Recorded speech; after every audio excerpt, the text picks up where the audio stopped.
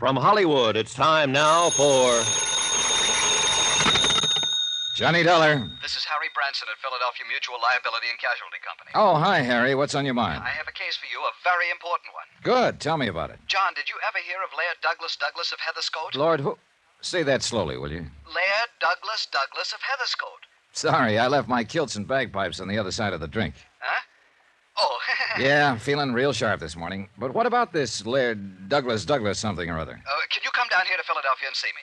I hate to be so blunt about it, old boy, but what's in it for me? A nice retainer fee in any event. Well, good. And, of course, expenses and your regular commission if anything happens to Laird Douglas Douglas. Of Heatherscote.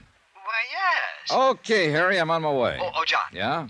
Come down by plane, will you? The first one you can get. Urgent, huh? Yes, John. Very.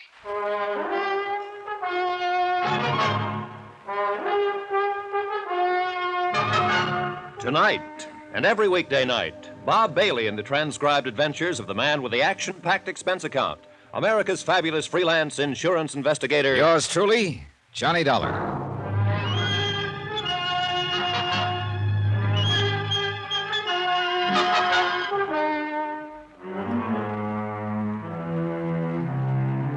Expense account submitted by Special Investigator Johnny Dollar to Harry Branson at the Philadelphia Mutual Liability and Casualty Company, Philadelphia, Pennsylvania.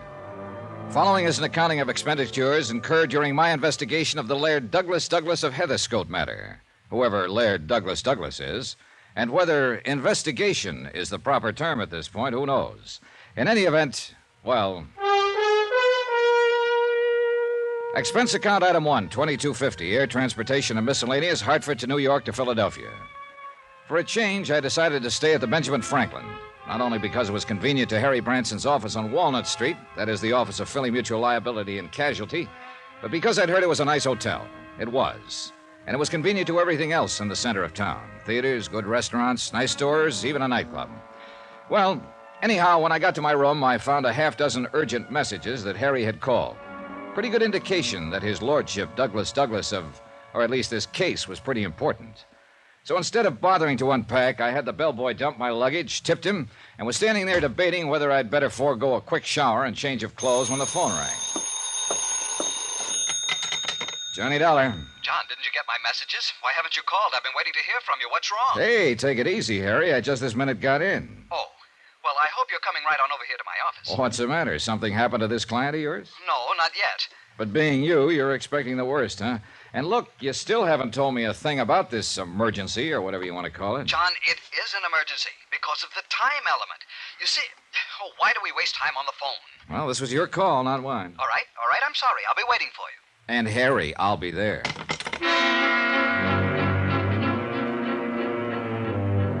Still knowing nothing whatsoever about what was going on, I decided I'd better be prepared for anything. So I slipped the .38 Colt out of my bag and took it along. Expense account item 2, 65 cents, cab fare. I've said it before when I handled the Amerigo case for him. Harry Branson is a good insurance man, but a worrywart. So I kind of hoped he was making the usual mountain out of the usual molehill this time. However, when my cab pulled up in front of his office building, he was standing, waiting on the sidewalk out front. Hey, I keep the change. Thank you, sir. John, what took you so long? Huh? Thank goodness you're here. Harry, what are you doing out here? Lose your office or just forget the key? I almost wish I had. John, we have a problem. A serious one. Yeah, with Laird Douglas of, Heatherscote. He's up in my office now. Sounds like international intrigue. Has Scotland declared war on us or something? This is no time for levity. He's up in the office now, and you must take over immediately. This is a very serious situation. Come. Okay. Oh, now, what's it all about? Has Laird Douglas died and... Oh, no, you said he was up in your office. And I'm sure you don't mean just his body. Yes, he's there, with Mrs. Peter Malcolm Kelly Van Pyten. Kelly Van... Huh? Are you kidding? I certainly am not. You see, she insists that you act as his bodyguard. Oh, now, wait a minute, Harry. Unfortunately, or rather fortunately for you, 13th floor, please. Yes, sir. Unfortunately, I said 13th floor, operator. Please, quickly. Yes, sir. So, Harry? Young man, will you please start this elevator immediately? Gotta wait for the signal, sir. Signal? This is an emergency. Take off. Immediately. Emergency? Yes, it involves Laird Douglas of Heatherscote. Oh, well, sure, if it's... Who? Good man. Okay. Now, you were saying, Harry... Was I? Unfortunately something. Oh, yes, of course. Fortunately for you, she was quite cognizant of the fact... Who was cognizant? Mrs. Peter Malcolm Kelly Van Pyton. She knew about the excellent work you did for us in connection with the Ricardo Amerigo case not long ago. Excellent detective work, she called it. 13th floor. You remember the case, Ricardo, the concert violinist who disappeared, presumably Yeah, murdered. I remember. And your almost intuitive deduction that he wasn't dead at all, but had merely staged the whole thing to make it look as the... Harry. Oh, yes, of course. 13th floor. You mean Mrs. Peter Malcolm Kelly Van Pyton? Excuse me, mister, but I'm getting signals from the other floors. Quite right, you should. As I started to say, John, she is one of our biggest personal policy holders. Good. But hadn't we better get into your office and meet her? Oh, yes, but I want you to know about the personal premiums. Alone, they run to something over $20,000 a year. Mister, please. Well, she is an important client. Yes, and that's why I Mister, will you I didn't please? hesitate to accede to her request that you be called in on this case. I called you, and here you are. Mister, please. Oh, well, get us up to the... Oh, we're here. Why didn't you tell us? Come, John. Mister, if I was to tell you what I'd like to, My office is right this way, John. Come, please. Hey, look, you better calm down, Harry, and give me the dope on this case right from the beginning. Yes, I'd better. All right. Mrs. Peter Malcolm Kelly Van Pyton is a very important client, has been for years. So you said. But there are a lot of things you haven't said, like what has she got to do with this Laird Douglas character, and why is he so important? It's this way, John. The policy on him runs to $5,000. No double indemnity, which is good. As a matter of fact, the policy on him was purely a favor to Mrs. Kelly Van Pyton. You know, considering such short life expectancy and all. No, I don't know. Is he in his dotage or something? Well, hardly. Or are you being facetious again? But you said... Hey, how old is he? His birthday is next month, May 7th, to be exact. He'll be 4 years old. 4? That's right. Short life expectancy? Of course. You see, John. Wait a minute. Some horrible disease or something, huh? What's the matter with him? John, you wanted this from the beginning, so I'll give it to you from the beginning. Okay, but Harry, If it hadn't been for Mrs. Van Pyton's own policies totaling something in the neighborhood of $500,000, more in fact, Harry. why, we'd never have written the one on Lord Douglas of Heatherscote. So, now we've cleared that up. Harry, we passed your office 3 or 4 doors ago. Oh, yes. Yeah. But as I'm sure you understand, I wanted to give you some of the background before you talk with Mrs. Van Pyton. After all, you asked for it. Yes, I guess I did. But what you've given me so far has landed me smack dab in the department of utter confusion. And I'm beginning to think maybe I have company. Oh, where? Who? Right here. You, Harry. Now look. Why don't we quietly stroll into your office and let me get the whole thing from Mrs. Kelly Van Pyton herself? Or better still, from Laird Douglas. But you couldn't. Of course not. What? At least not from him. Why not? John, will you please stop joking? Who's joking? This is serious business, very. Look, Harry, Yes? there is one thing I'd like to talk over before we go in to see him. Somebody. Yes? Well, apparently the life and or welfare of this Laird Douglas is in danger. Oh, no doubt about it. I thought I'd made that very clear to you. Yeah, well, you said you've written only a $5,000 policy on him. That's right, $5,000. And purely Yeah, I know all about that. Now, look, I don't want to seem crass about it, Harry, but my commission, if anything were to happen to him, wouldn't amount to a hill of beans. Which is precisely why I told you will be paid a retainer while you're on the case. A most generous A one. generous one? By you? By Mrs. Kelly Van Pyton. How much? Well, John, now mind you, this may not require your services for more than a week or so. As bodyguard, that is. How much? And, of course, she has authorized an expense account. Ah. But, mind you, John, not the usual kind that you seem to have the knack of piling up beyond all reason. Clearly, a completely honest, legitimate accounting... Harry, of that. how much? But as a matter of cold fact, I have assured her that it will total no more than the amount of the retainer she is prepared to pay you. Any more than that, and, well, you'll have a lot of explaining to do. Harry, how much is this retainer to be if I take the case? I might even go so far... $750 per week, or fraction thereof, and I am sure you will agree that... What's the matter, John? $750 a week, plus expenses, when there's only a $5,000 policy involved? That's right. But if this 4-year-old Laird Douglas of Heatherscote. Yeah, if he's only worth a $5,000 policy, and what was that crack about short life expectancy? John, I told you he is already 4 years old. Oh, look, start all over again, will you, Harry? Yes. No, on second thought, perhaps you were right. Perhaps you'd better get the details directly from Mrs. Peter Malcolm Kelly Van Pyton. I know. Now, look, Harry, I think I'd better. I'd better get it from somebody. You're Incidentally, John, you understand, of course, that your services will be required only during the affair at Bala-Cynwyd, and not 1 minute thereafter. No, I don't understand. What's Bala-Cynwyd? Out around Westchester, outside the city, one of the suburbs. Very nice suburb, too. That is where Laird Douglas Douglas... Of Heatherscote. Yes, John, that is where he will appear. And you or Mrs. Kelly Van Pyton, or both, if you think his life will be in danger. Exactly. Oh, John, I knew you were just joking me all the time. I wish I knew. Here we are, and everything will be clear. Yeah. Oh, thank heavens, dear Mr. Branson. I was afraid something had happened to you. You were gone so long, you really had me quite worried. I'm so sorry, but I had hoped to tell Mr. Dollar something of this affair, and I'm afraid we loitered on the way up. Mrs. Kelly Van Pyton, this is Mr. John Dollar. Oh, you wonderful, wonderful man.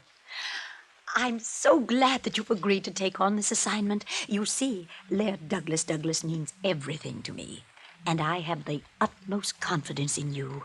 I'm sure Laird Douglas will, too. Well, thank you very much. But where is he? Why, yes, Mrs. Van Pyton, what's happened to him? Oh, don't worry, my dear. He's all right. But after all, he is so temperamental. I fear he got a bit impatient waiting for you, and I know you'll forgive him. You will, won't you? Yes, of course, but where is he? He's asleep, Mr. Branson, in your inner office. He sat down in your chair and fell fast asleep. Oh, if I could only relax that way. But you must meet him, Mr. Dollar. Yes, I'd certainly like to. Of course you would, and I know he'll want to meet you. Gently now. Oh, good, he's awake. Oh, no. That's Laird... Laird Douglas Douglas of Heatherscote. This is Mr. Johnny Dollar. Hey! Holy John! Hey! Douglas, Harry, no! somebody! Let go of Mr. Dollar's leg. Douglas, dear. Douglas!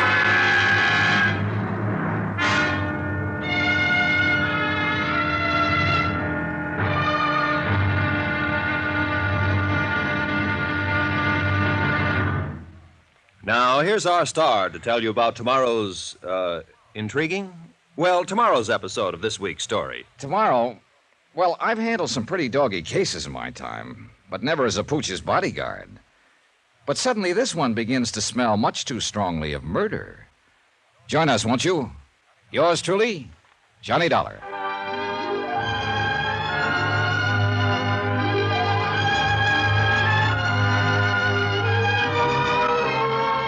Yours truly, Johnny Dollar, starring Bob Bailey, is transcribed in Hollywood. It is produced and directed by Jack Johnstone, who also wrote tonight's story. Be sure to join us tomorrow night, same time and station, for the next exciting episode of Yours truly, Johnny Dollar. Roy Rowan speaking.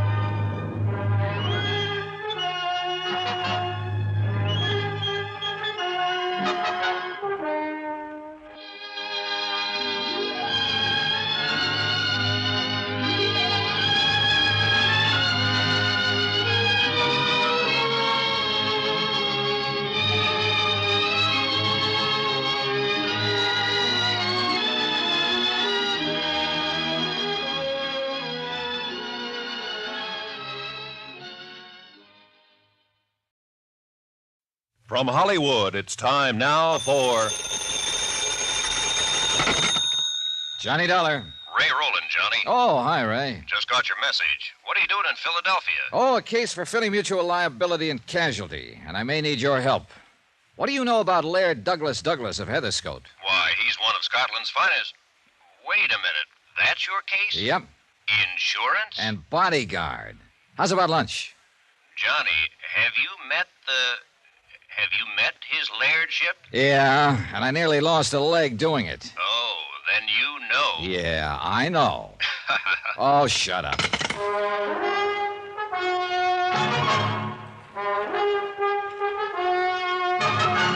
Tonight, and every weekday night, Bob Bailey in the transcribed adventures of the man with the action-packed expense account, America's fabulous freelance insurance investigator. Yours truly, Johnny Dollar.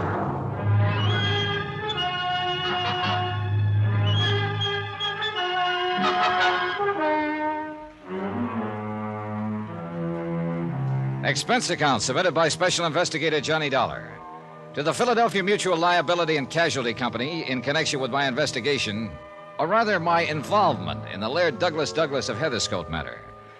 And I wish I'd had some idea of what I was getting into before I ever left Hartford. But it's too late now.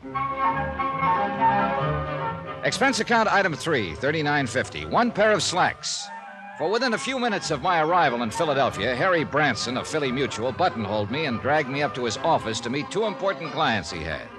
First was Mrs. Peter Malcolm Kelly Van Pyton. Oh, you wonderful, wonderful man. I am so glad that you've agreed to take on this assignment. Laird Douglas means everything to me, and I have the utmost confidence in you. I'm sure Laird Douglas will, too. And then came, well, Mrs. Van Pyton made the introduction.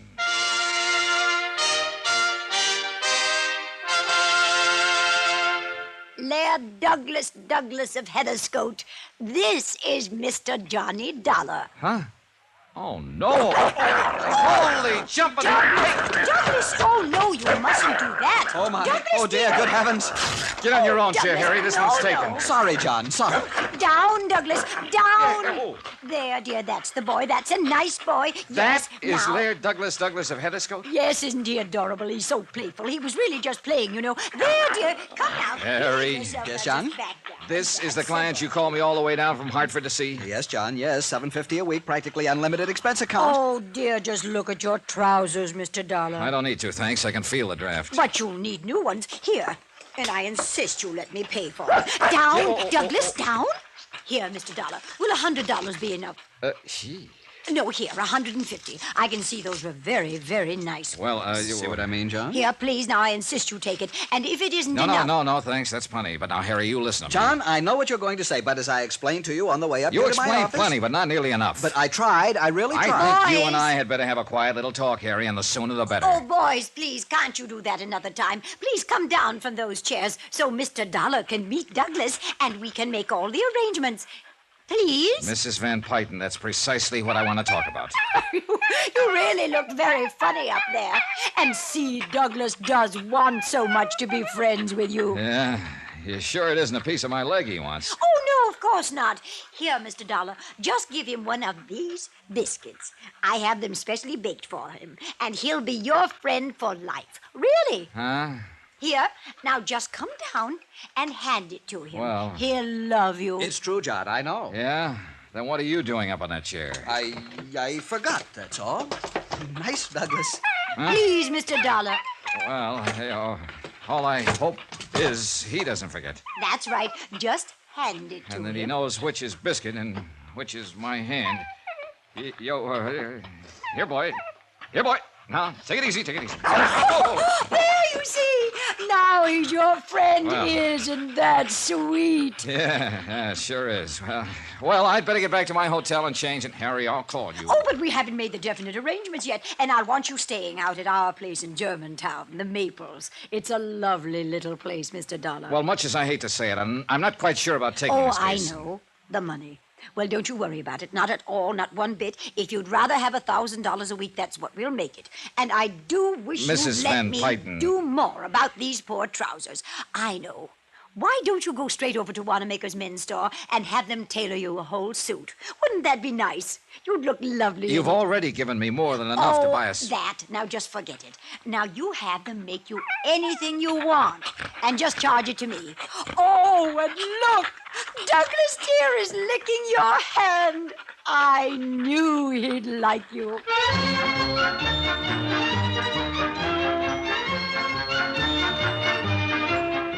Never underestimate the power of a woman, somebody once said. Or maybe they should have said never underestimate the power of a fast buck or $1,000. Anyhow, Mrs. Peter Malcolm Kelly Van Pyton had set her heart on my handling this whole affair, and she simply wasn't to be denied. Couple that with a chance to pick up enough loot in a few days to, well, what would you do? And the darn mutt did take a liking to me. So, with Laird Douglas in my lap... Oh, he's a Scotty, by the way. Scottish Terrier, Mr. Dollar, if you'll pardon my correcting you. Sorry. And it's all because of the show at Ballakinwyd on Friday. Ballaware? Ballacinwyd, John. Yes, Ballakinwyd. Laird Douglas simply must win. Not only best of class, but best of show. And he will if somebody doesn't interfere. Oh, you think somebody might do something to Douglas here? I'm sure of it, because it's been tried before.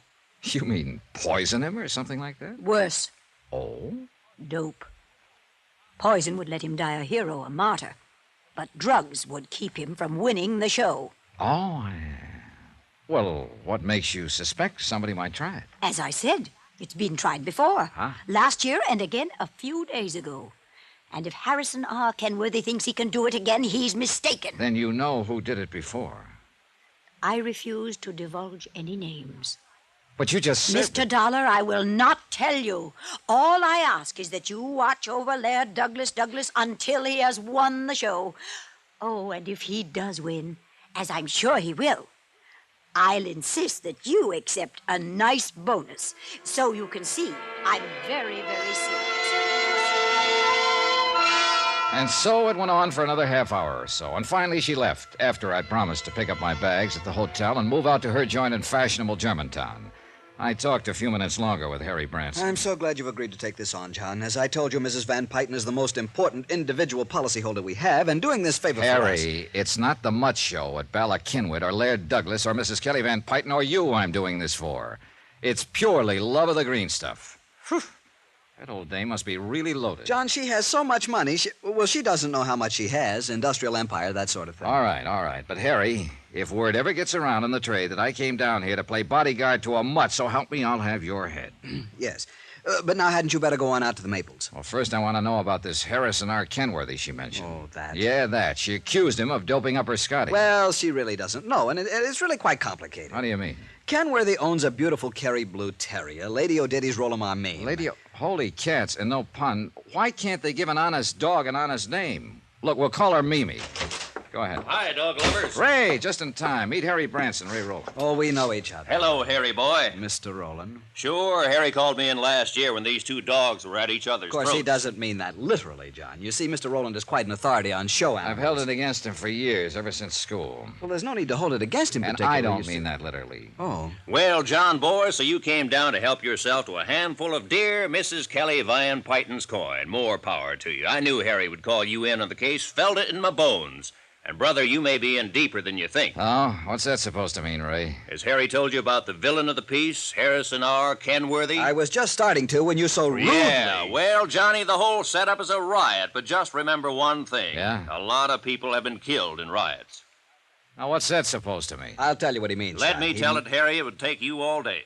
Sorry, no offense. All right. Go ahead, Ray, go ahead. Okay, Ballakinwyd is the biggest event of the year in the doggy set, okay? Okay. All right. Mrs. Kelly Van Pyton owns Laird Douglas of Heatherscote. Real fine Scotty. Yeah, good tea, see? Hey, those pants are really gone. Anyhow, Harrison Kenworthy owns Lady O'Diddy's Roll-em-R Meme. Kerry Blue. Mimi. Huh? I'd get indigestion trying to say that other name. Okay, Mimi. They're two pretty good dogs, especially Mimi. International championship blood and all that. But Mimi's the better dog. Douglas won't stand a chance. I've tried to tell her this, but... Well, go on. Okay. Harrison Kenworthy loves Kelly Van Pyton, see? Oh, loves her money. Him? He's loaded, too. No, I think the old coot really loves her, and I think she loves him. Right, Harry? Yes, I think I'm inclined to... Right, but now get this. Yeah? She won't marry him until her Laird Douglas beats his Lady O'Diddy, Mimi, yeah. far and square at the Ballakinwyd show. How do you like that? Are you kidding? Oh, no, John, it's an accepted fact. Right. So what happens for over a Wait year a minute, now? Ray, wait a minute. If he really wants to marry her, why doesn't he just let her dog beat his? And let her be one up on him right from the start? Never. No, boy, he'd never live it down. You don't know these people. Well, this is about the craziest thing I ever heard of. To you and me, sure, but to them it's deadly serious. Are they in love with each other or with their dogs? Well, it's not just love where the dogs are concerned, but pride, which is just about all a lot of these old lonely millionaires have to think about, to live for. Yea, sometimes even unto the 5th and 6th generations. Yeah, okay, I'll take your word for it. But now she said something about her dog being doped at the show last year. Oh, yes, John. You see, it was just a couple of days... Right, just before the finals. It was an attempt to murder the dog with poison, but emergency care both times pulled Laird Douglas through. She told me it was only some kind of a dope that was used. Oh, sure. We kept the truth from her. You don't realize it, boy, but if that dog were to die, she would. Fact.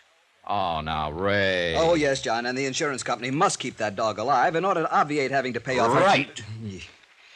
After all, her policies amount to over half... It may sound absurd to you, Johnny, but it's no joke. As I said, you don't know these people. But look, it still doesn't make any sense. You just have to take my word for it, and it's happened right here in Philadelphia. Yes, John, and we held the policy. It was an old lady... Right, so there you have it. Okay, I'll believe you. And so the finger points at Harrison R. Kenworth. Well, she might like to think that, especially since she doesn't know that poison was used both times, but I don't. What's more, the police feel the same. Oh, now, if you say police dogs, I'll slug you. John, there are times when the sense of right, humor of Harry, yours... dead right, and I do mean dead. No, in all seriousness, Johnny, if I were you, I'd duck out of this assignment. Now, don't say that, Ray, unless John is... No, go ahead and say it. Something ought to start to make sense around here. All right, listen. The reason I'm sure Harrison R. Kenworthy had nothing to do with the attempted poisonings, the reason the police were called in, the reason I think you ought to get out of this... to the point, Ray? On each occasion, Mrs. Kelly Van Pyton had a bodyguard attending Laird Douglas, in addition to the dog's governess and medicos and so on. Get to the point. Each time, in order for the poisoner to get to that dog... Ray, please. Each time, the bodyguard was murdered. Still want this case, Johnny?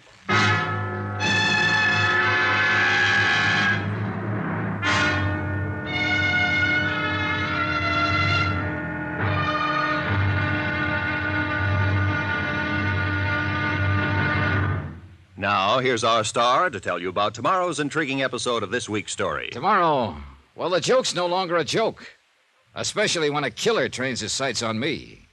Join us, won't you? Yours truly, Johnny Dollar.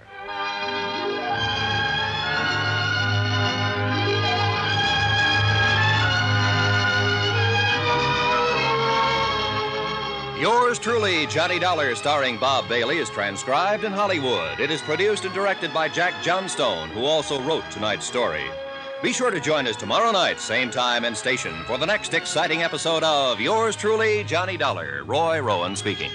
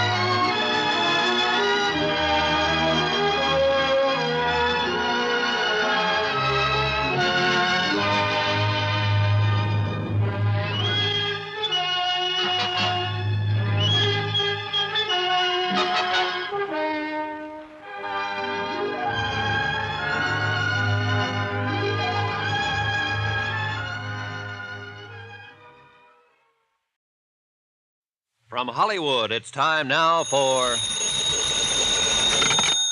Johnny Dollar. Lieutenant Steve Howard, homicide. I found word to call you there at your hotel. Right. I'm an insurance investigator, Lieutenant, and... Yeah, I've heard of you. Can I help you? Well, I understand you're the man who handled a murder case at the Bala Kinwood dog show last year. That's right. We're still working on it. Oh, fine. Like to look over the setup for an attempted murder? Oh? Who? Me. Stay right there, Mr. Dollar.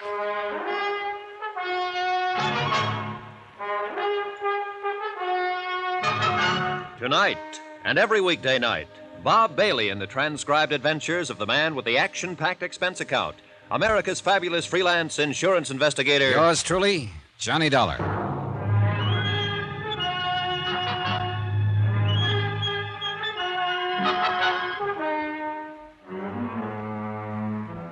Expense account submitted by Special Investigator Johnny Dollar to the Philadelphia Mutual Liability and Casualty Company.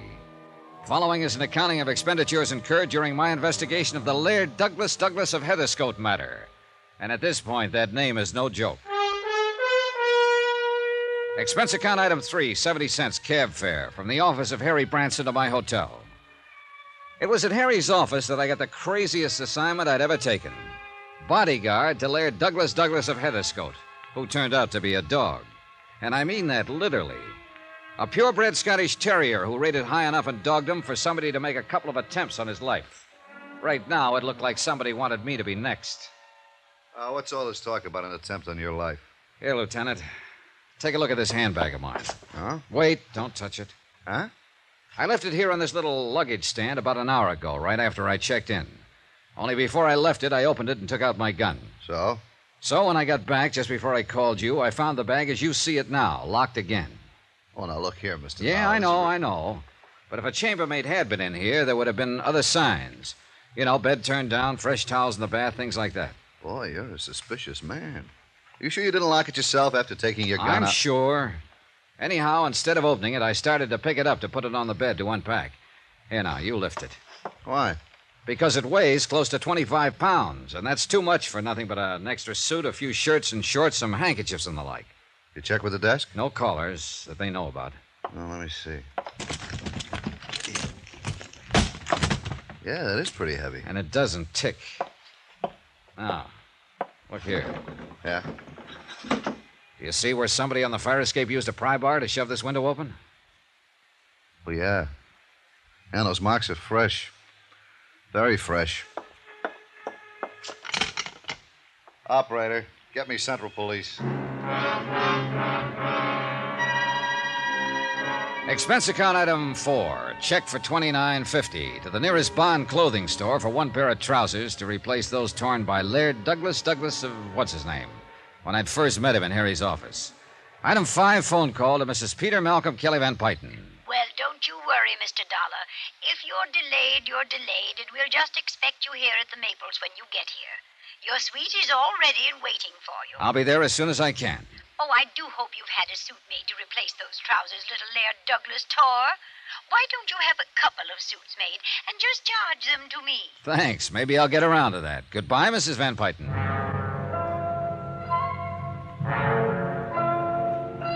First of all, I had to know what Lieutenant Howard found out about the suitcase he'd had his lab crew pick up. I took a taxi to headquarters. That's item 8, 65 cents. Well, glad to see you, Dollar. Sit down. Well, what'd you find out? Dollar, that bag of yours had enough soup in it to blow out half the side of your hotel. Oh, then I was right. Yeah, professional job, too. Straight wire rig that would have gone off when you opened the bag. Brother, I guess my lucky star is in the ascendant. What made you suspect a booby trap, Dollar? Last year and a few days ago, somebody tried to poison a dog. Well do I know. Laird Douglas of Heatherscote, Blue Ribbon Scotty, belonging to Mrs. Peter Malcolm Kelly Van Pyton, yeah. Right. Apparently, the whole reason for it was to keep the pooch from winning the best of show at the annual dog festival, or whatever you want to call it, out at Ballackinwood. So I've heard. I think it was more than that. Oh, wait a minute. Now, don't tell me you subscribe to the idea that if the dog were to die, Mrs. Kelly Van Pyton would probably kick off, too. No question about it. Okay. Well, you don't know her yet, or you wouldn't be so skeptical. Her whole life revolves about that dog. And her money, of course. From what I've seen, she just throws that away. Of course she does. At least in small quantities. You know, 1,000 or 2 here or there, even 100,000 to some school or library or something where it'll show. But even that's only a drop in the bucket to her. Lieutenant, I don't quite see what you're driving at. Well, she is one of the remnants of a class in this country, fast dying out, thank goodness, that for generations has been cultured and conditioned into thinking that money is everything, that their whole destiny is to control vast industries, lands, railroads, oil, shipping, and people. People, Dollar, by means of their sheer financial prowess. But I thought our present tax situation... Yeah, sure, their day is almost done, but the few who are still around, like Mrs. Kelly Van Pyton, are hanging on for dear life, trying to add to their power. Hey, Steve, you make a sweet, gabby, eccentric old lady sound like an ogre. She is, no question. I'm sure she doesn't realize it. Simply because this whole attitude has been so thoroughly ingrained into her all her life? That's right. Oh, well, we'll see. Yeah, you'll see. Well, look, let's get to the point. Who do you think might be trying to get rid of the old lady? I haven't the least idea. Well, no family, relatives? Only living relative is her nephew, Warren Staley. Ah. Nothing. You sure? Haven't been able to pin a thing on him. Where can I find this Warren Staley? At the Maples. He lives there with her, huh? Yep. And you're sure he would be her only beneficiary? Yep. Uh-huh. Good luck, Dollar. Lieutenant Howard seemed to know what he was talking about. Nonetheless, I decided that the nephew, Warren Staley, would at least be a start. And the sooner I could move in at the Maples, the better. Item 9, 780 cab fares back to my hotel and out to the Maples in the suburb of Germantown. When I first saw the place, I could hardly believe my eyes. It looked like a regular castle perched atop a small hill. Even the gatehouse, nearly half a mile from the mansion, was big enough to house several families. But the mansion itself, wow. A rather stuffy-looking butler, after practically climbing up my family tree, escorted me to the reading room. Mrs. Kelly Van Pyton, and guess who? Whoops! Oh, easy now, Doug. Oh, Mr. Dollar, I'm so glad you're here. And look, he remembers you. Yeah. Isn't that sweet? Yeah, it is. Attaboy, Doug. Easy Oh, now. and please call him Douglas. Huh? After all, the name Doug sounds so common, doesn't it? Oh, you really think he cares, Mrs. Van Pyton? Oh, you're joking, aren't you? Yeah. Mr. Branson said you had quite a sense of humor. Dumb boy. Now, did Hastings show you to your suite? The butler? No, but he took my things. Then I'll show you. I'm sure you'll love it and be quite comfortable. This way, please. Yes. You coming, Doug? Douglas? Yeah. Attaboy. Do you see how happy he is having you here? I am too, Mr. Dollar. Now we just... Oh, Warren, darling. Huh? Hello, Santa. Mr. Dollar, this is my little nevy, Warren Staley.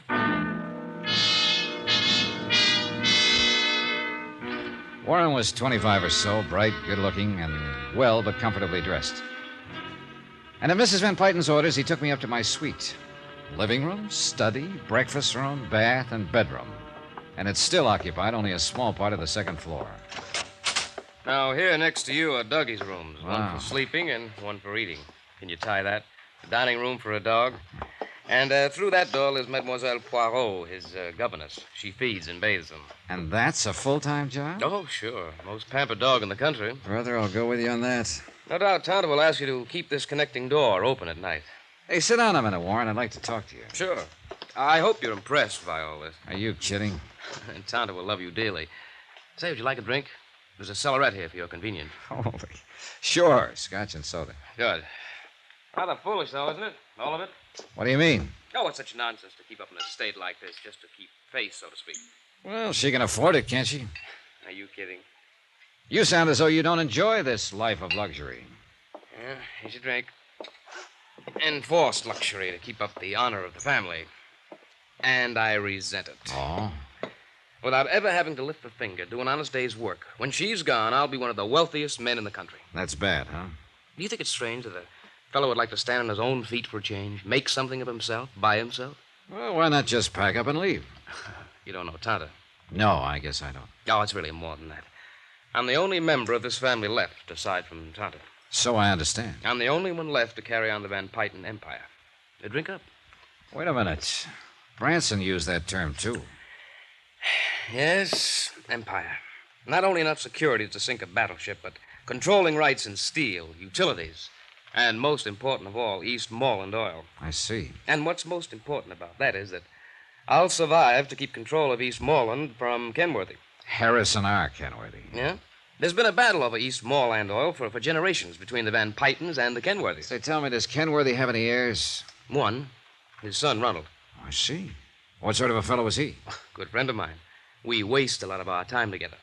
Oh, drink up, Mr. Dollar. I'm ready for another, and you haven't even touched yours. Yeah, well, listen. I'm going to lay some cards on the table. Shoot. Somebody's been trying to get at Laird Douglas, the dog, presumably as a way of getting at your aunt. It's true. If anything were to happen to little Dougie... Okay. I'll take your word for it. Now, because of the intense rivalry between your aunt and Kenworthy, or rather between Laird Douglas and his pup, Lady O'Diddy's Mimi, or whatever her name is, anyway, Kenworthy should be number one suspect. When you know him, you'll cross him off your list. So Lieutenant Howard has told me. But, go on. All right. As sole beneficiary of the Van Pyton Empire, as you call it, you come in as fast number 2 on the list. I can understand that. But unless everything you've told me is a fancy fairy tale to throw me off, then... Everything I've told you is true, Mr. Dollar. Hey, what's the matter with you? Nothing. Go on. Okay. And mind you, Warren, I'm not forgetting for a minute that there's been a couple of murders involved in this whole screwy business, plus an attempt on my own life. Attempt on your... Dollar? Hey, what gives you... Are you plastering on a little over one drink? No, listen to me. I know. Now I know, and I can tell you, Dollar. Tell me what? The answer, the whole thing. Dollar! Warren, what's the matter with you? I can't breathe. Hey, Warren. Drink meant for you. Don't touch...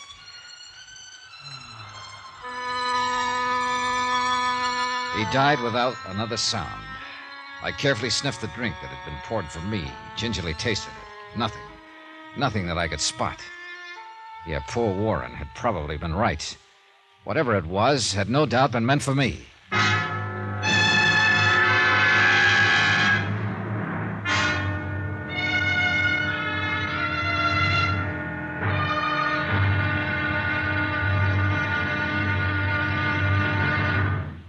Now, here's our star to tell you about tomorrow's intriguing episode of this week's story. Tomorrow, things and people finally begin to line up on the case.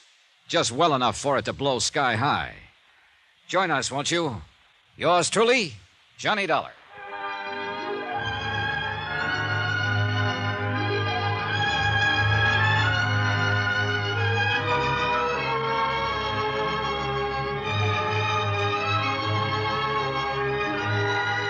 Yours truly, Johnny Dollar, starring Bob Bailey, is transcribed in Hollywood. It is produced and directed by Jack Johnstone, who also wrote tonight's story. Be sure to join us tomorrow night, same time and station, for the next exciting episode of Yours truly, Johnny Dollar. Roy Rowan speaking.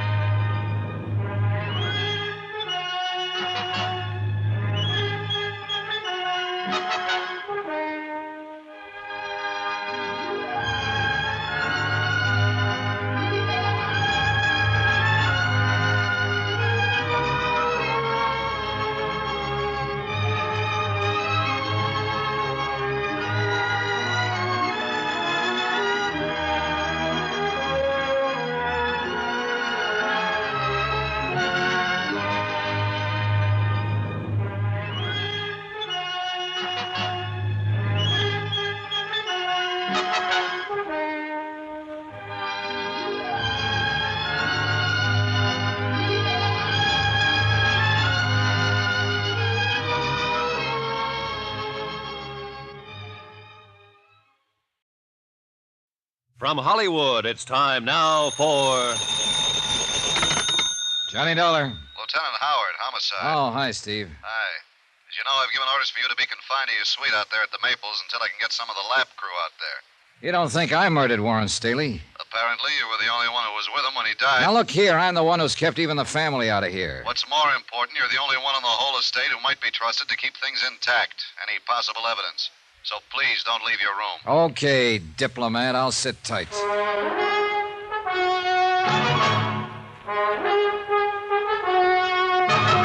Tonight, and every weekday night, Bob Bailey in the transcribed adventures of the man with the action-packed expense account, America's fabulous freelance insurance investigator. Yours truly, Johnny Dollar.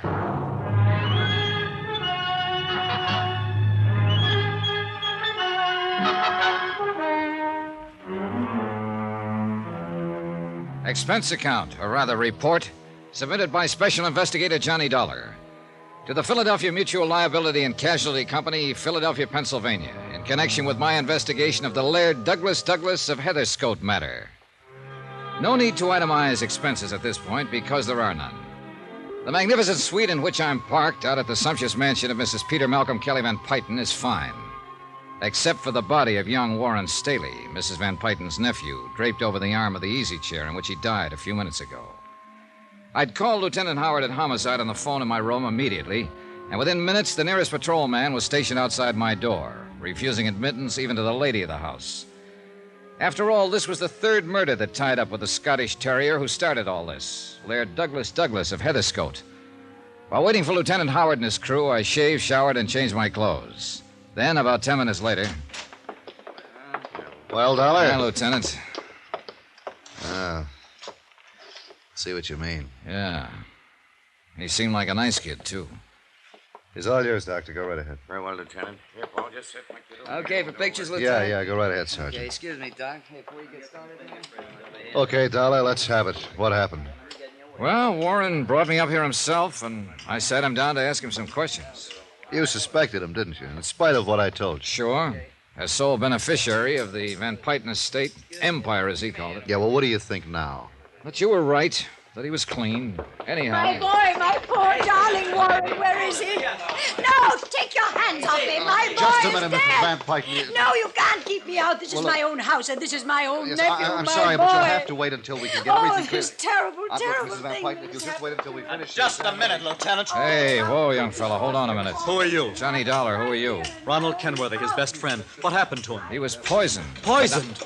And where were you? How could a thing like this happen if you were doing what... Ronnie, just calm down a minute. How long have you been here in the house? Why, half, 3/4 of an hour, something like that. But I don't see... Where? Where were you? Well, I was down in the reading room with Mrs. Van Pyton. All the time? Then out in the garden. Alone? Yes, except for a few minutes while I talked to Hastings, the butler, out there. What were you doing in the garden? I was on my way up here by the back way to see Warren. I've always used the back staircase from the garden, ever since we were kids together. This suite of rooms used to be our playroom, ever since I can remember. All right. Go on with what you were saying. Well, then about that time, or a few minutes later, I don't know exactly, I heard the police car come screaming up the driveway. That was the first that any of us, Mrs. Van Pyton or Hastings or I, that any of us knew that something was wrong, that something had happened to Warren. But now look here, Mr. Dollar, I don't... Kenworthy, you two. What? You'll have to leave with Mrs. Van Pyton until we're through in here. Oh, please, Ronald, help me. Well, me. but I... Go ahead, Ronnie, go ahead. All right. Oh, come on, you poor old dear. Poor old dame. Sorry for her. You finding anything, Doc? Yes, I think so. I certainly think so. Be with you in a minute. All right. You better go on with what you were saying, Dollar. Well, not much more to say, Lieutenant. Warren felt the same way you do, that Branson at the insurance company does. If anything happened to the dog, Laird Douglas, it'd be the end of Mrs. Van Pyton. That the murders of the dog's handlers, caretakers, were purely incidental to attempts on the dog's life. But what? Well, he apparently was as concerned over this whole thing as we've been. Said he had a very strong theory about who might be back of all this. Who, did he tell you? He was about to when this, whatever it was, hit him. Well, I'll tell you what it was, Lieutenant. Yeah, Doc? Oh, this is Mr. Dollar. How are you, Mr. Doc? Dollar. Norfolk acid. Same thing that killed the two dog handlers and was used on the dog itself. I can tell without further examination. Wait a minute, Doc. Wait a minute. If the dog got the same thing that killed a couple of grown men. A dog with a much more sensitive stomach, unused to all the strong food and drinks the human stomach is constantly abused with, a dog would immediately regurgitate and retain only a minute amount of the pornorific acid. I see. In the case of Warren Staley here, it was added to the Scotch whiskey he drank. Traces of it in his glass and in a full glass beside your chair. Well, Doc, have you checked those bottles in the cellarette? Just about to. Which bottle did he pour that out of, Dollar? The one right next to that bottle of VO there. Wait a minute. This isn't the same bottle. What? Well, the one he poured from was half empty. This is nearly full. Hey, now, what's the matter with you boys? Hands up. You let somebody switch bottles a minute ago? Oh, nobody's touched a thing yet. Now, wait a minute. Nobody else came in here besides Mrs. Van Pyton and young Kenworthy? Hastings, the butler, but he just stood in the doorway. Sure, that's right, Lieutenant. Yet somehow, between the time Warren Staley poured those drinks and now, somebody switched bottles. Unless you're wrong about this, Dollar. No sign of the poison in this one, Lieutenant. It's the only Scotch bottle. You been here in the room all this time, Dollar? Yeah, sure. And in the bath, I shaved and showered and dressed while waiting for you to get here. But only after one of your men came and parked outside the door. Well, where does this door lead to? Well, it's the dog's quarters, 2 rooms. Oh, I see. Come on, Dollar. You mind wait for us. Yeah, right. What about that door beyond? Oh, that. Mademoiselle Poirot, the dog's governess. Well, where was she? How should I know? I didn't even meet her. Wait! Ah, the Folies Bergère. Yeah, I guess I should have knocked. Who are you? Why you come in this way while I'm dressed myself? Sorry, mademoiselle. We're the police. Police? What have I done that you should see me this way? Well, nothing, ma'am, nothing. But how long have you been there in your room? Only 2 minutes. I came in the back way to change my clothes. Yeah, that was obvious. It's my day off. I have big date. Not now, you haven't. Get dressed, and I'll send an officer in to escort you downstairs. Come on, darling. No, you cannot do this to me. I've done nothing wrong. You cannot make me stay here. Say, Pete, send somebody around the back way to cover the governess and take her downstairs for questioning. Yes, sir. Hey, Ransom. Yo. And Johnny, looks like you goofed. Hmm? While you were showering, somebody came in through her room, through the dog's quarters, and did the bottle switch on us. Oh, well, then we're even. Yeah, we're... What? You have very carefully mussed up any fingerprints that might have been on those doorknobs. Oh. Jerry, see if you can get any prints off those doorknobs back there. Right. If I haven't wrecked them. But, Johnny, if I didn't know about you and your reputation, I'd peg this on you so fast you'd... You haven't been holding out on me, have you? I assured him that I hadn't, then went downstairs to the monstrous living room and sat in while we went through a routine questioning of everyone in the household. I even went through the motions of bodyguarding the dog that had started all this and tried to console Mrs. Van Pyten. Results of the questioning? Nothing, Dollar, nothing. No leads. Yeah, so I noticed. The 2 previous murders of the dog's caretakers or bodyguards, whatever you want to call them. Yeah, well, same poison was used then. In their food as well as the dog's. But why? Why, Steve? Why? Why they? To keep them from helping Laird Douglas when it hit him? Well, more likely because those handlers had got wind of the attempt to poison the dog and suspected who was trying to do it. Yeah, that makes sense. Yeah. So there's one thing you're overlooking, darling. What's that? The intended victim of this last poisoning was not Warren Staley, but you. Oh, brother, I'm not overlooking that for 1 second. Yeah, and that's why I asked you if you were holding out anything on me. Because it would indicate that you have a lead. Or at least suspicion about someone. Sure. I got a lot of suspicions. Ronald Kenworthy, his old man, the butler, heaven help us, even Mrs. Van Pyten. Maybe even you, Steve. But when it comes to evidence... Yeah, I know what you mean. Well, I've got work to do.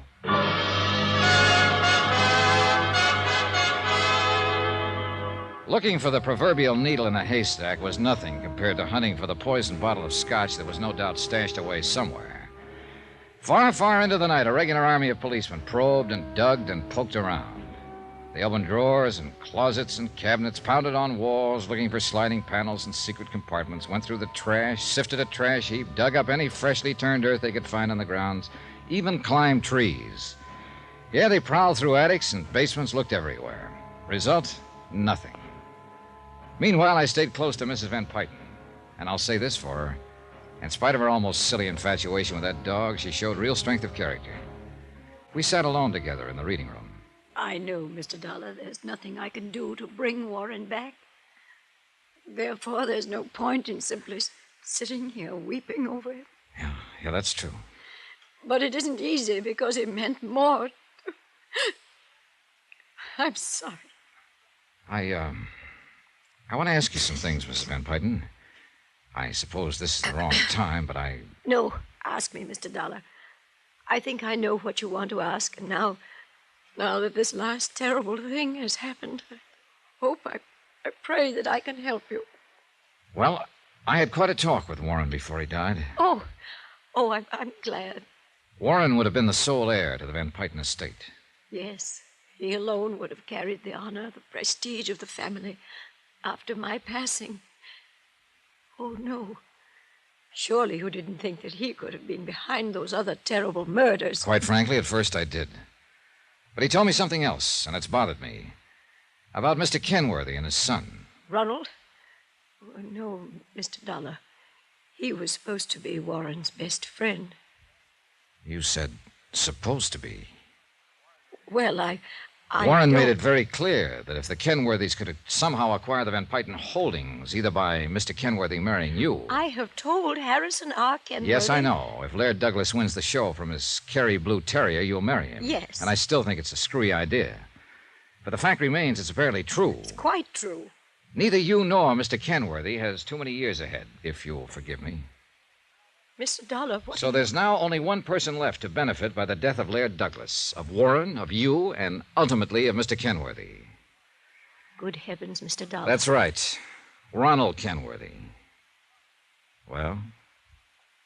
I know. I know it. I think you've said enough, Mr. Dollar. Ronald. Yes, I heard it all. Mr. Dollar, I think you said too much for... shall we say, your health?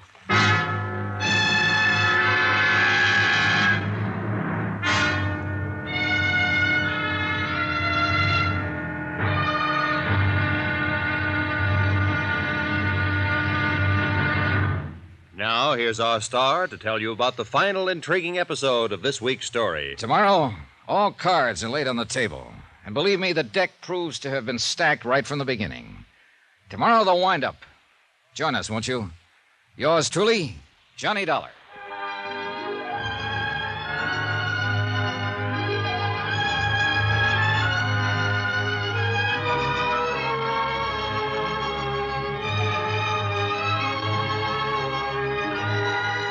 Yours truly, Johnny Dollar, starring Bob Bailey, is transcribed in Hollywood. It is produced and directed by Jack Johnstone, who also wrote tonight's story. Be sure to join us tomorrow night, same time and station, for the next exciting episode of Yours truly, Johnny Dollar. Roy Rowan speaking.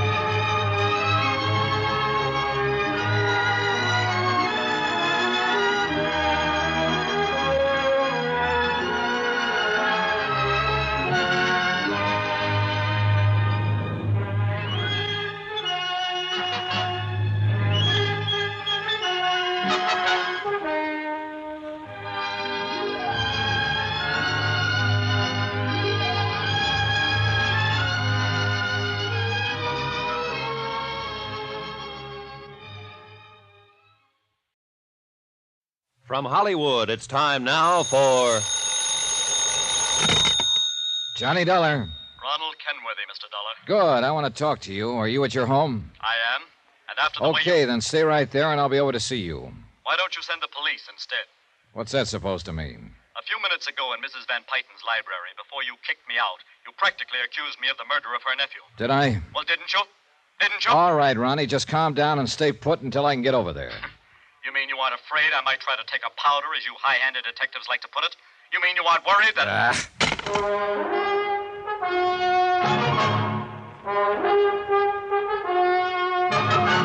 Tonight, and every weekday night, Bob Bailey in the transcribed adventures of the man with the action-packed expense account, America's fabulous freelance insurance investigator... Yours truly, Johnny Dollar.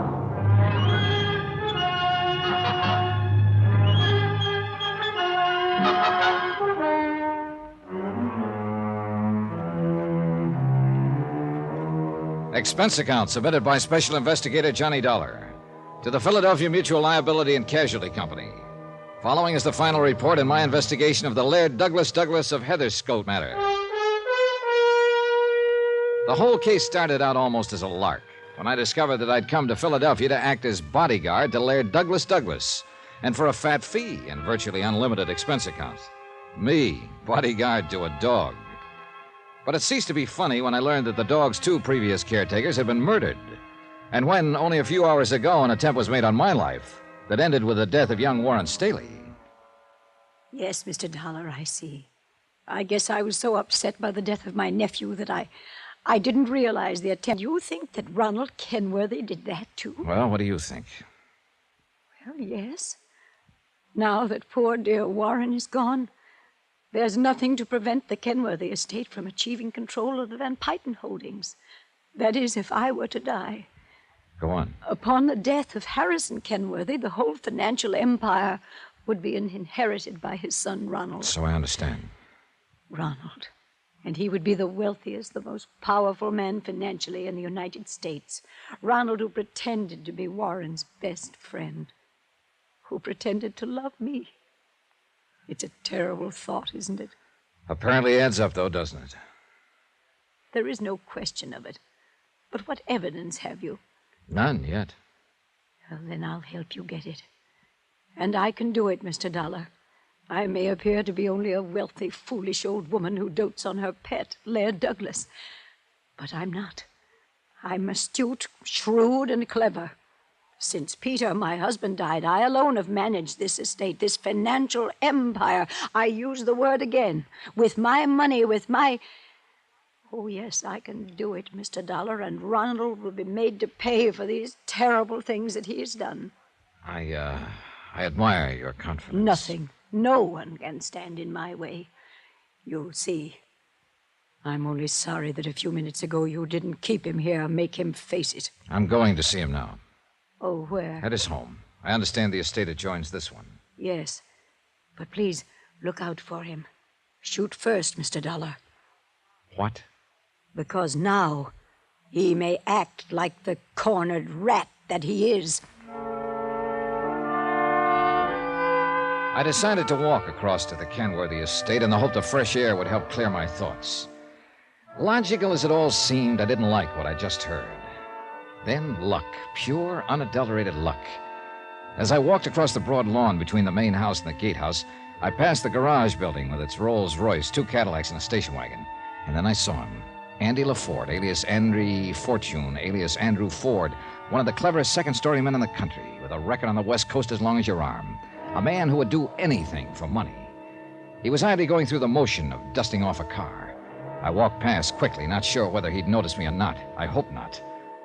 For it was one of his ilk who'd had to plant the booby trap in my hotel room, who could have slipped the poison into the liquor that killed Warren Staley. I turned in at the gatekeeper's house. Mr. Dollar, I saw you at the question. I want a about that telephone, young... quick. Right here, sir. Is something Thanks. wrong? Operator, get me Central Police, emergency. Good heavens, Mr. Dollar. Something The man else there in the happened? garage, polishing cars. Andy? How long has he been here? Oh, a year more. Ever since the dog show at Valley Kid. Well, what does he do? Year. Oh, the driving for Mrs. Van Payton, but has something gone Hello? on? Give me Lieutenant Howard, homicide.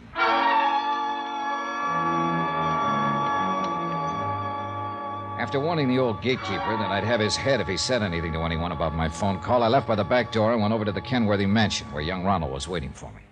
I must say, before we go any further, that I resent the way you ordered me out of the Van Pyten house a few minutes ago. Yeah? Well, I'm sorry. Whether you suspect me or expect me to help you in this case, it was Lonnie, you knew Warren Staley. Very well. We were the closest of friends, confidants. All right. Just how much did he really care about the Van Pyten estate? Fortune, whatever you want to call it. To put it bluntly, he wanted none of it. And I'm afraid his aunt rather resented it. Well, why do you say that? Because her whole life she's been obsessed by an almost overwhelming lust for power. When Warren finally rebelled against this, she tried not to show it, but she hated him for it. Unlike my father. Oh? I feel as Warren felt. And my father and I together have been laying the groundwork for dissipating the Kenworthy estate into corporate setups that will benefit many instead of just us. Does that sound strange to you? Well, it sounds like true philanthropy, if you mean it. You must believe me, it is, and I do mean it. Oh, I won't suffer, of course. I'll still retain some control here and there, but I'll have to work at it instead of just carrying on the tradition of the idle rich. I'll be a man. I hope you're telling me the truth, Ronnie. I believe you are, and I'd like to meet your father. You will. Needless to say, it was much harder for him to break from this tradition of financial power than for me. So perhaps you can see why I admire him above all other men. Anything else? I'll see you later. I was worried about you, Mr. Dollar, going over there to see Ronald Kenworthy alone after all that has happened. Yes, you should have been, Mrs. Van Pyten. Especially if you noticed that I passed by the garage on the way. What? I happened to notice someone there, and I think it answered a lot of questions for me. It was Andy LaForte. Andrew? My private chauffeur? Is that all he is? Oh, do you know him, Mr. Dollar? Look, I took on this case, Mrs. Van Pyten, because you offered me a fee too good to be turned down and an almost unlimited expense account. You haven't answered my... I should have got wise then and there, but I thought your great passion for your dog was just an amusing foible of an immensely wealthy, kind of foolish old lady. Oh, Laird Douglas is a dear one, isn't he? Why, Mr. Dollar... Let me add things up. A few minutes ago, you told me that thanks to your wealth and a very sharp, clever mind, you'd let nothing stand in the way of anything you chose to do. Please, Mr. Dollar, I don't think I understand. All right. You made a contract with Harrison Kenworthy that you'd marry him when and if Laird Douglas beat that pup of his at the dog show. An apparently silly sort of thing, yet everybody believed it. But the real reason for marriage to him was solely to acquire control of his holdings, increase this financial empire of yours. Very subtle. Kept you looking like a cute, whimsical old lady. Why, this is the most absurd thing I ever heard of. So I thought at first, but let me go on. Oh, please do. When you realized that Laird Douglas wasn't ready to beat that dog of his, rather than admit defeat, rather than lose the chance to make this marriage, you ordered the murder of the dog's handlers. Then the contract was still in force, just delayed. I won't listen to such terrible things. You'll listen whether you like it or not. You learned that Kenworthy and his son were planning to dissipate their fortune and thereby put it beyond your reach. Mr. On top of Dollar... this, your own nephew, Warren, wanted to do the same with your estate. This was too much. What you have said is too much. Then, by the time I arrived, you learned from an expert, Ray Rowland, that your dog would never stand a chance against Kenworthy's. So you wouldn't dare let him compete, at least until you'd hooked Kenworthy some other way. And part of your whole scheme was to build up evidence of attempts against you, through the dog, of course, though I'll bet you actually hate the mutt. No, that's not true. Anyhow, from the moment I talked to Ray Rowland, I was only in the way. So you tried to get rid of me, had somebody booby-trap my luggage. Oh, you have no proof. Andy LaForte, this so-called chauffeur of yours, would do anything for money. And I fully intend to break him down and make him admit you hired him as a killer. Listen to me. On the second try, the poison liquor, your nephew Warren got it instead of me. Fine. Another obstacle out of your way. After all, he had opposed you. Mr. Dollar, how much do you want? I can make you financially independent Then for the you rest set your sights on Ronald Kenworthy, who was trying to break up the other empire you wanted to get your hands on. You even hoped that somehow I might help you. Shoot first, you said. You don't understand. I was Just only... what plans you had for his old man and that warped, twisted brain of yours, I don't know. But I'm sure you had plans. Well, lady, now it's too late. No, Mr. Dollar. No, it isn't too late. Stay away from that drawer. You'd even shoot somebody down with your own hand if you thought it necessary, wouldn't you? But it isn't necessary, Mr. Dollar. Huh? Are you sure it wouldn't be easier if I were just to give you, say, $100,000 and $200,000? All right, Andrew. Right here, Mrs. Van Pyten. Well. Hello, Andy. Got a license for that thing? Shut up. You want me to do it now, Mrs. Van? Yes, Andrew. What if the servants hit a shot? Hold it, Donna. Don't worry, Andrew. I'll take care of things. Haven't I always for you? Yeah. Yeah, sure. She'll take care of things. While you're pulling that trigger, she'll blast you down so fast you won't know what hit you. Make it look like we killed each other and leave her in the clear. Quiet. She's got a gun in that drawer beside her, and she'll use it. You hear me, Andy? I said quiet. What you don't know is that she can't do without me. But we can do without you. All right, Andy, wait now. Listen, will Now, you? Mrs. Van. All right, Andrew. Now. Thanks, Lieutenant. Oh, Lieutenant, then you saw he was going to shoot down Mr. Dollar. Yes, I Oh, heard, yes. too, Mrs. Van Pyten. Plenty. Oh, no, you don't understand. Mr. Dollar had come up here to talk to me. I wanted to offer him a great deal more money for his work for me. I guess I almost Mr. didn't make Dollar? it. More Glad you money, keep I talking said. to him so Then long. this Got a madman cough drop? with the gun Is came this in. probably He the end of became LaForge? wild Oh, and shut began to up. talk. What was that? You heard him. I beg your pardon. Clever, shrewd, astute. You're just off your rocker. You'd have to be, I guess, to start a thing like this in the first place.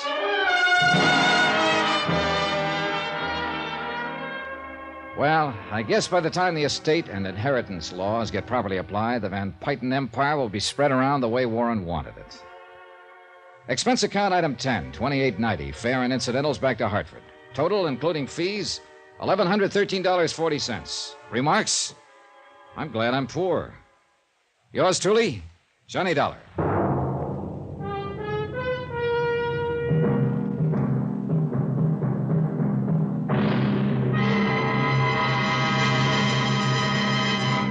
Now, here's our star to tell you about next week's intriguing story. Next week, an insurance swindle that really backfired. The only trouble was it caught me right in the line of fire. Join us, won't you? Yours truly, Johnny Dollar. Yours truly, Johnny Dollar, starring Bob Bailey, is transcribed in Hollywood. It is produced and directed by Jack Johnstone, who also wrote this week's story. Heard in our cast were Jeanette Nolan, Harry Bartell, Byron Kane, Jack Crucian, Bill James, James McCallion, Ken Christie, Dick Ryan, Bert Holland, Jack Edwards, and Hy Averback. Musical supervision by Amerigo Marino. Be sure to join us on Monday night, same time and station, for another exciting story of yours truly, Johnny Dollar. Roy Rowan speaking.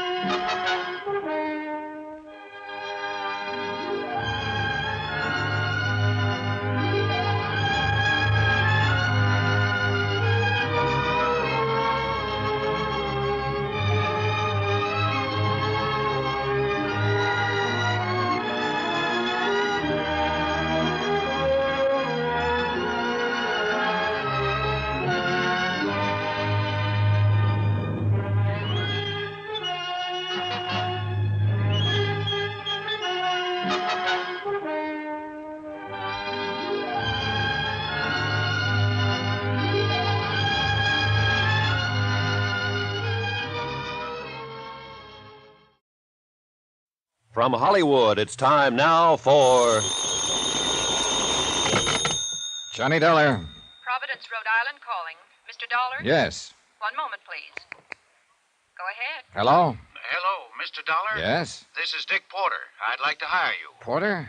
Dick Porter. I'm an insurance broker here. Bert Masterson at United Adjustment Bureau suggested I contact you. Oh, what's the trouble, Mr. Porter? Darned if I know exactly. I just have a client who's taking out all the insurance he can get. I may be wrong, but it looks to me like he's getting ready to die. Oh. Can you help me out? I can try, Mr. Porter.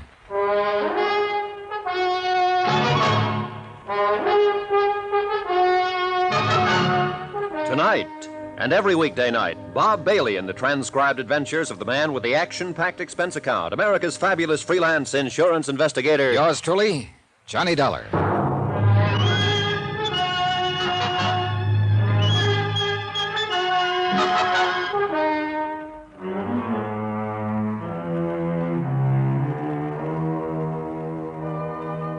Expense account submitted by Special Investigator Johnny Dollar. To Richard Porter, 480 Webster Boulevard, Providence, Rhode Island. The following is an accounting of expenditures during my investigation of the Shepard matter. Expense account item 1, $15. Airfare and incidentals, Hartford to Providence.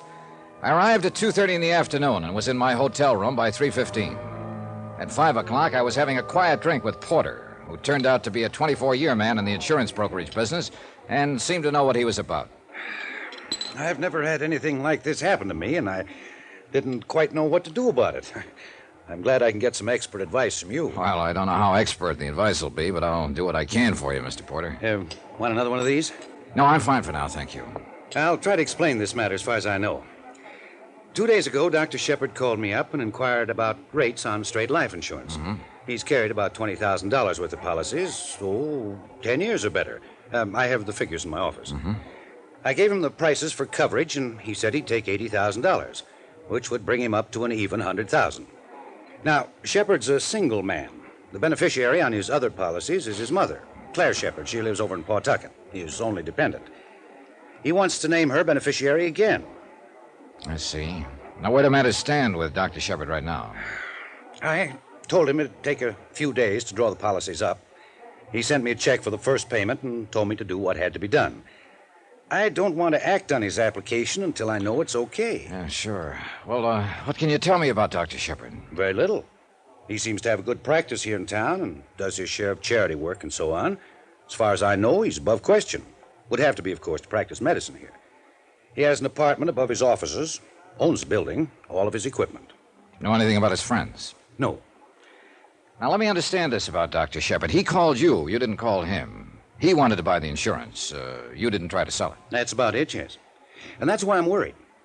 Give me 100 people, and I'll show you 99 out of that 100 who will never, never call up an insurance broker and say, I want to buy some life insurance. Yeah. People have to be sold life insurance. They'll go out and shop around for fire, theft coverage, automobile insurance, health, almost any kind. But straight life insurance, that has to be sold. On the other hand, suppose Shepard is that 1 in 100. Yeah, it may be a perfectly legitimate situation. Yeah, Shepard may have looked into his mirror one night and said to himself, I gotta have $100,000 worth of insurance or I won't sleep a wink. Oh, yeah, it could have happened that way, Mr. Porter. But I have to think of those 99 people in that 100. Sure. Sure, so do I. Well, here's to caution. Cheers. Expense account item 2, $25. Deposit on a rented car, which I use the following day, driving from place to place, collecting data on Dr. Charles Shepard, M.D. At his bank, I was able to learn that he enjoyed what might be called a lucrative practice, and that, like most people, he spent slightly more than he made. He belonged to a golf club where he was seldom seen. He belonged to a tennis club which he managed to make 3 or 4 times a week. Questioning the pharmacist who had the prescription counter a half block from Dr. Shepard's building and the manager of a cafeteria across the street from same, I was unable to learn who Dr. Shepard's steady companions were or gain any information that would justify his puzzling application for life insurance. Hello?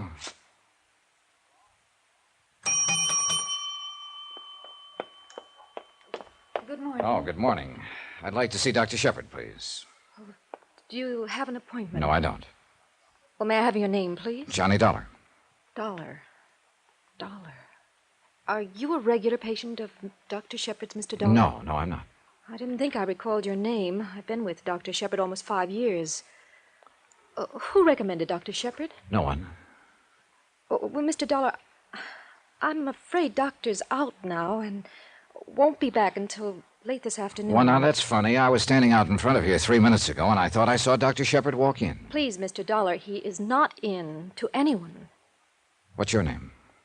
Why, I'm Miss Streeter. Miss Streeter. Well, yes, but I'd like to see Dr. Shepard, Miss Streeter. Here. Oh.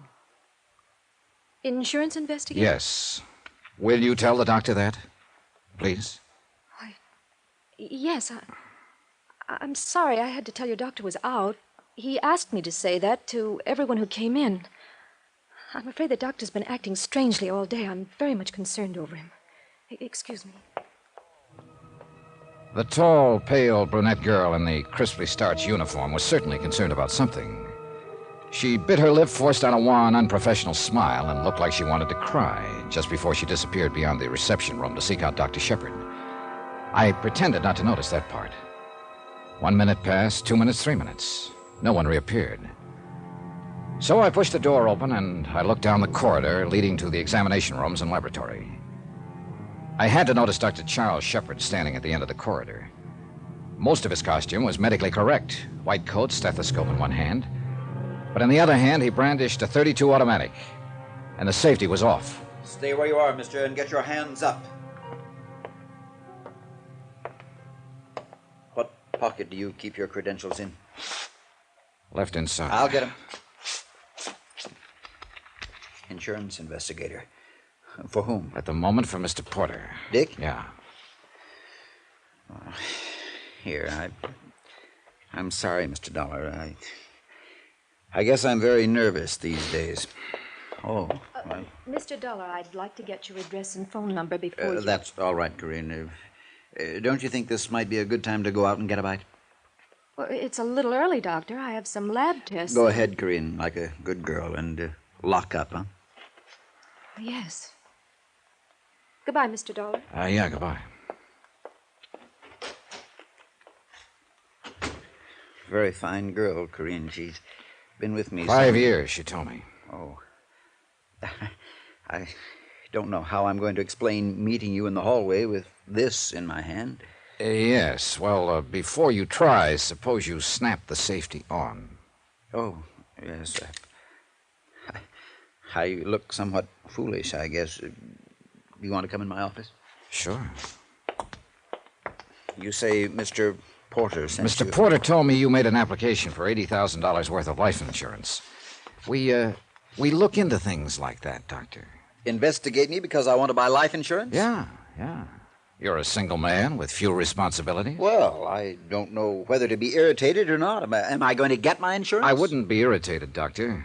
Put yourself in the insurance company's position. They're just not used to this kind of application. Oh, you may get it, I don't know. But obviously you're in some kind of trouble, gun and all. Well, the whole thing is a ridiculous mess. Mr. Dollar, my life has been threatened by a man who has definite homicidal tendencies. I suppose I've been acting very strangely lately. I don't know whether to leave town or give up my practice. All you have to do is pick up that telephone and call the police and tell them about it. A threat in your life comes under police business, Doctor. I know that, and I would go to the police, only... Well, it's a very delicate matter. I have a patient's welfare to think of. You can't very well treat any patient if you're dead.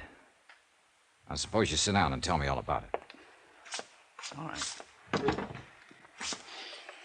Several months ago, I treated a woman named Forbes. A thorough examination and consultation disclosed that her poor physical condition was not based on any organic disorder, but rather upon her own emotional instability. Not an uncommon diagnosis this hectic day and age. You've heard of things like this, Mr. Dollar? Oh, I've heard of semantics and neurotics and psychotics, but I'm not a doctor. Well, let me tell you, the psychotherapeutic side of medicine is by far the most challenging, and one in which I've had considerable experience. Consequently, I undertook to treat Mrs. Forbes, hoping to effect a cure. Are you a psychiatrist, Doctor? No, I am not. Don't misunderstand me, Mr. Dollar. In the process of treating Mrs. Forbes' physical ailments, I urged her to recount a variety of experiences, talked to her from day to day, probing all the while for the source of her trouble. It has been my intention from the first to place her in the hands of a competent neurologist.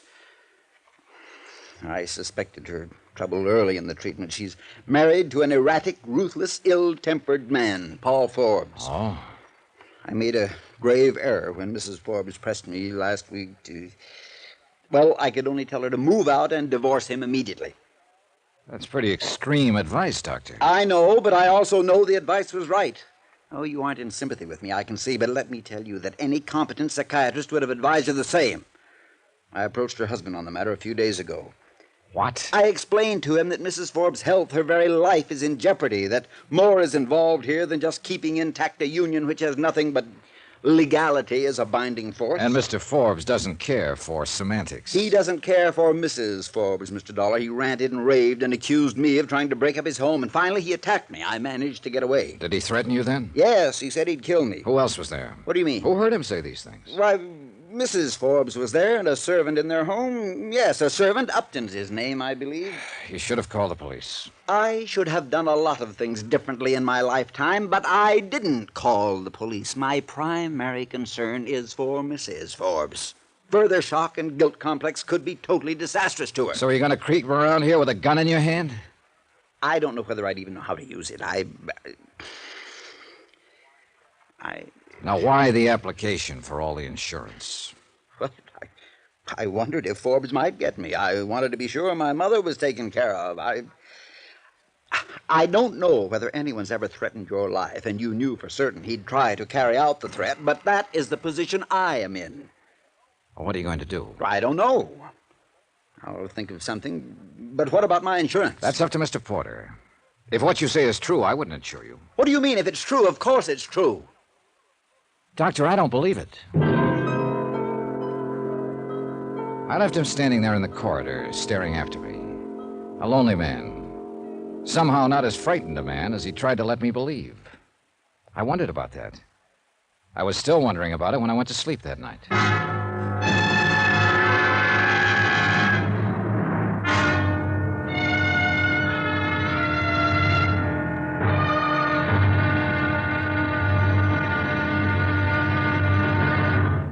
Now, here's our star to tell you about tomorrow's intriguing episode of this week's story. Tomorrow, the Shepherd matter becomes a matter even the police can't handle. Join us, won't you? Yours truly, Johnny Dollar.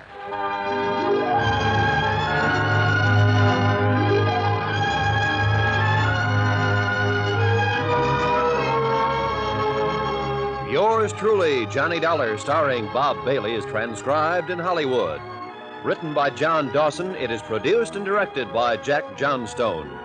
Be sure to join us tomorrow night, same time and station, for the next exciting episode of Yours truly, Johnny Dollar. Roy Rowan speaking.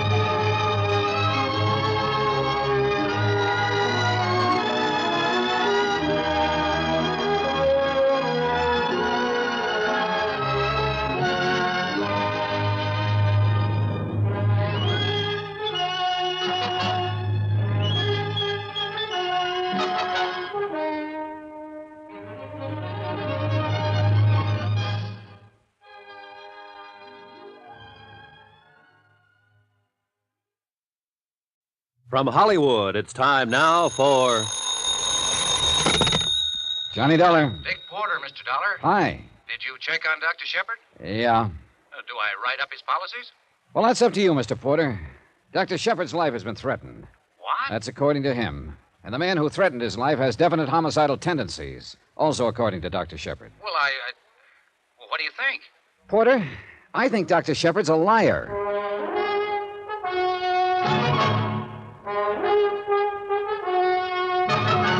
Tonight and every weekday night, Bob Bailey in the transcribed adventures of the man with the action-packed expense account, America's fabulous freelance insurance investigator. Yours truly, Johnny Dollar.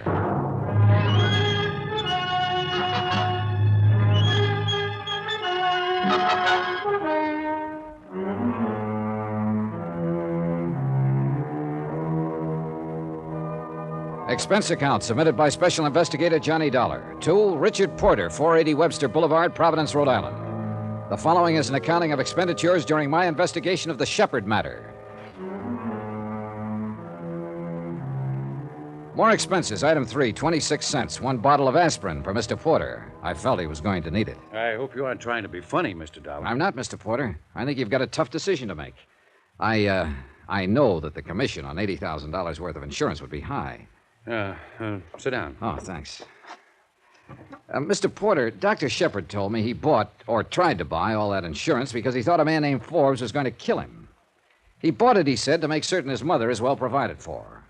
He was carrying a .32 Colt. Now, he spoke of treating Forbes' as wife and of advising her that divorce would settle her health problem. Mr. Forbes didn't like that and accused Shepard of trying to wreck his home, and, well, that's about it. Now, what have we got? Well, your Dr. Shepard is either nuts or an idiot or the cleverest man alive. I don't know. I do know I believed about one half of what he told me, maybe less. Well, what reason would he have to lie? Beats me. If someone threatened your life or mine, we'd turn to the police for help. Now, Shepard won't do that. Insists that it would probably be hazardous in the case of his patient, Mrs. Forbes. Well, I don't want to write up this policy if what he says is true. But I don't want to pass up the commission if it isn't true. Can you stick around town for another day or two and find out about it? I'll do what I can, Mr. Porter. Go ahead. Have an aspirin. He had an aspirin, and I had a car ride. Once again, out to the offices of Dr. Shepard. The same things were more or less going on in the same way. His nurse, Miss Streeter, appeared as distraught as ever when she recognized me. There was a quick dabbing at the eyes, a straightening of the hair before she spoke. Good morning, Mr. Dollar. Hello. Like to see the doctor again. He was calling Mr. Porter's office trying to locate you. I'll buzz him. Mr. Dollar, do you have anything to do with why Doctor's been carrying a gun? No. That's his business. In other words, I should mind my business. Well, I'm being honest. I've advised him what to do on the matter. What matter? He'll have to explain that to you, Miss Streeter. It doesn't make much sense to me. You can go back now. Okay, thanks. Hello, Mr. Dollar. Hello, Doctor. You were pretty insulting yesterday. I'm sorry about that, but we both have a problem to solve. And I get paid sometimes for deliberately insulting people. You're a strange one. Do you want to change your story about all this? I wish I could change it. It's still a mess, a bad mess. I thought it all out last night, and I still must hold to my original thinking. I have to place my concern for my patient, Mrs. Forbes, before anything else. In other words, you won't call the police and tell them your life's been threatened. No, and you're very stubborn about that part. I don't think you comprehend the situation at all. Look, wait a minute. Let's understand each other, Doctor. If this man Forbes is all you say he is, and you say you're the expert on homicidal tendencies, then the best thing for you to do is to prefer charges against him for threatening your life and have him locked up. Now, you could do that, according to what you've told me about Mrs. Forbes and a servant in their home witnessing his threats. I will try to explain again. I can't do that for Mrs. Forbes' sake. I just can't. She's been through a shattering ordeal. I must attempt to resolve this quietly. Now, true, I can generally anticipate a man's actions inside my office under clinical conditions, but well, Forbes is different. That's why I tried to contact you today. Someone like you could approach Forbes and possibly persuade him to discard his ideas of violence. Probably do it in a quiet way, too. What does Mr. Porter pay you? Well, what's that got to do with it? I'm willing to pay you. I mean, you and I don't seem to get along very well, but I phoned Porter, and he tells me you're one of the best men in your line of business. I'll pay you to go to Paul Forbes and talk to him as I've described. I can't figure you, Doctor. Now, let's you and I not get into any personality arguments. Will you do this for me for your regular fee? I was going to do it anyhow, for Mr. Porter and the fee he pays me. I just wanted to check you first. I'll do it, but I still think it's a matter for the police. All right, let's leave it this way. You go talk to Forbes. If you think he means to kill me, then I'll call the police and prefer charges against him, patient or no patient. How's that? That sounds a little more sensible, Doctor.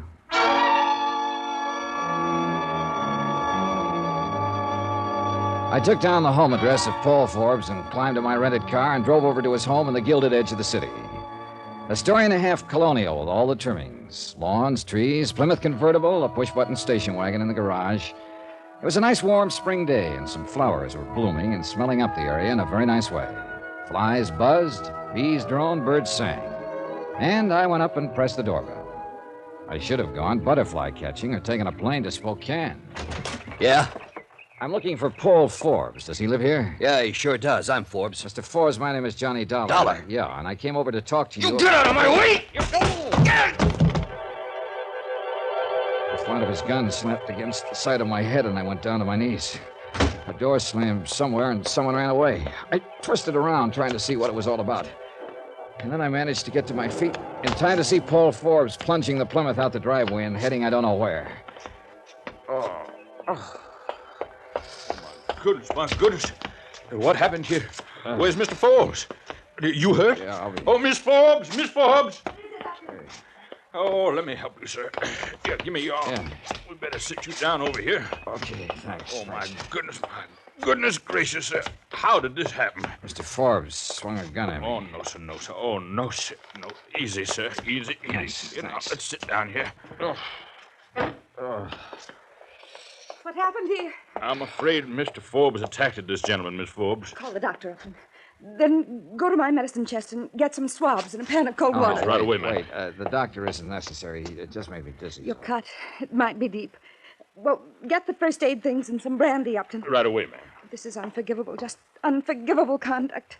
Please, I don't know who you are. Are you a friend of Paul's? No, I'm Johnny Dollar. I wanted to discuss with your husband something. I take it you're Mrs. Forbes. Yes. Oh, Upton, set them right here. Yes, ma'am. Yes, ma'am. You feeling a little better, sir? I don't know yet. Hey, let me try some of that. Yes, certainly, sir. Certainly. Here we go, sir. Easy now. Easy. Thanks. How does it look to you, Upton? Well, I believe it's not too deep, Mrs. Forbes. How's it feel, Mr. Dollar? No, I don't think it's very deep. I'll be all right in a minute. Upton, go telephone Dr. Shepard and tell him to come over here immediately. Yes, ma'am.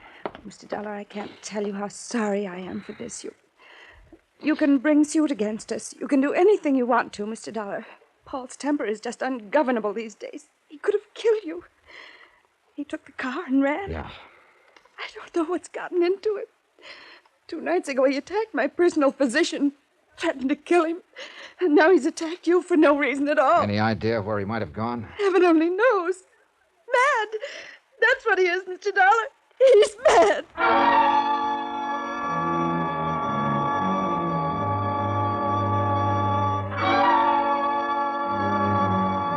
Pauline Forbes had a right to be scared from what I'd seen of her and from what I'd seen of her husband. He was an angry man with a gun in his hand, slugging at anyone in sight. She was a distraught woman with a darkening spot underneath her right eye, and it wasn't mascara. I began to wonder who needed more looking after, Dr. Shepard, Mrs. Forbes, or Johnny Dollar. Now, you just lie still now, sir. Huh, what? I guess you kind of fainted a little bit. Is there anything I can get you, sir? No. Just tell me about Mr. Forbes. I beg your pardon, sir? Look, I'm an insurance investigator. I came here today to talk to Mr. Forbes about threatening Dr. Shepard's life. Oh, well, I wouldn't want to talk out of turn, sir. You better discuss that with Miss Forbes. Now, just one question. Did Mr. Forbes threaten Dr. Shepard's life? Yes, sir. You heard him? I did, sir. He attacked Dr. Shepard here 2 nights ago. Did he also attack Mrs. Forbes? Mr. Dollar, this is an unhappy house. Things have gone all wrong here these last few months. Mr. Forbes changed. Miss Forbes, I don't know. But please don't ask me to speak up against anyone. I'm just trying to find out the best thing to do for everybody concerned. What can you do, sir? Well, I didn't think anything like this had happened. Terrible, Doctor. Terrible. This about settles it. Now, I want you to go up to your room and lie down. There's no sense in your getting any more excited. I want to see about Mr. Dollar first. Oh, good morning, Doctor. Hello, Upton. Let's have a look at this, Dollar. Get that light. Yes, sir. Mm-hmm. How is it? Well, I don't think it's anything worse than a cut. How do you feel, Dollar? Oh, an aspirin might straighten me out. I hope so. Upton? Yes, I'll get some, sir. Dollar, I should have taken your advice yesterday. I'm going to take it now. I'm going to call the police and have this man arrested. He might kill somebody next time. Yeah, am I all right? Sit up. Dizzy? Yeah, a little. That'll wear off. What'll they do to Paul? Well, they'll take him into custody and probably talk some sense to him. Oh, this is awful. You go up to your room now, Mrs. Forbes. We'll handle this. Oh, Upton, take Mrs. Forbes upstairs. Yes, sir. You just come along, Miss Forbes. Thank you.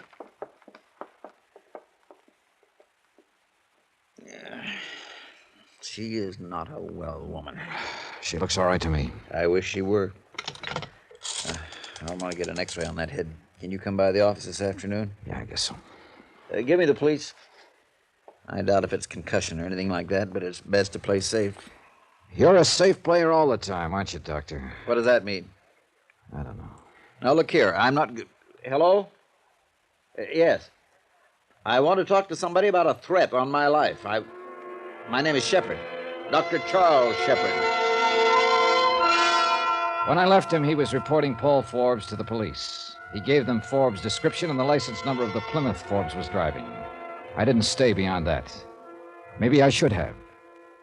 Maybe I should never have left that house.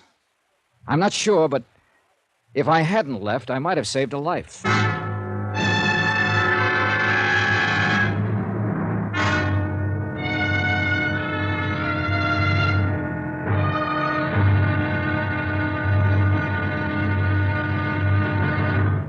Now, here's our star to tell you about tomorrow's intriguing episode of this week's story. Tomorrow, well, the big lie is as true as little green apples. Join us, won't you, when I bite into one and spit out a bullet. Yours truly, Johnny Dollar.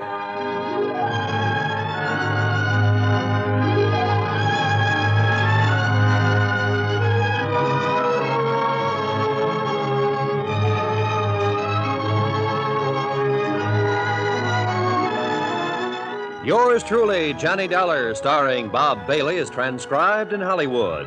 Written by John Dawson, it is produced and directed by Jack Johnstone.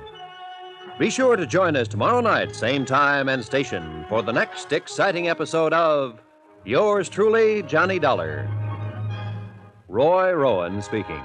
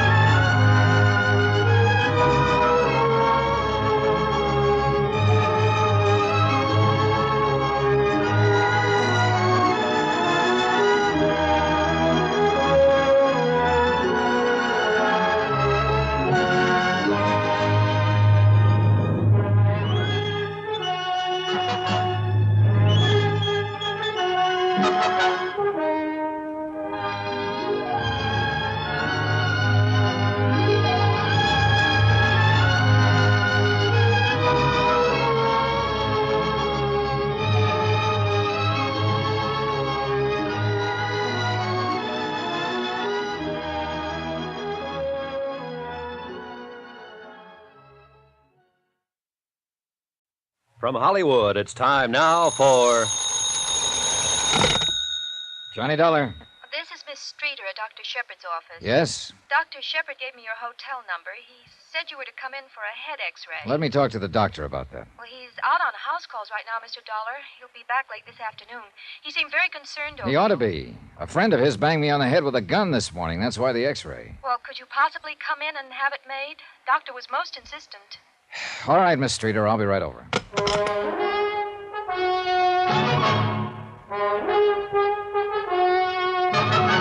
Tonight and every weekday night, Bob Bailey in the transcribed adventures of the man with the action-packed expense account, America's fabulous freelance insurance investigator. Yours truly, Johnny Dollar.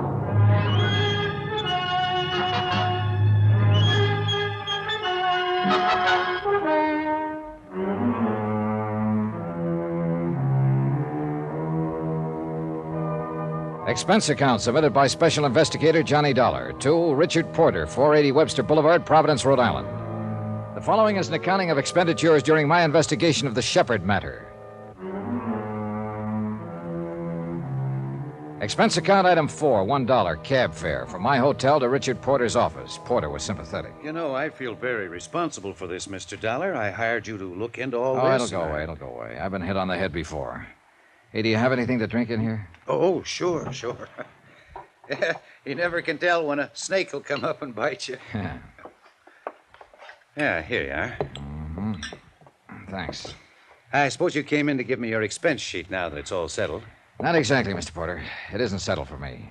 Well, certainly you know I'll assume any medical expenses involved here. No, I'm not talking about that, Mr. Porter. Sit down. Now, look, there's something going on here, and we might as well have it out.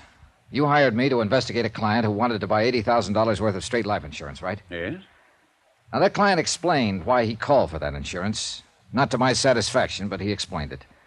He said a man named Paul Forbes had threatened his life.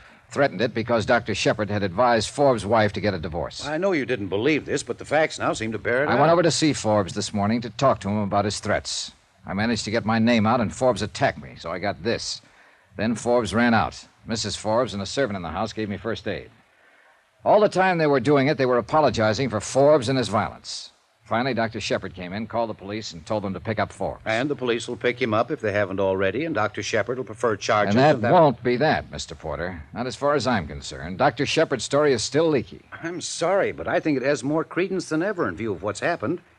You told me yourself his wife and the servant admitted Forbes had threatened Dr. Shepard's life. Oh, I believe that part. But Shepard lies so much you can get to believing him. What lies, for heaven's sake? Oh, for one thing, his reason for not calling the police right away. I mean about how delicate Mrs. Forbes' condition was.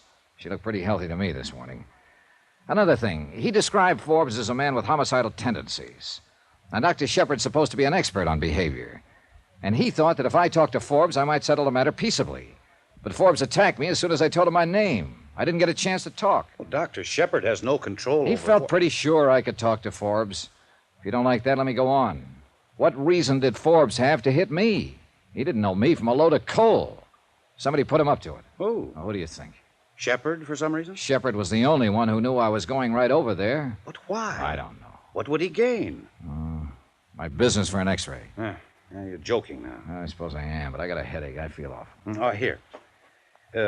How about Mrs. Forbes? Oh, here. Thanks. Oh, she seemed like a genuine enough person. Not sick the way I expected her to be. Someone slugged her recently. There was a bruise under one eye. Shepard said her husband was an erratic, ruthless, violent man. Well, look, I'm stubborn, Mr. Porter. I still think Shepard's been lying to me. If for no other reason than I think I know the breed. What's all this got to do with the insurance application? Well, that's another thing I don't know. Expense account item 5, $3, cab fare. To Dr. Shepard's one-story building to have my head x-rayed. Shepard was still out, but Miss Streeter did the honors, almost in silence. Outside of sit still and hold it, nothing much was said. Well, the picture's okay, Mr. Dollar. I looked at it. I didn't see anything wrong. Of course, the doctor will call you when he's had a chance to see it. Swell. You must have got quite a blow. That's a nasty bruise you have. Oh, it's pretty good, all right. He swung his gun hard. Oh, the doctor will be back about mid-afternoon. He can call you at your hotel? Yes. Well, thank you for coming in. I want to ask you a question, Miss Streeter. Yes? Are you in love with him? What? Are you in love with Dr. Shepard? Well, that's rather my own business, isn't it? Unless, of course, in your investigation of whatever you're investigating, for some reason I'm under your scrutiny. Well, I suppose it is, and I suppose I can take that to say yes. I'd become rather angry with you, Mr. Dollar, but frankly, you seem rather ridiculous. I suppose so. He's a liar, isn't he? I mean, Shepard. One more question. I told you on the phone a friend of Dr. Shepard's did this to my head. Now, did you ever ask me who that friend was? Well, I'd think you'd be curious about a thing like that, Miss Streeter. I think I have a great deal of work to do, Mr. Dollar.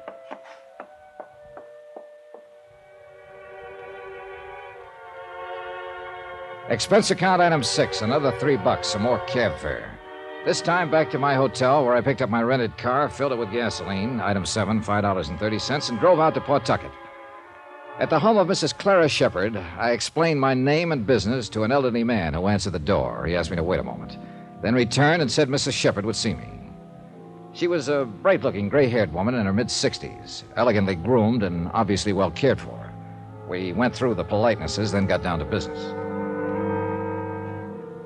My son applied for $80,000 worth of life insurance and named me beneficiary. That's about it. I wonder what he's up to. So do we. You mean so do I. You don't trust anyone, do you, Mr. Dollar? He said his life had been threatened. He told me he wanted to make certain you were well taken care of in case anything happened to him. Oh. He was lying, wasn't he?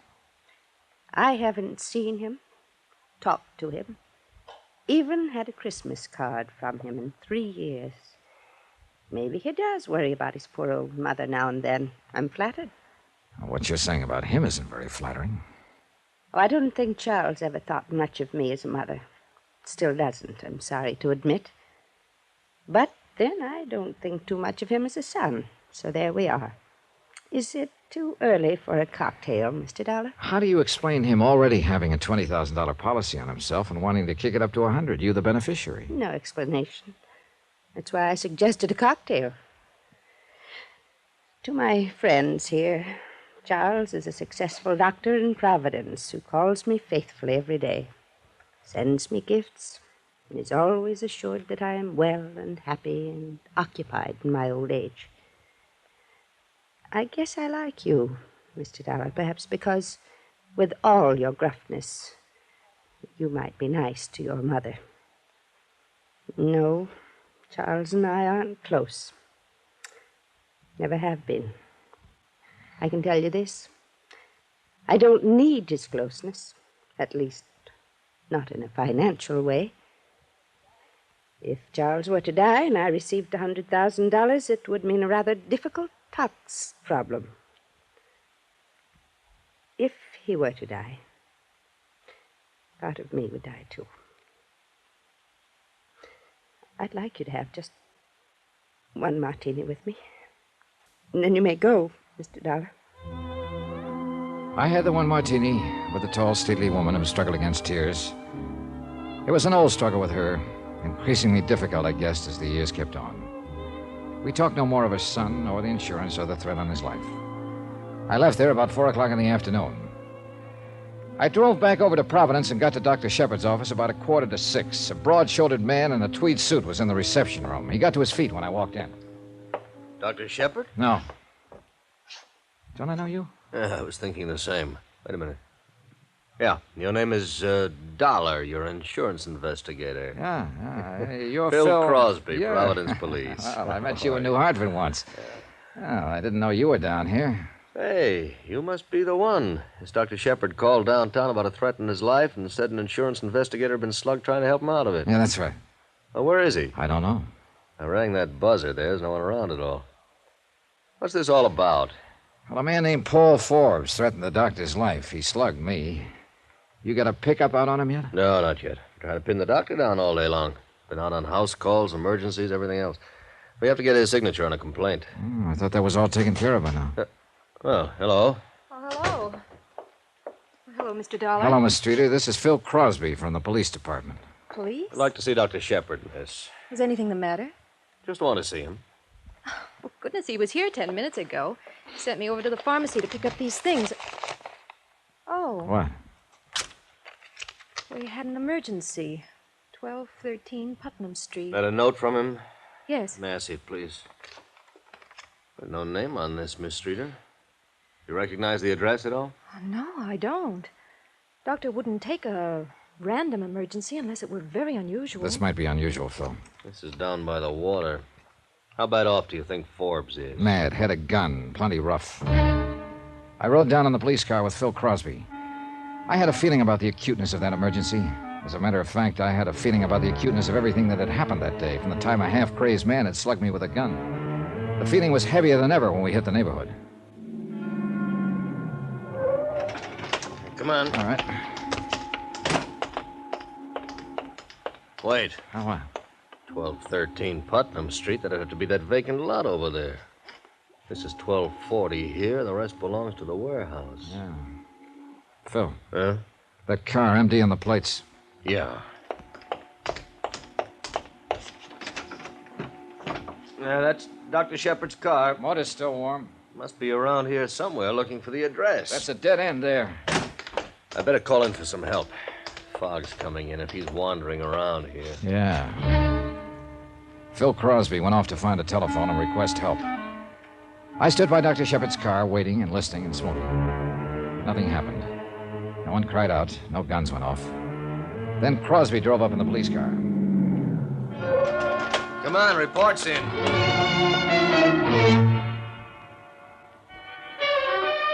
A report was in, all right. We drove 2 blocks down the street where a small, curious crowd of people had already gathered in the cheerless fog. A uniformed man from the Harbor Division was standing over what appeared to be a bundle of clothes lying in a heap. We bent over it, and Phil looked up at me with a question mark. That Shepard, Johnny? Yeah, that's him. Yep. I'd say he's been dead less than half an hour.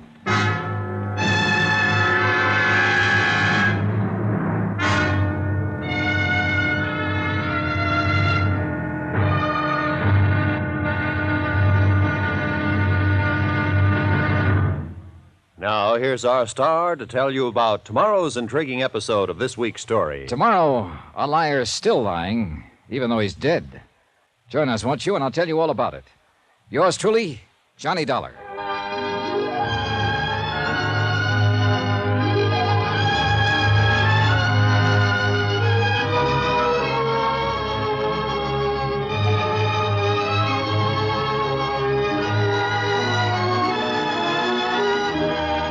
Yours truly, Johnny Dollar, starring Bob Bailey, is transcribed in Hollywood. Written by John Dawson, it is produced and directed by Jack Johnstone. Be sure to join us tomorrow night, same time and station, for the next exciting episode of Yours truly, Johnny Dollar. Roy Rowan speaking.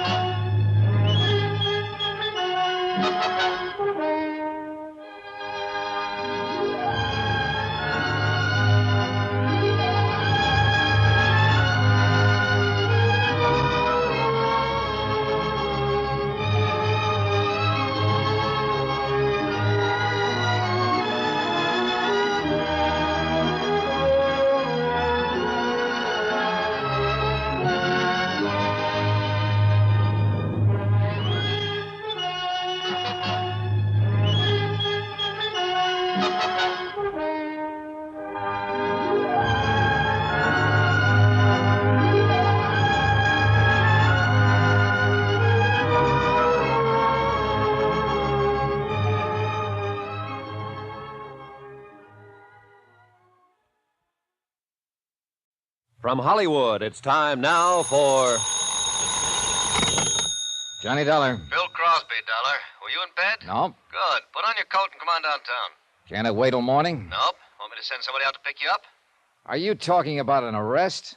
I might be, Dollar. Whatever I have to do to keep you around. I'll make it under my own steam, pal. 15 minutes. Room 203, City Hall, okay? I may take 16 minutes if I feel like it. And maybe you'll need longer. I want a real good story about Paul Forbes. A better one than you've told so far.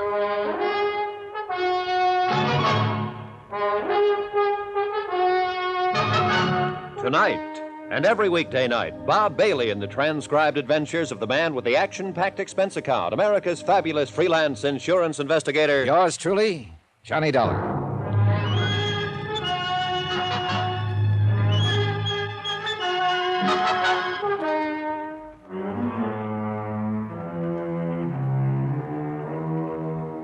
Expense account submitted by Special Investigator Johnny Dollar to Richard Porter, 480 Webster Boulevard, Providence, Rhode Island. The following is an accounting of expenditures during my investigation of the Shepard matter. Swindle sheet item 7, 10 cents, one newspaper. It carried the story of Dr. Shepard's murder and told how his life had been threatened by Paul Forbes earlier in the week. Obviously, Dr. Charles Shepard had been lured to his death by Forbes, who had telephoned him, pretended to need a physician, waited until the victim appeared, and then shot him down. The police had an APB out for Paul Forbes. All parties concerned were notified. The deceased was survived by his mother, Mrs. Clara Shepard of Pawtucket. Amen.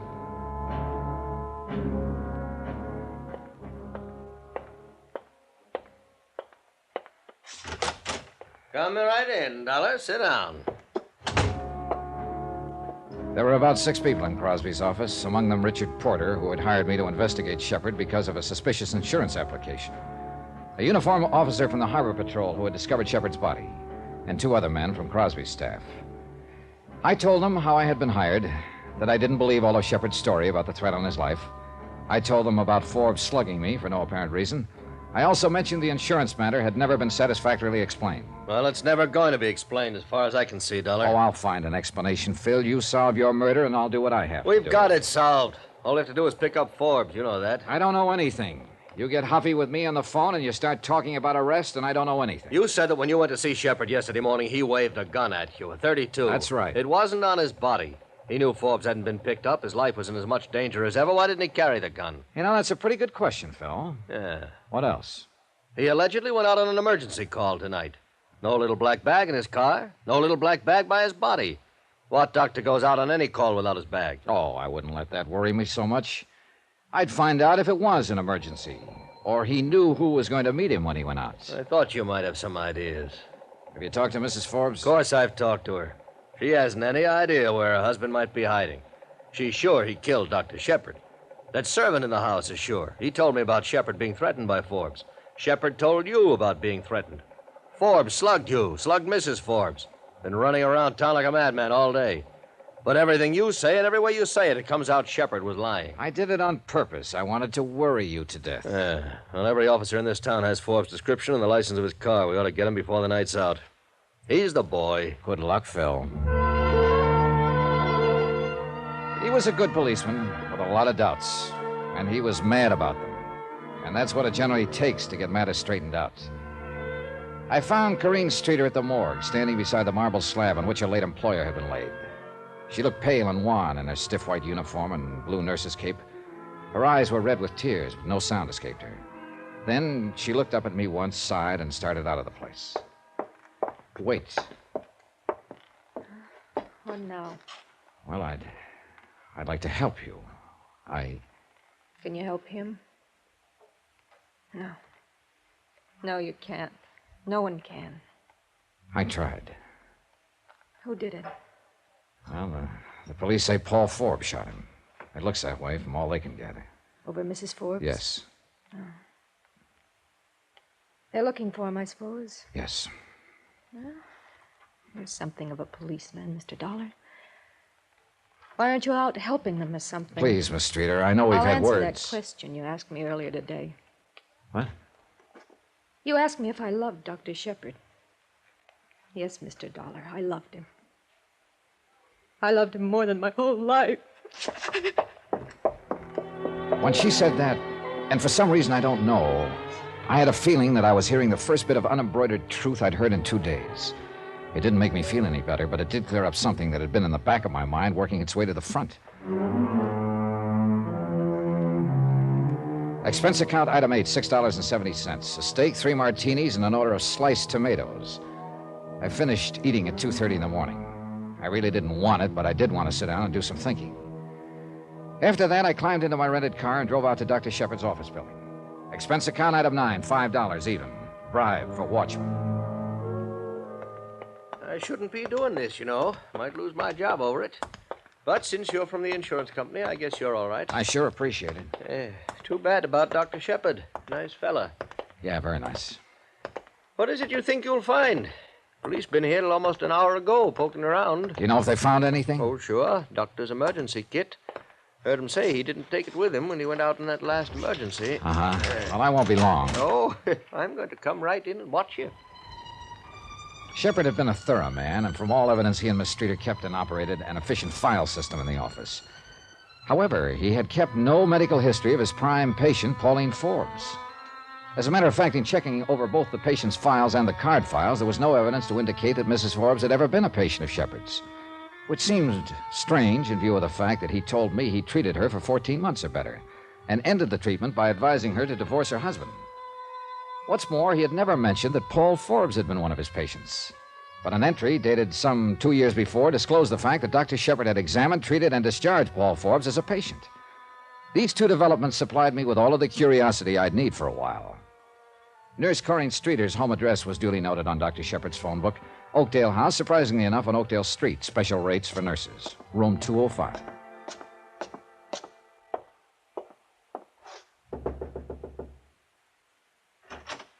Yes? Oh, Mr. Dollar. How do you feel? Not too good, Mr. Dollar. I only got home about 15 minutes ago. They kept me down there pretty long. Then Dr. Shepard's mother came. Do you want to come in? Yeah, thanks. It isn't much of a place, is it? I mean, I haven't straight... Well, things like tonight aren't easy, I know, but... Look, Miss Streeter, I wish you'd help me and tell me who Dr. Shepard was intending to marry. Mary? Oh, I had no idea. I was in the office a half an hour ago. He'd already made arrangements for a honeymoon, reservations on the Ile de France for next June. Any ideas? Please go. I can't. Look, I'm not here to hurt you. I'm here to help. I mean, was it Mrs. Forbes? What? Look, Miss Streeter, things are all wrong about your doctor's death, about what happened before it. It'll all come out sooner or later. Oh, I suppose it will. It's awful to say this, Mr. Dollar, but Mrs. Forbes was the only person doctors saw socially this last year. And she, of course, is married. How'd they meet? When her husband was Dr. Shepard's patient? Yes, that's right. They became quite friendly. Mrs. Forbes was never a patient, but Mr. Forbes was. Now, what can you tell me about Mr. Forbes? Well, he came to see Dr. Shepard a year or 2 ago, then stopped coming in. I believe he requested a copy of his medical history to be sent to another doctor in Baltimore, I think it was. Uh-huh. But Dr. Shepard kept right on seeing Mrs. Forbes. Yes. Huh? All right. Do you have any idea why I was called in by the insurance broker? At first I didn't. But I don't understand what you're trying to do. The police want Mr. Forbes. What does it all mean? It'll sicken you, Miss Streeter. Well, tell me if you know. Tell me, please.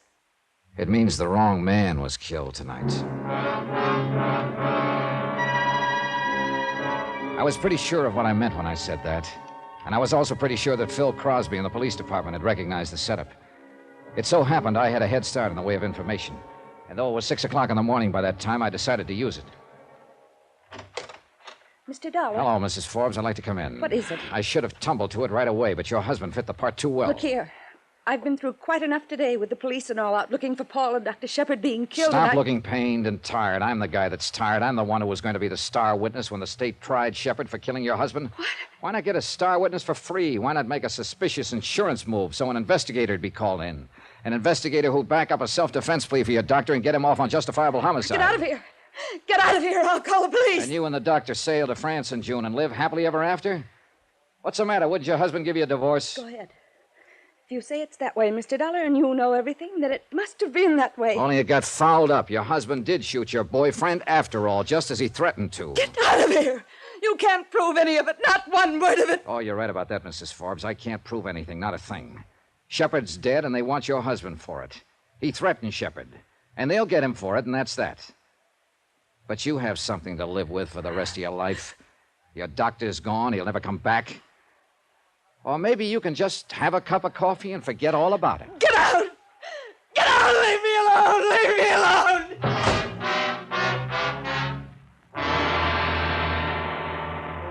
What? Yeah, that's it, Phil. That's what was supposed to happen. Shepard had it planted all over town how Forbes had threatened his life. He had witnesses. He had me, even. All he had to do was go out and shoot Forbes any place, any time. But Forbes got him first. Can people get by with this kind of thing in our courts of law? If and when you get your hands on Paul Forbes, will he have any kind of defense? Oh, he'll get him, Dollar.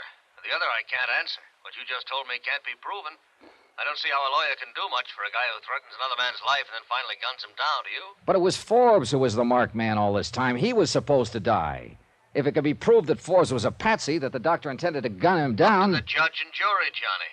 When we get Forbes, he'll be arraigned and indicted for first-degree murder. Don't worry about that part. And the rest is up to the court, out of our hands. After all, we're pretty sure Forbes shot and killed Dr. Shepard. Hang up that phone, Dollar. You still on the wire, Johnny? Hang it up or I'll blow your head off. Paul Forbes looked the part of a fugitive. His coat was ripped in several places. The knuckles on his left hand were torn and raw. There was mud on his shoes and pant legs. His eyes told the rest of the story. He was blazing mad. He had a gun, and he wasn't afraid to use it.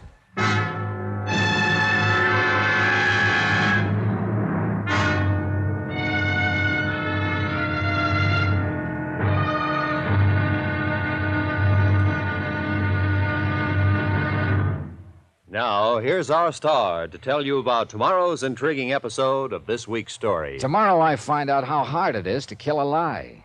Sometimes you have to kill it twice. Join us, won't you? Yours truly, Johnny Dollar.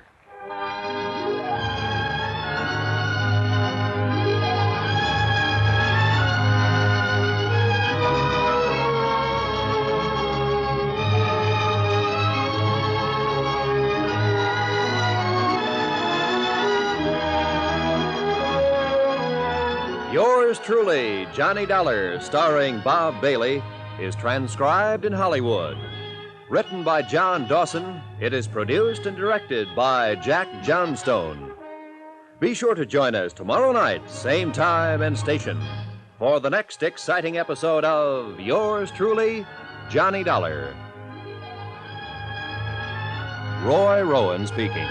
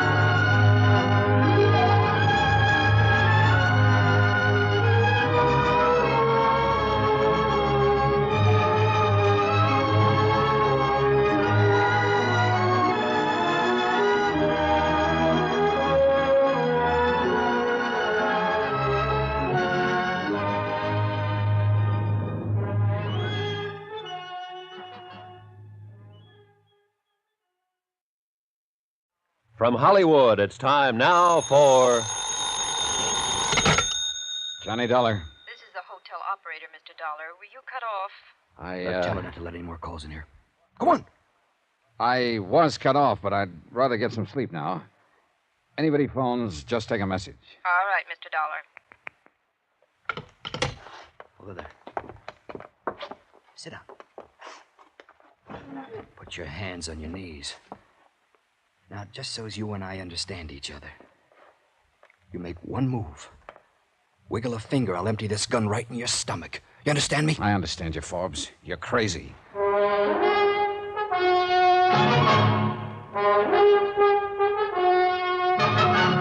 Tonight, and every weekday night, Bob Bailey in the transcribed adventures of the man with the action-packed expense account, America's fabulous freelance insurance investigator. Yours truly, Johnny Dollar.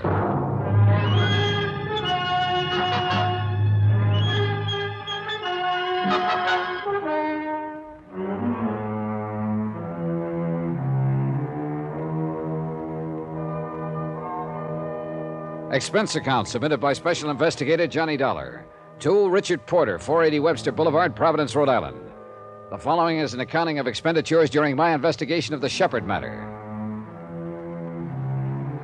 I was pretty sick of it and with it when I had Paul Forbes visit me in my hotel room about 7 o'clock in the morning. He'd used a gun in front of me once before to crack my skull. I decided I'd try to avoid that again. So I sat down and I played good. It didn't seem to please him a bit. You were out to my house about an hour ago, weren't you? Yeah, I went out to talk to your wife. Yeah, I saw you. I was across the street watching. I followed you here. Fixing up another deal, huh? I don't know what you're talking about, Forbes. I followed you here so we could have a little talk. And we're going to have it, you and I. You ought to put that gun away and let them take you, Forbes. Where do you live? In Hartford, Connecticut. I mean, where do you live in town, here in Providence? I don't. I live in Hartford. Where do you practice? Practice what? Are you trying to get funny with me? I don't practice anything here in Providence. I don't live here. I'm just here for a few days. Doing what? Working on an insurance matter. Insurance matter? You're licensed to practice law in Rhode Island? Oh, you've got something all wrong, Forbes. I don't practice law. I'm not a lawyer. I'm an insurance investigator. I tried to tell you that yesterday morning when you cracked me with that gun. I was called in by Dr. Shepard. He said you threatened his life. You're lying to me.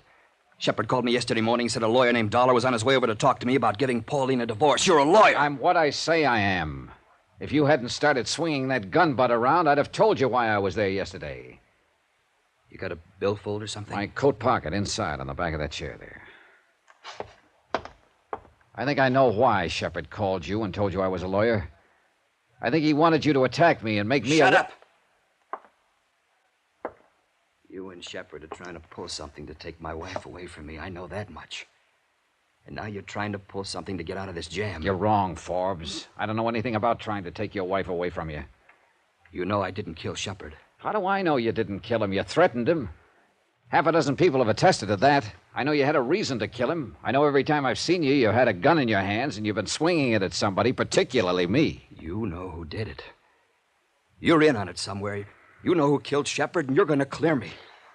You're going to tell me, Dollar. I'm going to whip it out of you. You're going to crazy.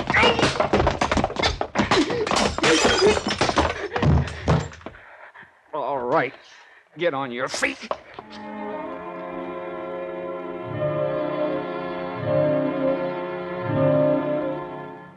He sat in the chair just the way I propped him there. His eyes looked dull and lifeless, as though he were already dead. I couldn't think of anything brilliant to say or do, so I rummaged around my suitcase and pulled out a bottle. Then I found a pair of glasses in the bathroom and poured a couple of drinks. When I came on out, he hadn't moved from the chair. He looked crumpled, like a worn-out suit of clothes. He made no effort to look at me when I tucked the glass in his hand. Here, try this. Huh? Go on, drink it.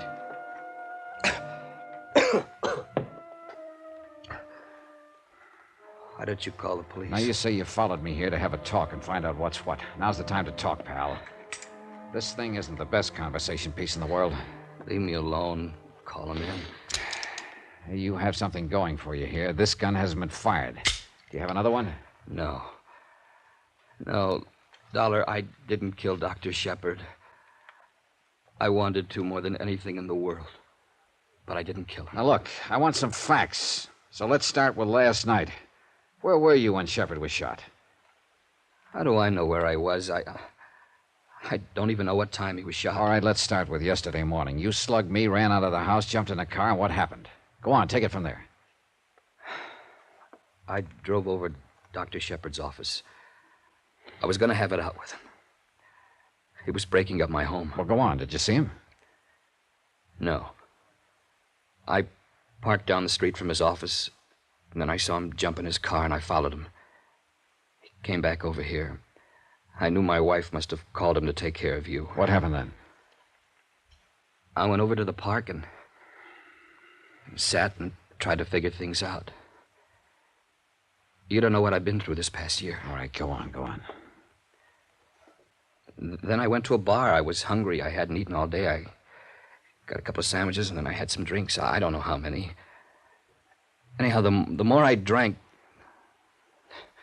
the more hopeless everything looked. Did you call Shepard? Yeah. Yeah, I called him from the bar. Any idea what time it was?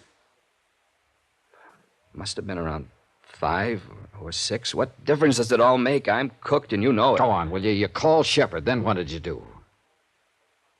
I told him I wanted to talk to him about everything that had happened. I told him where to meet me. You mean you wanted Dr. Shepard to come down and meet you so you could kill him? Maybe I did have that in my mind. I don't know. On the phone, he sounded so calm and said we could talk it out and straighten it out like gentlemen. Did you talk to him? No. I didn't see him at all. I waited an hour and he never showed up. I called his office back and the answering service said everyone had gone out for the day and I didn't know what to do. I got back in my car and turned on the radio, and that's where I heard I was wanted for murder. Dollar, I didn't do it. I swear I didn't.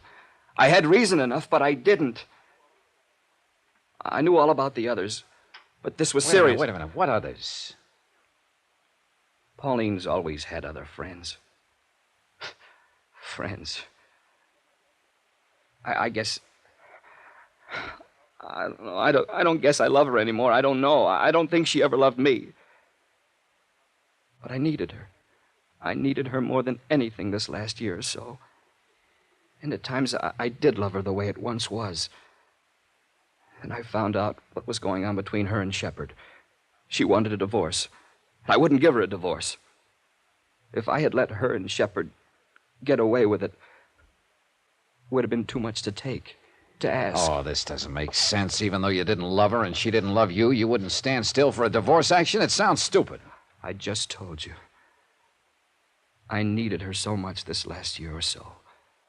So much. Still doesn't make any sense, Forbes. Why didn't you let her go? She knew she didn't have to divorce me. She knew it wouldn't be too long. What? Shepard gave me a year. Another doctor in Baltimore, 18 months. Leukemia. Don't you see? She would have been free. They could have waited until I was dead at least. Just that, until I was dead. Couldn't they? Well, couldn't they?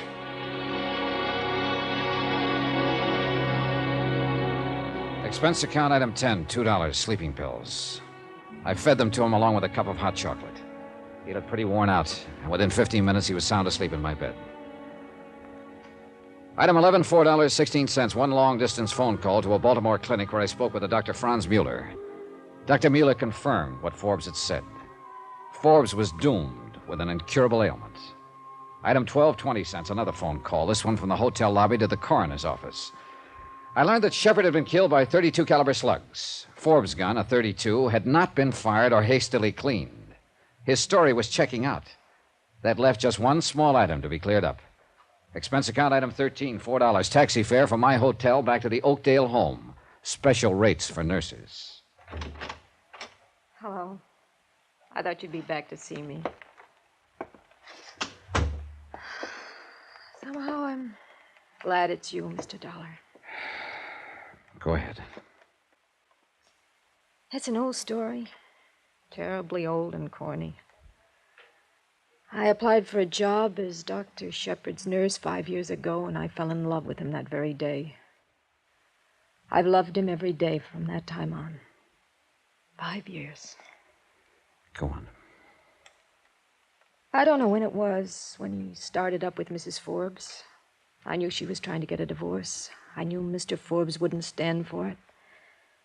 Then one day, last week I guess it was, I heard Doctor talking to her on the phone. He said, "There's a way to get rid of him. I knew he was talking about getting rid of Mr. Forbes. Did they discuss the part about Shepard getting Forbes to threaten his life in front of witnesses so he could shoot him down when the time came? No, I didn't know that until yesterday morning. So long ago, it seems. You came to see Doctor, and then you left. I overheard him on the phone again. He called up Mr. Forbes and said Mr. Dollar was coming over to talk about the divorce action. And he knew Forbes would be upset enough to attack me. Doctor was very good about anticipating what people would do in given situations. Even me. I was in the office when Mr. Forbes called last night. I saw Doctor put the gun in his coat. I knew he was going down to meet Mr. Forbes and shoot him, so I followed him. He was walking around in the dark looking for Mr. Forbes with a gun in his hand. I ran up to him and pleaded with him not to be crazy, that Mrs. Forbes wasn't worth it. Then he said he was going to kill me, too. We struggled. The gun went off. I don't know how many times. I can help you, Corinne. You didn't mean to kill him. He meant to shoot you. When all these other details come out, the most they can charge you with is second-degree justifiable or manslaughter. No, you're nice. But I can't get off. Huh? I guess the police haven't found her yet. I went over and killed Mrs. Forbes an hour ago.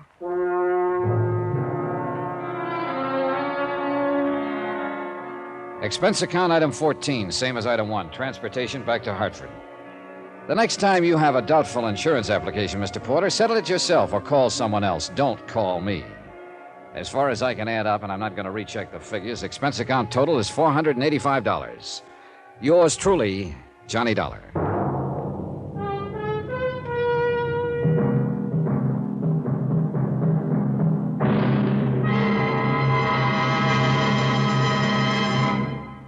Now, here's our star to tell you about next week's intriguing story. Next week, the case of a lonely heart that found plenty of company in the nearest morgue. Join us, won't you? Yours truly, Johnny Dollar. Yours truly, Johnny Dollar, starring Bob Bailey, is transcribed in Hollywood. Written by John Dawson, it is produced and directed by Jack Johnstone. Heard in this week's cast were Gene Bates, Virginia Gregg, Russell Thorson, Parley Bear, Herb Ellis, Barney Phillips, and Lawrence Dobkin. Musical supervision by Amerigo Marino. Be sure to join us on Monday night, same time and station, for another exciting story of yours truly, Johnny Dollar. Roy Rowan speaking.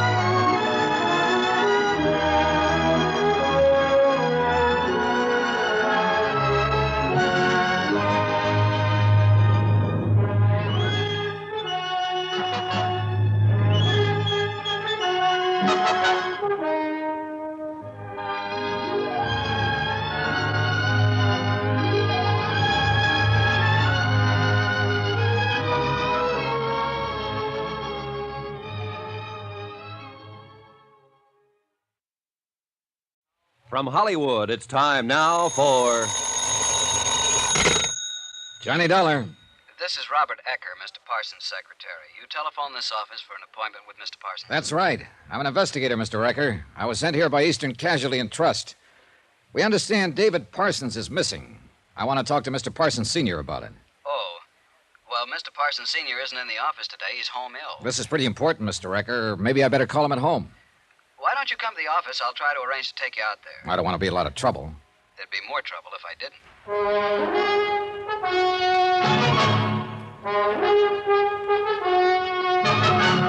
Tonight, And every weekday night, Bob Bailey in the transcribed adventures of the man with the action-packed expense account, America's fabulous freelance insurance investigator. Yours truly, Johnny Dollar.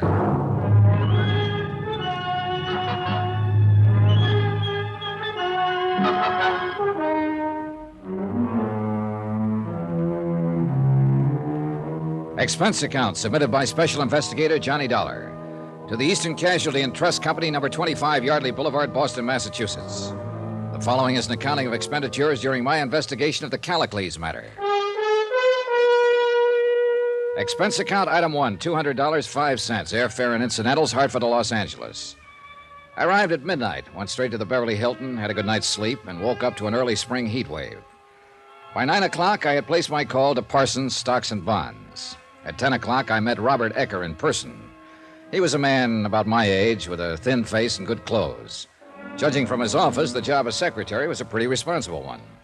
I don't quite understand this, Mr. Dollar. What made you think that Mr. Parsons Jr. is missing? Is he around? You mean, is he in town? Yeah, is he in town? Is he around? Can I see him? Well, none of us exactly knows where he is, but he's not what you'd call missing. Well, now, that depends on how you look at it, Mr. Ecker. We understand David Parsons hasn't been seen for 10 days. Is my information wrong? Well, no, what you say is true. You mean you're here to look into the matter? That's about it. May I say something? Sure. When you're speaking of David Parsons in front of his father, Mr. Parsons Sr., I suggest that you don't use that word missing. I'll try to remember that. The connotation might upset him. I'm certain he doesn't regard Mr. Parsons' absence in the missing sense. Maybe you can tell me how he does regard it. I'm afraid I can't. Mr. Parsons Sr. doesn't confide in me. How about David Parsons' wife? Sorry. How about your own opinion? I'd rather keep my opinions to myself, Mr. Dollar. There's nothing personal, but Mr. Parsons Sr. is very adamant about certain matters. In other words, Mr. Parsons Sr. does all of the thinking for publication. So to speak, yes. What concern does the Eastern... Casualty and Trust Company have in this matter? Yes. What is the bonding company's concern? $100,000. There was an automatic write-up on David Parsons Jr. when he entered the firm. I still don't understand. David Parsons had access to great amounts of money and transferable bonds here. That's where we're responsible, Mr. Ecker. Is that an inference? If it sounds like I'm worried that David Parsons might have walked off with some money or some bonds, it's an inference. That's rather ridiculous, isn't it? I don't know whether it is or not, Mr. Ecker. Well, I regard it that way. Mr. Parsons is worth a considerable amount of money. $1 million would be a conservative estimate of his fortune. His father, of course, is, well, Mr. Parsons Sr. Yes, we're well aware of Mr. Parsons' holding. But sometimes things aren't what they seem. You know what I mean? No, I'm afraid I don't know exactly what you mean, Mr. Dollar. Well, now, take these, for instance. Mr. Dollar. Take these. Just what? Here, these copies of Eastern Casualty's policies on your desk, Mr. Ecker. Now, let's see. You called me about 9. It's a little after 10 now. That gave you an hour to dig them out, study them over, and answer for yourself the exact questions you've been making me answer. Isn't that about it, Mr. Ecker? Yes. Yes, I'd say that's just about it, Mr. Dollar. Robert Ecker drove me out to the Bel Air home of David Parsons Sr. On the way, he spoke of the weather, the situation in Algiers, the trouble he had making reservations for weekends in Palm Springs, and the low fuel consumption of his new Studebaker Golden Hawk.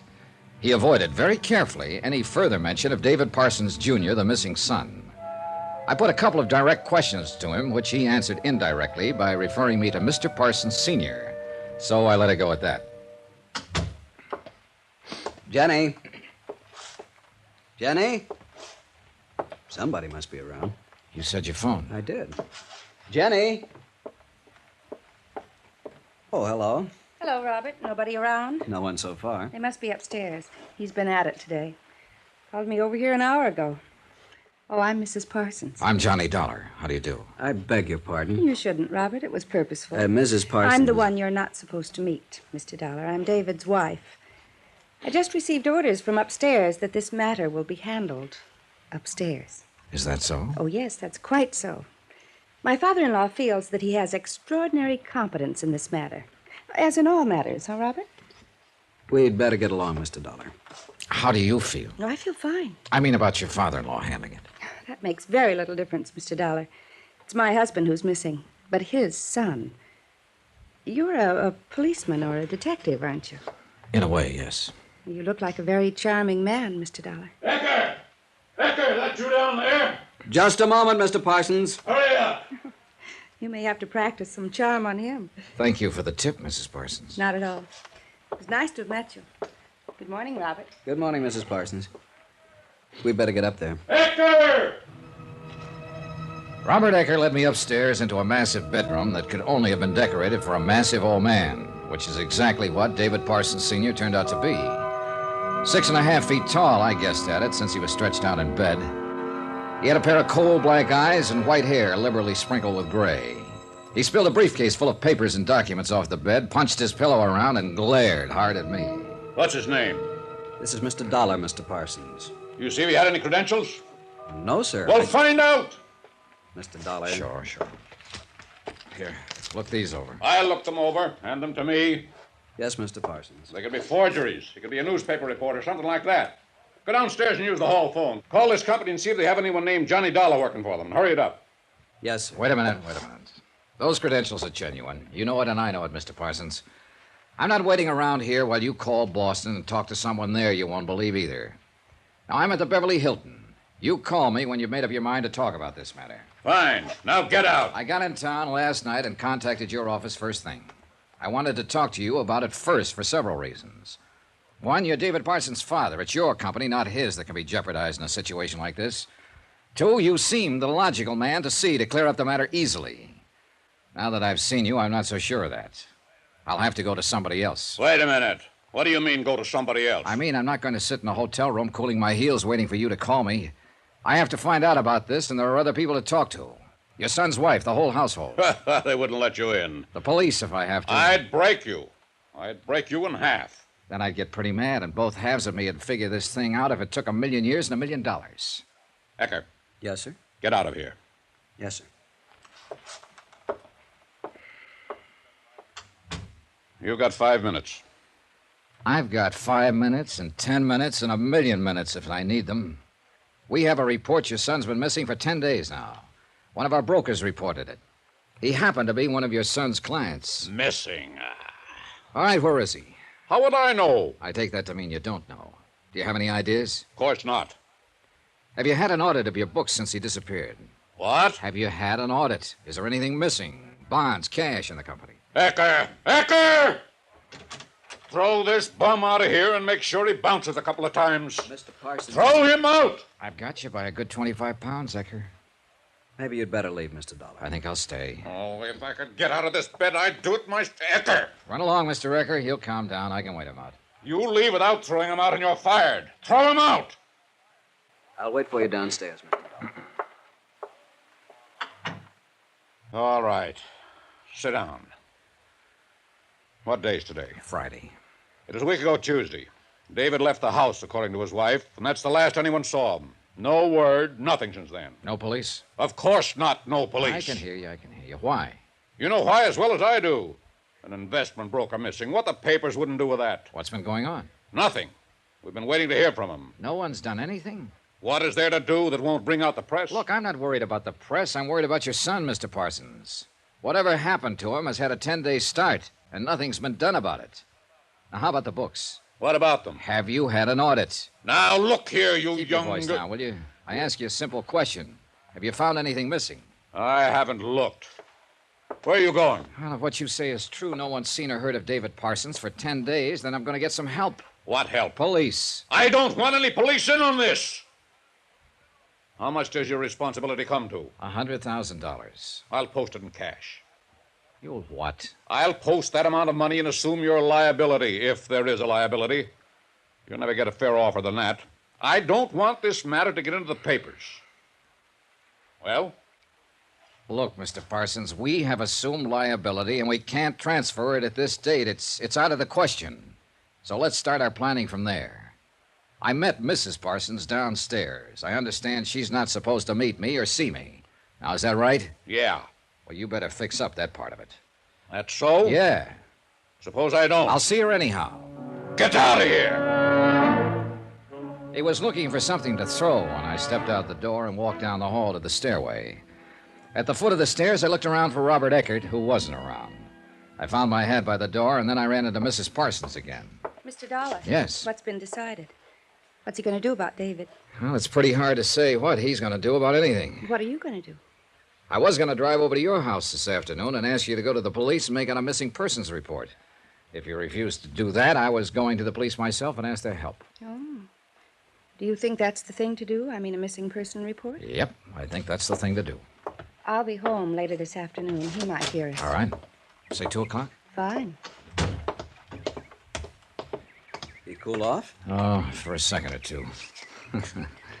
Some museum piece he is. Be careful of him, Mr. Dollar. He'll break your heart. He's your kind. You're his dish of meat. Yeah. I didn't pay much attention to that remark from Robert Ecker. I thought about Svengali and Rasputin and a couple of fellas like that. I didn't think of Parsons Sr. in the same class with them. But I should have guessed it. Ecker's trying to tell me, but I just wouldn't listen.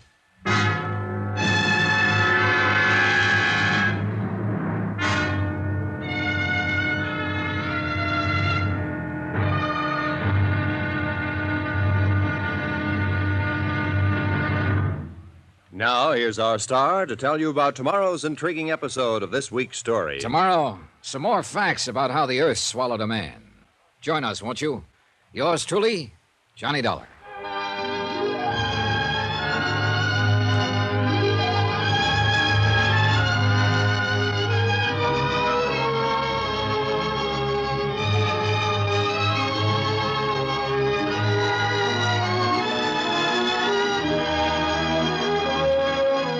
Yours truly, Johnny Dollar, starring Bob Bailey, is transcribed in Hollywood. Written by John Dawson, it is produced and directed by Jack Johnstone. Be sure to join us tomorrow night, same time and station, for the next exciting episode of Yours truly, Johnny Dollar. Roy Rowan speaking.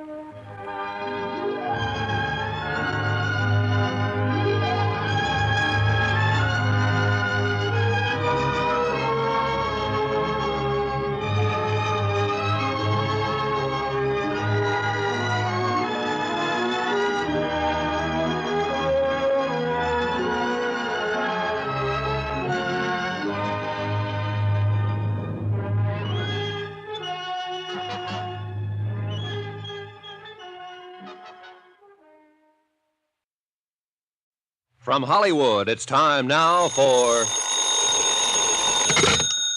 Johnny Dollar. This is Mrs. David Parsons. Well, I called Mr. Ecker, and he told me where you're staying.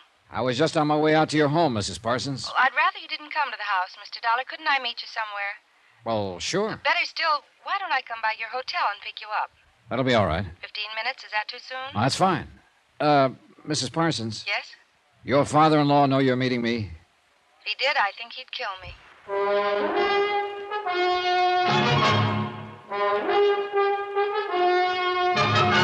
Tonight and every weekday night, Bob Bailey in the transcribed adventures of the man with the action-packed expense account, America's fabulous freelance insurance investigator. Yours truly, Johnny Dollar.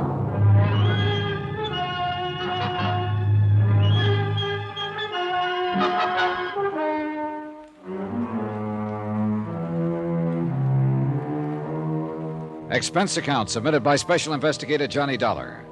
to the Eastern Casualty and Trust Company, number 25 Yardley Boulevard, Boston, Massachusetts. The following is an accounting of expenditures during my investigation of the Callicles matter.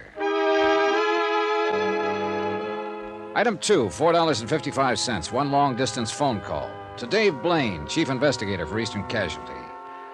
I explained to him that in spite of our information that David Parsons, Jr. had been missing for 10 days, people in Los Angeles connected with him seemed indifferent or irritated by an investigation. I told him how old man Parsons had tried to throw me out 3 times when I got around to suggesting that perhaps his son might have flown the coop with some money and bonds. Blaine told me to keep trying and keep on trying to get to the bottom of it. I took him at his word. It was a little after 2 o'clock when I saw Mrs. Dorothy Parsons pull up in front of the Beverly Hilton lobby. She wore a ribbon to hold her hair back in the convertible. A sundress showed off a pair of well-tanned shoulders. The dark glasses, the cigarette holder, and the smile did the rest in making her a very pretty woman. I suppose I look worried. I keep you waiting long? No, not at all. What's the matter? Oh, I don't know. Yes, I do, too. It just struck me. I'm here to see about your missing husband. Now it looks like we're going on a picnic. I think you don't have to wear sackcloth and ashes to do your job. No, really, do you? Well, it sometimes helps on a job like this. You disapprove of me, don't you? I disapprove of everybody. I have to, Mrs. Parsons. All the time? Forever? Only until the thing's straightened out. Until you separate the chaff from the wheat, I suppose. Yeah. Where are we going? Well, I thought you might like a drive down by the ocean. I'd rather be facing you across a desk. You shan't do that, Mr. Dollar. I won't allow it. Now, stop looking so glum. How's that? Oh, I don't know. I just don't know. Would you feel any better if you faced me across a luncheon table? That's as close to a desk as I can think of. Yeah, let's try that out. I gave her what I could of a smile and let her think it over. She drove well, keeping her eyes to the road, both hands on the wheel. She was the careful kind. The rearview mirror was adjusted 2 or 3 times, looking for traffic cops. We went off Sunset Boulevard and onto the road that is set right by the ocean. The sun was shining. The air was warm. And I got to thinking, what business did I have worrying about a missing man on such a nice day? Oh. What is it? Come on. I'm tired of driving. Let's walk along that lovely strip of beach. Oh, now, wait a minute. Please, Mr. Dollar, please. It's such a lovely day and the air is so good. Walk with me. Talk with me. Just a little while, and then we can talk about all these other things, please.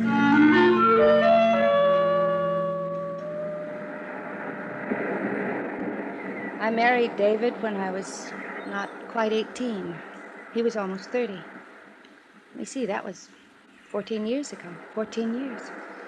Go on. He joined his father's firm, and he's been there ever since. We live well, socially, economically. I guess I belong to the Keep Your Social Position in Mind club, don't I? I don't know. What do you think of me? I met you today to talk about your husband, Mrs. Parsons. But I've been talking about my husband. I told you about meeting him, about being married to him. What else is there to tell? Now tell me about missing him. What can I tell you about that? Well, where he is, for one thing. I don't know. Any ideas? No, none. You're so pretty, I almost believe you. Oh, you are a human being. But I don't believe you. I don't care. Tell me how pretty I am. I don't understand you. I didn't understand your father-in-law. David Parsons is missing. No one wants to talk about it, do anything about it, make any moves. Now, what is this? You're cross with me now. Yeah. For some reason, I'd assume you'd want me to talk to somebody about your husband. You'd want to talk to somebody, too, that you'd want him back, want to know if he's well, if he's in trouble. And what happens? You spend an hour on a sunny afternoon showing me your best profile, doing everything but getting down to the business at hand. I don't get it. I'm sorry. I guess I don't blame you. What is it you want to know? When did you see him last? Last Tuesday morning at breakfast at home. Tell me about him. There's nothing to tell, really. He ate his breakfast, read his paper, put on his coat, kissed me, and left. I called his office at noon about something or other, and his secretary told me he hadn't come in. I really didn't know he wasn't around. till Wednesday afternoon late. How's that? Well, Tuesday night I went out with friends. Wednesday I slept late. I presume David was in bed when I came in. I didn't look in his bedroom. Wednesday afternoon, Mr. Ecker called and asked to speak to David. Mr. Ecker told me David hadn't been in his office all day Tuesday. I checked his bedroom, and his bed hadn't been slept in Tuesday night, so I called my father-in-law. Why didn't you call the police? Why should I? It only seems reasonable to me. Go on. Mr. Parsons told me not to mention the matter to anyone, that he'd take care of it. He hinted... Oh... I'm bad at this, Johnny, because, well, you have no idea... Well, I mean, Mr. Parsons Sr. doesn't hint. He's a very blunt person. I met him this morning, yeah. But I'll say he hinted that David might have gone off with someone else. I see. Has he ever disappeared before? Oh, yes, many times. When was the last time? Last fall. For 3 days he was gone, and before that it was in the spring. He was gone for a matter of 5 or 6 days. When he came home on these occasions, what did he say? What did he do? Nothing. Oh, no, I can't believe that. I mean, if he's gone a few days without leaving any kind of word, when he returned, he must have had some explanation for it. Oh, I suppose he did. He might have said something about getting even. I don't recall. Well, look at me. Now, this is serious. I'm looking at you. You said you've been married to him 14 years. You said he joined his father's firm shortly after. Yes. What did he do before that? He studied and traveled. Didn't work? Well, he wrote or something. I don't know. What kind of a man is he? He's David Parsons, Jr. He's impeccable, brilliant, and honest. As a husband? Aren't you overstepping yourself somewhat? A lot of personal questions will have to be answered about him by someone. He's a very devoted husband and father. Except for those times when he disappears. Except for those times, yes. Do you suppose he'll reappear this time? Yes, of course. Why? Don't you? He's your husband, not mine. The wind's coming up. Yes. Feel like some lunch? I feel very much like going home. All right. Mrs. Parsons. Yes. Did you expect me to make love to you out here this afternoon? What kind of a question is that? It's to the point. Did you? Yes. Why? It's not a nice question to ask me. I think sometimes I'm quite attractive. I think you must be attractive all the time. Thank you. Why didn't you kiss me? We, don't have to go into that. Unless, of course, you want to tell me why you stalled me all afternoon. Do you? Touché, Mr. Dollar. One thing more. When I spoke with you earlier, you asked my advice in this matter. I advised you call the police about your husband. Did you? You know I did. I also advised your father-in-law to do the same thing. He said he'd kill me and himself before he'd call the police in. You said, or I thought you said, you'd call them in anyhow. That you were concerned about your husband and wanted him found. Did I get that wrong? I don't want any police, Mr. Dollar. I don't think they're necessary. David will come back. No police. What made you change your mind? Your father-in-law? You said you only had one more question. I lied. I've got 1,000 questions. I should call home. Come on. We walked up to the highway and climbed back into the car. She drove to the nearest filling station and public telephone booth. I waited in the car while she made a phone call. Some high school kids drove up in a jalopy in sweatshirts and jeans. They waved 10 pounds of wieners at me for no reason at all and asked me if I'd like to go on a wiener fry. I told them no. An old man with a bamboo fishing pole came in. He dropped a soggy gunny sack on the pavement while he disappeared around at the back. I went over and peeked in. 3 pretty good-sized perch smelled out at me. I looked off at the ocean, just in time to see a pair of surfboard riders catch the creamy top of a roller, climb up on their feet, and wave to their girlfriends sitting in the sand. Nothing was wrong with the world. Nothing at all. Life was going on just fine. David Parsons, Jr. had been missing 10 days, and nothing was wrong at all. I lit up a cigarette. What difference did it make if a man was missing 10 days? Not a bit. Especially to his wife, who looked her prettiest when she told me practically nothing about his disappearance. The ashes fell on my lap. I'm sorry I took so terribly long, Mr. Dollar. I had to call my father-in-law's home, too. There was a message for me. Look, I'm afraid I'm going to have to go over your head, your father-in-law's head, everybody's. When I get back in town, I'm going to tell the police about this. I just decided while I was sitting waiting for you. There won't be any need for that. Huh? David's come back. What? He's home. Now, that was the message. He'll be there when we get there. You see, all of your worry was for nothing. You and I, we could have had a perfectly lovely afternoon if we'd known this, couldn't we? If you say so, Mrs. Parsons. Look out!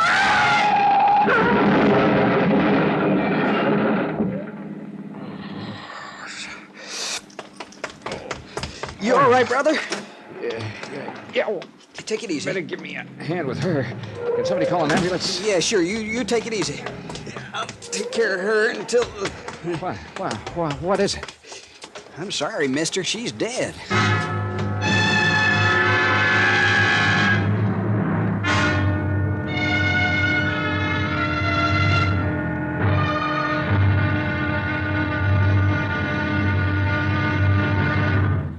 Now, here's our star to tell you about tomorrow's intriguing episode of this week's story. Tomorrow, trouble comes early and stays late. Join us, won't you? Yours truly, Johnny Dollar.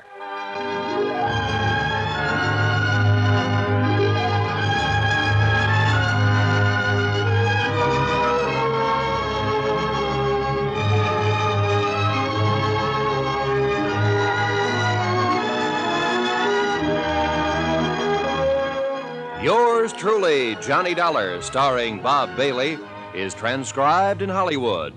Written by John Dawson, it is produced and directed by Jack Johnstone. Be sure to join us tomorrow night, same time and station, for the next exciting episode of Yours truly, Johnny Dollar. Roy Rowan speaking.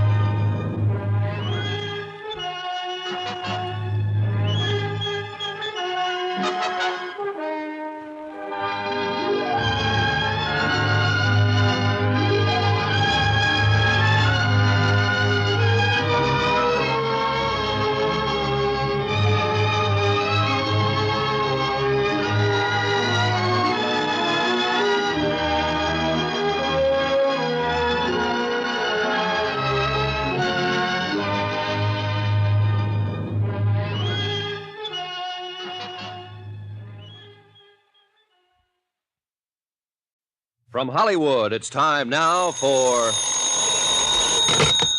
Johnny Dollar. What are you doing lying around a hospital? This is Dave Blaine, Johnny. Are you here in Los Angeles? No, I'm in Boston still. What happened? I was with Mrs. Parsons this afternoon, trying to find out what happened to her husband. She missed a turn in the road. How is she? Is she all right? She was killed, Dave. Oh, good Lord. Johnny, what can I do to help? Nothing, Dave. Nothing much to do now. Parsons is back, and, well, now he's back, I'll wrap it up. Johnny, what is it, pal? She was a pretty nice person, Dave. I saw her die.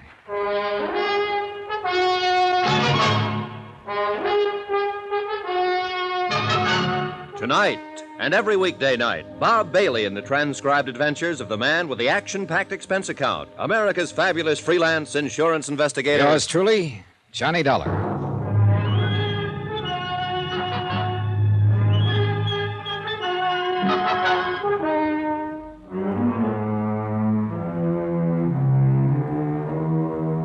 Expense account submitted by Special Investigator Johnny Dollar to the Eastern Casualty and Trust Company, number 25 Yardley Boulevard, Boston, Massachusetts.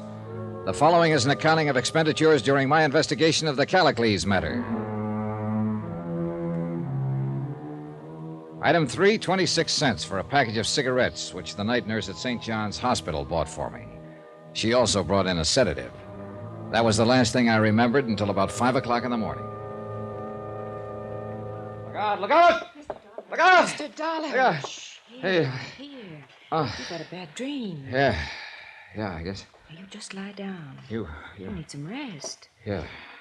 Can I get you anything, Mr. Dollar? Some water? No, sister, no, thank you. What's your name? I'm Sister Amadea. You weren't here when they brought me in. No. Now you just go back to sleep. Sister, wait. Yes? I'd like to talk to you about it. Of course. You mean the accident? Yes, all of it. I'd feel better. Well, we want you to do that. Certainly. I came to Los Angeles for an insurance company back east. Mm-hmm. We had a report that a big executive in a stock firm out here was missing. I see. A man named David Parsons, junior partner with his father in the stock and bond business. Oh, yes, I've heard of the Parsons family. I talked to a man named Ecker, old Mr. Parsons' secretary. Mm-hmm. Ecker took me out to see the old man. He was pretty nasty. Wouldn't talk much about his son being gone for 10 days. Then I met David Parsons' wife. I told her I thought the matter should go to the police. She agreed with me. But later on this afternoon out by the ocean, she said she expected him to come back. She called the house, and they said David Parsons had come back. Oh. It was a strange afternoon, sister. I mean, we sat in the sand and talked about these things. I could have fallen in love with her. Maybe I did. I'll never know. Sister Amadea. Oh, Mr. Dollar, you're more shaken up than you think. Really, you I'll never get used to things like this. Shh. Now you just sleep, Mr. Dollar. Go on now, go to sleep. The world becomes very heavy sometimes. Now just go to sleep.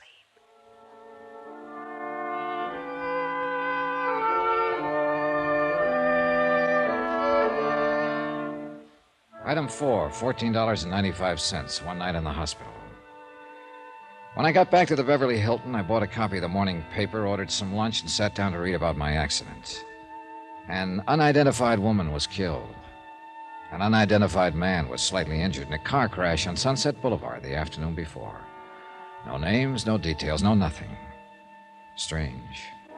But even stranger was the appearance of Robert Ecker, old man Parsons' secretary, at my door.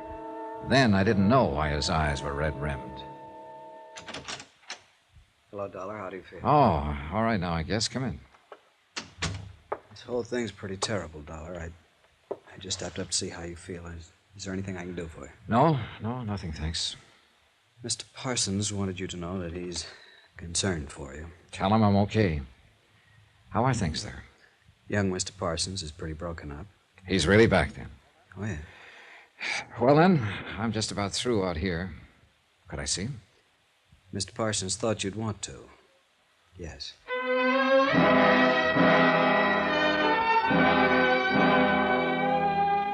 Expense account, item 8, $178, airplane ticket, back to Hartford.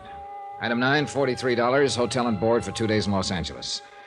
Item 10, $6, cab fare. My plane was scheduled to leave at 9 o'clock that night. I checked out about 4 in the afternoon and went directly to the home of David Sr. He looked a little ashen when I came in, but his temper hadn't improved much. He pointed a crooked finger at me. I've got this to say to you right now, Dollar. If you hadn't insisted on talking to her, she'd be alive today. She wouldn't have been with you driving that car. If she hadn't been forbidden by you to see me, we wouldn't have had to drive around in a car.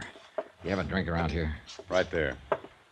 I didn't come here to argue with you anymore. My job was to find your son. Evidently, he wasn't lost. Ecker told me I could meet him here about this time. You're pretty free with my whiskey. You can afford it. You want one?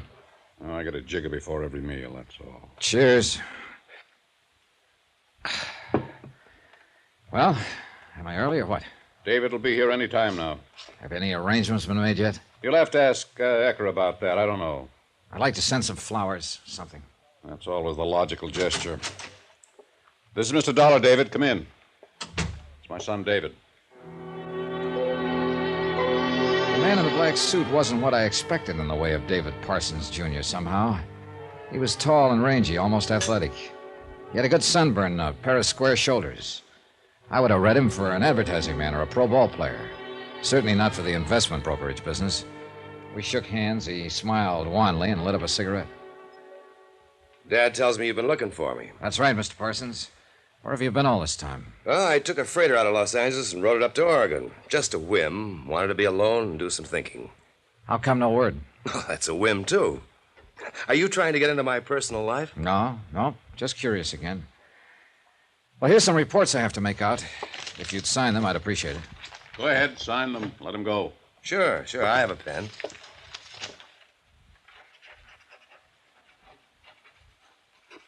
Okay? Fine, thank you. Satisfied, Dollar? Completely.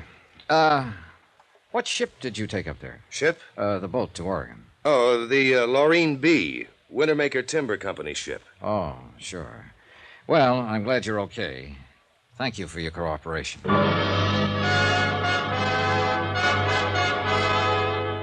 I went back to my hotel, checked in once more, canceled my airline reservations, and put in a call to Robert Ecker. He wasn't in his office. A little arguing got me his home number. No one answered. I went out and spent $25, item 8, to rent a car. I drove it over to Ecker's apartment address. He wasn't in, so I waited. A half an hour later, he drove up, ran into his apartment for about a minute and a half, came back out and got into his car. When he pulled into traffic on Wilshire, I was one Buick behind him. He finally stopped at a place on Olympic Boulevard, the Parkway Funeral Home. I waited 5 minutes and then walked in. Robert Ecker stood in a semi-dark room, hands folded before him as if in prayer. He was looking down at the body of David Parsons' wife. Hello, Ecker. Hello. Came by to pay my respects. Sure. Who is she, Ecker? What was that? Who's this girl? She isn't Dorothy Parsons, I know that much. Who is she? We better talk about this. Yeah, we better talk. Her name's Ellen. Her name was Ellen Myers. We're going to be married. I'm sorry.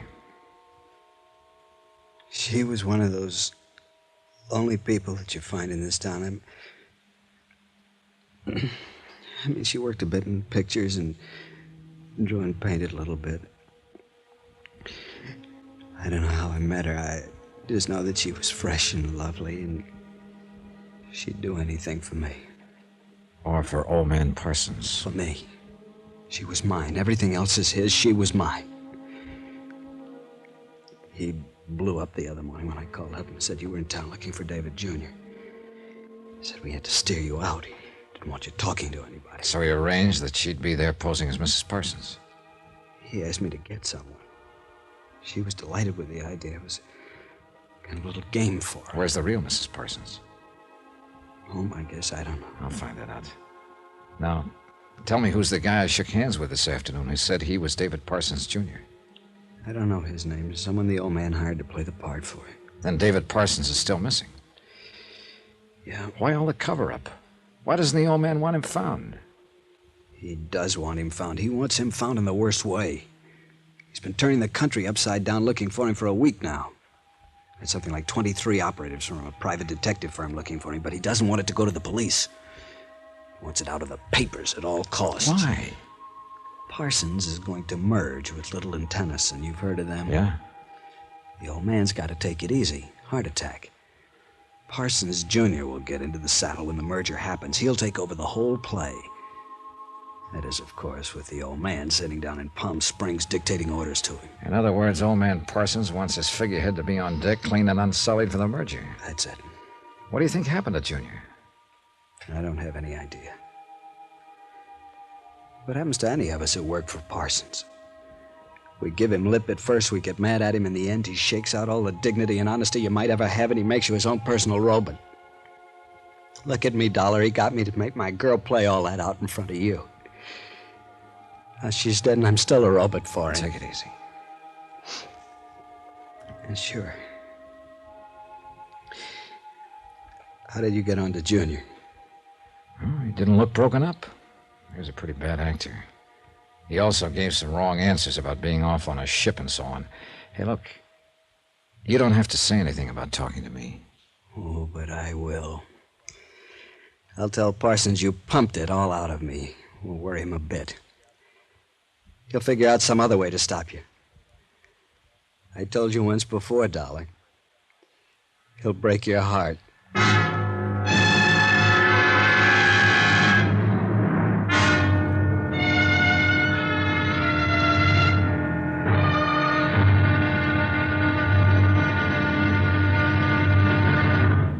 Now, here's our star to tell you about tomorrow's intriguing episode of the Callicles matter. Tomorrow, we find out that Callicles was a Greek. Maybe the greatest one of them all. Join us, won't you? Yours truly, Johnny Dollar.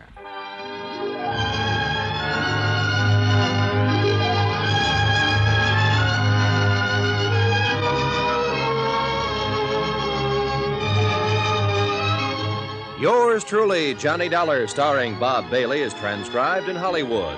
Written by John Dawson, it is produced and directed by Jack Johnstone. Be sure to join us tomorrow night, same time and station, for the next exciting episode of Yours truly, Johnny Dollar. Roy Rowan speaking.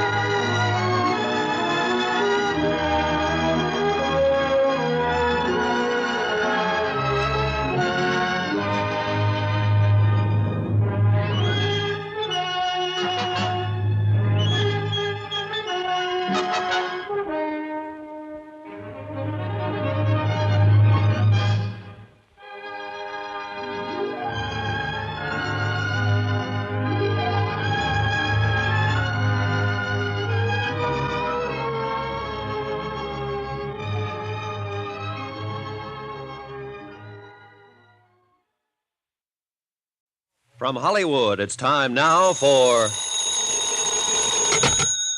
Johnny Dollar. Ready with your Crestview number, Mr. Dollar. Good. Yeah? Mr. Parsons? Who's this? Johnny Dollar. What are you doing in town? Still looking for your son, Mr. Parsons. You met him yesterday. He's been found. He wasn't lost. So I met the man you hired to convince me that he was your son. I know he isn't. Listen, if you're going to make trouble... I will if I have to. I have that guy's signature on 2 papers in my briefcase. It constitutes a witness forgery, no matter how you look at it. I'd be willing to call up a lawyer and see what kind of noise I can make. What do you want? I'll be out to tell you in 20 minutes.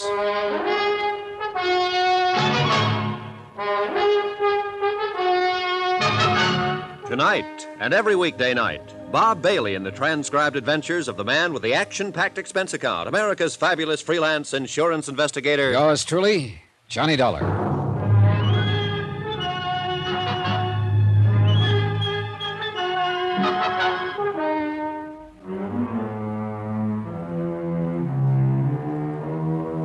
Expense account submitted by Special Investigator Johnny Dollar to the Eastern Casualty and Trust Company, number 25 Yardley Boulevard, Boston, Massachusetts. The following is an accounting of expenditures during my investigation of the Callicles matter.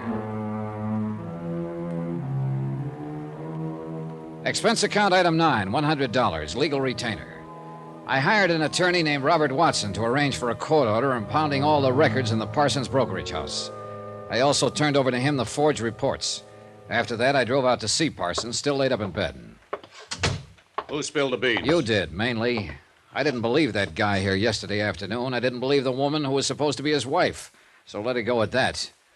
I'm here to find David Parsons, Jr. Let's stop playing games. Don't get fresh with me, boy. I've crunched many a loud talker just like you. You want me to walk out of here and start jamming up your works right now, or do you want to listen? You've botched up everything so far.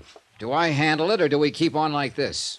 I'm going to kill you when I get on my feet. In the meantime, you're going to lie there and like it. I came out here to find your son. You arranged to throw me off his trail by hiring a woman to play his wife and a man to appear and pretend he was your son. Let's take it from there. I understand you've had private detectives looking for him all over the country. What agency? Universal Operators. Who's in charge of it there? Man named Underwood. Have they got any leads? Nothing. Nothing for 12 days. Did he take anything? I don't know. We haven't made an audit. Well, there'll be an audit. I've got the machinery started right now. Who do you think... Shut up and lie down or you'll bust a blood vessel. Is Mrs. Parsons in town? I sent her down to Palm Springs. All right, it's 10:15 now. If I remember right, there's a plane from Palm Springs about noon. Call her there and tell her I'll be at her house at 2 o'clock. I want to talk to her. Are you giving me orders? I sure am. I want everybody in that household there. 2 o'clock. You arrange it. I'll arrange nothing for you. Now get out of here. Call who you have to call. 2 o'clock, Mr. Parsons. I left him fuming on the phone and drove my rented car downtown to the offices of Universal Operatives Incorporated. Mr. Underwood, the man in charge of finding David Parsons, Jr., shook my hand and told me he could report nothing to me about the case. I asked him to phone old man Parsons, which he did. That changed his mind. He broke down and gave me an hour-long story on what they'd done to locate the missing man. When he was finished, it came out the same way. They'd run into blank walls everywhere. They had no idea where David Parsons might be. I told Underwood he and his staff were fired and that Mr. Parsons would confirm it. I left him fuming on the phone. Expense account item 10, $4, 2 drinks and lunch, all alone. After that, I drove over to the residence of David Parsons, Jr. Mrs. Parsons was a tall, graceful woman in her late 30s, settled on a sofa in front of the fireplace. The clothes she was wearing, the house itself, the appointments of the formal room, all suggested a well-run, well-kept sort of life. I've answered so many questions from those private detectives. I'm sorry to put you through it all again. You must operate in a rather high-handed manner, Mr. Dollar. My father-in-law expressly told me the point here is not to let any of this get into the papers. The point here is to find your husband, Mrs. Parsons. He's been missing 12 days now. Well, I suppose I was the last one to see him. It was after dinner. He went upstairs. I didn't see him after that. This would be... The 13th. Yes, it was. Did he sleep here that night? His bed had been slept in, yes. Then he really disappeared sometime on the 14th. I suppose that's accurate. He wasn't in his office that day. Did he take a car? No. But I know the private detectives checked the cab companies He to could see... have flagged one 2 blocks away. How about clothes? Did he pack anything? Not a thing. Money? I don't know. Okay. Can you think of any enemies who might want to harm your husband? Enemies? Oh, dear, no. Think a minute. Well, perhaps in his office, in his business, there's someone. But he never discussed what went on there with me. Mm-hmm. Are you sure? It was a rule. This is our home. That is David's business.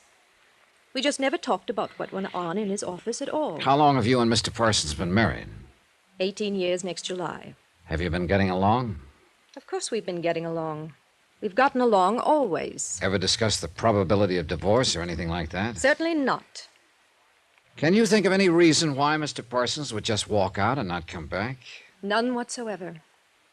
Have the people in his office been worried about him? Well, I believe Mr. Ecker's the only one who knows. The others think he's away on a business trip. In other words, the whole thing's been kept quiet. Well, yes, of course. This merger situation is quite delicate. As you know, Mrs. Parsons, were you very close to him? I beg your pardon. Don't beg my pardon. Just answer the question. Everybody seems to be worried about a merger, not about a man. Did you spend time together, do things together? Well, of course. We entertained frequently, we traveled, we had common interests. What? Well, home, of course. What else? I don't know what you mean. Did you enjoy each other, go out together, have fun? Oh, really? Did he have a hobby? Well, yes, sort of. David liked to read and write a little. He fancied himself a scholar along some lines. What lines? Oh, literature. Of course, it was just an indulgence. Where did he indulge himself? He had a small study upstairs. Would it be possible to look at that room? Oh, yes, I suppose so. All right, I'll get to that in a minute. Mr. Parson, drink very much? Cocktails before dinner, maybe 2 or 3 after. Ever any long drinking jobs on the town? David never went off and drank, if that's what you're trying to find out. Oh, that's what I'm trying to find out. Is he in good health? Yes, perfect, I think. What's the name of his doctor? Stanley Warner, Dr. Warner. Okay. How about his attitude? What do you mean? What kind of man is he? Quiet, loud, what? Oh, I'd say David is, and always has been, a very quiet person. Like his work? Of course, he loves it. His home? I'm terribly afraid there's a great deal of insinuation in these questions you ask, Mr. Dollar. What have you been doing in Palm Springs? Resting. Got a boyfriend? Mr. Dollar. Have you? I resent that very much. Naturally, with my husband here, I go out with friends there.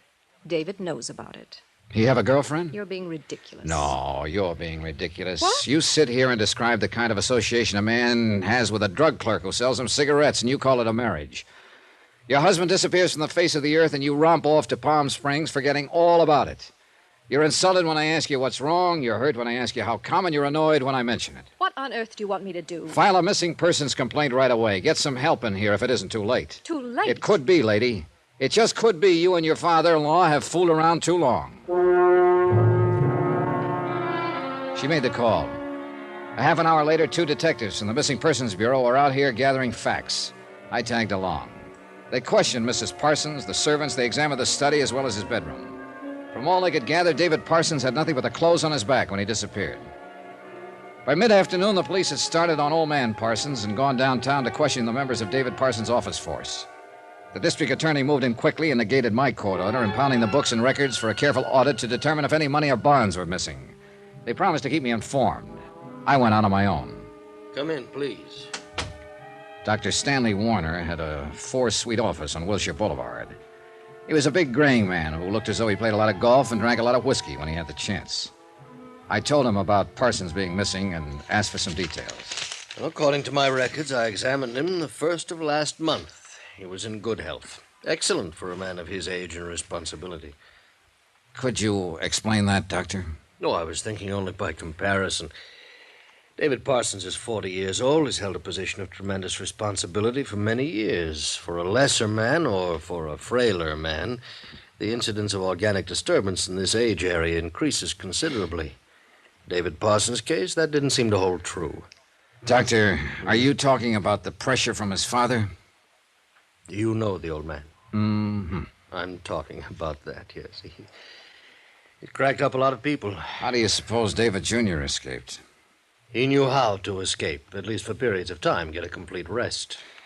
Was there any indication or any reason whatsoever when you examined him to suspect that he might suffer from some sort of mental trouble? No. I'd say that when I examined him, he was in excellent mental shape, too. I see. Did you ever meet him outside the office? Socially? Yeah. Yes. Both belonged to the same country club. Played golf with him several times, seen him at dances, other affairs. Mm-hmm. He and Mrs. Parsons strike you as a happy couple? I'll answer that by saying that happiness is intangible. I envied him, though, not because of his wife, you understand, but because with all the requirements that were made of him, he was still a gentle, decent man. You ever appear with other women? Not that I know of. Did you ever have occasion to talk with him with his hair down? Once. Startled me at first. I was aware that he was a man of education and culture, but I was quite taken aback by his ability to quote the classics. Seemed incongruous somehow. I remember this day we met in the club. We had a drink. I don't think anyone was there except the waiters. I was talking to him, and suddenly he dropped off the conversation. He stared ahead, and then he began to quote a Greek, Callicles. Callicles? Yes. I was so impressed by the passage, I took the trouble to look it up myself and write it down. I have it here. Yes. Here. I can still see him quoting that word for word. Read it. But if there were a man who had sufficient force, he would shake off and break through and escape from all this. Go on, will you, please? He would trample underfoot all our formulas and spells and charms, and all our laws which are against nature. The slave would rise in rebellion and be lord over us. and the light of natural justice would shine forth. When did Parsons quote this to you, Doctor? Monday, the day before he disappeared.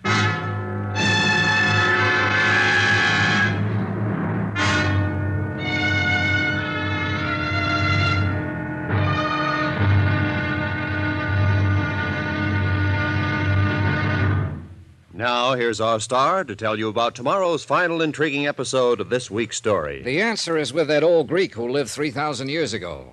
Tomorrow we'll find it. Join us, won't you? Yours truly, Johnny Dollar.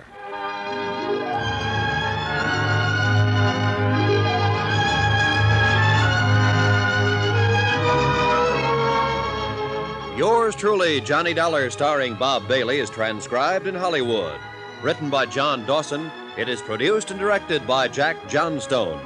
Be sure to join us tomorrow night, same time and station, for the next exciting episode of Yours truly, Johnny Dollar. Roy Rowan speaking.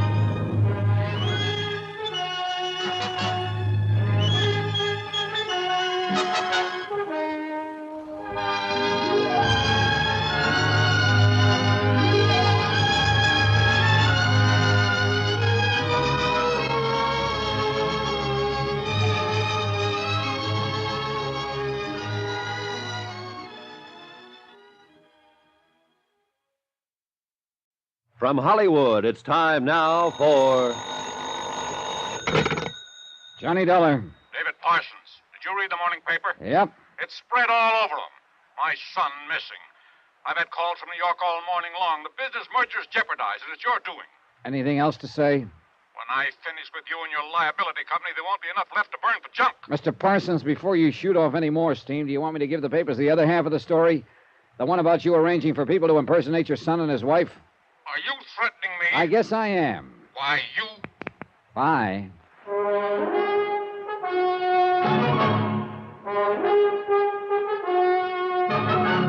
Tonight and every weekday night, Bob Bailey in the transcribed adventures of the man with the action-packed expense account, America's fabulous freelance insurance investigator. Yours truly, Johnny Dollar.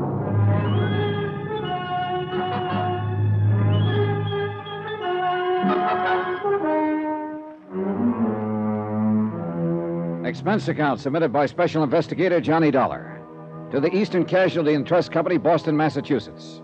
The following is an accounting of expenditures during my investigation of the Callicles matter. Item 11, 10 cents, one newspaper. I lied to Parsons about seeing the paper. I hadn't seen it at all. But I could guess what had happened when they got hold of the story that a prominent broker had been missing some 14 days. It was all there, spread over the front page. I waited a couple of hours before I took old man Parsons on again. You think you're pretty smart, don't you? You should have given this matter to the police in the first place. I gave it to a detective agency. And what do you mean by firing them? Oh, they were just spending your money. And you're losing it for me with all this in the paper. I'm still trying to find your son, Mr. Parsons, remember? You aren't going to find him here. Something's come up. Maybe you can explain it.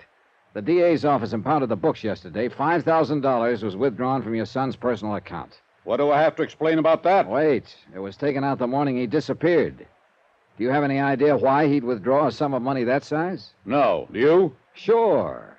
Somebody could have been standing in back of him with a gun, threatening to blow his head off. He might have had a date to go to a wedding and needed some tip money. What can you add? You're getting mad, Dollar. Go find your answers someplace else. You don't care if he's ever located, do you? Dollar, let me tell you something. My son means that to me. No more. He's never had brains enough or energy enough to do anything by himself. I do everything, always have. The only reason I want him back is to effect the merger with Little and Tennyson. You knew that right away. I suppose so. I just wanted to hear it said to believe it. Well, now you've heard me say it. You know, one reason why I always run the show, Dollar. My face never looks like yours over anything. I got out of there fast. I went downtown with a tall policeman named Jerry Engel to interview a bank teller. I'm Sergeant Engel. It's Mr. Dollar. Oh, yes, you phoned me. It's about Mr. Parsons. You took care of him when he came in here last Tuesday, a week ago, is that right? I handled the withdrawal, yes. We'd like to see the slip on that, please. Yes, I looked it up. I have it ready for you. Have you known Mr. Parsons very long? Well, I don't know him well, really. Look at this picture.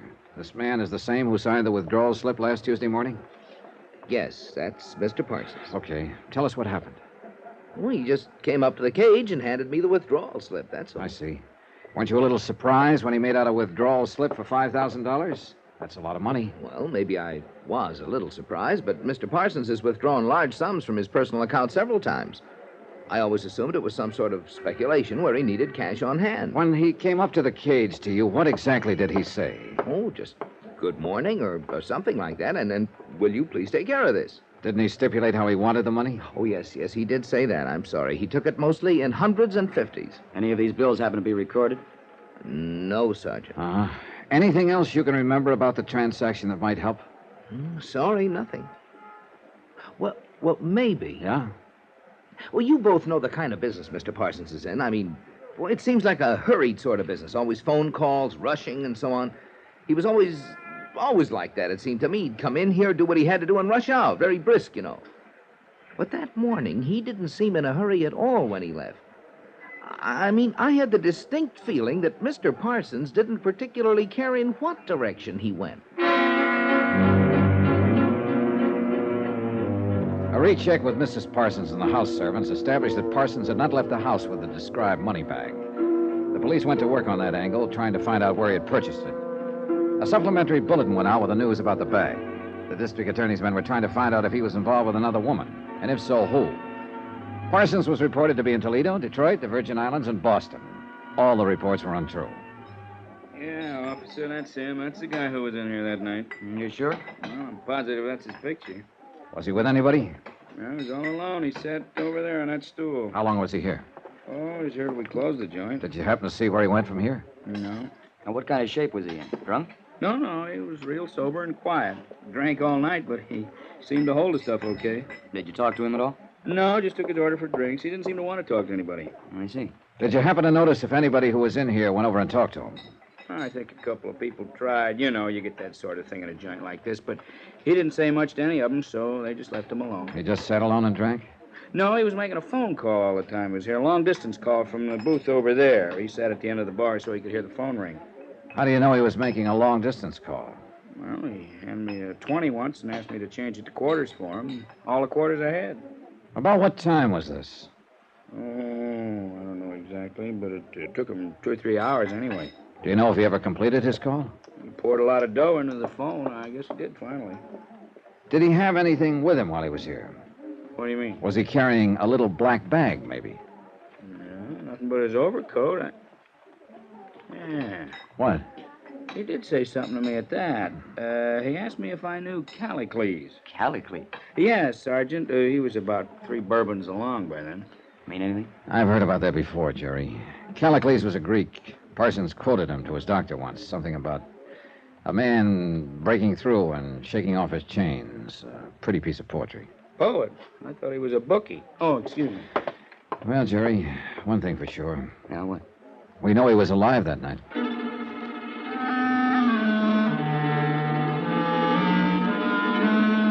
Jerry Engel started a check with the telephone company. Their records disclosed that David Parsons had placed a call from the pay booth in the bar on the night in question. It had been a person-to-person call to a Kenneth Temple in San Francisco. We tried to place a call to the same number, but there was no answer. We waited another 2 hours trying to complete the call, and the operators were still trying when we drove out to the Parsons residence once more. Mrs. Parsons gave us a cool greeting. I certainly don't appreciate any of this.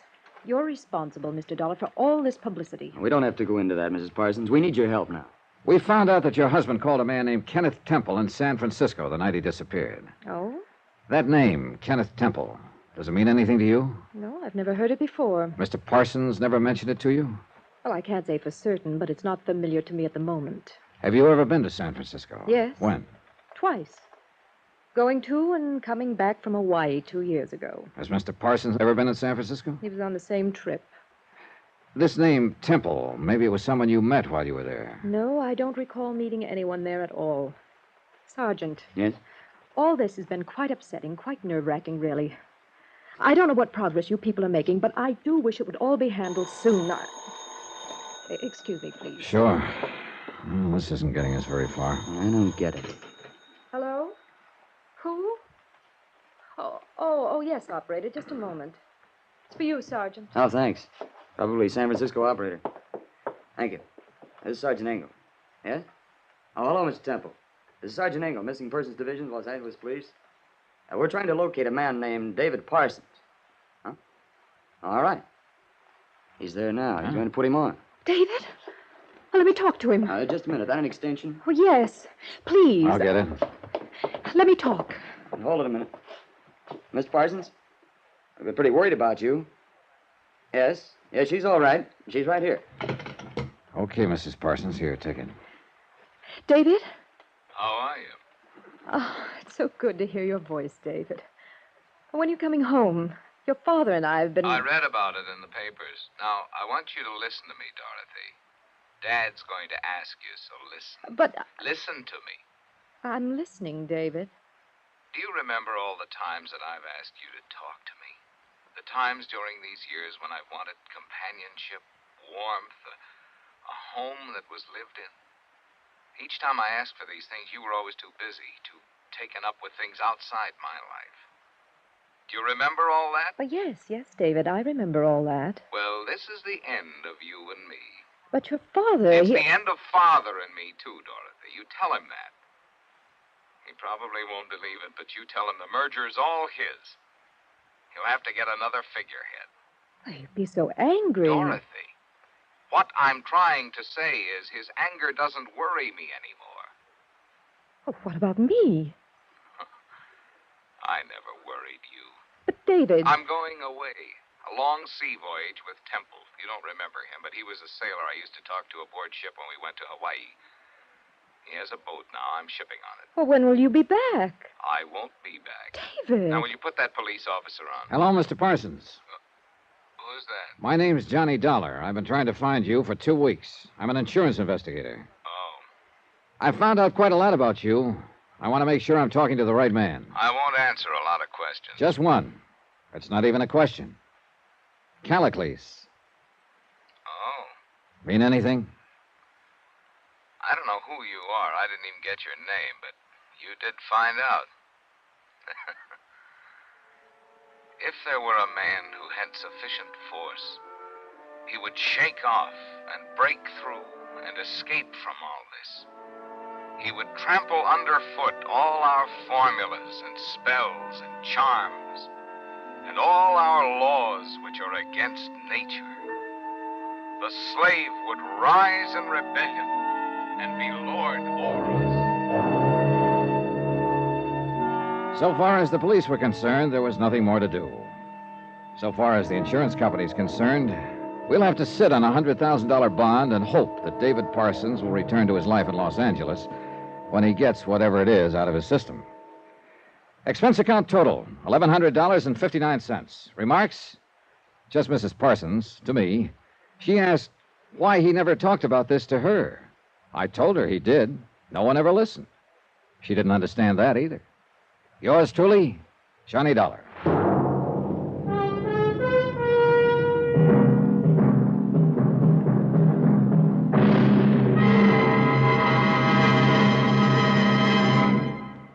Now, here's our star to tell you about next week's intriguing story. Next week, one of the most heartless, most vicious rackets an insurance investigator ever had to face.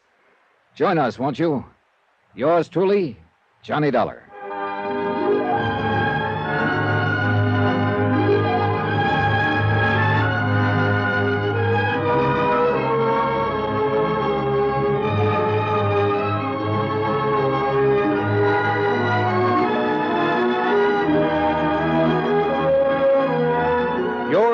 truly, Johnny Dollar, starring Bob Bailey, is transcribed in Hollywood. Written by John Dawson, it is produced and directed by Jack Johnstone.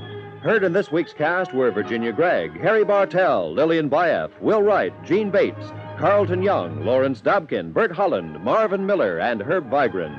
Musical supervision by Amerigo Marino. Be sure to join us on Monday night, same time and station, for another exciting story of yours truly, Johnny Dollar. Roy Rowan speaking.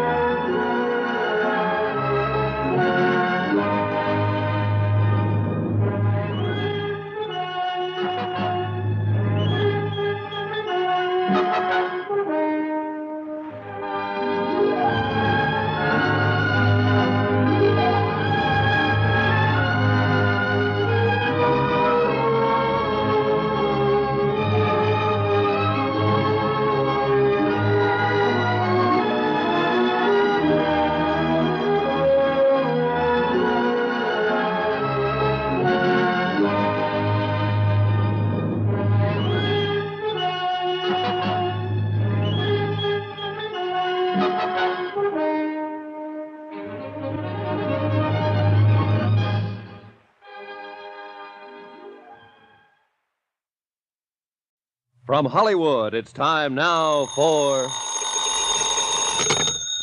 Johnny Dollar. Ralph Dean, Johnny, mono guarantee. Oh, hiya, Ralph. How are things? Rough. My wife could kill me, Johnny. For the insurance? No, just for kicks, because she's mad, because she wanted a mink coat. In short, she's a woman. I couldn't buy her a mink. I don't make that kind of money. You know how it is in the insurance game. Oh, sure, I know, Ralph. You're down to your last yatch. So what happens yesterday? I lose 80 mink coats, silver blue, worth $100,000. Gone, snatched, disappeared. Warehouse robbery? Check.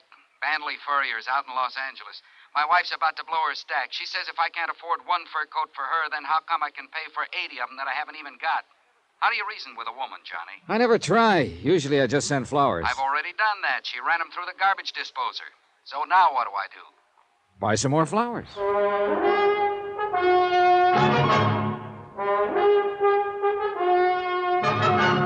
Tonight and every weekday night, Bob Bailey in the transcribed adventures of the man with the action-packed expense account, America's fabulous freelance insurance investigator. Yours truly, Johnny Dollar.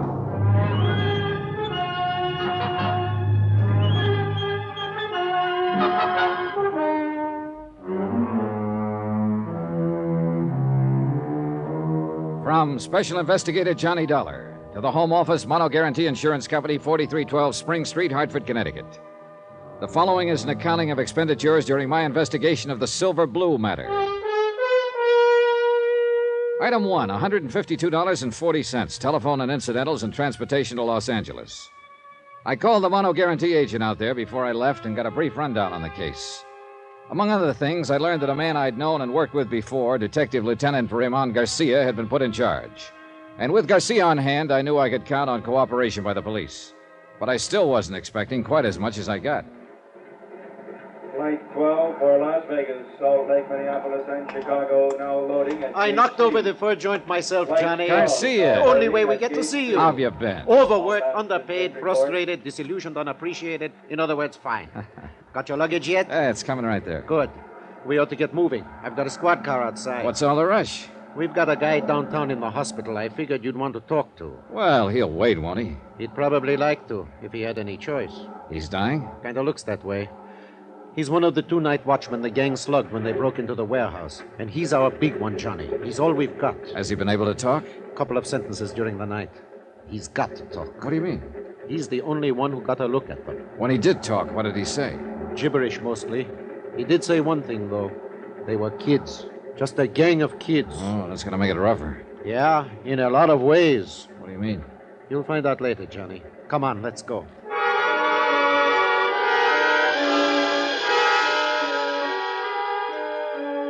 We took the freeway into town with the accelerator floorboarded and the siren screaming. Racing against time and against dying. Weaving in and out through the four-wheel madness that Los Angeles calls traffic. And then the other side of the coin. The solemn quiet of hospital corridors. The calm voices of the nurses. And the blank hardness of sterile white walls. We sat there beside a bed and waited for a man to talk or to die. But the slow minutes passed, and he still did neither. So we waited.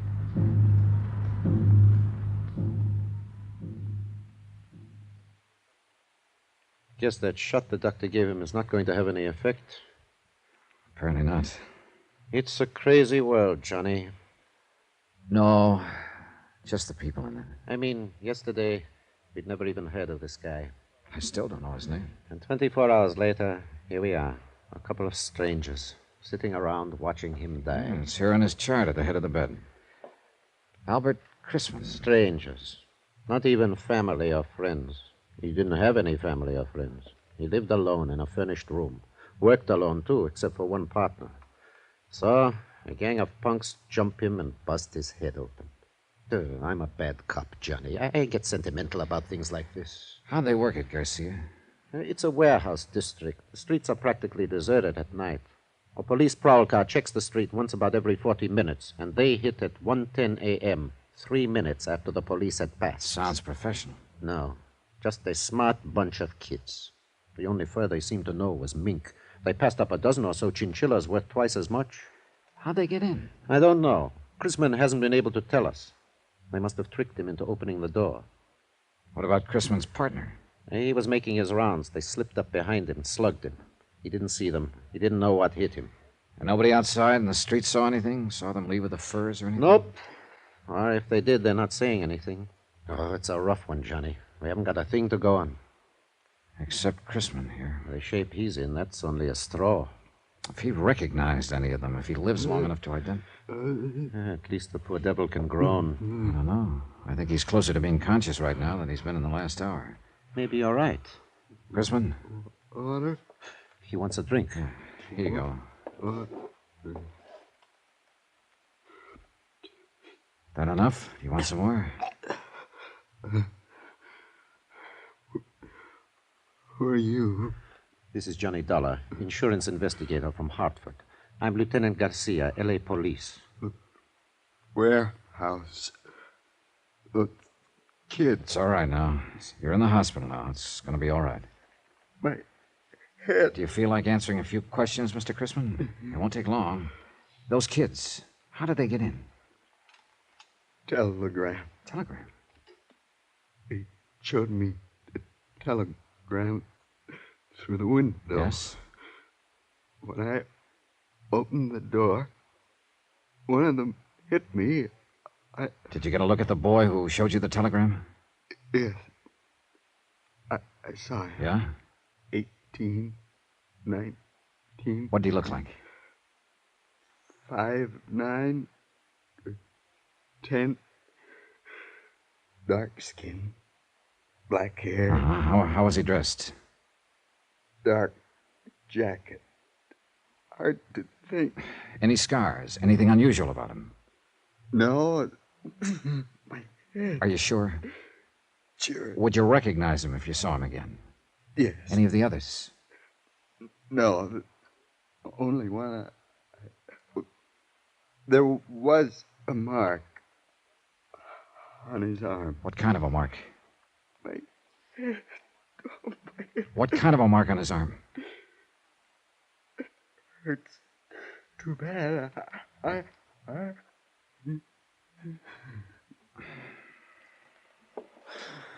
Well, that's that. Yeah, he's passed out again. Well, we got a description. Only one thing wrong with it. What? Right in that area, there are about 50,000 kids who fit it.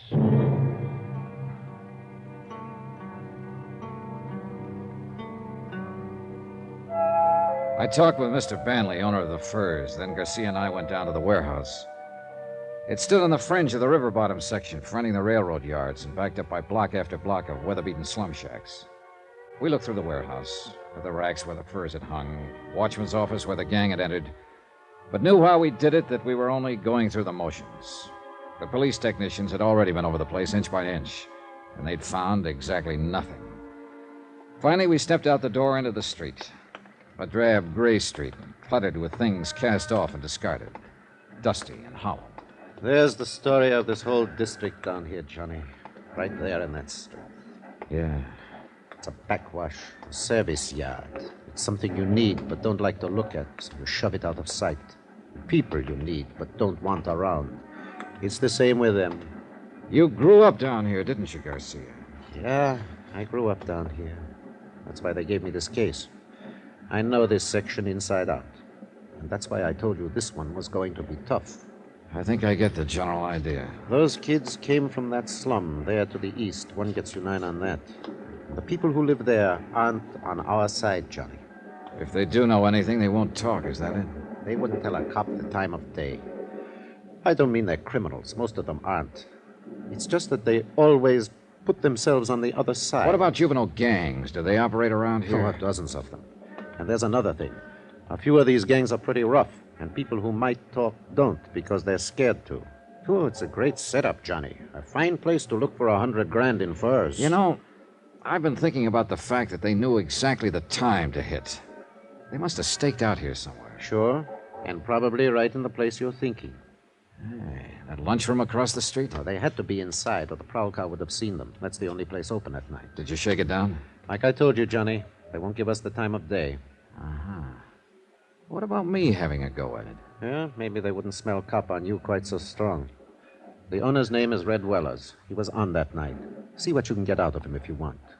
I think I will.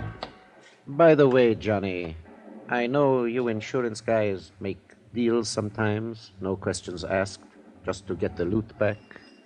Sometimes, yeah. Well, before you make any deal on this one, you better remember one thing. Chrisman may die.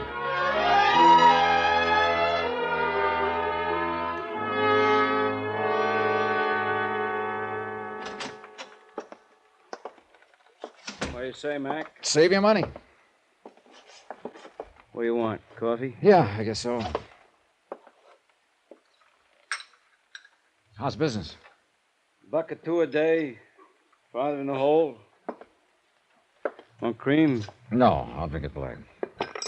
Want a sinker with it? No, thanks. Are you Red Willers? So that's it. What do you mean? You're on that fur case, ain't you? Maybe. I thought you was the same one, but I couldn't be sure seeing you across the street. You come up with that cop Garcia a while ago, didn't you? That's right. I'm an insurance investigator. Well, you come to the wrong address, mister. I don't know nothing about nothing. Who was in the lunchroom here just before the robbery? I don't remember. Any young kids here? No, it was all old men with long beards. I see. 10 cents for the coffee. Yeah, they got you real scared, haven't they? Haven't they?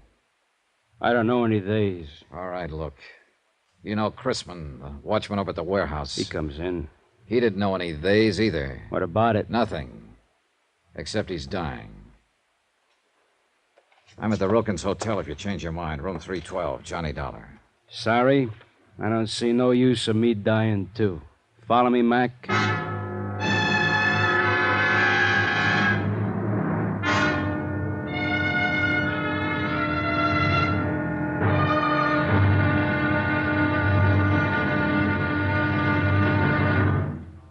Now, here's our star to tell you about tomorrow's intriguing episode of this week's story. Tomorrow, fear stalks the streets, closing the mouths of a sullen and suspicious people, terrifying a lonely girl, and bringing death in a dusty alley.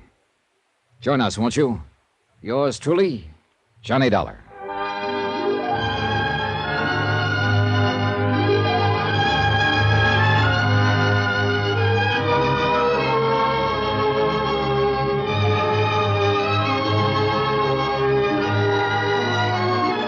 Yours truly, Johnny Dollar, starring Bob Bailey, is transcribed in Hollywood. Written by Les Crutchfield, it is produced and directed by Jack Johnstone. Be sure to join us tomorrow night, same time and station, for the next exciting episode of Yours truly, Johnny Dollar, Roy Rowan speaking.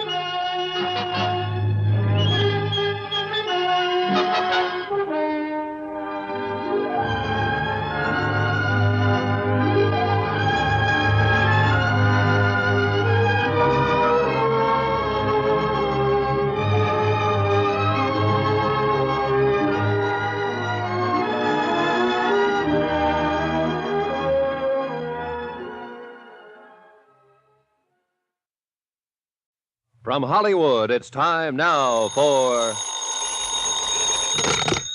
Johnny Dollar. This is Red. Red Wallace, remember? Sure. You run that lunchroom across the street from the warehouse that was robbed last night. Yeah, that's right. Now look, Dollar, supposing I tell you what I know about it, what's going to happen to me? Nothing, as long as you weren't mixed up in it yourself. No. I mean the papers and the cops. If it gets out I talked to you, I won't last 24 hours. I think I can take care of that. What do you know about it, Red? That depends on what it's worth to you. I see. I'll have to sell out, get away from this section, so I'll need some dough. You follow me? All right. I'll see you taken care of. Now, just what is it No, it ain't safe. I'm talking from a booth. You stay right there at your hotel. I'll see you in a half hour. Right. Just you. No cops. Yeah, that's right, Mr. Beck. Mr. Beck. 6 quarts of milk and 2 pounds of butter. Sure, right away. Thanks, Mr. Beck. Goodbye. Hello.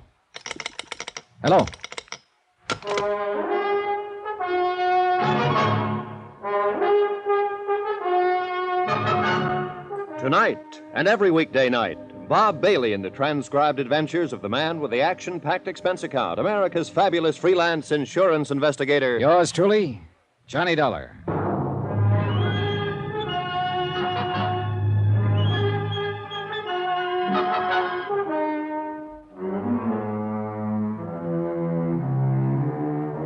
From Special Investigator Johnny Dollar, location Los Angeles, California, to the Home Office, Mono Guarantee Insurance Company, Hartford, Connecticut.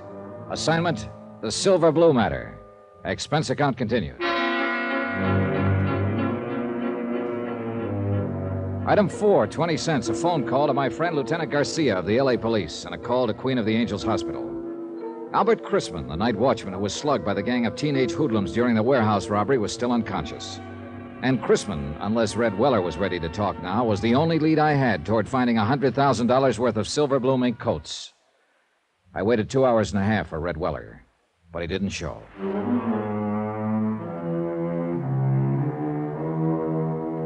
Item 5, $2.85, taxi to the warehouse district at the south end of the railroad yards. It was night by now, and the area was almost deserted. A lost, lonely district, shabby and worn even in the softening darkness, and haunted now by fear. The only lights in the block were those shining from the windows of the warehouse office and from Weller's lunchroom across the street. Good evening. Hello. What would you like, sir? Cup of coffee, I guess. Oh, you're lucky. I just made some fresh. Good. Would you like some cream? No, thanks. No, that'll be fine. Is it foggy out? Yeah, a little. Not bad, though. Hey, this coffee's all right. You're a good cook. Thanks. The boss always has me make it when I'm here. He says I do it better than he does. I'll bet you do. Is the boss around, by the way? No, he called me and said he had to go out. That's why I'm working. I'm on in the daytime mostly. Do you have any idea where he might be? No, he had to go somewhere, I guess. What'd you want to see him about? He wanted to see me. Do you know where he lives? Well, he's got an apartment over on Marina. It's about 8 blocks from here. Think he'd be there? No, he wasn't going home. He was going out somewhere. He acted kind of strange. I don't know what he was going to do. May I ask just what business you're in? Insurance. Oh, I'm a special investigator. what do you mean? I'm working for the company that insured those furs. The furs that were stolen the night before last from the warehouse across the street. Something wrong? Oh, no. No, of course not. I don't know what you mean. Oh? Can I help you gather up that silverware? Oh, no, that's all right. I don't know what happened. Just careless, I guess. Yeah. Do you live around here somewhere? Well, yes, on Dalton, 3 blocks up. What's your name? Carla Monte. Why are you asking? How long have you worked here, Carla? About a year. Do many teenagers hang out here? What do you mean? Kids, 17, 18, 19. Do many of them come in here for coffee, hamburgers? Well, sometimes, yeah. I've never noticed much. Know any of them? No. I don't know any of their names. Are you sure? I don't ask them their names.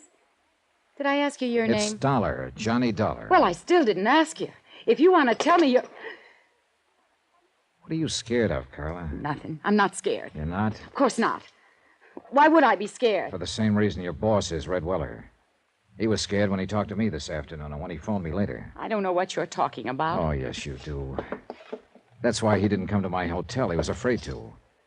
And why did you drop that silverware when I told you who I am? Because you're scared half to death. No. What's the matter with you people down here? What are you doing, crawling into a hole because a half-grown gang of hoodlums starts throwing their weight around? You don't understand. Then suppose you tell me about it. Do you think that's any kind of an answer in the long run? To pull the covers up over your eyes and let them do as they please and just keep hoping they'll leave you alone? All you're doing is making things worse. Oh, you don't know how it is. You don't have to live here. No, I don't have to live here, but I know how it is. Because I've seen it in other places where the mobs managed to take over. And if you let it happen here, then you'll really have something to be scared of. Maybe they've already taken over. Who? A bunch of kids with a gripe on, running in packs so they feel safe? Is that the kind of mob you mean, Carla? No. They're not a mob yet, but they will be if they're not stopped. It seems to me you'd have some sense of responsibility to them, if nobody else. Maybe if other people had a sense of responsibility, kids wouldn't have to grow up in a place like this. Have you ever thought of that, Mr. Dollar? Yeah, I've thought of it. But it doesn't hold water. You'd think so if you lived here. All right, so it's a slum district. And sure, these kids start out with a strike on them. But that's a pretty weak excuse for joining up at criminal bands and terrorizing a whole neighborhood, for slugging people and looting warehouses.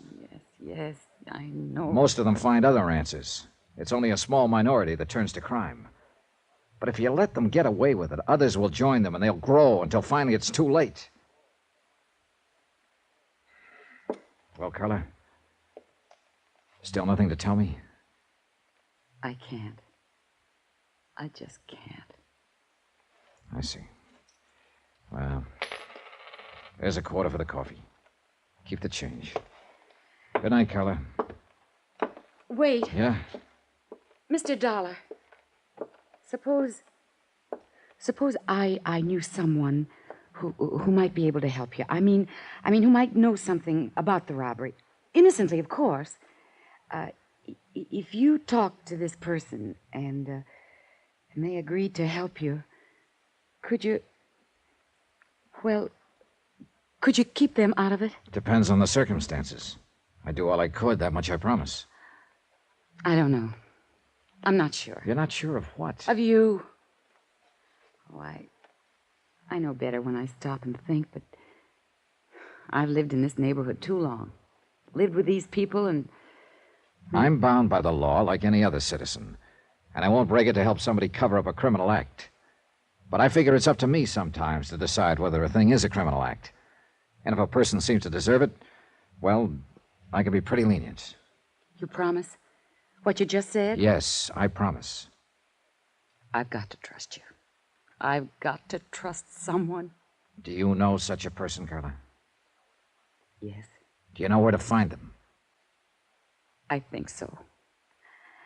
Well, I'm sure they'll be at one of 2 or 3 places.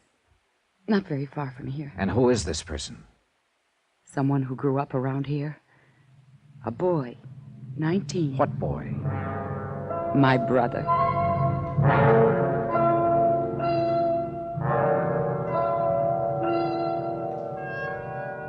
Expense account item 7, $2.70, taxi. We went first to Carla's apartment where she lived with her brother, but there was no one there. Then we checked out a drive-in a few blocks away, a teenage hangout. No luck. Finally, we tried a pool hall down south of the yards, just off Alameda Street. It was our last hope. I know he comes here. It's not a good place for him, but a lot of the other kids do, too. And he wants to belong. Yeah, sure. Everybody does, in one way or another. Oh, gosh, it'd have been different if our folks had lived, but our boy just won't take orders from his sister. Yeah, I know. Go ahead. Thanks. Let's see. Well, if he's not here, then I just don't know where he... Oh, wait. There he is. Down near the corner. The one with the dark curly hair. All right, come on. Take it easy. Just tell him I'm a friend of yours and you want to talk to him. We'll get him off to one side. Well, whatever you say. Eddie. Yeah? Well, what are you doing here, Carla? Eddie, this is Mr. Dollar, a friend of mine. I wonder if we could talk to you for a moment. What about? Well, you know better than to come in a joint like this. But I want to talk to you, Eddie. You can talk to me at home. Now, go on, get her out of here, will you, mister? It might be a good idea if you listen to her first. I thought it was her that wanted to talk to me. Go on, get her out of here. All right, if you'll go with us. What for? I like it here. It's a nice place. Yeah? At least it's better than San Quentin. What are you talking about? A warehouse robbery, $100,000 worth of furs. I understand you may know something about it. Innocently, of course. I thought you said this guy was a friend of yours. Well, that's right, Eddie. He's just... Who is he? He's an insurance investigator. Oh, so that's the pitch. She's promised to help, Eddie. If you'll tell him whatever you know, he'll protect Knock you. Knock it off, Carla. Now, look, mister. I don't know nothing about nothing. I never even heard of no fur robbery. So take her with you and get out of here. This may be your last chance to get off before the boat sinks, Eddie. You're not leaving, huh? All right, then I'll leave. Eddie! Let him go. We can't force him to talk. Oh, no, Mr. Dollar. I don't understand him. I do.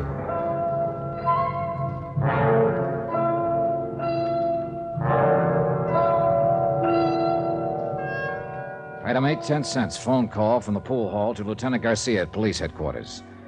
He said there was no change in Albert Chrisman's condition yet. He was still holding on, and he still hadn't talked. But there had been another new development, a big one. And when I joined Carla in the taxi outside, she knew it by the look on my face. What's wrong, Mr. Dollar? Now, look. How sure are you that your brother wasn't mixed up in that robbery? Well, I want the truth. I'm afraid he was mixed up in it. Then brace yourself, Carla. Your boss, Red Weller, who was going to tell me what he knew about it, was found murdered in an alley an hour ago.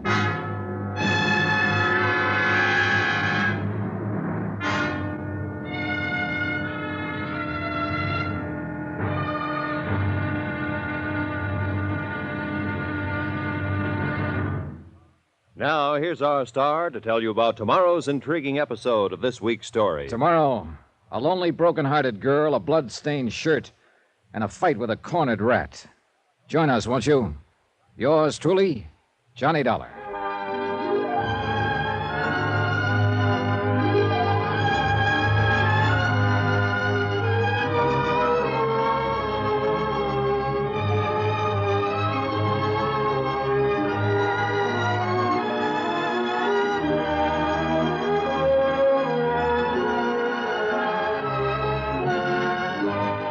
Yours truly, Johnny Dollar, starring Bob Bailey, is transcribed in Hollywood. Written by Les Crutchfield, it is produced and directed by Jack Johnstone.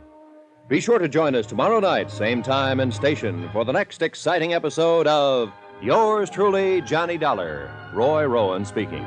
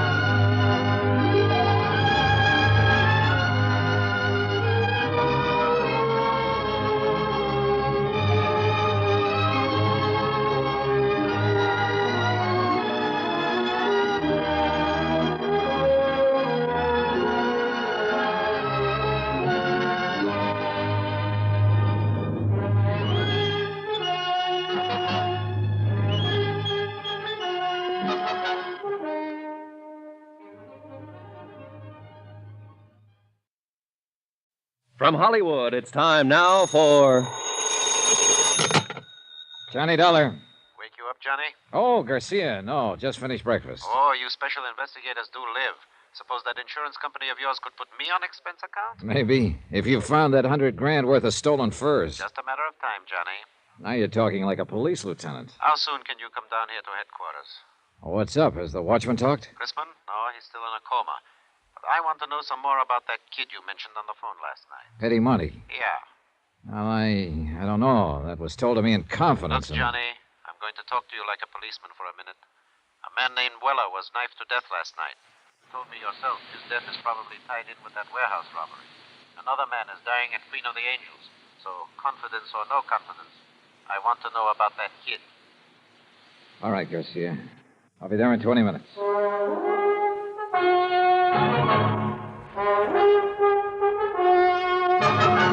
Tonight and every weekday night, Bob Bailey in the transcribed adventures of the man with the action-packed expense account, America's fabulous freelance insurance investigator. Yours truly, Johnny Dollar.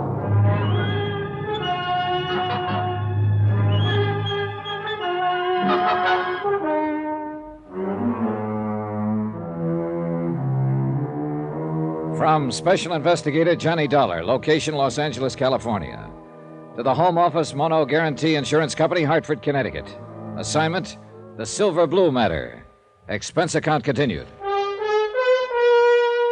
Item 10, $1.45. Taxi from my hotel to the police headquarters office of Lieutenant Garcia. The early morning fog was starting to lift, and the city sprawled beneath a slate-gray sky. The filtered sun should have softened things, but didn't. Gray sun, gray world, drab and dreary. And a case to match. Teenagers, not a gang of hardened criminals. A bunch of wild kids who'd broken into a warehouse and stolen 80 fur coats, silver blue mink. A night watchman had been slugged and lay dying in the hospital. And a lunchroom owner named Red Weller had been stabbed to death the night before. So it couldn't be called kid stuff. That term doesn't apply to murder. Run those 4 cards through, Joe. See what you can make on them. Now, come on into the office, Johnny. This madhouse out here get you frazzled before you know it. Oh, you police detectives have it pretty soft, Garcia. That's news to me. Teletypes, photo files, record cards, crime labs. How'd you like to try working alone? On your expense account, I could suffer the hardship. Now, let's go in here. Have a seat, Johnny. Thanks. Yeah. Did I put the fear of the Lord in you on the phone? You were real impressive. Yeah, the chief was breathing down my neck. Then I'll stop trembling. Kidding aside, Johnny, I've got to know just how that Monte boy figures in this. Did I say he even figured in it at all? No. You just wanted some information on him. But he figures all right. You didn't come out here from Hartford to look up the nephew of an old friend. Oh, I've done crazier things at times. He's got a record. You know that? No. Petty stuff. No convictions. Huh. Gang brawls, auto pilfering, vandalism, intoxication. Interrogative attitude, sullen, hostile, antisocial. Yeah, that's quite a nephew you've got, Johnny. Black sheep of the family. What's the story? How did you get onto this kid? Look, amigo, I made a promise on this. I hate to break it. It's murder, Johnny. This kid's sister worked for Red Weller in that lunchroom across the street from the warehouse. Her name is Carla Monty. She's 5 years older than he is. They live together. Their parents are dead. So? So I put some pressure on her, and she told me she thought her brother Eddie might know something about the robbery. She took me to a pool room to meet him. How was he supposed to have known about it? Hearsay? No. She admitted later that she suspected him of being mixed up in it himself. Things he'd said, the way he acted. She asked me to help her try to keep him out of trouble. I think he's already in trouble, Johnny. Yeah, so do I. And I think she does, too. What did he have to say when you talked to him in the pool hall? Several things, but they added up to 2 words. Get out. When I wouldn't, he did. Why do you think Red Weller was killed, Johnny? Well, I think those kids used his lunchroom as a lookout post to spot the prowl car that was patrolling that area. As soon as it passed, they pulled the job. It figures all right. I think Red realized it when he thought back and knew who the kids were. I think that's what he was going to tell me. So they found out what he was up to and knocked him off to shut his mouth. Yeah, it adds up, Garcia. Oh. Now, tell me about her. Carla? What's to tell? She's just a girl, like millions of others. Decent, hardworking, and real sweet. But there's something about her, something special. I don't know what, I don't know the words to use, but... Well, it's there. You feel it. And she's kept it somehow. In spite of everything. I guess I know what you mean. Do you? I told you once, Johnny, I grew up in that district. I know how rough it is. Well, maybe it's even worse for a girl. It is. I know. I had a sister. Oh, I didn't know that. She was a lot like this girl Carla once. Then the district got to her, and she got to be more like Carla's brother. What happened to her? 1 to 5. Possession of narcotics. A couple of other pretty rough charges. She died in Tehachapi prison 7 years ago. I'm sorry, Garcia. Yeah. I don't want to see this girl Carla hurt any more than you do, Johnny. Maybe the hurt will break her, make her lose that something special.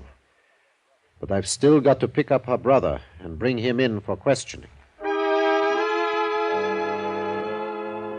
Expense account item 11, $1.90. Taxi to the Weller lunchroom to see Carla Monte.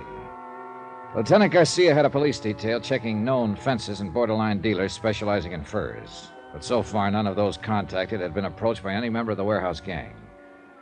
Albert Chrisman, the night watchman who had been slugged during the robbery, was still in a coma, unable to talk. So Carla remained my best, in fact, my only lead to the case.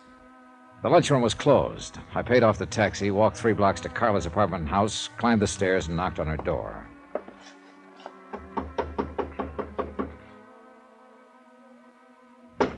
Yes? Who is it? Johnny Dollar, I'd like to talk to you. All right. Just a moment.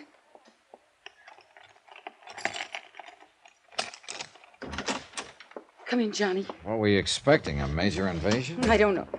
I don't know what I'm expecting. Easy, Carla, easy. It's not the end of the world. Eddie didn't come home last night. Oh? I tried, Johnny. I tried to be a mother and father both to him. What did I do wrong? Well, that's the kind of question that doesn't always have an answer. Have you got a drink in the house? Have I what? Got anything to drink? Well, there's some brandy, I think. All right, get it. Well, I don't know if it's a good brand or not. It doesn't matter. Bring 2 glasses. Pour out a couple of stiff ones. No, I don't Go ahead and pour them, 2 of them. All right. Is this a snapshot of Eddie when he was younger? Yeah. He was in junior high school then. It was taken at summer camp when he won a medal for swimming. And that was the only year I could afford to send him. Here you are, John. Thanks. All right, here's a go. Oh, I don't think Now drink it, all of it. All right. Good. You needed that. Where do you think he is, Johnny? What's happened to him? Carla, you're going to have to face it sooner or later, and I kind of think now is the time. What do you mean? You've been worried sick for fear your brother would get into some kind of trouble. And you had reason to worry. It's finally happened. No. He's in trouble, all right. Plenty of trouble. You're not the only one looking for him. Who else is? Who do you mean, Johnny? The police. There's an APB out. They want him for questioning in connection with the robbery and with the murder of Red Weller. Oh, no. Eddie wouldn't kill anyone. Maybe not, but somebody did. Some member of the gang that robbed the warehouse. And it looks very much as if Eddie is a member. Yes. I suppose he is. Now, look, Carla. Is there anything you haven't told me about the robbery, I mean? No. I was just suspicious, that's all. Because if there is, let's have it. It's too late to protect him now. The sooner he's taken into custody, the less likelihood of his getting any even deeper. He was out that night. He didn't come home until almost morning.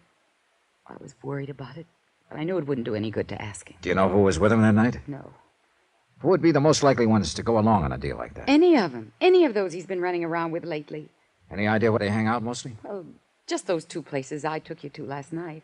That drive-in and the pool hall. Look, if they did pull that robbery, where do you suppose they take the furs? Well, I don't know. Does Eddie have a car? No, but some of the other boys do. Uh-huh. Carla, would you mind if I look through Eddie's room? No, I don't mind. It doesn't matter.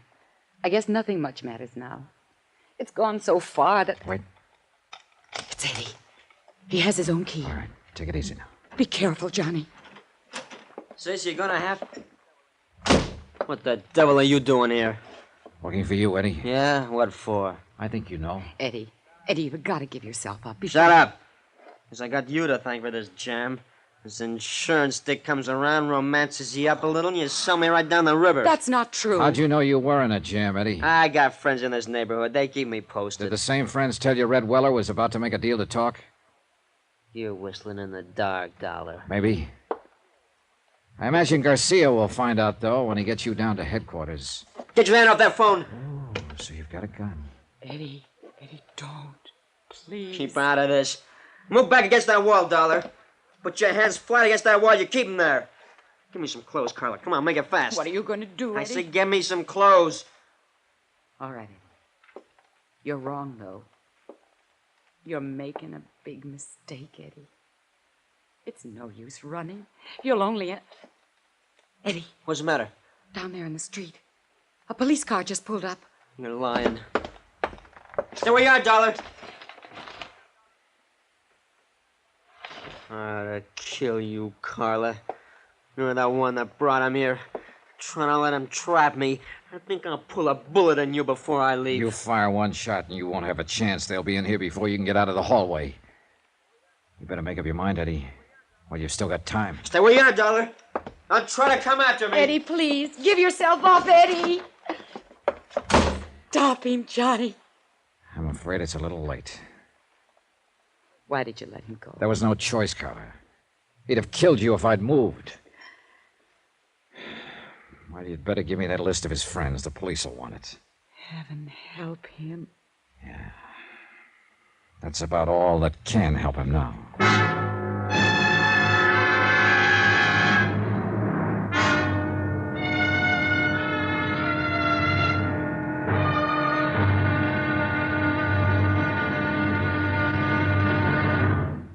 Now, here's our star to tell you about tomorrow's intriguing episode of this week's story. Tomorrow, a police net tightens and traps a frightened rat. A boy sobs in a jail cell. And an innocent man dies quietly in his sleep. Join us, won't you? Yours truly, Johnny Dollar.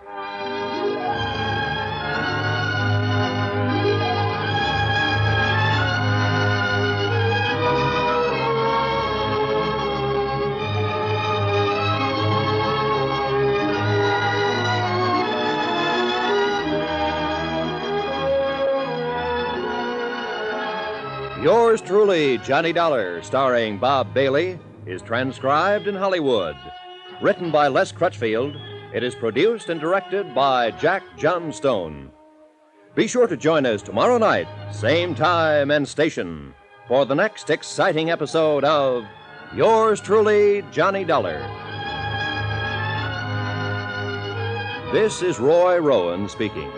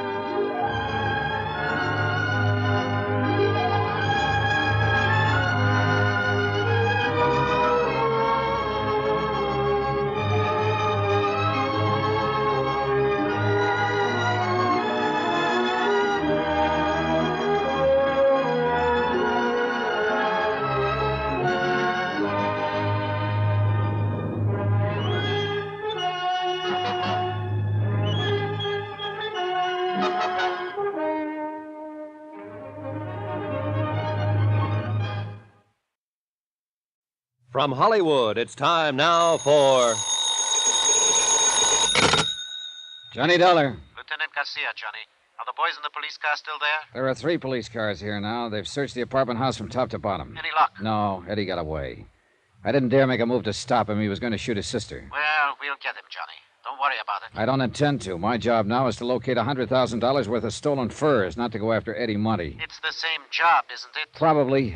Did you see that list of his friends Carla gave me? I just put out an APB to bring them in. Good. They weren't all in on that warehouse robbery, but some of them were. If they were, we'll take them. We've got an interrogation room down here to sort the sheep from the goats. Yeah, I know. But first you got to catch your goats.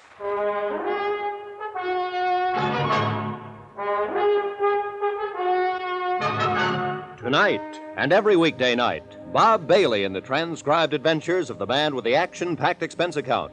America's fabulous freelance insurance investigator. Yours truly, Johnny Dollar.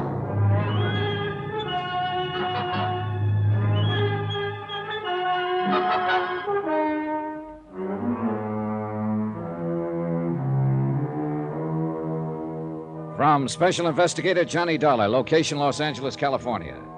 To the Home Office Mono Guarantee Insurance Company, Hartford, Connecticut. Assignment, the Silver Blue matter. Expense account continued.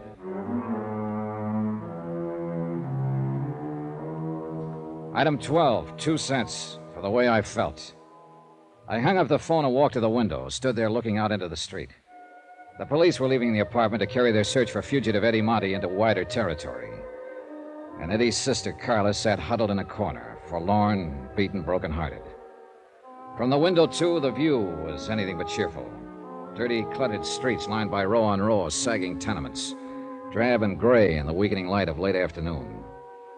This was the slums that had spawned Eddie Monty, raised and nurtured him, made him into a member of a gang, and had now sent him fleeing from the police with a gun in his hand. And the same slum had bred the others of the gang who'd robbed a warehouse of 80 silver blue mink coats, slugged night watchman Albert Grisman into a near-death coma, and had murdered a man who'd tried to give them away. Why, Johnny? What got into him? Why is he ending up this way? I wish I could tell you, Carla. I did something wrong. That's it, of course, but what? Forget it. You did all you could. It wasn't enough. Well, sometimes nothing is enough. And nobody knows exactly why. I loved him. I never thought of him as just a nuisance of a kid brother, the way a lot of girls do. Now, look. You did more than anybody could expect. You were a pretty young kid when your folks died. Too young to have to take on the responsibility of raising a teenage brother. But I tried. I tried hard. And I thought I was doing all right until lately. But now there's... So it didn't work. And what's happened is breaking your heart. Well, that can't be changed. But just remember this one thing. You did the best you could. And that's all anybody can do. So don't blame yourself. Tell me something, Johnny. Yeah? You're wearing a gun. I don't think Eddie knew it when he ran from here. Maybe you couldn't have used it to disarm him. Not when he was on the verge of killing you. But you could have drawn it and killed him. He was careless. He gave you several chances. Why didn't you? I don't know. Thank you, Johnny. I'd like to look through Eddie's room, if you don't mind. All right. I'll go with you. This way. It's down the hall. Thanks. Oh, somehow I still can't believe it. Not the killing, at least. Eddie is just not that kind. Well, a kid gets under pressure sometimes and gets pushed overboard. Maybe we'll know more when they pick him up. What if he tries to resist arrest? You know the answer to that. Oh, I hope he doesn't. Well, here it is. This has been Eddie's room since he was 13. It ought to tell something. The main thing at the moment is to find something that tells where he might go to hide out. And I've also got $100,000 worth of furs to locate. But you go ahead and look around. Whatever you want. Okay, thanks. I'll be in the living room. You call me if you want me.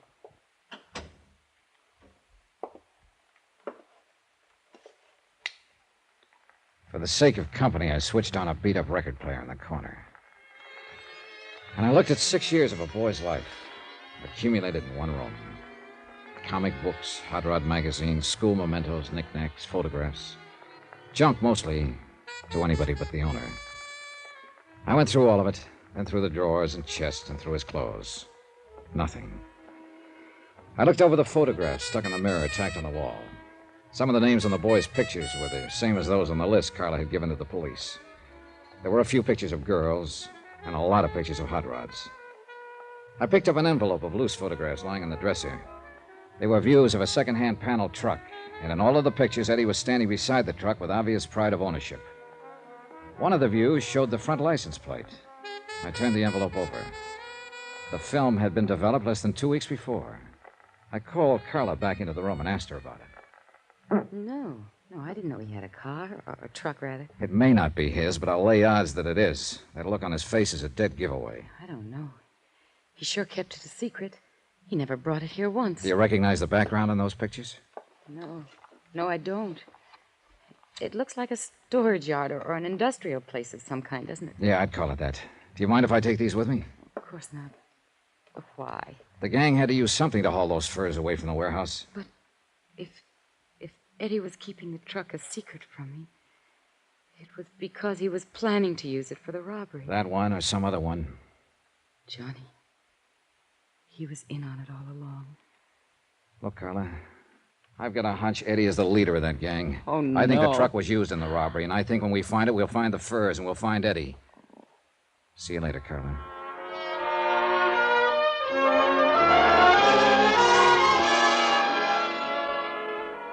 Expense account item 13, $1.85. Taxi fare from Carla's apartment to the police headquarters office of Lieutenant Garcia. Come in. Oh, Johnny, I've been trying to locate you. Oh, what's up? We picked up 2 of those kids on Carla Monte's list. Friends of Eddie's. Wow, that's a start. Not with one of them. He's in the clear. Perfect alibi. We have something on the other one, though. Want to help me talk to him? Yeah, sure. Oh, say, here are some photographs I picked up in Eddie's room a while ago. We should take a look at them, Garcia. All right, let's see them. The pictures were taken about 2 or 3 weeks ago. Now, if this truck is his sister doesn't know about it. Yeah, he sure got that owner look on his face. Yeah, he sure has. That second one there shows the license number, see? Yeah, I see it. You think they might have used this in the robbery, Johnny? It's a possibility. And we're not exactly swamped with angles. I was wondering, too, if you happen to recognize that background behind the truck. No, but it looks like it might be down in that area somewhere, the warehouse district. Look, why don't you get some copies made, circulate them, and see if any of your boys can tag the place? Oh, you insurance dicks do get ideas sometimes. Oh, you'd be amazed. All right, I'll do it. And now let's go down and talk to that kid.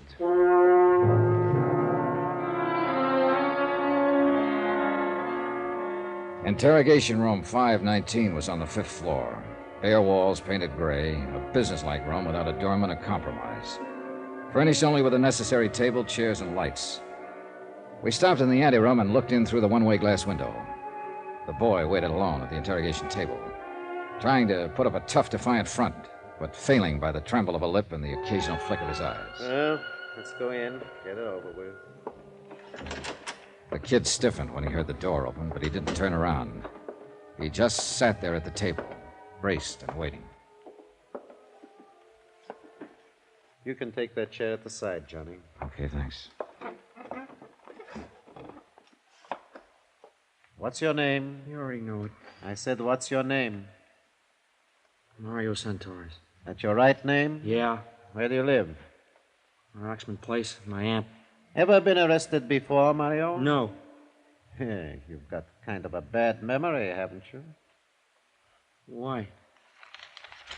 September of last year. Arrest made by Officer C.J. Barton.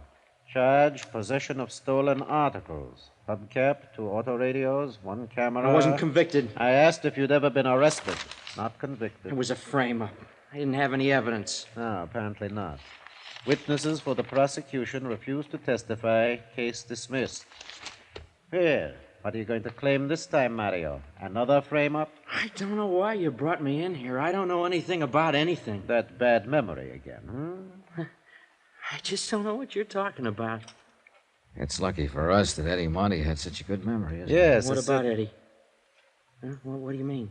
Is he a friend of yours? I know him. He's got a fine memory, that boy. Too bad you can't remember things the way he does. What are you talking about? Oh, that's true, all right. Eddie remembers everything that happened. What he did, what Mario did. I don't know what you mean. Well, that's because of your bad memory, Mario. Why, Eddie remembers the name of every boy who was in on that job and just what each one of them did. What job? That warehouse robbery. Have you forgotten about that? I I don't know anything about any robbery. Well, there's been a lot of talk. At least you've heard about it, haven't you? I don't know anything about it. Maybe you've just forgotten. I don't know what you're talking about. When did you see Eddie last? I don't remember. Have you seen him since the robbery? No. How can you be sure? You said you hadn't heard of any robbery. I haven't. Still, you haven't seen Eddie since the robbery. Well, Come on, Mario. Tell us about it. I guess maybe I did hear about it. So? Well, why shouldn't I hear? It was in the papers. Everybody's been talking about it, so what if I did hear? That don't prove anything. But you said you hadn't heard. So I forgot. Guy can forget something, can't he? Yeah. If he's got a bad memory, he can. And Mario's got a real bad memory, Johnny. Not Eddie, though. He remembers how you guys loaded those furs into his truck. How you waited across the street in Red Weller's until the prowl car passed. How you slugged the night watchman, Albert Christmas. That's a lie. How do you know it is, Mario? You don't even remember it. Eddie does, though. He even remembers the next night. When you stabbed Red Weller to death to keep him from coming to me. No. No, I didn't do that. Of course you did. You don't think Eddie would lie, do you? It's not true. Makes sense to us. Is Eddie here? You pick him up? How would we know what he remembers unless we picked him up?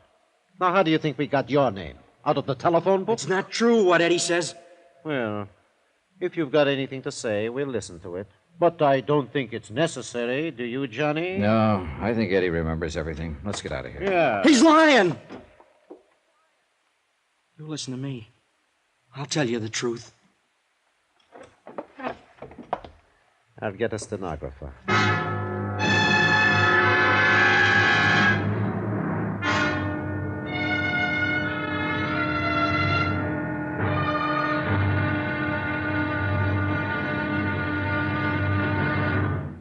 Now, here's our star to tell you about the final intriguing episode of this week's story. Tomorrow, a cautious search, an ambush, bullets and tears. And the end is violence. Join us, won't you? Yours truly, Johnny Dollar.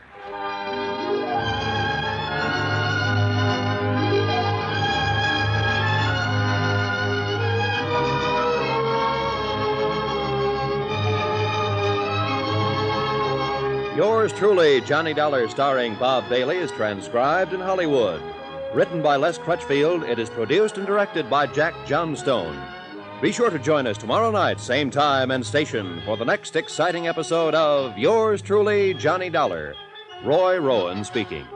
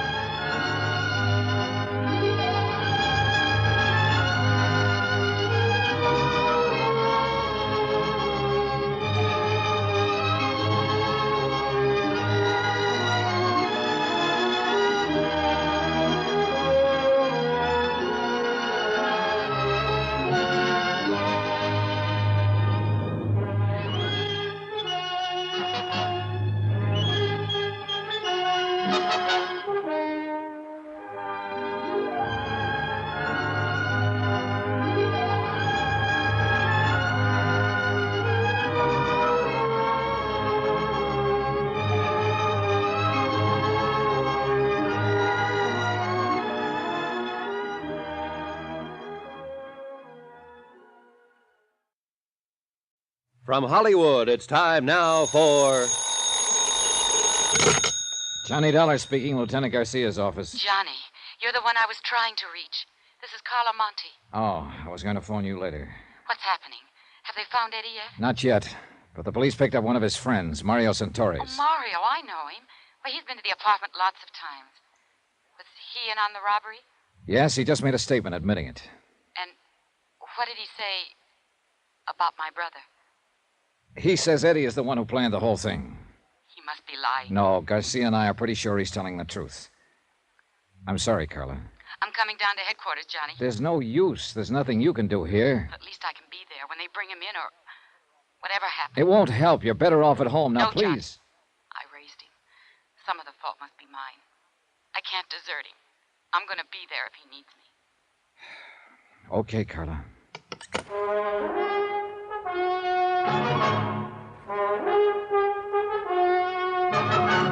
Tonight and every weekday night, Bob Bailey in the transcribed adventures of the man with the action-packed expense account, America's fabulous freelance insurance investigator. Yours truly, Johnny Dollar.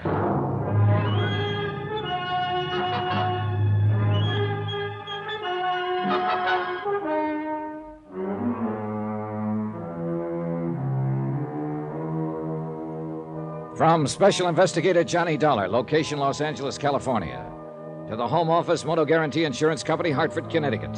Assignment, the Silver Blue Matter. Expense account, final page. $100,000 worth of fur coats, silver blue mink, stolen in a warehouse robbery and still missing.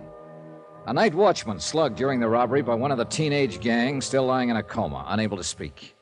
And Red Weller, a man who'd tried to speak, lay in the county morgue, stabbed to death in a dark alley. But now one of the gang had been arrested, a 17-year-old named Mario Santoris, and he'd finally talked. Sitting in Garcia's office, I read Mario's statement through for the second time. Well, what do you think, Johnny? I think the kid was telling the truth. Eddie Monty scraped up enough money to buy that second-hand panel truck and then talked the other kids into knocking over the warehouse. That ties in with what Eddie's sister said. But he'd kept the truck a secret, hadn't told her about it. And also the fact that Eddie seems to be a born leader type. They even mentioned it in one of his former records of arrest. Yeah, I think we can buy it that Eddie Monte is the leader of the gang. Yeah. All right, they picked their night. They cased the place from Red Weller's lunchroom across the street. And as soon as the prowl car passed, they made their move. They got the watchman, Albert Crisman, to open the door by showing him a fake telegram through the window. That's another thing that checks out Mario's story, Johnny. Mario claims he's the one who showed the telegram. That's right. Crisman kept saying kid with a mark on his arm, and Mario's got a bad scar on his left wrist. That's what I mean. It checks out. Mario didn't know what Crisman had told us. All right, so they got inside, and then, according to Mario's version, it was Eddie Monty who slugged the watchman. Probably true. Then they jumped the other watchman in the dark and started hauling out the furs, loading them into the truck of Eddie's. They knew they had 45 minutes before the prowl car came back through. By that time, they'd finished and split up, Eddie driving the truck away alone and the others disappearing on foot. Yeah, I think that's about the size of it. And I think Mario's telling the truth when he says neither he nor any of the others know where Eddie planned to hide out the truck. And Red Weller, according to Mario, was murdered by another gang member. What was his name? Chuy Morel. Yeah. Well, if that's true, Eddie Monty is at least clean on the murder charge. If it's true. All you can tag him on is robbery and assault on that watchman. I'm kind of glad of it, Johnny. I feel sorry for that sister of his. So do I. She's a good kid, and she's carrying a real load of guilt. Thinks that she's responsible in some way. Oh, she was only 19 herself when their folks died. How could she be expected to hold him in line? And especially in that district. Yeah. She's on her way down here, by the way. Carla Monte? Yeah. I tried to talk her out of it. Oh, maybe she's as well off hanging around here, though, as she is waiting alone in that apartment. It's a rough deal for her, no matter where she waits. Well, at least we can tell her brother's not in quite as deep as we... Excuse me. Yeah, sure. Garcia speaking. Good. Well, who's the other one? Yeah, bring them on in and book them. I'll talk to them later. And now we... What? When? All right. Keep in touch with me. The boys just picked up Chuy Morel and the other two. That leaves just one to go. Yeah, the big one. Eddie Monte. And he's even bigger now, Johnny. What do you mean? That watchman Eddie slugged. Albert Crisman. What about him? He just died. So it was a different thing we had to tell Carla when she arrived at headquarters. Not that her brother would probably get off on a lesser charge, but instead that an APB was out that every officer in town had been warned. Be on the lookout for Eddie Monty, age 19, armed and dangerous, wanted for murder.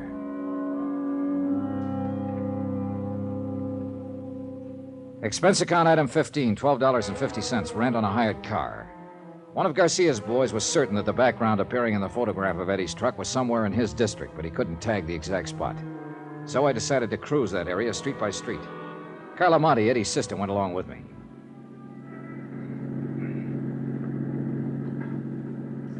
There's an alley off to the right, Johnny. It might be worth a look. Yeah, it runs back toward a lumber yard there. That could be a lumber yard in the background of that photograph. Well, we'll give it a try. This isn't it, Johnny.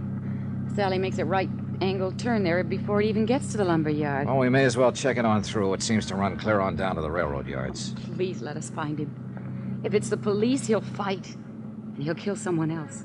Be killed himself, maybe. It's out of your hands now, Carla. It's got to work itself out in its own way. And there's nothing much anybody can do to stop it or change it. I know, Johnny. I keep trying to fool myself. All the time, I know. Well, all you can do is hope. Look! That fence ahead of us there. Next to the railroad yards. Yeah, that could be the fence in these pictures. Looks the same. And that storage shed there at the right, that's in one of the shots. Yeah. And that pile of oil drums. This is it, Carla. This is where those films were taken. The truck was parked right at the corner of that shed. Well, it looks as though that off chance paid off. I'm scared, Johnny. Now that it's so close, I'm scared. Don't be. By off chance, I meant just finding the place. He may not have come back here since the day those pictures were taken. You don't believe that, and you know it. Look, Carla. That house back at the corner has a phone. There's a wire running in from the pole. Go back there and use it to call Lieutenant Garcia. Give him the location and tell him to hit the radio and have this whole area blocked off. Got it? Yes. Tell him to cover the railroad yard, too. Sew up this whole section tight. And tell him to make it fast. Johnny. Yeah. Eddie may be watching us from around here somewhere right this minute. I waited until she'd gone. Then I got out of the car and walked toward the shed and the sagging wooden fence that bordered the railroad yards. It was nearly dark now. The high floodlights had been turned on above the crisscross network of gleaming steel tracks. Shadows play tricks at such a time of evening, and I got sudden movements now and then from the corner of my eyes, but, well, yet nothing really moved. And the only sound was the sound of my own footsteps. I stopped several times and stood watching and listening, but nothing moved. There was only silence. I reached the door of the long wooden shed and found it padlocked. But looking in through a broken window, I could see the lock didn't matter. The shed was empty and long abandoned. Between it and the fence was a drive leading toward the rear. And behind the shed, in a loading area, I found Eddie's truck. And in the back of it was $100,000 worth of furs. All right, Dollar. Get your hands up. Eddie, you're in a rut. That's the first thing you said to me the last time we met. I ought to have killed you there in that apartment. Isn't one killing enough? I don't suppose you know it, but Albert Chrisman died this afternoon. I know. I got a radio in the truck there. That's where you've been hiding out all the time? Look, if I wanted to answer questions, I'd go turn myself in. You may be better off in the long run if you do. Now, get... You here alone? No, your sister's with me. Oh, for the love... What does she want to do? Watch me get it? Why don't you give me that gun, Eddie? It's only a matter of time. You know that. You don't have a chance. Oh, I figure I got a pretty good chance right here in my hand. Chance at what? To break Carla's heart? Smash her into the dirt, kill her, maybe? Shut up. What more do you want to do to her before you're through? I'm not planning to be through. Oh, that's great. But the police are doing some planning of their own. They gotta find me first. I found you, didn't I? And I ought to kill you right where you're standing. Is that all you gotta think about, Eddie? To kill somebody and go on killing until one of them kills you? Shut up! Let me think. Think about Carla if you want to think about something. Think about the things she's done for you, the years she's worked for you, worried about you. That dame was born to worry. Nobody's born to worry. They inherit worries, like you were inherited by her. I didn't ask her to do it. Life didn't give her any choice. But it's too late now to talk about that. It's all over, Eddie. This is the wind-up. Come on now, give yourself up. You haven't got a chance. Oh, and I would have if I gave myself up? Don't you hand me that stuff. The police have got this whole section surrounded. Carla went to call them 20 minutes ago. If I thought you were trying to hand me... Keep your mouth shut. Eddie, you don't have a chance. Johnny, Lieutenant Garcia's here. Be careful, Eddie's here. You dirty... I hit the dirt and rolled into the truck and came up on the other side with my gun in my hand. I could hear Eddie running away, but I couldn't tell where he was. Johnny, are you all right? Yeah, I'm all right. Eddie went over the fence into the yards. Where are you? Here, the corner of the shed. Come on, let's go after him. He can't get through. I've got men working this way from the other side. Where's Carla? Back there somewhere. Come on, we can get through the fence here. Carla, stay where you are. Don't follow us. There he goes, Johnny, behind that line of freight cars. All right, come on. He can't get too far that way. There's a train coming. There he goes!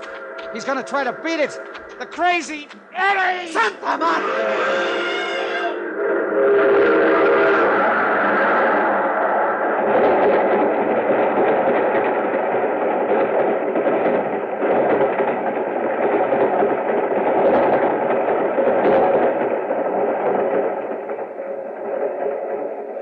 I don't know, Johnny. There must be better ways to die.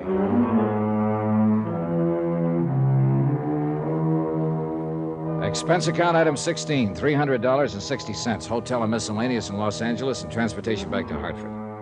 Expense account total, $541.25. End of account, end of report. Remarks? Well, I guess Carla made the remarks for me. I don't know, Johnny. Those 80 fur coats, they'll go back into stock now. And they'll be sold to women who'll wear them to parties and dances and nightclubs. And they'll be happy in them. And they'll never know about Eddie or about me or what happened here tonight. Yours truly, Johnny Dollar.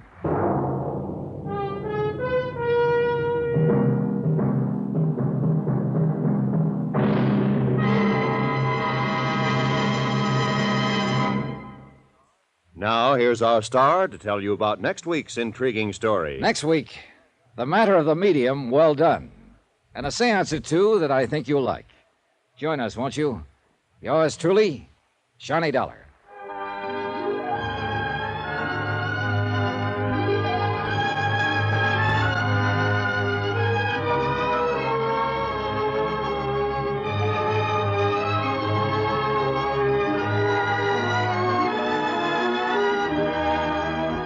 Yours truly, Johnny Dollar, starring Bob Bailey, is transcribed in Hollywood.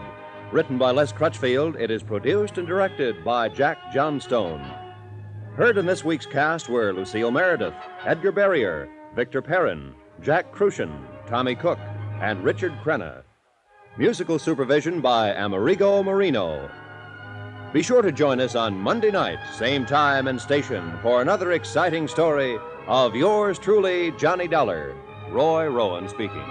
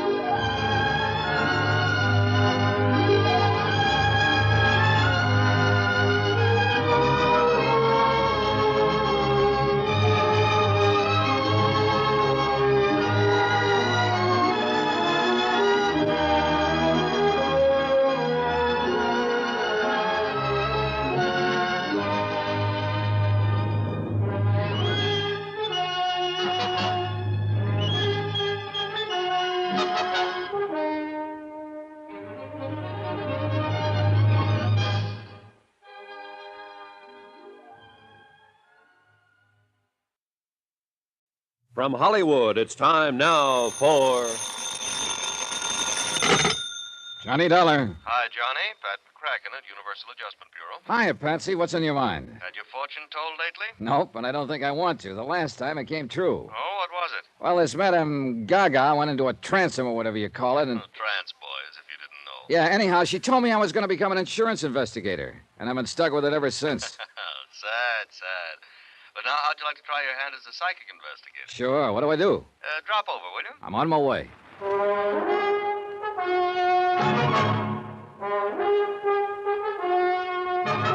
Tonight and every weekday night, Bob Bailey in the transcribed adventures of the man with the action-packed expense account, America's fabulous freelance insurance investigator. Yours truly, Johnny Dollar.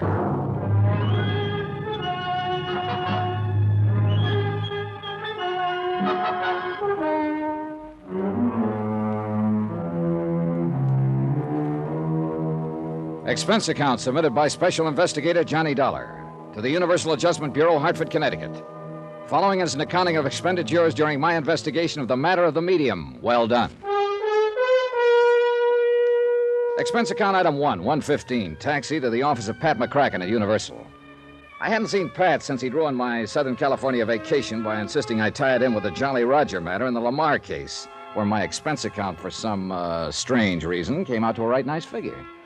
I've even included the case of VO that I'd sent him for having handed me those investigations. So I didn't know whether he was going to be nice to me or to rub my nose in the dirt. As it turned out, he didn't know either. Now, I don't quite know whether this is going to be another soft touch for that expense account of yours, or a completely crazy one, or real rough.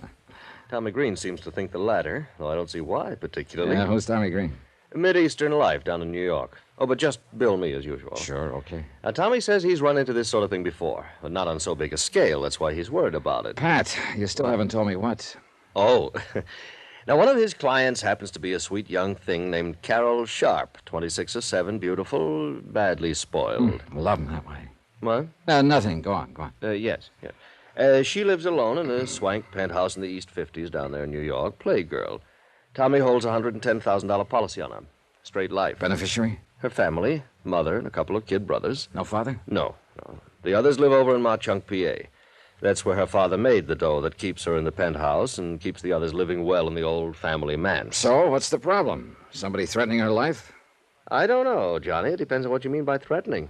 She's just requested Tommy to change beneficiaries. What's so unusual about that? Well, one of them is to be a man named Tony Ricardo for $30,000. Oh, so she's fallen for the guy and is making the nice gesture. Maybe. We don't know yet. The other is a so-called medium, Madame Celia something. I've heard it before. Turn the family fortune over to me and I'll get in touch with dear departed Papa. That's what it looks like from here. She's being took. But how could it be any of our business? Last time Tommy was requested to change a beneficiary to a medium, his hale and hearty young client suddenly turned up dead. And they pinned it on the medium? Mm-hmm. Apparently this sort of thing goes on quite a bit. So it has Tommy worried, so he asked for you. All right, just what's he want me to do? What do you want to do? Break out the old crystal ball, Pat, and we'll see. Expense account item 2, transportation, Hartford to New York, and the offices of Mid-Eastern, where Tommy Green turned out to be a mild-mannered, thoroughly likable, successful insurance broker. Come in, Mr. Dollar. Glad you could make it. How'd do, Mr. Green? Sit down, won't you? Thanks. I suppose Pat McCracken's told you what's on my mind. Only that you think one of your clients is being taken for the proverbial sleigh ride by some spiritualist. As you no doubt know, Mr. Dollar, spiritualism is a recognized, well-established religion. Sure, of course. However, as in any other, there are charlatans. And some of these mediums, as they call themselves, take literally millions of dollars every year from people by trickery, by producing weird manifestations that appear to be genuinely supernatural. Tommy, I know what you mean. My own mother took a beating from one of those phonies when I was just a kid. You know, promised messages from father after he died, and at $25 a try. Wow. No wonder you're suspicious of them. And especially of one Madame Celia Morgana. Have you seen this, madam? No, but I believe you'd better. Mm-hmm. Have you changed, what's her name, Carol Sharp's policy yet? No, but I'm afraid I can't stall her much longer. And you're afraid that once you do change it, Carol ain't going to be long for this world, huh? It's happened before, Dollar. Yeah. Well, I can't just barge in on this Madame Morgana, announce that I'm an insurance investigator, and then another... Hey, wait a minute. What's the name of this other beneficiary? Tony Ricardo. Yeah, who is he? All I know is what Carol's told me. Love affair? Yeah. He sounds like a playboy. They do a lot of nightclubbing together. Money? I don't know. Family? I don't know that either. But he's in for 30 of the 110,000 if anything happens to her. If we change the policy. How are you going to start? Well, if this Carol Sharp is all Pat McCracken says she is, this case could have a very pleasant beginning. I stuck around with Tommy Green long enough to listen to him verify what Pat had said about Carol's family, wealth, etc. Take a look at a snapshot of her and get her address. Item 3, 180, taxi to the Bell Towers at 614 East 52nd Street. A magnificent modern apartment hotel at the edge of the East River. Real swank. The place even had its own private docks with several well-kept cruisers tied up and even a small seaplane. Pat, I warn you, this expense account ain't going to be small. Yes, may I help you, sir? Yes, you can. I'd like a small apartment for a few days. Are you alone, sir? Yes. Well, we still have a small 5-room penthouse suite for $1,500 a month. Huh? With complete maid service, of course. Oh, of course. And on a minimum 1-year lease, of course. Look, all I want is a bedroom, living room type of thing, and I may be here only a week or so. Oh, well, in that case, I'm afraid there's nothing we can do for you unless... Tell me, sir, do you have any recommendations from any of our tenants? Look, I'm an insurance investigator. Here, my card. Oh. And I want something as close as possible to Miss Carol Sharp's apartment. But I don't want to have to rob Fort Knox. Private investigator, did you say? Yeah, that'll do. Oh, dear. Surely Miss Sharp can't be in any kind of... Well, I mean, think what it would mean to our reputation, Mr. Dollar. Stop worrying, will you? She isn't in any kind of trouble, yet. But for reasons that, well, they don't particularly concern you, I need to be as close to her as I can. Ah, what a pleasant thought. And for the same reason, I don't want her to know what my business here is. Of course. Believe me, Mr. Dollar, I'm the very soul of discretion. Good. See that you stay that way. Now, have you got a room or two for me? Oh, let me see. Now, she's in penthouse A on floor 12. There is a 2-room on 10, very nice, at $325 a week. With complete service, of course. Okay, I'll take it. Very well. Just sign this card, please. And, oh, dear, I'm afraid I must have a week in advance. Oh, sure. What's a measly $325? When the 2 bellboys who carried up my 2 bags at $1 apiece settled me in 1013, I must admit the place looked almost worth a tab. Tastefully furnished, spit and polished clean, and with a plate glass panorama view of the bustling East River. Yeah, I wish for a moment that I could afford this sort of lodging. First thing I did was telephone to an old pal. Detective Division, Sergeant Singer. Hey, look, Sarge, I need a rundown on a dirty crook. Who's speaking, please? He's going around acting like an insurance stick, but he's a crook. Oh, what's his name? Dollar, Johnny Dollar. And I tell you, that punk is as crooked as they Don't go come. any further. We know all about him. We got word here in New York that we'll put a stake out on him the minute we spot his hideout. That copper I can give you. Good, Johnny. Just where you staying? Hi, you old reprobate. I'm at the Towers, East 52nd. The tower? Expense account, huh? How'd you guess? I want to see you. In exactly 21 minutes, I'll punch the time clock and be over. Room 1013. Right. Oh, and be sure it's with soda. Easy, boy. Give you any encouragement, you'll want to name the brand of scotch. Item 4, 1220. 1 bottle of scotch and setups for 2. Sure, Johnny. Knew her from when I was doing a nightclub beat. And she's lived in town for quite a while, huh? Yeah, a couple of years at least. How much do you know about her, Randy? Not much. She's loaded. Throws her money around like it's confetti. Yeah, I figured that when I found her staying here. Father left it to her. Coal miner, wasn't he? Owned a big colliery in Frankville, Pennsylvania, somewhere near Mockchunk. Well, it must have paid off good in the old days. But tell me, what's... you want to give me a refill? Yeah, sure. Ever hear of a Madame Celia Morgana? Huh! I've chased that blousy old phony from one end of the island to the other. I look into the crystal ball, and I see into the past, the present, the future, and into your pocketbook. Yeah, and man, she could. I think she's operating somewhere over on the Jersey side now. Oh, yeah. Thanks. But she's still operating. Operating with real class. Last time we picked her up and kicked her out. How do you mean? Nice apartment over here on the east side. Classy clientele. Hey, is Carol Sharp hooked by her? Appears so. Just how does she work? Well, the usual way the phonies do. Goes into a trance, writhes around like a seasick rattlesnake, then gives with the voices. Voices? You know, speaks with the tongues of the departed. Hey, look, where's the money angle in this thing? Well, she makes like the trances cause her great agony of body and mind. Starts with the pitch about doctor bills. And the more clients can afford, the more they pay. And they don't get wise? Yeah, she's smart. Works it like a serial story. You know, continued next week? No, I don't know. Brief me. Well, at each seance, she tells them just enough to whet their appetite for more. Leads right up to the next hot bit of information, has them hanging on every word, then bingo, the trance is over. However, if you come back next week when I recover my strength, so they pay her off and they're back a week later to play games with her again. I don't know. Seems pretty obvious to me. Well, that's because you've never attended a seance run by an artist at it. Hey, why don't you? I think I will. I'll see what I can dig up for you. You mean there are still some going on around town? Some. Dozens, hundreds, probably. Kick them out of one place, they move to another, unless you can tie a serious rap on them. Which reminds me, Tommy Green told me... Yeah, I handled that one myself with Madame Gabor Chernarsky. Got a sweet old man to sign over his fortune, and had him knocked off. Oh, that's a dirty racket. Yeah, religion, science, the professions, they all leave an open door to the racketeers, I guess. Okay, set up a seance for me, Randy. And meantime... Yeah? Run me a make on Tony Ricardo, will you? Ricardo? Yeah, he's the other one Carol Sharp wants to name as a beneficiary. Besides the medium? Yeah. Beneficiary of a whopping big life policy.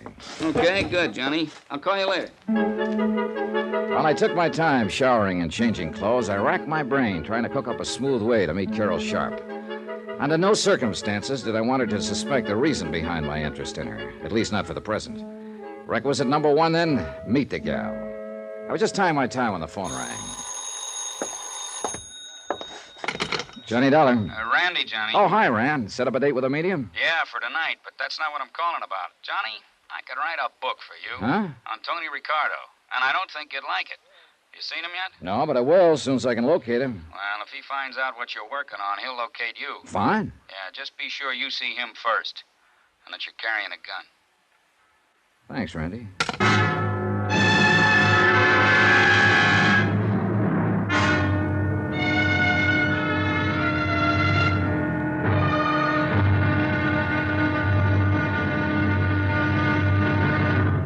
Now, here's our star to tell you about tomorrow's intriguing episode of this week's story. Tomorrow, well, sometimes the best laid plans can take a terrible beating when a lovely girl steps into the picture. Join us, won't you? Yours truly, Johnny Dollar.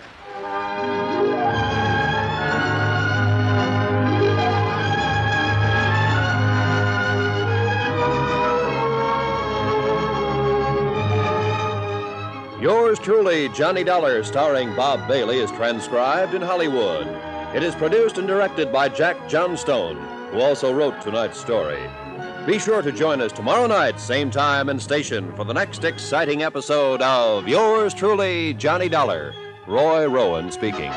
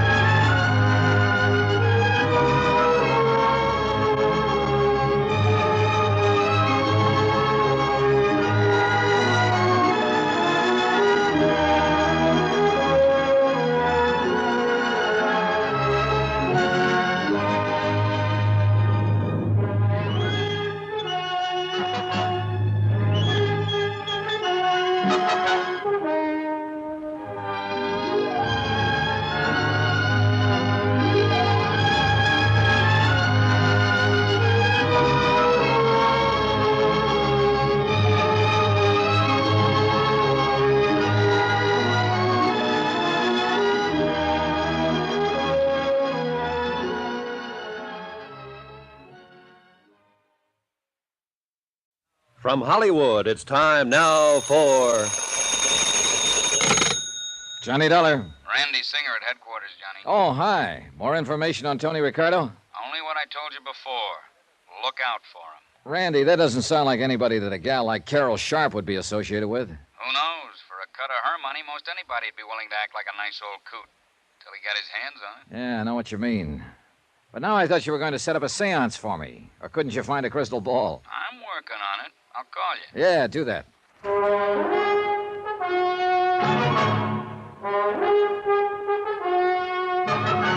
Tonight and every weekday night, Bob Bailey in the transcribed adventures of the man with the action-packed expense account, America's fabulous freelance insurance investigator. Yours truly, Johnny Dollar.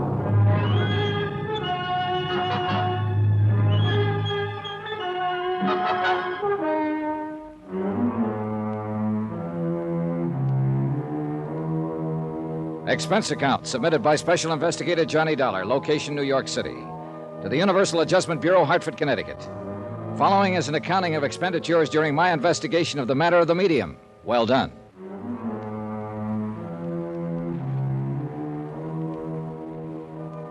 Three people to look up immediately. First, Carol Sharp, wealthy heiress who insisted on a funny change in the beneficiaries of a whopping big life insurance policy. Second, a questionable character named Tony Ricardo, who was scheduled to be one of those beneficiaries. Third, in the same category as Tony, one Madame Celia Morgana, a self-styled psychic medium. Instead, I huddled with Tommy Green, the broker who handled Carol Sharp's policy. But you haven't even seen Carol yet? Nope. Johnny, I can't stall off changing the beneficiaries of her policy much longer. You've got to do something about this. Because you don't like mediums? This one is a fake. Or you don't like playboys with foreign names? Listen, Johnny, I'm afraid that once she names them in her policy, her body will suddenly turn up floating around somewhere in the East River. But what if I find they're okay? In spite of the opinion of Sergeant Singer of the NYPD. What did he say? Oh, not much. But he hinted that when I meet Ricardo, I'd better be carrying a gun. Well, don't you see? That's exactly what I'm driving at. As for the medium, well, Tommy, you know as well as I do, there are a lot of perfectly legitimate, honest spiritualist churches all over the country. Believe me, Johnny, if this one ever saw the inside of a church, it'd be a miracle. She's a fraud. How do you know? Ever met her? I know how these phonies operate. Ever met her? No, I haven't. I haven't the least idea where to look for her. That's why I sent for you. But you haven't even seen Carol yet. Now, look. Tommy, I've taken a place in her apartment hotel, the Bell Towers. Oh, you expense account boys. And I'll meet her as soon as I can, in my own way. Meanwhile, I want you to do something for me. It'll help to get things moving, anything. Find out some more about the beneficiary she wants to cut off. Her mother and two brothers out in Mauchunk, Pennsylvania. Find out how they're doing financially, among other things. How, Johnny? Hire another investigator? I take it that you don't want them to know about it. Well, why don't you cook up some kind of a news item about Carol, the local girl in the big city, and phone it into the local newspaper editor. Those small-town papers love that sort of stuff, and the editor will probably talk his head off about the family if you encourage him a bit. What kind of a news item? Oh, anything that's harmless. Sounds like something you'd be better at than I am. Tommy, I've got other things to do. Plenty. Armed with the snapshot of Carol, I took a cab to the Bell Towers.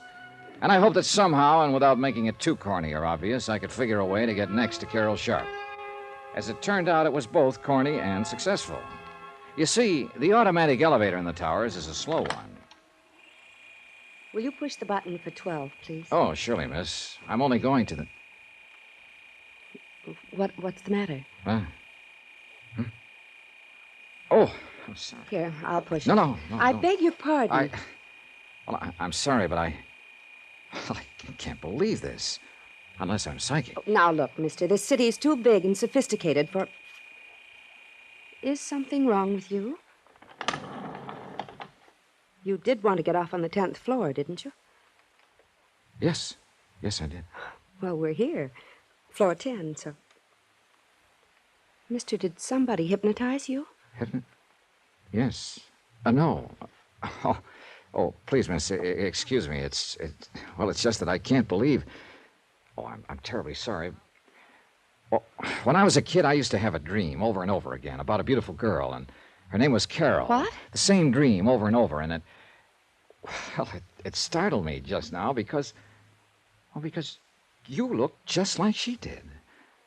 Oh, but it's all nonsense, and I know it, and I apologize. Carol, did you say? Yes, but it was just a dream, and probably I just imagined that you resemble her, and I'm terribly sorry. I know what this must look like to you. Yes. Like a veridical dream. What? A truth dream. It's a psychic phenomenon. Oh, that. Well, I'm sorry, but I don't believe in that sort of stuff. Oh? Well, it just happens that there are thousands of cases on record, and by people of reputation and responsibility. Oh, sure. But now, excuse me, and again, I want to apologize for this embarrassing moment. Goodbye. I could see over my shoulder that she left the elevator door open until I'd gone into my suite across the hall. I sat down next to the broad window overlooking the East River, crossed my fingers, and waited. 10 minutes. 15. Hello? Mr. Dollar, Yes, who's that? this is Carol, What? your dream girl. Hello? Oh, I get it. I made a fool of myself in the elevator, and now you're rubbing it in. No, I didn't mean it that way. I hope you don't think I'm being forward, but I'd like to talk with you.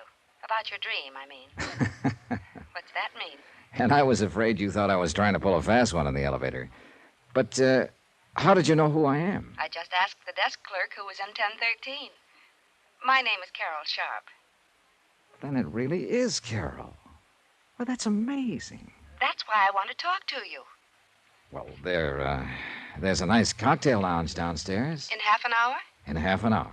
Bye. Dollar, you are a fast one. Now, let me see. Johnny Dollar. Randy Singer. Yeah, I want to know. Well, what's the matter? After what I've been talking to, this is a come down. Now, what are you... Oh, you met Carol Sharp, Sure huh? did. Oh, look, I've set up the seance I promised. You still want it now that you've met the girl? Sure. I want to find out what this stuff is all about, how those people operate and so on. Want to pick me up here at the towers? Why don't you meet me here at headquarters, and you can look over the file on Tony Ricardo. Good idea. I'll be clear any time after 6. Better make it around 7. I've got a date for cocktails. Are you in town on a case, or... With Carol Sharp. You lucky dog. See you later.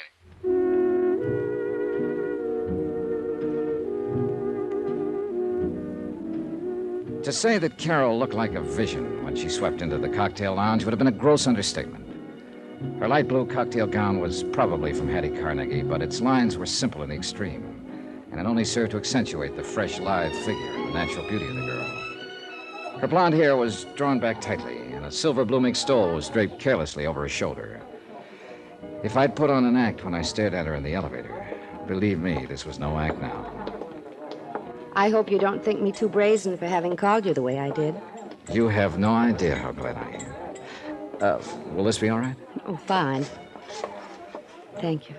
I was afraid after that episode in the elevator you might have thought I was just some lonely bachelor trying to find a date. Are you a bachelor? I confirmed. Well, you just haven't met the right girl. Well, there are times like this when I think perhaps the... Your order, sir? Oh, sure, point killer. Carol? Sherry and bitters, please. Sherry and bitters and VO over ice. Thank you, sir. Be honest with me. Do I really look like the girl you used to dream about when you were a little boy? Or did you dream about a little girl your own age who just happened to bear some resemblance to me? Well, no. No, you see... That's very important. You see, if it really was a veridical dream, well, you see, the phenomenon of precognition would be involved, too, so to speak. Precognition? Yes, you're now knowing me psychically before you could possibly know about me by any natural means. Where have you lived most of your life? Oh, all over. Here in New York, Hartford, Connecticut. Eastern Pennsylvania? No, never, except for an occasional trip to Philadelphia. But that wasn't until I was grown up. Well, then you couldn't possibly have ever actually seen me, because all my life I've lived in Pennsylvania, in the coal mining district. Well, So your dreams of me must have been due to some supernatural cause. There's Carol. no other explanation. Well, is there? Carol, Sherry and bitters for the lady, and... Yeah, thanks. I'll sign that. Saved by the bell, or rather by the waiter. I'm afraid I came awfully close to admitting to Carol that I'd trumped up the whole dream business just to meet her and talk with her. She was certainly hep on the subject of things psychic, and I'm afraid a natural sucker for anyone who wanted to capitalize on her gullibility. Beautiful, intelligent, well-educated, but, well, you'll see what I mean. And although it's a terrible strain on her, these deep trances, I've received messages through her, Johnny, from my father. Through this medium? Yes, Madame Morgana. And your father's dead? He died 3 years ago. Carol, are you sure about those messages? Oh, yes, Johnny, I'm sure. That's why I want you to go and see. See these things for yourself, will you? Will you go to her with me? Now, don't swing at me, but at this point, I think I'd go anywhere with you. Johnny, I'm serious. I want to tell her about you anyway, and the veridical dreams. Well, all right. When? I'll call her tonight, and perhaps we can see her tomorrow night, all right? Yeah. Carol, I don't want to seem suspicious, but, Yes? don't tell her anything about me, except that you're bringing me along. Oh, no. No, of course not. She wouldn't let me anyway. That's the way the fraudulent mediums work. Oh? There are frauds among them? Oh, plenty of them. You know, they get the information from some mutual friend, then pretend they're getting it from a supernatural source. And she doesn't. I'm sure of it. So far, so good. I'd met Carol Sharp. I'd convinced her in a snide sort of way that I was intrigued with this psychic phenomena business. I was well on the way to meeting the medium who had sparked this whole case. And later tonight, thanks to Sergeant Randy Singer of the NYPD, I'd attend a seance calculated to be my first step in finding out how the phonies in the racket impress their customers. There was just one more person to meet, Tony Ricardo, whom Carol wanted to name, along with the medium, as beneficiary of her big insurance policy. By the time Carol and I finished cocktails, I was sorry I'd made any plans for the evening. But I was already late for my meeting with Randy at headquarters. I took Carol back to her penthouse and then dropped into my own suite to pick up a topcoat. Somebody had shoved a note under my door. Mr. Johnny Dollar, if you value your life, you'll stay away from Carol Sharp. It was unsigned.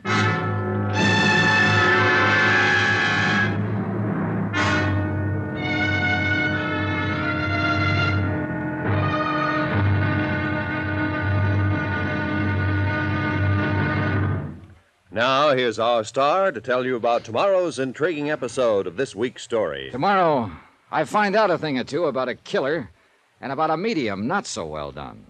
Join us, won't you? Yours truly, Johnny Dollar.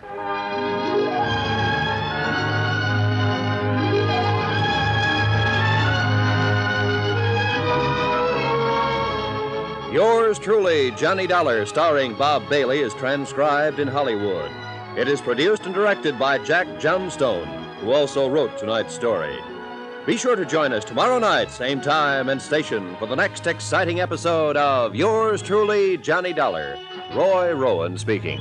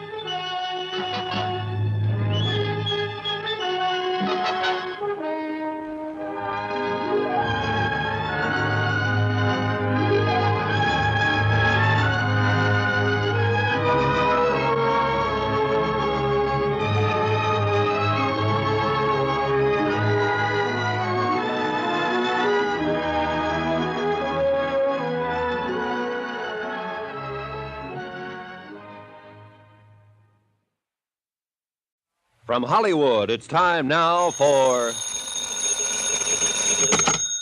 Johnny Dollar. This is Tony Ricardo. Oh, I've been hoping to get in touch with Did you. you receive my note? Was that your polite threat to kill me if I don't leave Carol Sharp alone? Yeah, I received it. And I have a sneaking suspicion the police department might be interested in it. No. Oh, please, I guess I acted a bit hastily. Perhaps you'll let me talk to you. You want to take the threat back? That still stands. Then you don't leave me much choice. Talk to me first. Believe me, you won't be sorry. But I might be dead. Is that it? I want to see you. Can't do it now, but where can I reach you? Sunrise 3, 9970. Okay. Meantime, don't get trigger happy.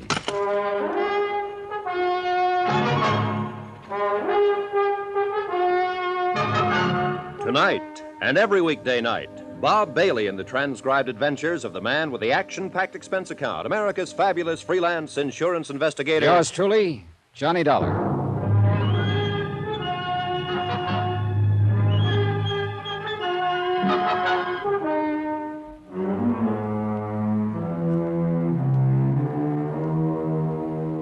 Expense account submitted by Special Investigator Johnny Dollar, location New York City, to the Universal Adjustment Bureau, Hartford, Connecticut.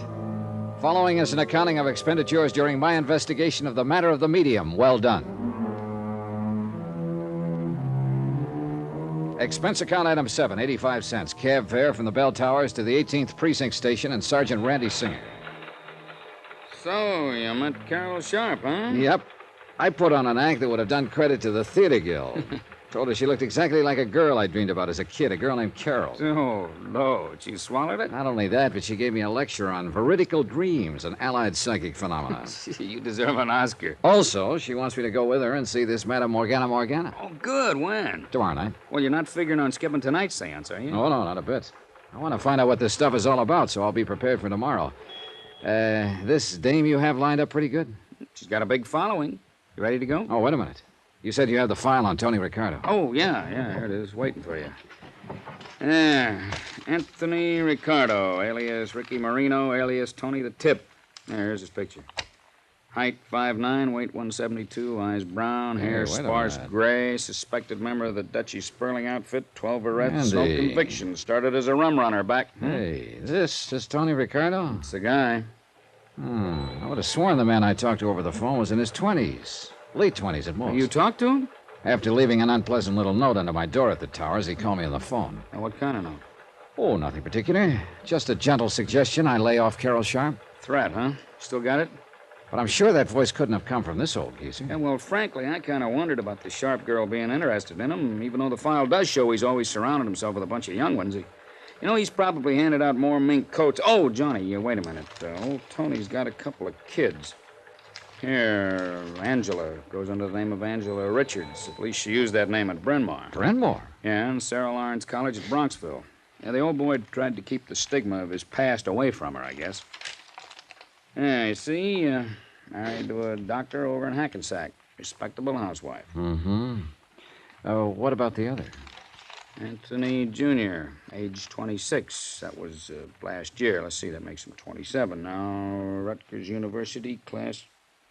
Not much on him.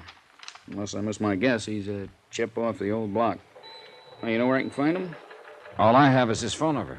What is it? Wait till I see and talk to him. That may be too late. He's what I think he is. Why not ask this medium about him tonight? Yeah, that... Hey, come on, we're late. Let's go.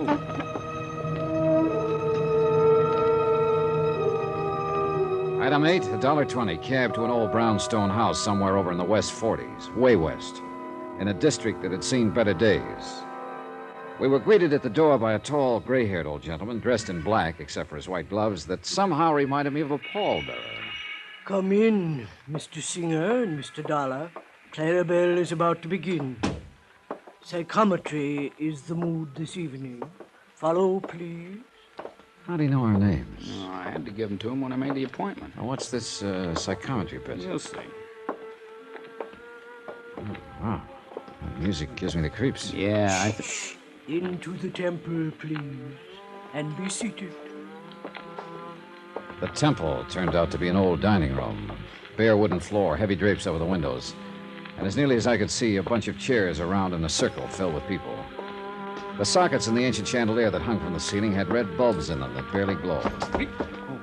We could hardly see a thing, although I'm sure the light went up very slightly when we made our entrance and then down again, as though somebody was controlling it with a rheostat.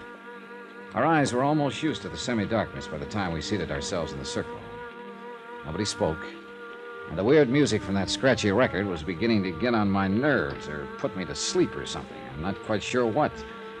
Then, suddenly, there was a flash of light and a puff of smoke, and so helping...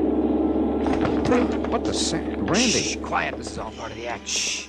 Greetings. Greetings, Greetings, friends of the unknown, friends of the mystics, of Botan the Indian boy, and the seventh son of the seventh son of Harishnu the mighty. And there she stood, in the center of the circle where the flash had gone off. Are we all in the mood? She stood there draped in what looked, even in the dim light, what looked like a slightly soiled bedsheet, pulled in around her ample middle with a hunk of coarse rope. She wore a sort of turban, or maybe it was just an old dish towel wrapped around her head. A faint odor of gin pervaded the room. I guess her feet were bare, for she made no noise as she walked slowly around the circle, holding on a shallow metal tray. Taking a collection so soon, I wondered? Each of you place upon the tray some object very close to you, something you have had a long, long time that has become a part of you. Huh? Shh, you'll get it back. And if the spirits are with us, and there are no dissenting minds among us, If Botan, the Indian boy from the world beyond, is willing to act as our control, we shall learn many strange things this night. Place something close to you upon the tray. Will this watch be on? You must not speak, but keep the mood. Keep the mood. Are we all in the mood? Yes, yes. And now, dear friends, while I meditate and establish contact with the spirit world, Hemingway will pass among you for the tiny assurance that you join us in all sincerity. Now join hands to create the flux that will join our thoughts and minds and hearts and open the doors to enlightenment for all of us. $5. Botan, are you with us tonight? $5, please. Botan, will you answer us? $5, Are you with us now? Is that Botan that answers our call, or the little sister Hyacinth? Ah, it is Botan. We may begin. I hold this ring. I feel the paramagnetic forces arising from it. This belongs to a businessman south of here. I seem to see clothing hanging in a large warehouse. Yes. And the sound of many machines, sewing machines. Yes, that's right. And many young girls working at the machines. One by one, she picked the objects off the tray, held them in her hand, and gave a kind of character reading of the owners. Occasionally, somebody in the circle would respond in a way that made it sound like she'd guessed right. Other times, she'd just make with a lot of generalities that could apply to anyone. Finally, she picked up my watch. This watch, I see tall buildings of stone and strange signs on them. I don't know what they mean. Tri-mutual, universal adjustment. Huh? Randy. And I see great sheaves of papers carefully folded, and on each one it says, policy. Policy, I don't understand unless... Insurance, yes. This is fantastic. Wait till she gets to one I put there. The watch is from a young man, clever, energetic. I will have many things to tell him at another time, but he must see me again, often. And now, this other object that lay beneath the watch. I see a police badge. The cops! Soldier. Dirty crooks, the cops are onto us. We're being raided. Slay them. Get them out of here. Hemingway! Hemingway! Come on, Johnny, I may need a hand. Just a minute there, Clarabelle. Take your filthy hands off me. Let me out of here. You're not going anywhere until I have a talk with you. Hemingway! Ditched me, ran out on me. I might have known he would at a pinch. There isn't going to be a pinch if you'll just shut up and stand still a minute. I wasn't doing no harm, honest, officer, and all the money goes to charity. All right. Settle down. Where's the light switch? Got it, Randy? I'll never live this down. Now look, officer. You look, Clarabelle. All we want is some answers to some questions. And you won't pinch me? Not if you tell the truth. Johnny? Yeah. Just how did you know so much about me? It certainly wasn't from holding that watch. Okay, so it wasn't. Though some there are who can do it that way. That I've heard. Well, go on. No pinch? No pinch. Well, when your friend called to arrange your being here tonight, Hemingway, that bum, he would walk out on me. Go on, will you? Well, Hemingway asked where you come from, so we'd know if the spirits was propitious there. That's what we always say. And I told him Hartford. That's right. So what's Hartford? Insurance. If a client's in insurance, he responds like you done. So I keep pushing it. And if he ain't, well, at least he thinks I done pretty good by describing the place he comes from. Yeah. What about the clothing maker right at the beginning? Easy. He called from a hotel, so he calls the hotel back and gets his address. You told him he was from the south of here. Sure. Woodbine, New Jersey. Only business down there of any account is clothing and small farms. Where'd you find that out? State directory, any library. And anybody could see he was a businessman, not a farmer. Well, I'll be. And hooking him that way tonight, you could have had him coming back as long as he could afford it, huh? Sure. And if it hadn't been for you, you double-crossed. Okay. Now, what about the others? Some we get the dope on and some we guess at. But there's always enough good ones to keep going. So easy. And yet, I must confess she'd had me stop for a while. We talked with her a bit longer. Randy warned her to watch her step, and we left. Took a taxi back to my hotel. Well, did you learn anything? I should hope to tell you. What do the church-going spiritualists think of her kind? They hate him, and I don't blame him. Are you still going to see Madame Morgana tomorrow night? Yeah. Well, mister, that one won't be so easy to expose, if you can expose her.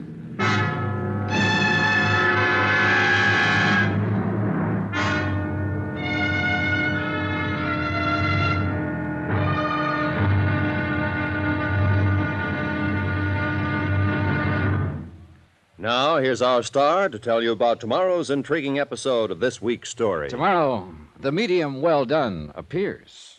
Join us, won't you? Yours truly, Johnny Dollar.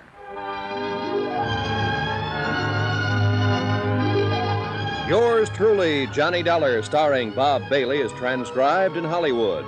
It is produced and directed by Jack Johnstone, who also wrote tonight's story. Be sure to join us tomorrow night, same time and station, for the next exciting episode of Yours truly, Johnny Dollar. Roy Rowan speaking.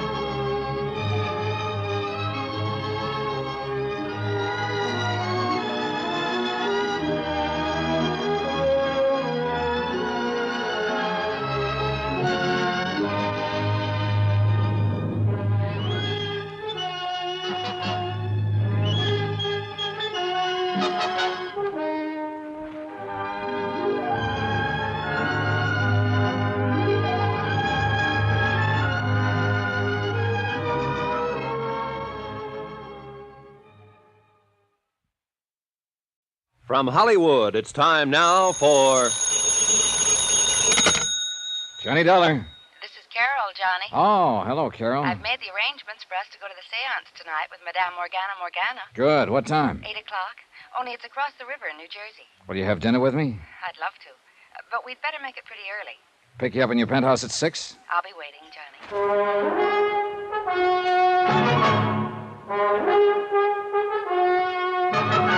Tonight and every weekday night, Bob Bailey in the transcribed adventures of the man with the action-packed expense account, America's fabulous freelance insurance investigator. Yours truly, Johnny Dollar.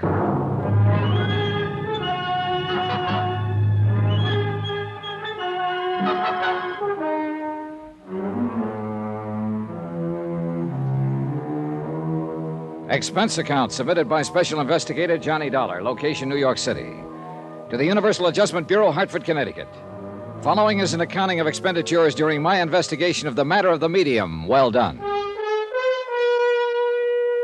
Some pretty strong pressure was being put on Carol Sharp to change the beneficiaries of her $110,000 life policy. And she was very much under the influence of a psychic medium who insisted that she be named as one of the two new beneficiaries. The other was to be a Tony Ricardo, whose father made quite a record for himself in the bootlegging gangster days of the Roaring Twenties. I met him at Susan Palmer's Oyster Bar over in Radio City. I must admit I was surprised at the sort of fellow he turned out to be. I guess it was a little, well, extreme to threaten you that way, Mr. Dollar. That's putting it mildly. But this whole spiritualism business and the hold it has on Carol, well, it has me terribly concerned. You don't like spiritualism? I didn't say that. You know just as well as I do, there are a great many fine, honest spiritualists in the city. But as in any other field, there are frauds, racketeers. So I've heard. It's not only true of religions, but businesses, professions, anything, you know. Sure. But now look here, Tony. Dollar, I will not have you or anyone else leading Carol on. This medium who's already has such a hold on her. Do you understand? Pardon me, Tony. Your background is showing. What? I say come off it. This kind of act won't work. What are you talking about? Do you think I don't know you're one of the two Carol wants to name as beneficiaries of her policy? You and that medium? That's not my doing. Whose doing is it? That medium, Morgana. She's been taking Carol's money by the hundreds week after week. Now you've come along to encourage her, and Della, I tell you to stop it. Tony. Maybe that story you gave her about dreaming of her over and over when you were a kid and couldn't even have known about it was true, but I don't believe it. Tony, that was made up out of whole cloth. I still... What? This funny decision to switch your policy around is the case I'm assigned to. Wait a minute, you mean that... Yes. I had to meet her somehow, so I used that device, knowing she might fall for it because of her implicit belief in such things. Yes, but now you're encouraging this whole thing. You're even going to see this Morgana with her tonight. Because if she is a phony, it's the only way I can show this to Carol. Well? I hope and pray that you can, Mr. Dollar. Some of the best psychic investigators in the country have been stumped by her. How are you going to go about it? I won't know until I've seen her operate. Even then, I may not know. Or maybe this medium isn't a fraud. Oh, come on, of course she is. But you can't prove it. But you or somebody must. Or Carol will change her policy and then turn up dead. Won't be easy, Mr. Dollar. I've attended these seances with Carol, many of them. There have been times when I've almost been convinced myself. Waiter, some more coffee, please. No more for me, thanks. You're going to need it, Tony, because I'm going to keep you here until you've told me every detail you can remember of this Madame Morgana seance procedure.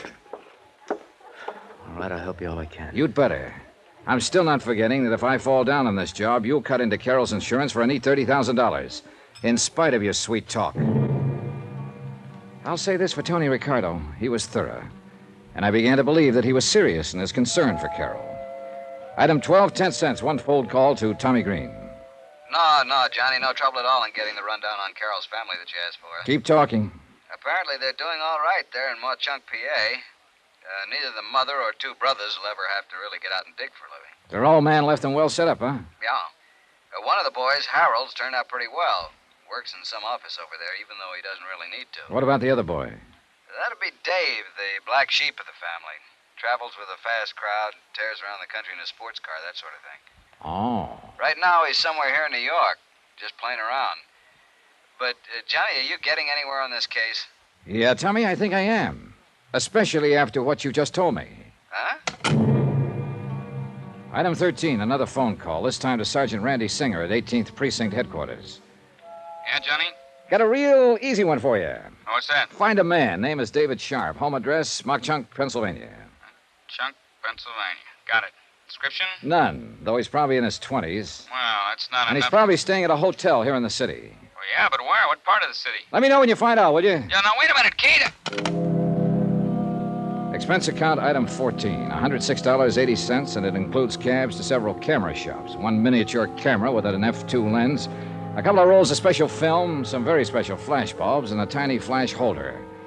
Item 15, taxi back to the towers to clean up and dress for my date with Carol. Then the phone rang. Johnny Dollar. We located David Sharp for you, Johnny. Just dumb luck. Now, who knows, Randy? Maybe you're psychic. Nah, leave us not have that stuff. Where is he? Found him staying at the third hotel we called, the Aberran over on East 53rd Street. Not 2 blocks from that palatial joint where you're staying. Is he there now? No, but he always comes in just before dinner time. Hey, you still haven't told me why you're interested in him. I'm not sure myself. But do me a favor, will you? Like what? When he shows up, put a tail on him. I want to know where he goes, how long he stays, and when he comes back. But you won't say why? Not until I'm sure I know why. Thanks, Randy. Yeah, but I haven't said Thanks, boy. Dinner with Carol could have been one of the pleasantest things in years. But I'm afraid I was preoccupied with matters at hand and she with anticipation. She's promised to try to hear from Daddy again tonight. Oh, Johnny, I so want to speak to him again. Finally, I signed the check. We hopped into a taxi and headed across the river to the Jersey side. We ended up at a rather plain but nice home somewhere on the outskirts of, I guess it's Union City. We were met at the door by a matron of about 45, I should say, who looked like an ordinary, respectable housewife, except perhaps for her quick, discerning eyes. Good evening, Carol, my dear. Oh, and you must be Mr. Johnny Dollar. Yes, Madame Morgana? Yes. Do come in and meet the others who are here to form the circle tonight. Thank you. Carol? Thank you.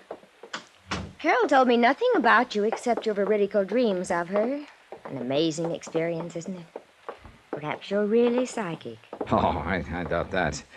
But all our friends thought my kid brother Richard was before he died a couple of years ago. Richard. Richard. That name has been haunting me ever since Carol telephoned. You don't suppose... What, madame? Oh, no, of course not. Now, here in the parlor are the others who will be with us tonight. May I present Mr. Johnny Dollar, Mrs. Dorothy Jessup. How do you do? Mr. John Price. Hello. Mr. Samuel Froelich. All right. And, of course, you all know Carol Sharp. Good evening. I see no reason why we shouldn't start. The atmosphere has seemed almost electric tonight. Very conducive to good contact with the, shall we say, the netherworld. And, oh, yes, you may smoke if you like, Mr. Dollar. We're very informal. Oh, I'm sorry. Just sort of a nervous habit, I guess, flicking this lighter. Oh, incidentally, I hope you tell these people of your dreams after we're finished. Oh, dear. The atmosphere is tense. We should begin right away. Well, yes, I'll turn on some low music. The six of us sat down in a small circle. On the floor were three long, slender metal trumpets, like Halloween horns, but made of thin metal, spaced about the center of the circle. In the subdued conversation of the next few minutes, I learned it was through these that the spirit voices would come to us, that they would rise in the air and the voices would issue from them. From time to time, there in the pitch-black room, I snapped the cap of my lighter as a reminder of what it was. You mustn't light it, Johnny, you know. No danger. This one hasn't even got a flint in it. I do hope we get some messages today. I think we will, Mr. Froelich. I have a feeling that we will. I have that feeling, too. Very strongly. From what Madame told us, you must have definite psychic powers, Mr. Dollar. That should be helpful. Wait. The power's here. I feel it. Almost as though she were suffering Come physical to us. pain. We are ready. The medium sighed and gasped. And we waited and waited. It's hard to describe the tension that comes of waiting that way in a completely darkened room. And it's easy to see how well the imagination can work, the powers of suggestion. There was a slight sound. One of the trumpets. I heard it move. Yes, so did I. That means that they are with us. It seemed to move toward you, Carol. I hope so. Yes, I can feel it in the air near me. Father? Carol. Oh, Father, can you speak to me? There's so many things I wish to ask you. Yes, dear. Yes. It may not sound like much to tell, but believe me, this was impressive. The death-like silence broken only by the faint voice from the trumpet, the whispered questions by Carol, an occasional sigh from the medium, and the shutter of my special little camera, which I hope sounded enough like my lighter had sounded. Yes, Carol. Always do the things I tell you to.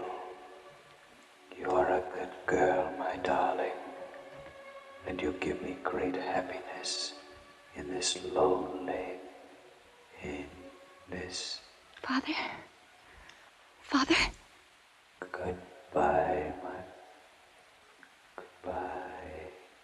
Oh, Johnny, do you see? Because only he and I know the things we talked about. Wait. I feel the trumpet is still near us, and perhaps... John. Mr. Dollar, it's for you. Yes? Richard? Yes, John. Dick. I've waited so long to speak to you. Dick. My brother. The brief conversation I carried on with my dead brother Richard was amazing. Of things in my childhood that I thought nobody else even knew about. Personal, intimate things that could only be known to a brother or someone equally close. It was fantastic, amazing, awe-inspiring. Except for one thing. I never had a brother. I didn't tell this to anyone. I played it straight and even stayed around and discussed my trumped-up dreams after the seance. But I needed proof, and I couldn't wait to get back to New York to the police lab where I could develop the infrared film in my little camera.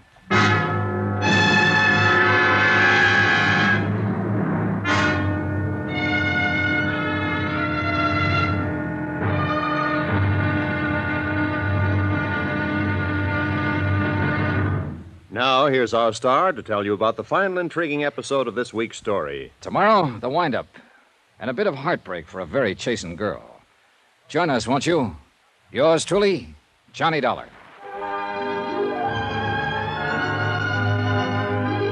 Yours truly, Johnny Dollar, starring Bob Bailey, is transcribed in Hollywood. It is produced and directed by Jack Johnstone, who also wrote tonight's story. Be sure to join us tomorrow night, same time and station, for the next exciting episode of Yours truly, Johnny Dollar. Roy Rowan speaking.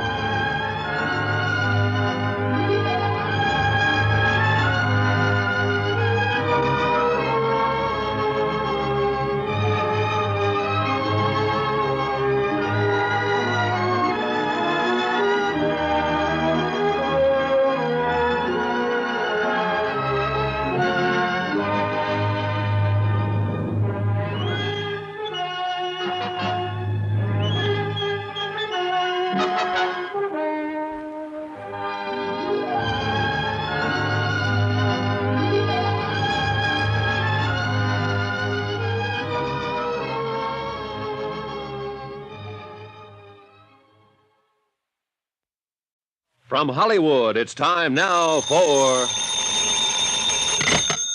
Johnny Dollar. Good morning, Johnny. This is Carol. Oh, hi, Carol. Sleep well? Johnny, you were so quiet on the way back from the seance last night. I hope it's because Madame Morgana convinced you of her powers as a medium. How much did you pay her for that seance, Carol? $100. $100? Want to meet me in the coffee shop downstairs for breakfast? I'd love to. 15 minutes? 15 minutes. Goodbye. Oh, and weren't you thrilled to hear the voice of your dead brother again? Yeah. Bye. Except that I never had a brother.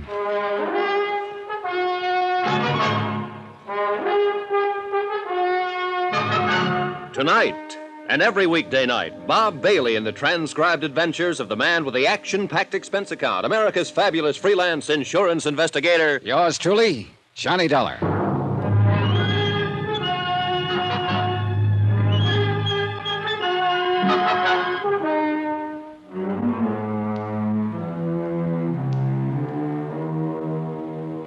Expense account submitted by Special Investigator Johnny Dollar, location New York City.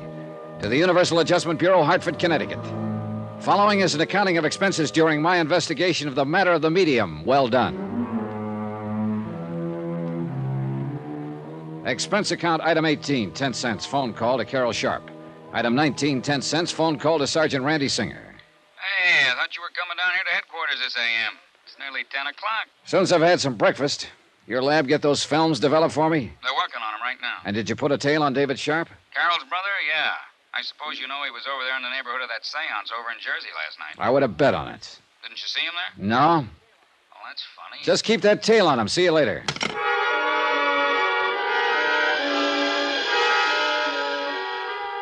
Item 20, 1070, long-distance call to the city editor of the Mock-Chunk, Pennsylvania Herald Express. For a full half hour, I asked him questions about the Sharp family, about one member of the family in particular. Then, item 21, 585, breakfast for Carol and myself in the coffee shop at the Swank Bell Towers. You must have been impressed, Johnny. You're so quiet. Would you like to see Madame Morgana again tonight? Johnny? Carol, I think we'll see her today. Oh, but she couldn't. She always says it takes a full day to recover from the shock and strain of a seance. She goes into a deep trance, you know, in order to make the spirits move those little trumpets about and speak through them.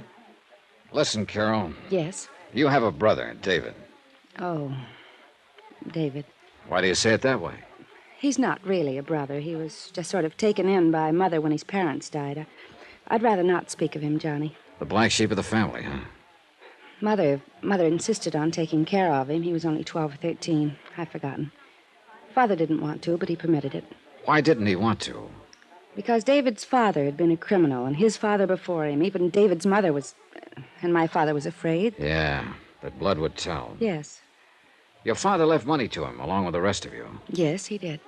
But not as much. And David has resented that.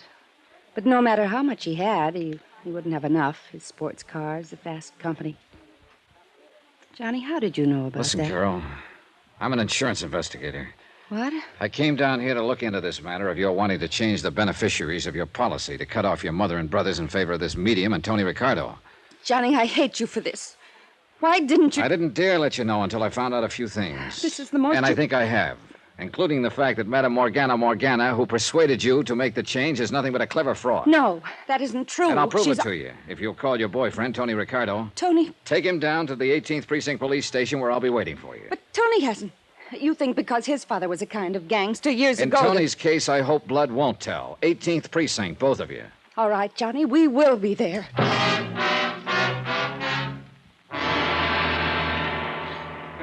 Johnny, the picture took last night. Oh, thanks, Randy.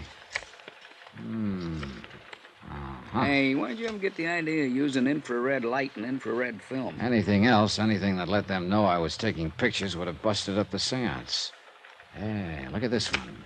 Yeah, you know, I'd like to publish those. Scare a lot of those phony psychics out of business and out of town. Oh, here's the one that I'd like. Mr. Dollar, we're here. Hi, Dollar. Oh, hello, Tony. Miss Sharp, Mr. Ricardo, this is Sergeant Singer. How do you do? Hi. And now, will you please show us this proof you were talking about? Yes, Dollar. How did you make out, huh? Made out very well, Tony, thanks to a miniature flash camera I had tucked into my pocket last night. I guess you wondered, too, how Madame Morgana worked her racket. He did not. Tony knows as well as I do that she's completely honest. Like any normal person, he may have questioned the almost miraculous powers of this woman in the beginning, but no trumped-up tricks that you... Where did you get this picture? And look at this one. She's moving that trumpet herself with the long, kind of extended handles. Extension grip, they call it. She probably hid it in the front of her dress. Oh, no. But these pictures in that dark room, Infrared photography. Maybe she did use one trick. But the voices came from trumpets floating about in the air above our heads. Then look at this one. Taken when your father was supposed to be speaking to you. Oh, no. That little trumpet has a long tube on it. Yep. Extending into that curtained doorway at the end of the room where somebody could whisper through it. Oh, this is terrible. And the hundreds, the thousands of dollars I gave her, believing in her. Yep. I'm afraid you were really took. Here. Here's where my dead brother, Richard, spoke to me. The hanging trumpet is over your head. Yep. But how could she know? I didn't tell her. Oh, yes, you mentioned your brother. A completely non-existent brother, Carol. Oh. Made up. Like the dream of you I told you about. And I believed you, too. But how could she find out all those things about me? Miss Sharp, a couple of nights ago, I took Mr. Dollar to a medium that was a bum compared to this one. She told him all about himself. Have you forgotten what I found out about you and your brothers just in the last 24 hours? Oh, I don't know what to say. Don't try. We've still got to pin this whole thing down. I'm sure this Madame Morgana wasn't working alone. But who could be... How about it, Tony? No. No, not Tony. Just because his father was... Oh, no, please. Oh, thanks, darling. I got a report here, Johnny. Apparently he's moved again. And you guessed right. Yeah. Then we better get going. Can we use a prowl car? No, but we can get an escort as far as the city line. Then come on, all of you. The cabbie, with his accelerator on the floor, had a ball trailing our escort across town. And we had to hold him down when we finally reached the Jersey side. Randy Singer obviously had no authority over there, but as it turned out, I'm glad he came. When we pulled up to the home of Madame Morgana, I couldn't help noticing a Studebaker Golden Hawk sticking out from behind the house with a Pennsylvania license. I wasn't the only one to notice it. Johnny, that looks like David's car. I think it is. Come on. Johnny, I'm out of my jurisdiction. Oh, yeah, maybe you better wait. Yeah. Oh, Johnny, I knew David was bad, but... Oh, I still can't believe it. I know how you feel, Carol, and I'm sorry. Mr. Dollar. Wait a minute. Johnny, if you do a thing like this... I'm ready for anything. Look, Mr. Dollar, why don't just you and I go in? If anything happened to Carol, I'd never... Oh, Carol, dear. And Mr. Ricardo and Mr. Dollar. Hello, Madame Morgana. Do you mind if we come in? Why, no. But not for another meeting, of course. The strain of last night's convocation is still with me, I'm afraid. Yeah, maybe you ought to up the price for your next seance. But there ain't going to be no more. Mr. Dollar, I don't Come understand. on, Carol, Tony. We're going to look over that seance room in broad daylight. No, you can't. I won't let you destroy the sanctity of that room. Oh, yes, you will. I'll lay it on the line to you, madam, whatever your name really is. This monkey business of yours has gone far enough. So this is the room. What terrible things you're saying. You take a thing like spiritualism that a lot of honest people believe in and make a dirty racket out of it. Carol, this man is mad. Make him leave this sacred place at once. Carol, what right have you to make such horrible implications? Implications? Those were accusations. Would you like to see how those spirits of yours move trumpets around in the dark? They couldn't be seen. And how those spirit voices suddenly appear out of thin air? Look at these pictures. Oh. How did you get these? I cannot tell a lie. I did it with my little camera. Well? All right, you've exposed me. But there was nothing malicious about it. If you knew the solace, the comfort of mind and spirit these things have brought to the people who come to me. At $100 a crack, sometimes more. Why not? Carol has money. So have the others who come to me. Did you plan to make them all turn their insurance policies over to you? And then contrive to have them suddenly and unexpectedly join their immortal ancestors in the great beyond? No, that wasn't my idea. Oh, I knew something like this might happen. It has happened. Now, where is he? No, I don't know what you're talking about. Your assistant or colleague in crime would be a better word, who stood inside the curtained door of the seance room and made with the phony voices of the dead, who gave you all the information on Carol, who's probably done a nice little research job on me since my visit last night. Yes, Mr. Dollar. David. I know all about your activity as an insurance investigator and why you're here. But it's not going to do you any good. Oh, put that thing down and give yourself up, David. So you're the one who arranged for me to be a beneficiary of Carol's policy, huh? Stand back. So that suspicion would fall on me when something happened to her? Of course. And give us a chance to clear out. But now it's too late. And now that you've found us out. Well? David, no. The light somebody turned on. Look out, Della! Look out!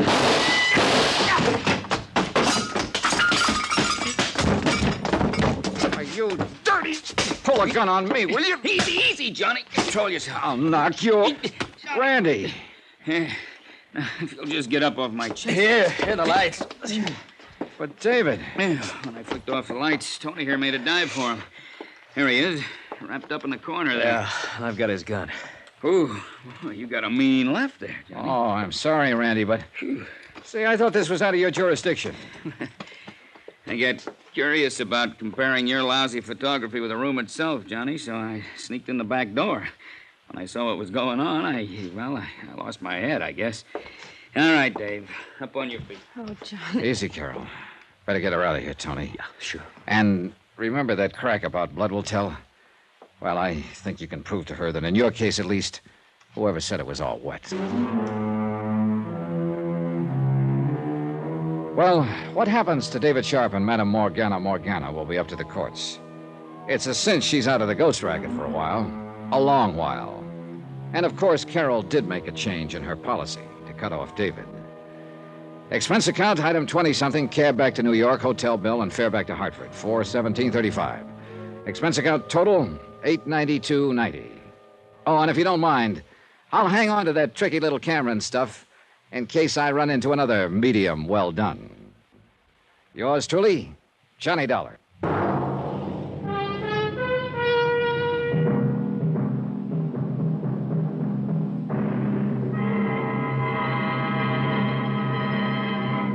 Now, here's our star to tell you about next week's intriguing story. Next week, the tears of night matter.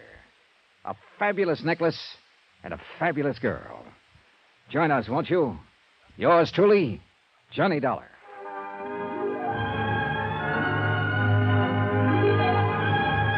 Yours truly, Johnny Dollar, starring Bob Bailey, is transcribed in Hollywood. It is produced and directed by Jack Johnstone, who also wrote this week's story.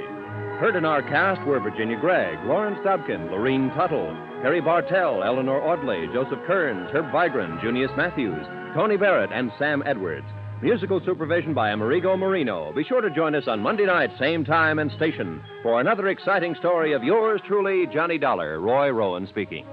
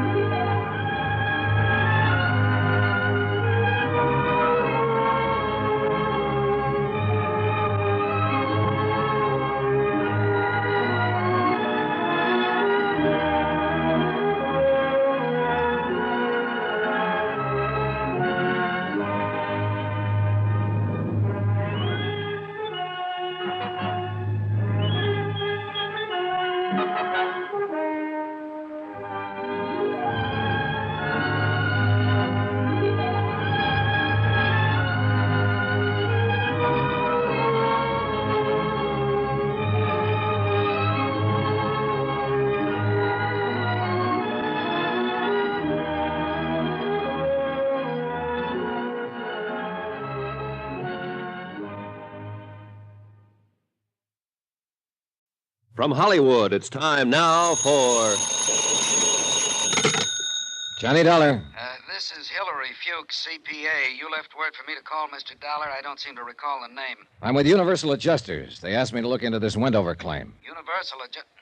Insurance adjusters? That's right, insurance. I understand you filed a claim in Mrs. Wendover's name. Mrs. Wendover hired me to handle her affairs a few days ago. Who do you want to talk to, me or Mrs. Wendover? Anybody who can make me understand why Mrs. Wendover let a $50,000 policy lie around for 2 years before she filed a claim. I'll try. I don't know whether I can convince you or not, but I'll try.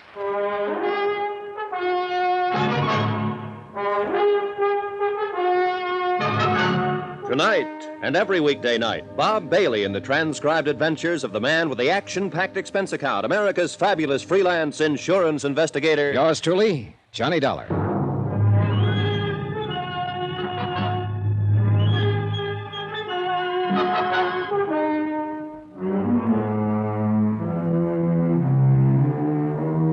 Expense account submitted by Special Investigator Johnny Dollar to the Universal Adjustment Bureau, 518 Spear Boulevard, Hartford, Connecticut.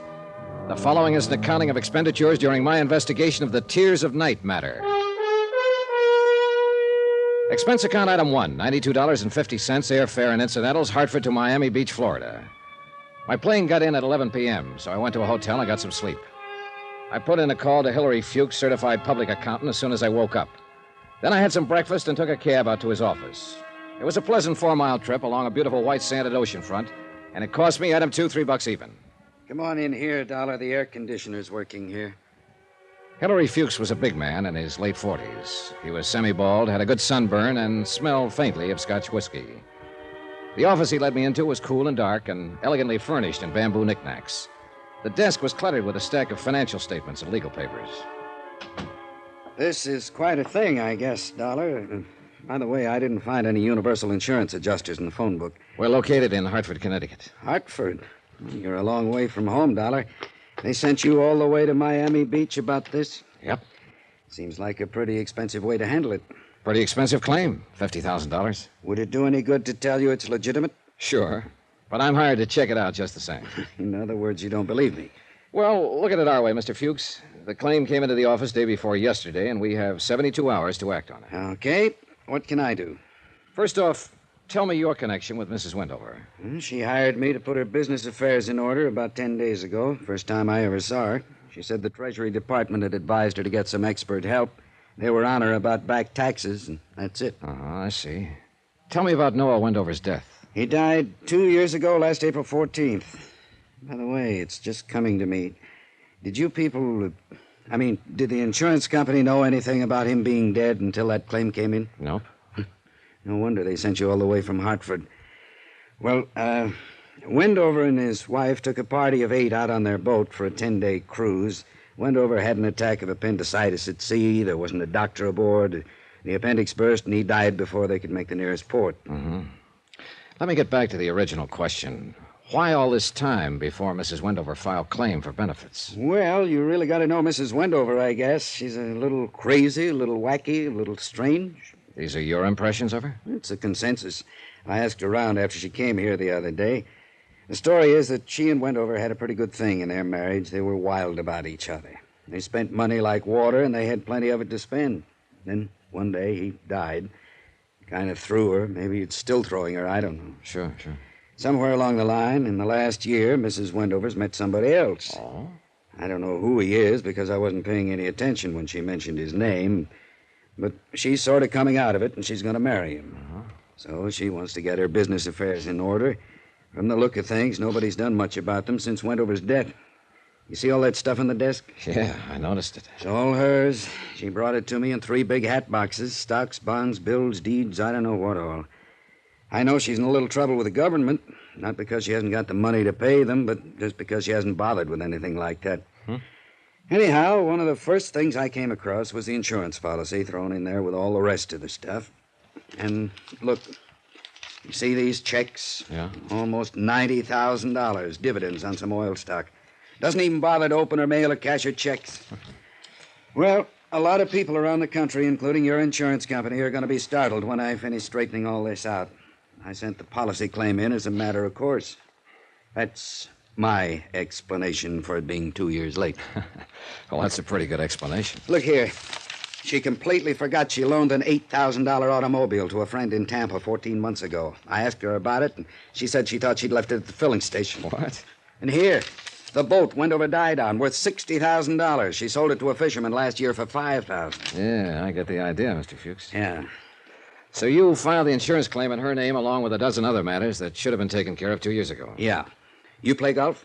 No. Well, I do, and I'm tired of looking at this pile of stuff. Mind if I look at it? Help yourself. All yours. I'll be at the club. Do whatever you have to. By the way, what do you have to do? Verify this death certificate and the coroner's report. Well, then you will honor the claim? I'll file my report, and it's up to the insurance company to do as they see fit. You're kind of cagey, aren't you? That's why they pay me. Mr. Fuchs. Yeah? Is there some kind of bank balance in this stuff, current? Oh, you'll find it there, but I'll tell you, in cash, Mrs. Wendover's worth about $950,000. I doubt very much if she's trying to cheat the insurance company out of $50,000. You can't ever tell, though, can you, Mr. Fuchs? Nope. Can't ever tell.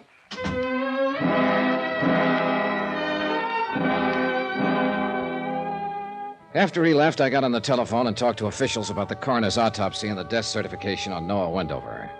They all seemed to be in order. Then I went through the papers on Fuchs' desk. They seemed to be in enough disorder to verify what he told me about Elise Wendover. I left Fuchs' office about 4:30 and went back to my hotel, carrying a picture of a woman who had existed in a state of limbo for 2 years or more, so far as responsibility and attention to business went. Johnny Dollar. Hillary Fuchs, can you come over to my office right away? I just left there. What's up? Mrs. Wendover, she's having a fit. Come on over.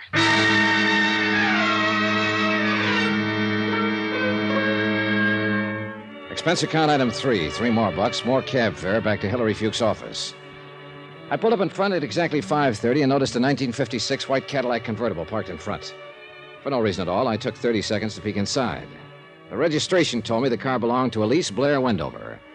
She had left her purse on the seat and the keys in the ignition. A mink stole was thrown carelessly over the back of the seat. Anybody could have taken the stole, the purse, the car, the whole works. Mrs. Wendover was living up to her advance notices. Come in. Fuchs looked pale and shaken. He fumbled around for a cigarette until I handed him one of mine. He lit it up and tried to get a grip on himself. Mrs. Wendover's in there. Yeah, what happened? Well, I had some papers for her to sign, and she dropped in a little while ago. Uh-huh. I told her about you. I explained to her it was certainly reasonable the insurance company would want to investigate a claim that had been delayed 25 months. Well?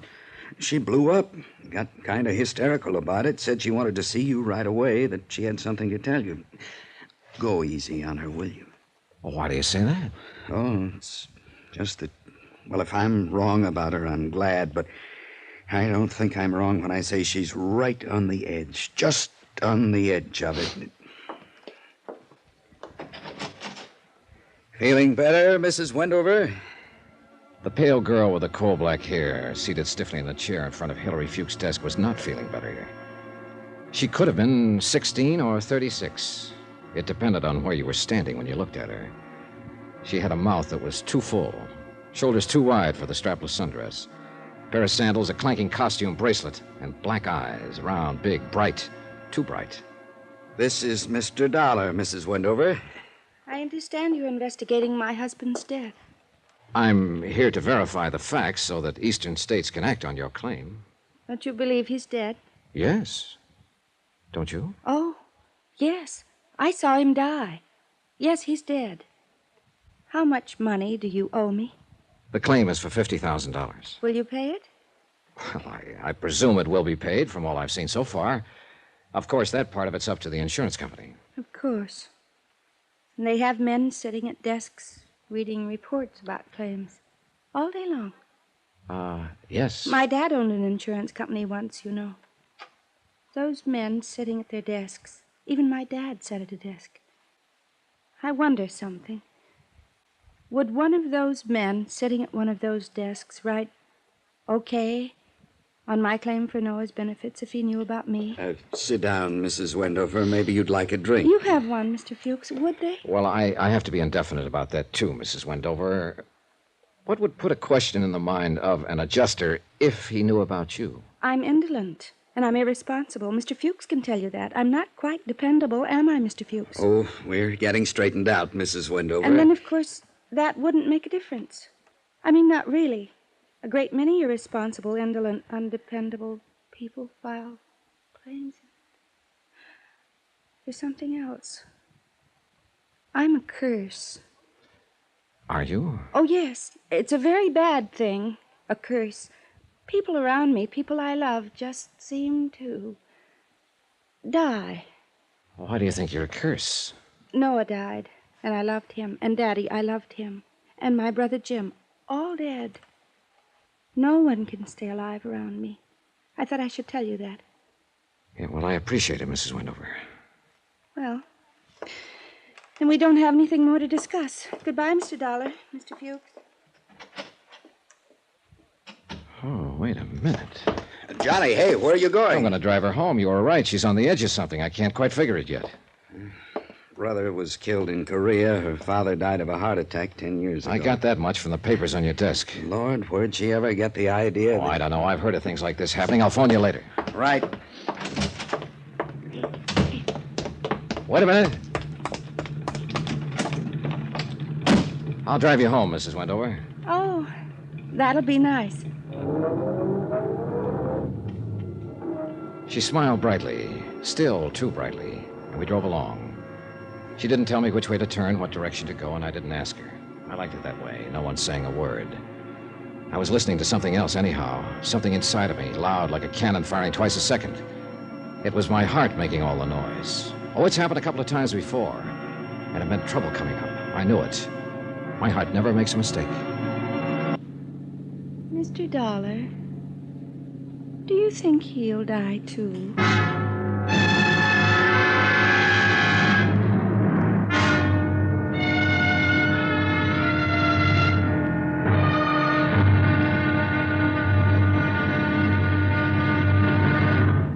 Now, here's our star to tell you about tomorrow's intriguing episode of this week's story. Tomorrow, right out in the broad daylight, I have a look at the tears of night. Join us, won't you? Yours truly, Johnny Dollar.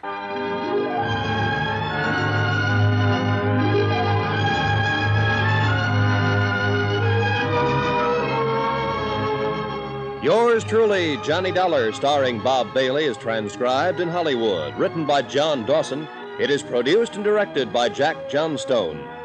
Be sure and join us tomorrow night, same time and station, for the next exciting episode of Yours Truly, Johnny Dollar. Roy Rowan speaking.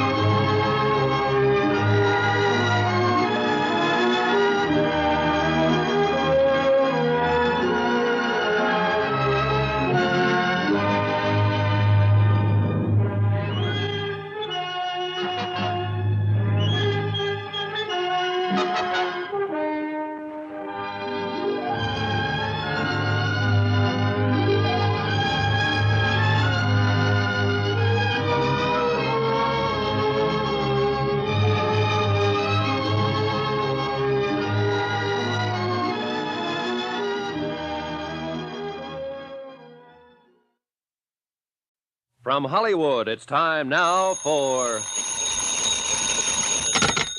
Johnny Dollar. Hillary Fuchs, Dollar. How's Mrs. Wendover? So far, so good. Dollar, can you talk? Yeah, sure. She's in the other room. Do you think she's all right? Mentally, I mean? I think she's all right enough to get by. I think she's scared to death of something or somebody. That business of the curse? Yeah. You know there isn't anything to that. There's something to it for her. She thinks she's somehow responsible for her husband's death, for her father's death, and for her brother's death. On the way here, she mentioned, just like that someone else was going to die. Or words to that effect. Who? I don't know.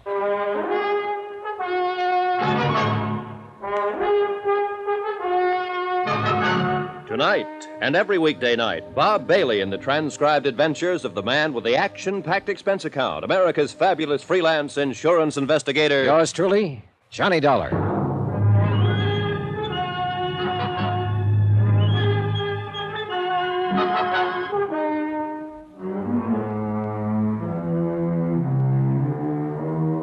Expense account submitted by Special Investigator Johnny Dollar to the Universal Adjustment Bureau, Hartford, Connecticut.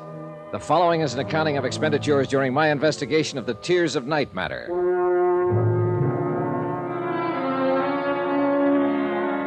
It had started as a routine investigation. A claim filed for $50,000 on the death of Noah Wendover, Miami Beach, Florida. The question, why the 2-year delay in making claim? The answer turned out to be interesting. Briefly, it involved a distraught woman who had neglected not only the insurance, but everything else in her life for 2 years. A woman obsessed with the idea she was a curse. Do you like soda or water? Soda, please. Thanks. Cheers. Good luck.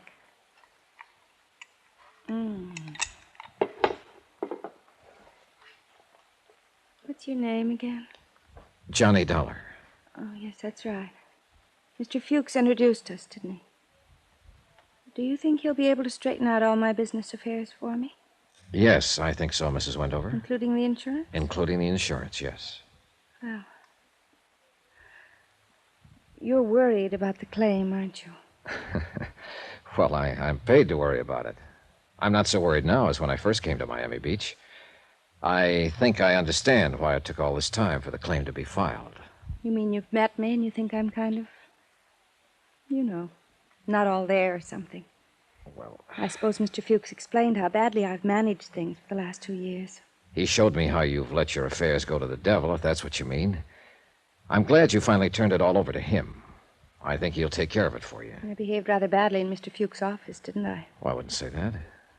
Poor Mr. Fuchs. He was frightened, I think. I don't know what it is, really. I mean, he mentioned that you were in town investigating my claim on Noah's death. I felt I should talk to you. That's why I had him call you. I wanted to tell you about the curse. There's no such thing, you know, Mrs. Wendover. I know. I couldn't have been responsible for Dad's death. It was a heart attack many years ago. I was away at school in New York, and Jim, my brother being killed in Korea, I couldn't have had anything to do with that. And Noah, I loved him very much.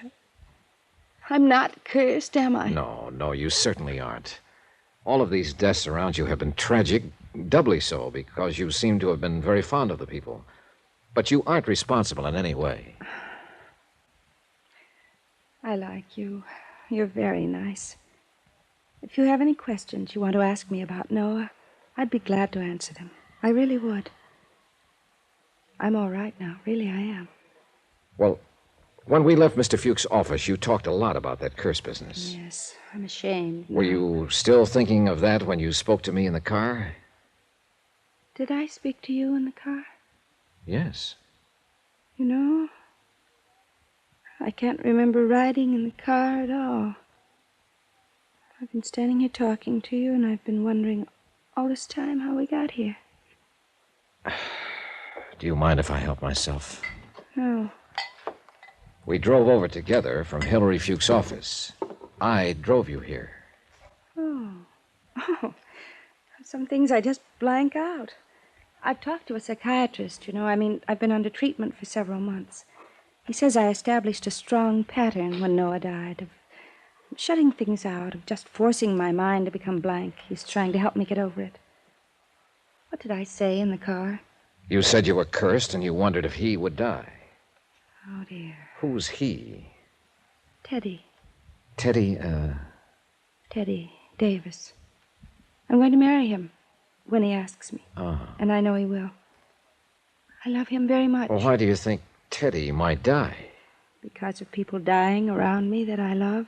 He doesn't believe in the curse, does he? Oh, no. He's something like you, in a way. Nice. He makes me laugh at it. He says it's ridiculous. Because it is. Somehow I feel comforted. Now, look. You marry this fella the minute he asks you, and forget about being cursed and everything else. He'll take care of you. Well, I better go now. Mr. Dollar. Yes? Thank you. I need sometimes very much to talk to someone like you. Thank you. J. Dollar, Oracle. Go out and marry so-and-so and live happily ever after. I like the little kiss she gave me. I like the way she squeezed my hand. I like the perfume she was wearing. I liked the way the intense, hard brightness had gone out of her black eyes, and she was just a nice woman being a woman. I liked all that. What I didn't like was the idea that she could be the other way, believing in the curse and believing she was somehow responsible for people dying. When I left her, I knew that part wasn't ended. I knew it would come back. Come on in, Dollar. I sort of stuck around wondering if you'd come back here. How is she? She's okay now. Fuchs, I'm sending in my report on this policy tonight. I'm recommending they honor it. I've got enough verification. Okay, that's fine. Sure appreciate your help on this, Dollar. Let me buy you dinner. No, thanks. I'm getting the first plane back to Hartford. Why not wait until tomorrow? You've got a reason, haven't you? Yeah, I guess so. Mrs. Wendover? Oh, I've met people like her before. Don't ask me where or when, but I've seen them. And there isn't anything to a curse, but trouble seems to follow them. Big trouble. My business here is practically finished. I just want to get out and get away. Can I use your office for about an hour? Sure. It's all yours. Dollar, I feel the same way. I spent a half an hour typing up my report on the Wendover claim and another 10 minutes on the phone asking for an airplane back to Hartford. They said they'd call me right back, and I poured myself some of Fuchs' whiskey and sat down to stare out at the night. Lights burned up and down the white beach. People strolled up and down, looking at the water, holding hands. And I was sitting alone in Hilary Fuchs' office, waiting for a phone call and thinking about a curse. Hi. Hi. Who are you? Anybody else here? Oh, why? You were kind of late. So do you. What's on your mind? You? Costigan wants to see you right away. I'm supposed to take you over. Whoever Costigan is, tell him he doesn't want me. You don't tell Sam things like that. You know, it's been a long time since I shook in my boots when a skinny hood like you stood around acting tough. If you've got some business with Hillary Fuchs, look him up at his home. This is Fuchs' office. You're behind his desk. You'll do. Now, come on, mister, and don't show me how loud a certified public accountant can growl. I just might swing this thing on your head. That's better. You got a hat? No. I know Costigan wants to talk to you, but I'd sure like to belt you one just for the practice. I'm not Hillary Fuchs. Come on, let's go. Hey, you're going to break my arm. I'd like to, just for the practice. Now then, this Costigan, is he the one from Chicago? Sam's been there. Answer. The Sam Costigan kicked out of Chicago a few years ago? Yeah. What does he want to see Fuchs about? The Wendover dame. What? Something about the Wendover dame. I don't know what it is. He just wants to see you. Okay, what's your name? Frank Scanlon. Here. You put this thing in your pocket. Pull it out again in front of me, and I'll brain you. Now, let's go. Huh? Now I want to see Sam. Well, sure. Anything you say. I followed Frank Scanlon out of the building to a waiting car, a black packet with side curtains. It was a nice touch for this day and age, but it didn't make much sense. None of it did. It was illogical in the beginning, middle, and end. Most of all, I didn't make much sense. I should have been in my room packing. Instead, I was on my way to see an old-time grifter and hoodlum named Sam Costigan, because someone had mentioned the name Wendover. You want to smoke? I use my own. Suit yourself, fella. Scanlon was a thin one with sharp, narrowed eyes, too much padding in the shoulders, too much snap to the brim of his hat, too much point to the toe of his shoes. The .38 I'd taken away from him and handed back made a considerable bulge in the front of his coat. About 6 miles out of Miami Beach, he turned off the main highway onto a dirt road. About a mile of that, and up ahead we saw lights. The lights became a fine old colonial mansion, every room aglow. 2 or 3 guards were watching the entrance to the front. They all needed shaves. No one said anything.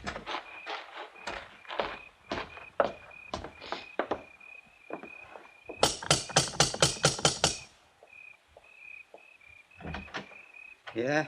It's me, Feely. This here is Hillary Fuchs. Sam wants to see him. Come on in. How are you feeling, Mr. Feely? All kinds of punks around nowadays.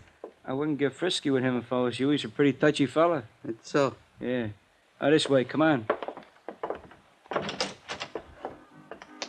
He led me into the main foyer, where a hat-check girl with a lot of red hair stood ready for the evening's business, which hadn't begun yet.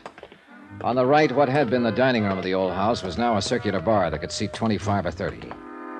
To the left, in what had been the parlor and library, I counted 2 craft tables, 2 roulette tables, and 2 blackjack stands.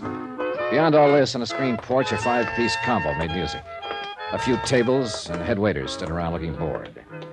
Scanlon led me upstairs, and we stopped in front of a wide white door marked private. I thought he was going to knock. Instead, he whirled around very quickly and stuck the same old .38 about 2 inches into my ribs. Now let's stand steady. Feely! Eddie! He giving you trouble, Frankie? Nah. I will, Buster. I'll give you plenty of trouble if you want it. Hear how he talks to me? I'll crack him up a little for you if you like, Frankie. Nah. He got business with Sam right now. We'll take care of our business with him later on. However you say it, Frankie. I just wanted you to remember that. I will. The same way I remember a dirty newspaper story. Know something? I'm looking forward to you.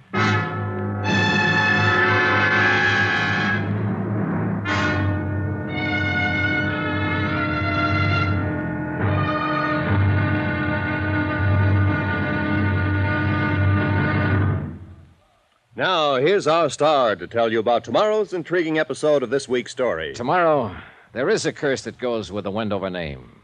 Goes wherever it is. Join us, won't you? Yours truly, Johnny Dollar.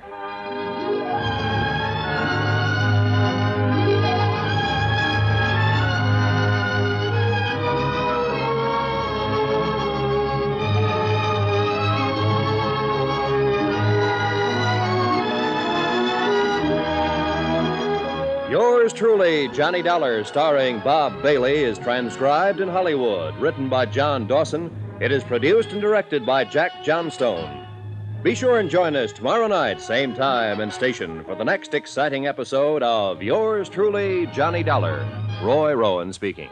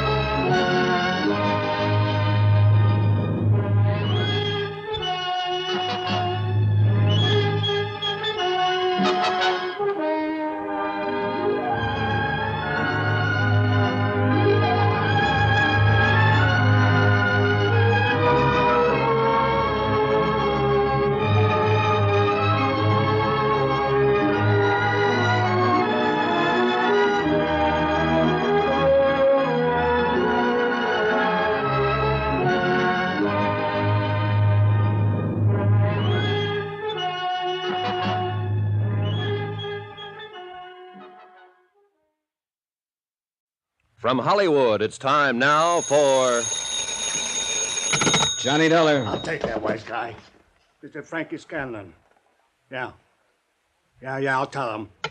What was that you yelled on the phone? You heard it. I heard you say Johnny Dollar. I told you a long time back I wasn't Hillary Fuchs. You told me a lot of things. If I'm going to see Costigan, trot him out. Just open the door and walk right in. I'm right behind you, see? Hello, Sam. Johnny Dollar. What's he doing here, Frankie?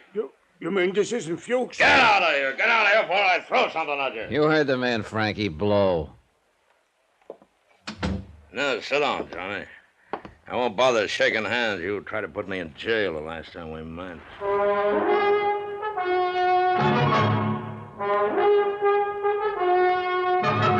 Tonight and every weekday night, Bob Bailey in the transcribed adventures of the man with the action-packed expense account, America's fabulous freelance insurance investigator. Yours truly, Johnny Dollar.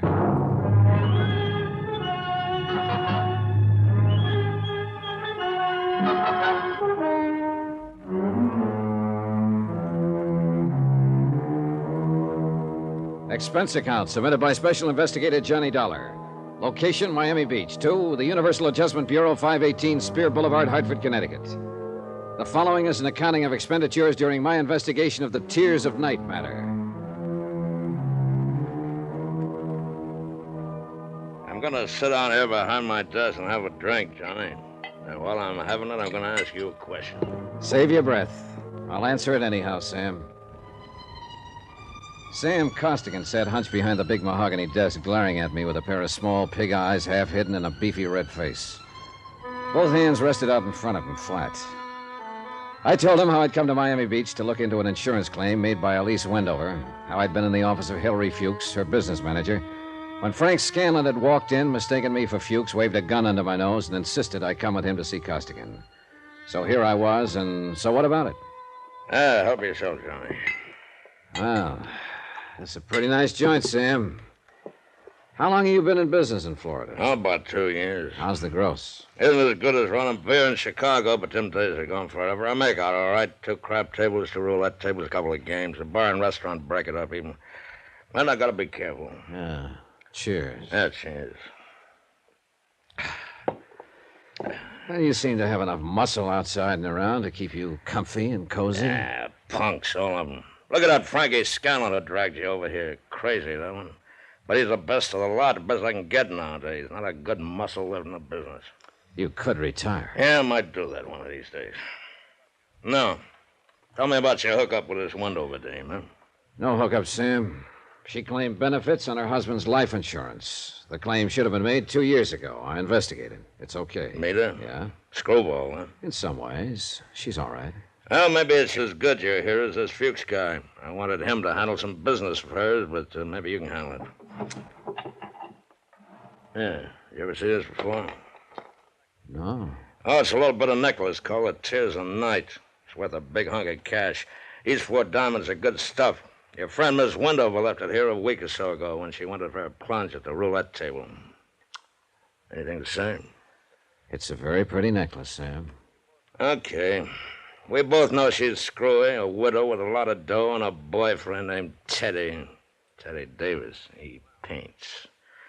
Well, she sent me a check for the 5 G's she lost that night, and I wanted Fuchs to take his thing back to her, but now I got you instead. I want you to take it to her, huh? How about it? Is that all? That's all. I got my dough, she gets her Tears of Night back. I couldn't trust any of my punks with it, and I don't like to be seen in public, so you just take it back, huh? It's very simple. Why?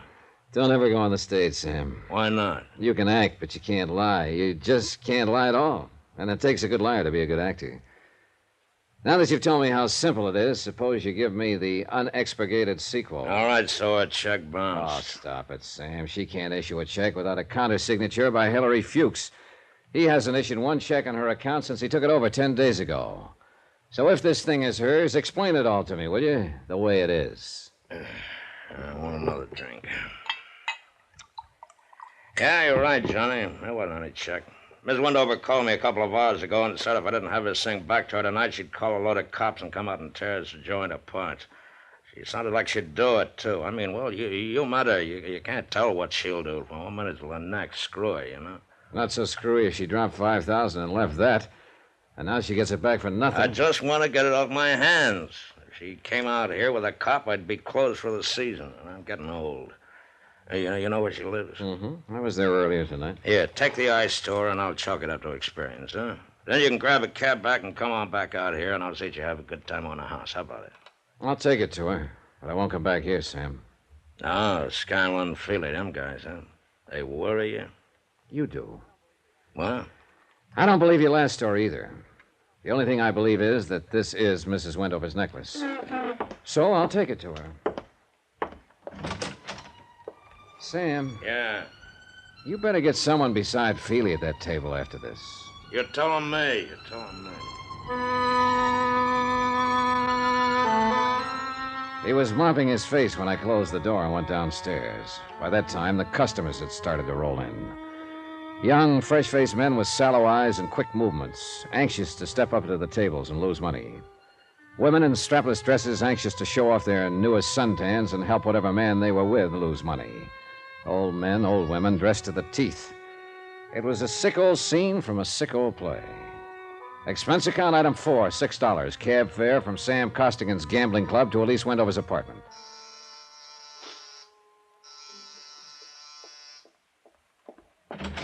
Oh, Teddy, I thought you'd never get here. The performance begins at 10 o'clock, and you know how the traffic is, and if we're going to have a bite to eat. You aren't Teddy at all, are you? I'm afraid not, Mrs. Wendover. Where's Teddy? I don't know. Oh. What are you looking at? Your throat. Oh, really, Mr. Dollar. Johnny Dollar. I met you in Hillary Fuchs' office. We talked here later on. Remember? Of course I remember. Well, really, Mr. Dollar, I'm only waiting for Teddy to come by so we can make the first show at the plaza. I better telephone him, don't you think? Yes, you do that. Good night, Mr. Dollar. The white ermine cape she was wearing and the black strapless thing needed a final touch. She had it. A diamond necklace. In fact, the Tears of Night, the one I had in my pocket, was hanging around her lovely neck. Downstairs in the good light of the lobby, I snapped open the necklace case. Mortuous, it read, House of Jewelry. A gloomy word with a gloomy address. The sign on the window of the House of Mortuous gave a phone number in case of emergency. Item 6, 10 cents, one phone call about my emergency. I made it vague to Mr. Mortuous that thousands of people might die before 6 o'clock in the morning unless I could talk to someone about a piece of jewelry. It went over. Item 7, 50 cents, cab fare to the Sandy Beach Hotel on the less expensive side of Miami Beach.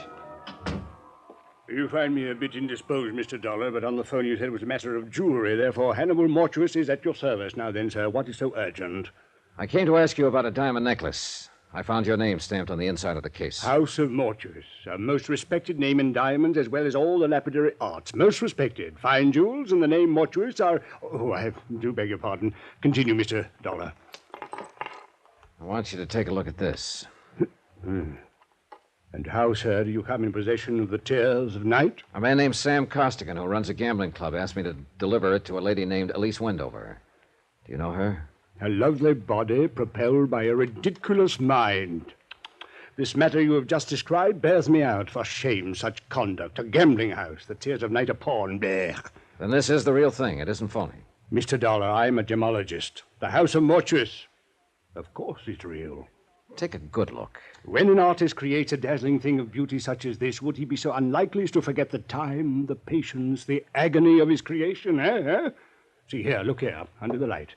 4 weeks, Mr. Dollar, 4 weeks working night and day just to drill that anchor for a simple molding. But see how each stone is carefully mounted to capture every single pinpoint of light. Beautiful, beautiful. An incomparable masterpiece. And for the money, Well, I'm just curious, Mr. Mortuis. How much money? About $10,000 on the wholesale market. What did Noah Wendover pay for it? $25,000. I saw another one just like it tonight. Ridiculous. The finest workman at best would only create a crude resemblance. This kind of artistry demands an artist, Mr. Dollar. And I am that artist. But it could get by, a copy of it. To the unpracticed eye, to the layman perhaps, yes. Latet in anguis herba, Latin. Yeah, well, all I know is agricola. A snake in the grass, eh? Something wrong? Yeah, mildly put. Something wrong, yes. Well, how much do I owe you for your time, Mr. Mortuis? Oh, nothing. It was my pleasure. You know, glancing at that again reassures me of the value and dignity of my work. Anywhere it is magnificent. But I dawdle. You say something is wrong. What? Mrs. Wendover, you say you met her. Several times. She ever mention anything to you about a curse? Curse? No, I can't say that she did. May I ask you a question? Yeah, sure. Are you a friend of hers? In a way. Off and on. I know what you mean. One is never quite certain with Mrs. Wendover whether one will be recognized or not, is one? Well, it's late. Yeah, well, I'm just leaving. No, you misread me, sir. I wasn't speaking of my own comfort. I noticed the fog has come in. It is dark outside. This is a lonely area. That is a valuable object. Are you armed? No. If you are at all concerned for the safety of that piece, I have a small safe in my rooms. You may have the key if you'd care to leave it overnight. I'll take it with me. Yeah. Well, just as well, probably. Suggestion only. You will leave satisfied, I trust, Mr. Dollar? Oh, yes. Thank you, Mr. Mortuis. My pleasure, Mr. Dollar. Remember, omnia mortuus bonum vocal est. All speak well in mortuis. A pun, sir, a pun. Good evening. Downstairs in the dismal lobby of the Sandy Beach Hotel, I looked out beyond the dirty glass windows to discover that the fog had indeed come in and surrounded the area with a choking darkness. The concern of Mr. Mortuis for his artistic creation told me to bang on the night bell and ask the night clerk for some wrapping paper and 50 cents worth of stamps. Expense account item 8. Item 9, phone call for a cab. Just before it arrived, I dropped the tears of night addressed to myself at my hotel in the lobby mailbox. I don't think the two hoodlums waiting outside saw me do it.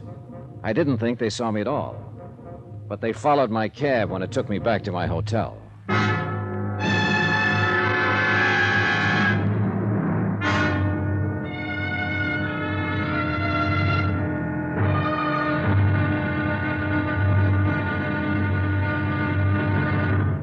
Now, here's our star to tell you about tomorrow's intriguing episode of this week's story. Tomorrow, and the old curse comes up with an old-fashioned flourish. See you then. Yours truly, Johnny Dollar.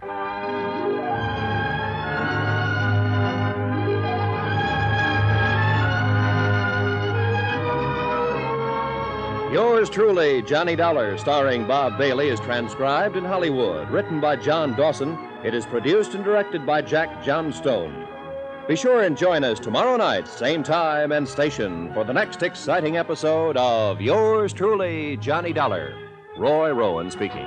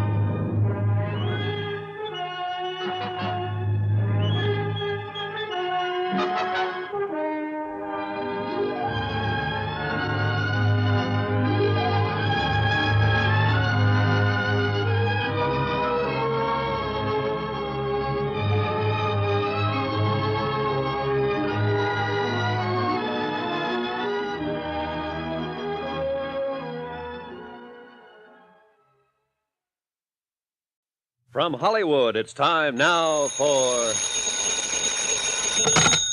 Johnny Dollar. Your number is ringing, Mr. Dollar. Oh, thanks. Hello? This is Johnny Dollar. Dollar, I thought you went back to Hartford. I meant to, but I got tied up in Mrs. Wendover's business affairs again. What now? Can you come over to my hotel right away? It's 1 o'clock in the morning. I know it. Well, can't you grab a cab and come over here? Hardly. Why not? A couple of Sam Costigan's boys followed me here. I think they might like to do a little target practice on me.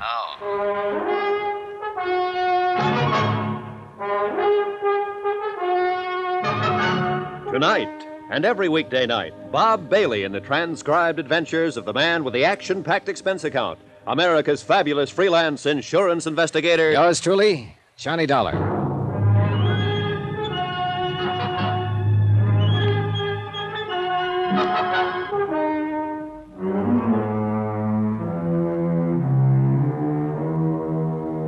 Expense account submitted by Special Investigator Johnny Dollar to the Universal Adjustment Bureau, 518 Spear Boulevard, Hartford, Connecticut. The following is an accounting of expenditures during my investigation of the Tears of Night matter. Expenses continued, items 10 and 11. $10, scotch and soda, plus a pitcher of ice and glasses. I had them filled, chilled, and waiting when Hilary Fuchs knocked on the door of my room. His eyes were still puffy with sleep, and he had a trench coat thrown over his pajamas. What's this all about, Johnny? You said Mrs. Wendover, somebody followed you. What? I want you to tell me what you can about the Tears of Night. The Tears of what? Tears of Night, a piece of jewelry owned by Mrs. Wendover, a necklace, 4 diamonds on black onyx, silver chain. What the devil would I know about something like that? In her accounts, her bills, her property? You're her business manager. You must know something about it. I never heard of it. You better straighten me out. Try some of that.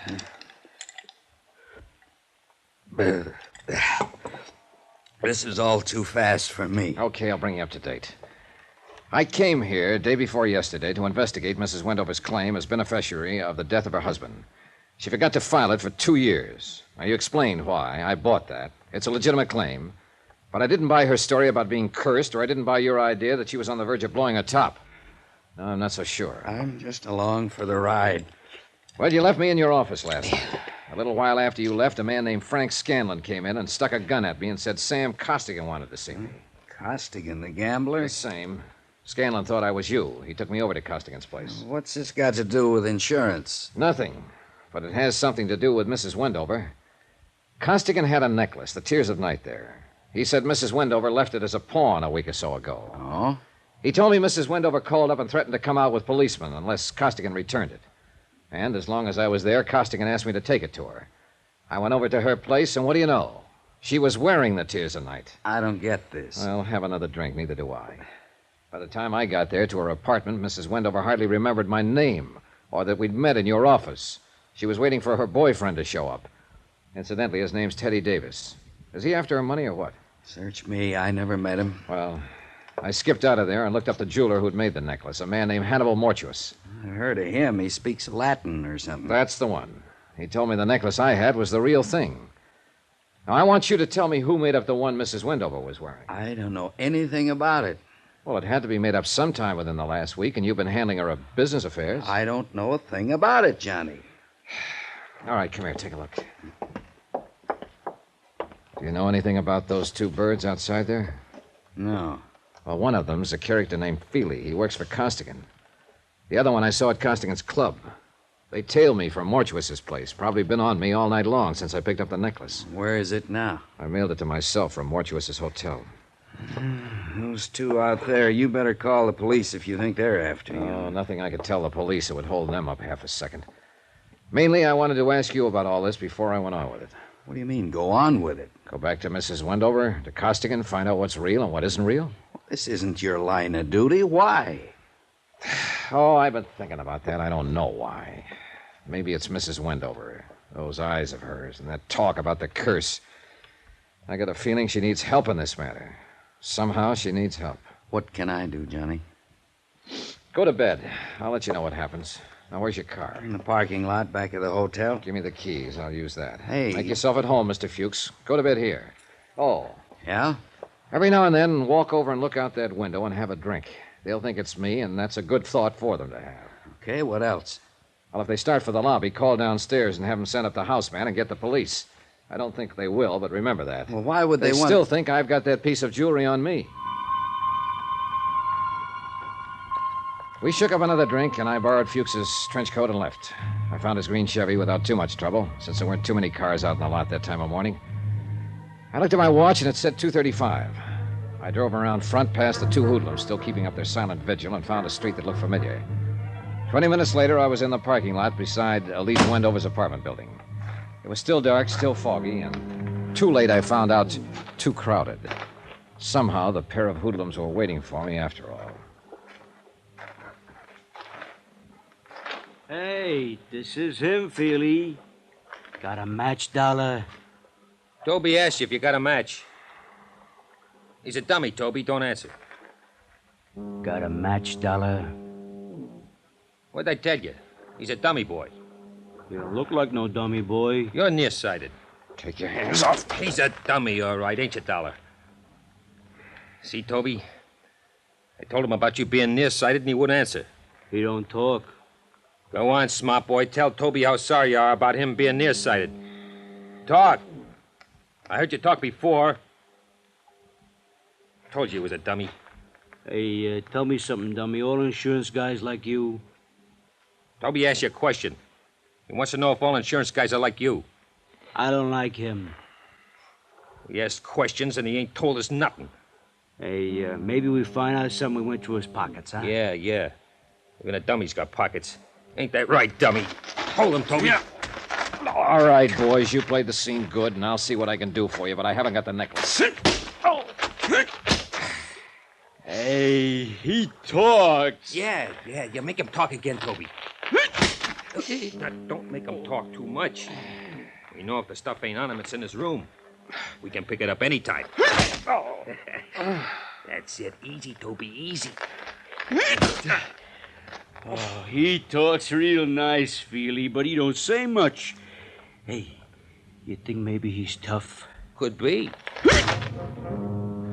No, I wasn't. And I didn't feel like talking in that quiet little parking lot where the only noise was them pounding on me. I told them I didn't have the necklace anymore, but they didn't care about that. They wanted to find out the hard way for me.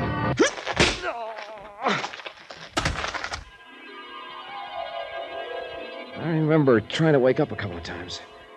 I dreamed I was driving along in a big Cadillac. Frank Scanlon was on one side of me, Sam Costigan on the other. Hannibal Mortuus was in the front seat. He had his jeweler's glass out, looking at the tiers of night. I tried to see who was behind the steering wheel, and I gave that up because the steering wheel was a roulette wheel. Then we had a blowout, and the whole car vanished with everybody screaming, "Demortuous, Demortuous." Somewhere around 6 in the morning, I began to get a feeling. Several feelings, and all of them hurt.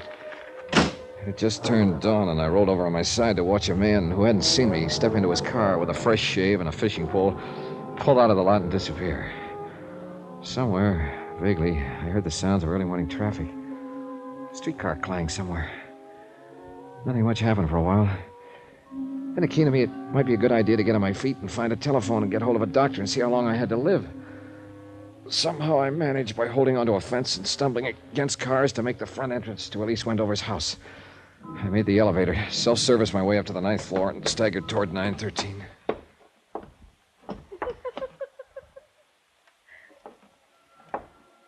I would have been better off in the parking lot. Elise Wendover was there, sitting in a large chair by the window. She still wore the black strapless dress and urban piece she'd had on the night before. The drapes were drawn, the door was slightly open. Light from the hall seeped in. She had a telephone on her lap. The receiver was off, held idly in one hand. She looked at me. But she was looking at nothing. Oh. Hello. Oh, Mr. Dollar, it's you. You've been in an accident. You're hurt. I don't think you'll need this. Oh. Well then, Mr. Dollar. Well then. I suppose you've met some people tonight who know a great deal about me. A gambler? A jeweler? Did they tell you about Teddy Davis? He's really a dear, Mr. Dollar. Quite the nicest boy I've met since Noah died on the boat. Noah and I had so many things together, Mr. Dollar.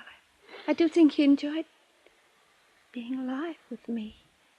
I mean, I cried when Noah died. I really did. I cried like a little baby.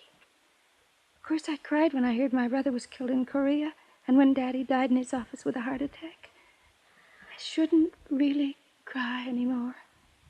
I mean, after all, I am cursed. I told you that. Yes, I told you I didn't believe it. There's no such thing. But there is. You'll see. Mrs. Wendover. No, I have Teddy.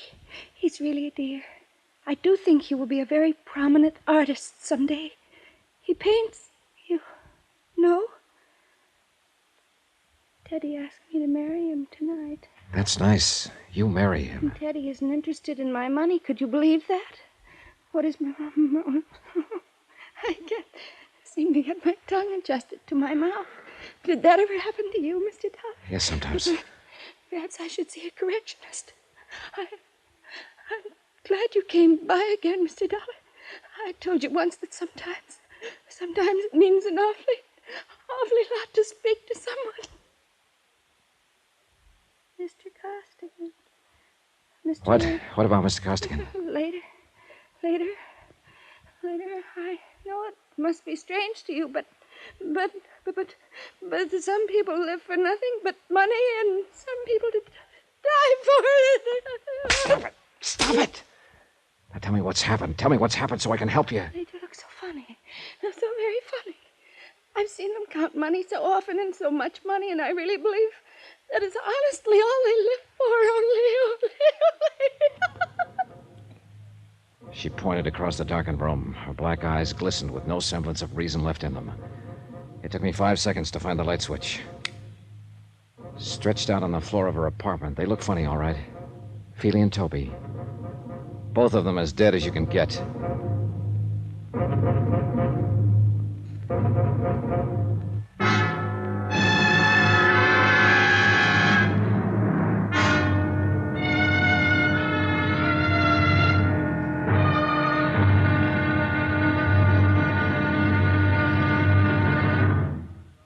Now, here's our star to tell you about tomorrow's final intriguing episode of this week's story. Tomorrow, the tears of night come home.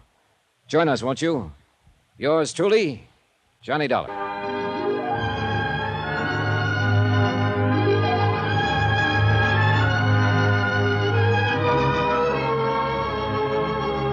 Yours truly, Johnny Dollar, starring Bob Bailey, is transcribed in Hollywood. Written by John Dawson, it is produced and directed by Jack Johnstone. Be sure to join us tomorrow night, same time and station, for the next exciting episode of Yours truly, Johnny Dollar.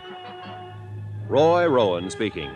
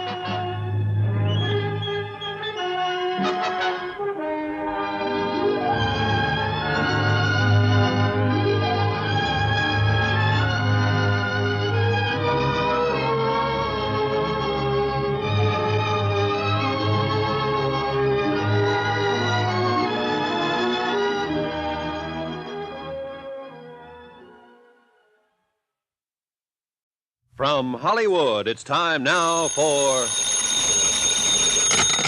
Johnny Dollar. Good morning, darling. Hello. We should get married today. Is your name Teddy Davis? What? Who is this? Where's Elise? My name's Johnny Dollar. I'm in her apartment. What? Hey, what? Now listen to me. I'm an insurance investigator, and there've been a couple of murders here. Murders? In Elise's apartment? She's going to need you and all the help she can get to bring her out of it. Mostly you. I've called homicide, and they're on their way, and it might be pretty rough for her. I'll be right over.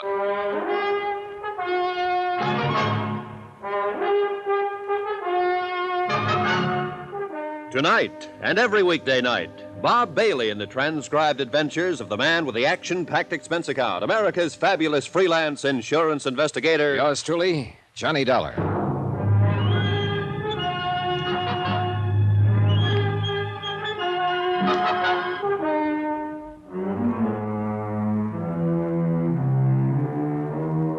Expense account submitted by Special Investigator Johnny Dollar to the Universal Adjustment Bureau, Hartford, Connecticut. The following is an accounting of expenditures during my investigation of the Tears of Night matter. It was a long morning, and a lieutenant of police thought I was crazy when he met me in the apartment with 2 dead men and the hysterical woman. My face was bruised and black and blue from the beating the dead men had handed me the night before.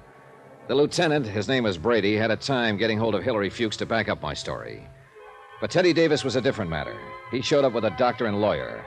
And through their combined efforts, Elise Wendover was removed not to police headquarters, but to a private hospital. It was obvious from powder tests that Mrs. Wendover could not have fired the .45 which ended the lives of Feely and Toby. Obvious to me.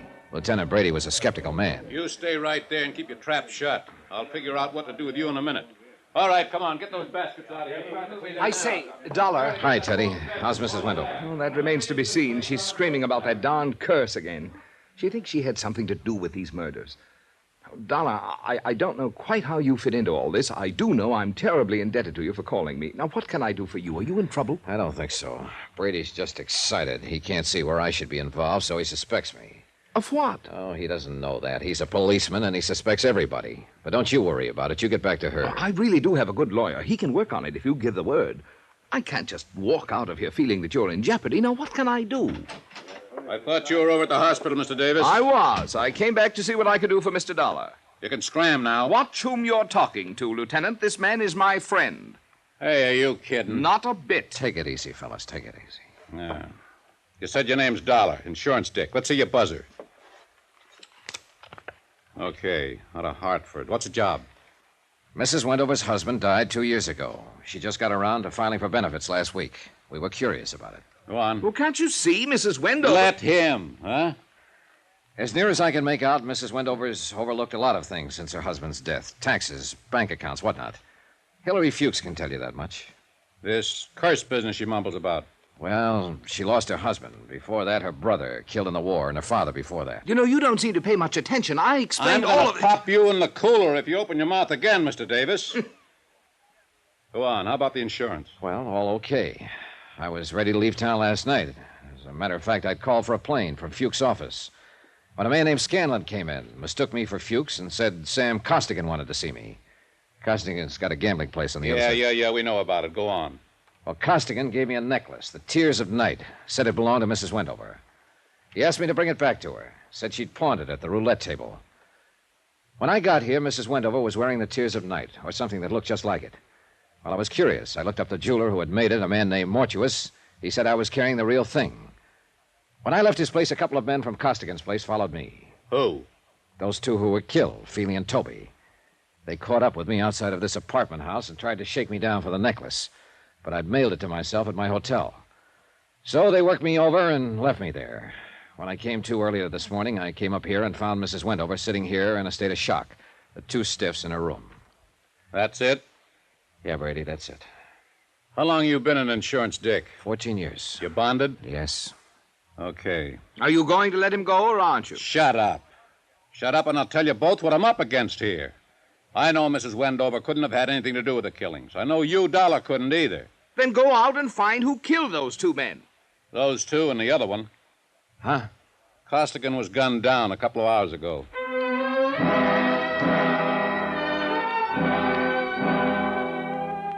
About 3 o'clock in the afternoon, Brady released me, and Teddy Davis drove me back to my hotel. The clerk at the desk looked at my bandaged face and turned 8 shades of white when he handed me my key. I thanked him and told him I'd kept a date with a Barracuda. I was feeling kiddish, also a little dizzy and a little tired.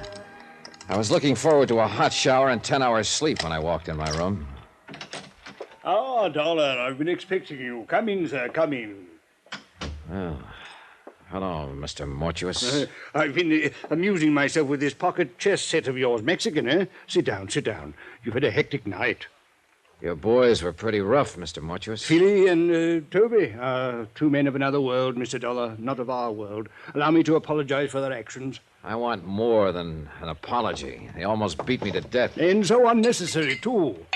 You know, I underestimated you, Mr. Dollar. Such an ingenious method of protecting the tears of night. Why, sir, by the simple expedient of placing it in an envelope and mailing it to yourself from my hotel lobby, you hired as guardians the entire United States Postal Service, not to mention the armed forces. Yeah. Want one of these? No, thanks. I'm one of those faint-hearted persons who cannot abide liquor until after 6 in the afternoon.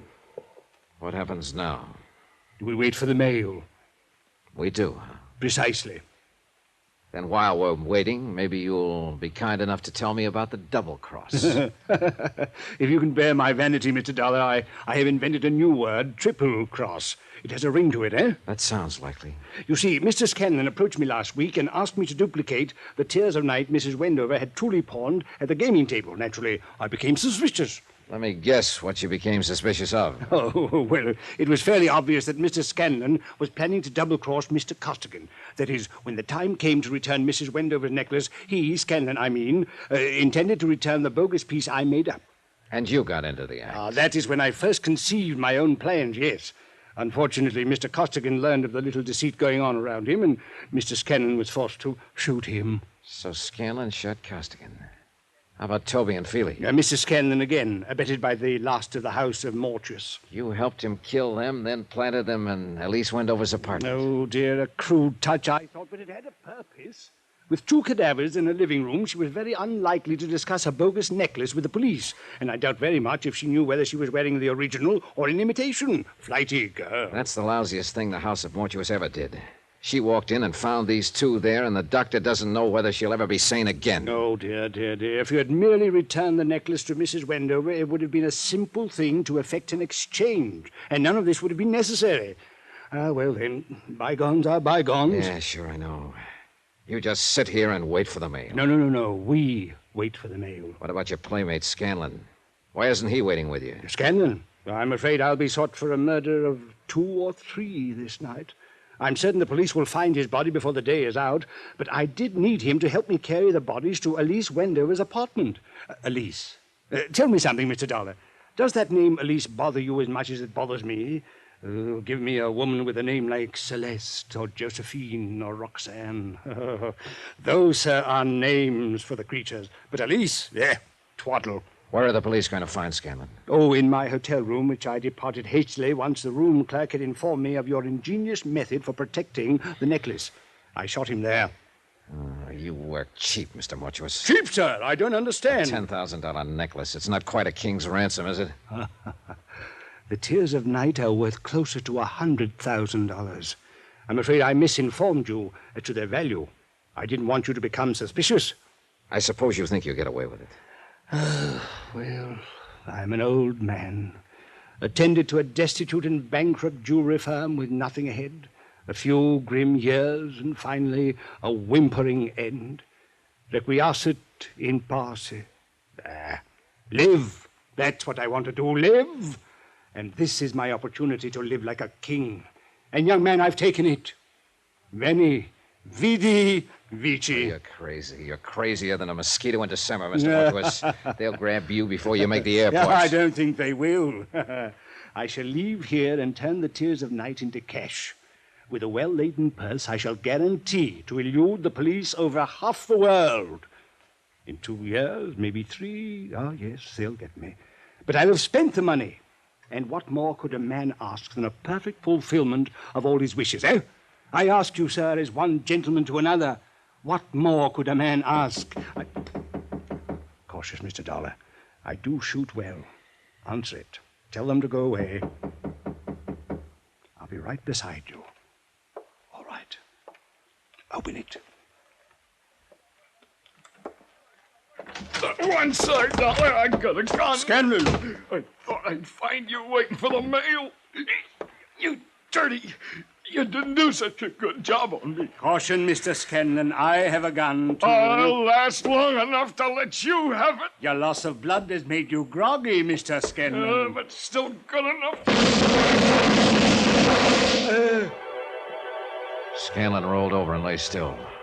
Mortuus kind of grunted and leaned back against the wall. He had a pained look on his face. Mr. Dollar. Mr. Dollar. I do believe I've been shot. I'll need a little assistance. I can't seem to hold my feet, sir. I can't seem to hold my feet. Lie still. It was an awkward plan at best, eh? De mortuis nil nisi bonum, Dollar. Or if your Latin still escapes you, speak well of the dead.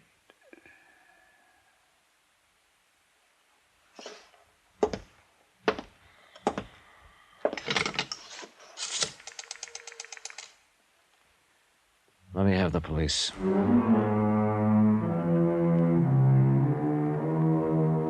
Expense account. Well, expense account total $405.16. Details? Mrs. Wendover will recover. Remarks? I'll stand for the last 2 days of expense myself. I didn't have any business sticking my nose in the jewelry end of it. But if you make me pay for them, don't ever try to hire me again. Yours truly, Johnny Dollar.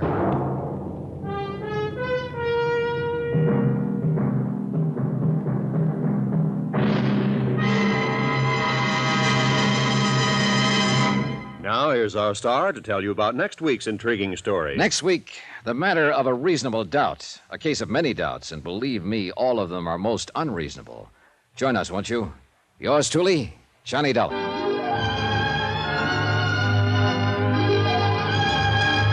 Yours truly, Johnny Dollar, starring Bob Bailey, is transcribed in Hollywood. Written by John Dawson, it is produced and directed by Jack Johnstone.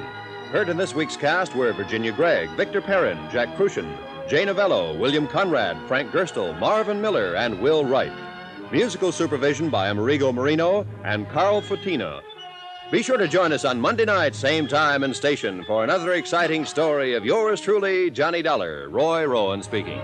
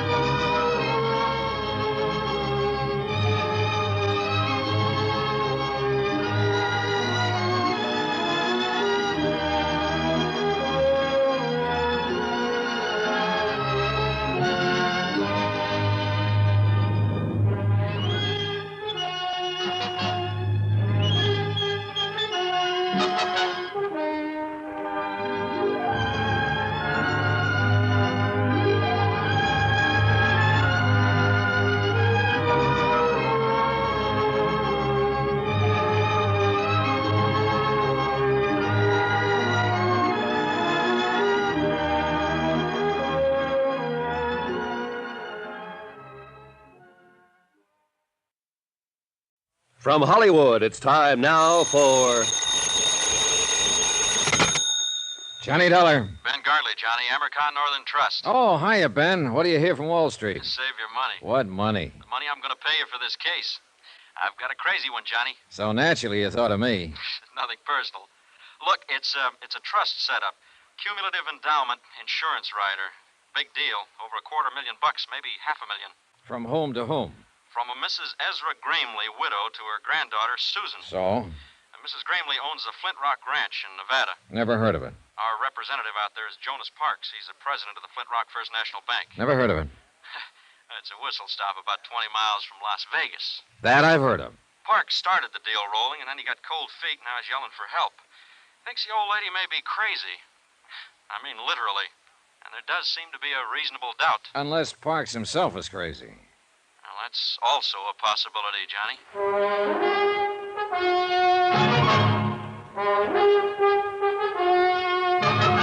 Tonight and every weekday night, Bob Bailey in the transcribed adventures of the man with the action-packed expense account. America's fabulous freelance insurance investigator. Yours truly, Johnny Dollar.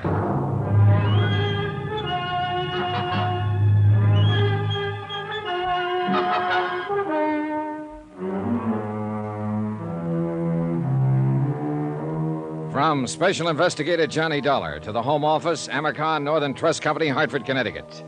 The following is an accounting of expenditures during my investigation of the matter of reasonable doubt.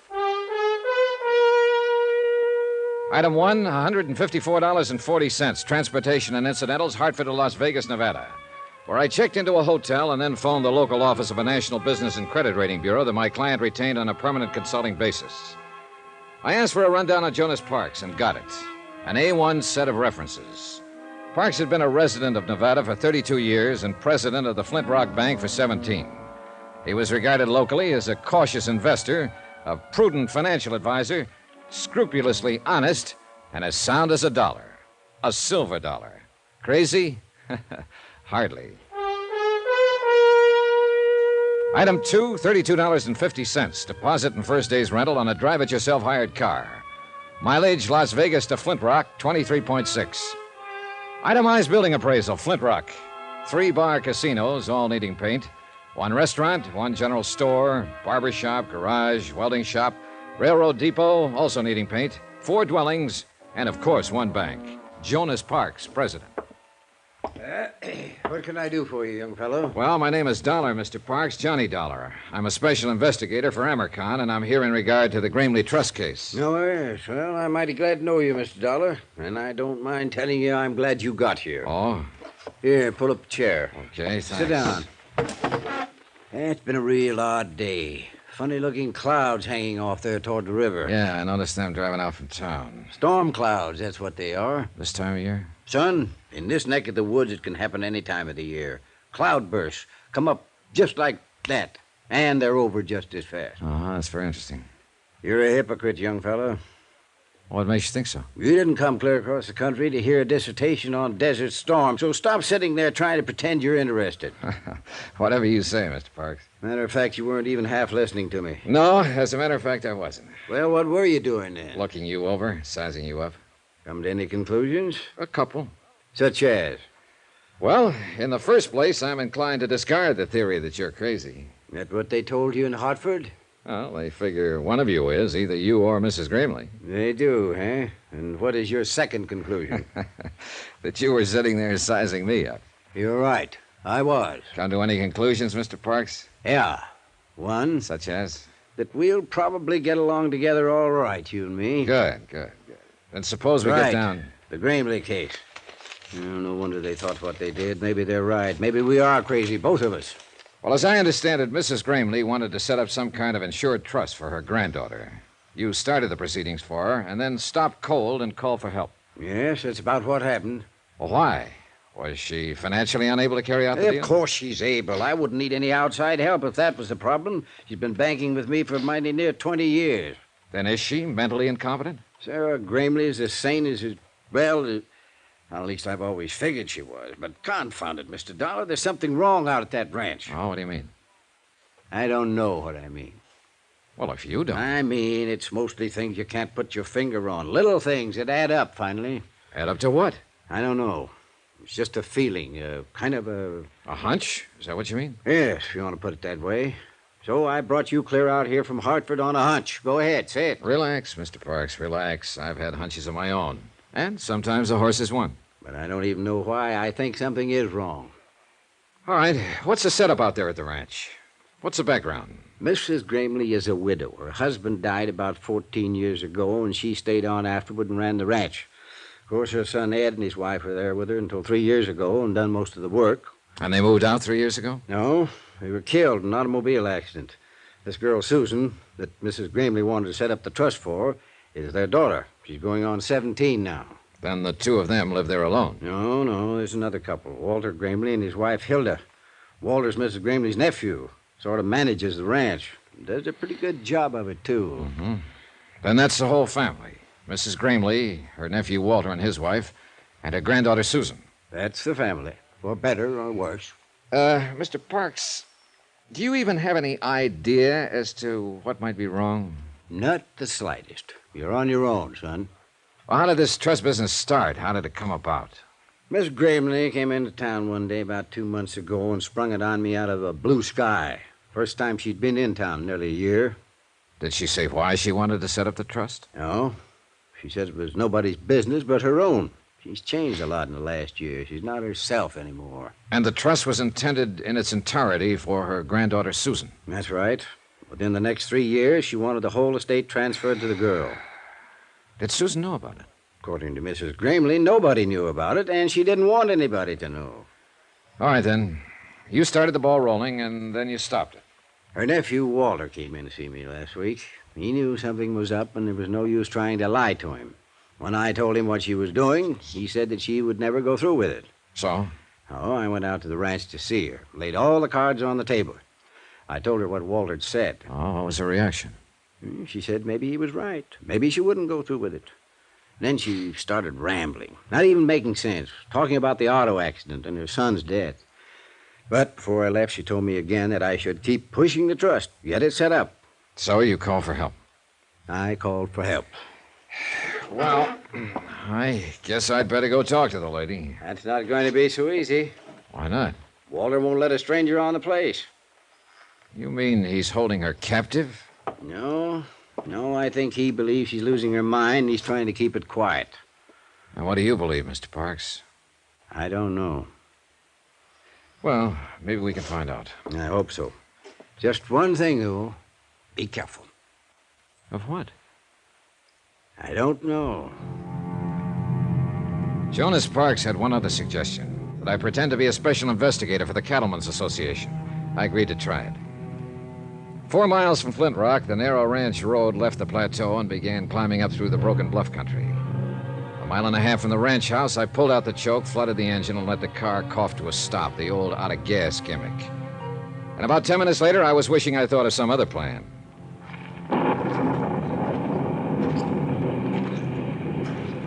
When Parks said cloudburst, he wasn't exaggerating. The rain came down in sheets. In 60 seconds, I was soaked through. And in another 2 minutes, the dry ground was a muddy bog.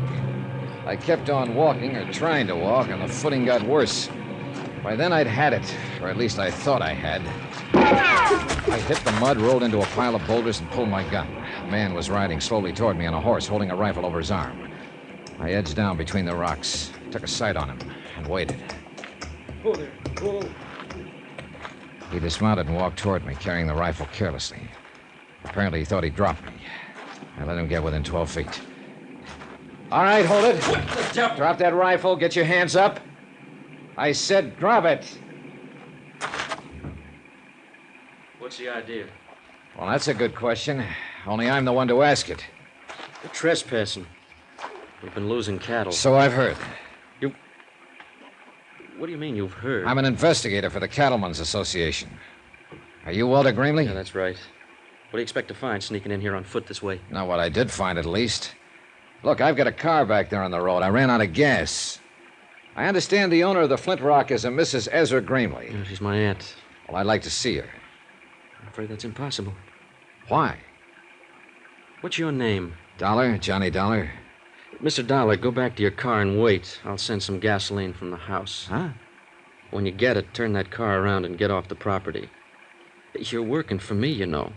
I'm a member of the association. And you know as well as I do that you've got no more authority than any other private individual. So get out and stay out. And if I don't? Well, then you're a trespasser. And I won't miss twice. The next time I'll kill you. Is that clear? It was clear. Perfectly clear. And at this point, I wasn't ready to force the issue.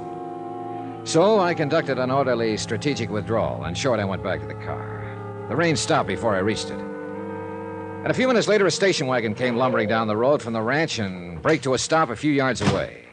The girl who came toward me carrying a 5-gallon gasoline can was a living little doll, a daffodil, as perky and bright as a brand new penny. Hello there. Hi. I'm Susan Gramley, and you're Mr. Dollar, and you're out of gas, and I've got some for you. Well, here, that's pretty heavy. Let me take that. No, just stand back and avoid the splash. I'm an old hand at this. In fact, I'm a chronic empty tanker myself, and What's the matter? Out of gas, are you? Big deal, huh? That tank is almost full. Yeah, well, there's no use lying to you, I suppose. Nope, I'm too smart. I see. Another thing, you're not with the Cattlemen's Association, Mr. Dollar. I'm not? Nope. I think you're here to dig up the past because of what has happened and what might be going to happen. All of that, huh? Yep. And you know what? I think it's just fine and dandy. You do? You bet I do. I loved my dad. I loved him more than anything. They knew what he always did when he got mad. Sure they knew. I figured it out a long time ago. Like to tell me about it, Susan? You'll find out, Mr. Dollar. I think you're the kind of a man who smashes into things, right into the middle, and breaks them wide open. Be careful, though. Oh? Because you know something? You're smashing into a bomb.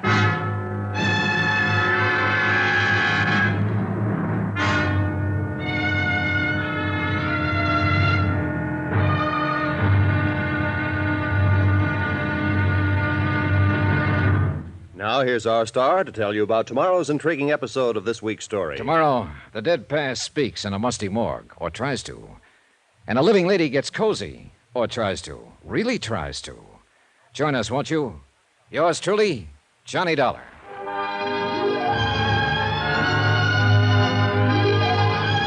Yours truly, Johnny Dollar, starring Bob Bailey, is transcribed in Hollywood. Written by Les Crutchfield, it is produced and directed by Jack Johnstone. Be sure to join us tomorrow night, same time and station, for the next exciting episode of Yours truly, Johnny Dollar. Roy Rowan speaking.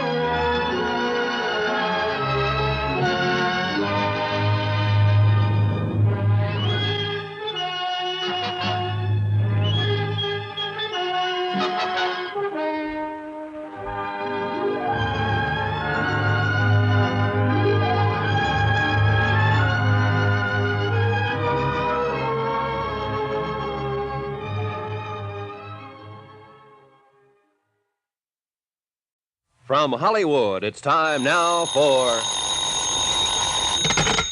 Johnny Dollar. Jonas Parks, Mr. Dollar, the Flint Rock Bank. Yeah, I know. The man who warned me. How's that? You said it would be tough to get into the Gramley Ranch. Well, I got rained on, shot at, threatened, outsmarted by a 16-year-old girl, and I still didn't see Mrs. Gramley. You aiming to give up? For tonight, yes. I'm busy trying to dry out my bones over the heat from a triple brandy. Well, I'm going out to see Mrs. Gramley in the morning. I'll try to fix something up. Yeah, do that, will you? And something else, Mr. Parks. That auto accident 3 years ago when Susan's parents were killed. What about it, Mr. Dollar? You know what about it. The dead past is always with us. You go see Will Connors there in Las Vegas. He runs the Ford County Weekly Tribune. Tell him I sent you. And be careful. Once again, Mr. Parks, careful of what? I still don't know.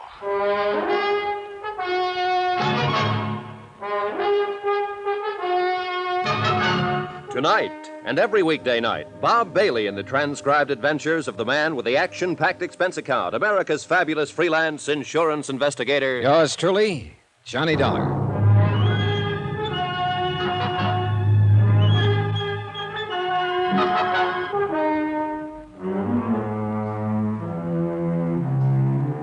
From Special Investigator Johnny Dollar, location Las Vegas, Nevada, to the Home Office, American Northern Trust Company, Hartford, Connecticut. Assignment, the matter of reasonable doubt. Expense account continued. Item 4, $7.25. A triple wasn't enough, so I bought the whole bottle and took it up to my room. I was bushed, and not just from being caught out in a desert cloudburst. Mrs. Gramley, elderly widow, owner of the Flint Rock Ranch, wanted to set up an insurance trust and convey all her holdings over to her 16-year-old granddaughter, Susan. Her only other heirs were her nephew, Walter, who managed the ranch, and his wife, Hilda. Jason Parks, my client's local representative and respected president of the Flint Rock Bank, had started proceedings, then got cold feet and dropped them. Why? He didn't know. Just a hunch. Something was wrong. He'd called for help. And I was that help. Total result so far, 0.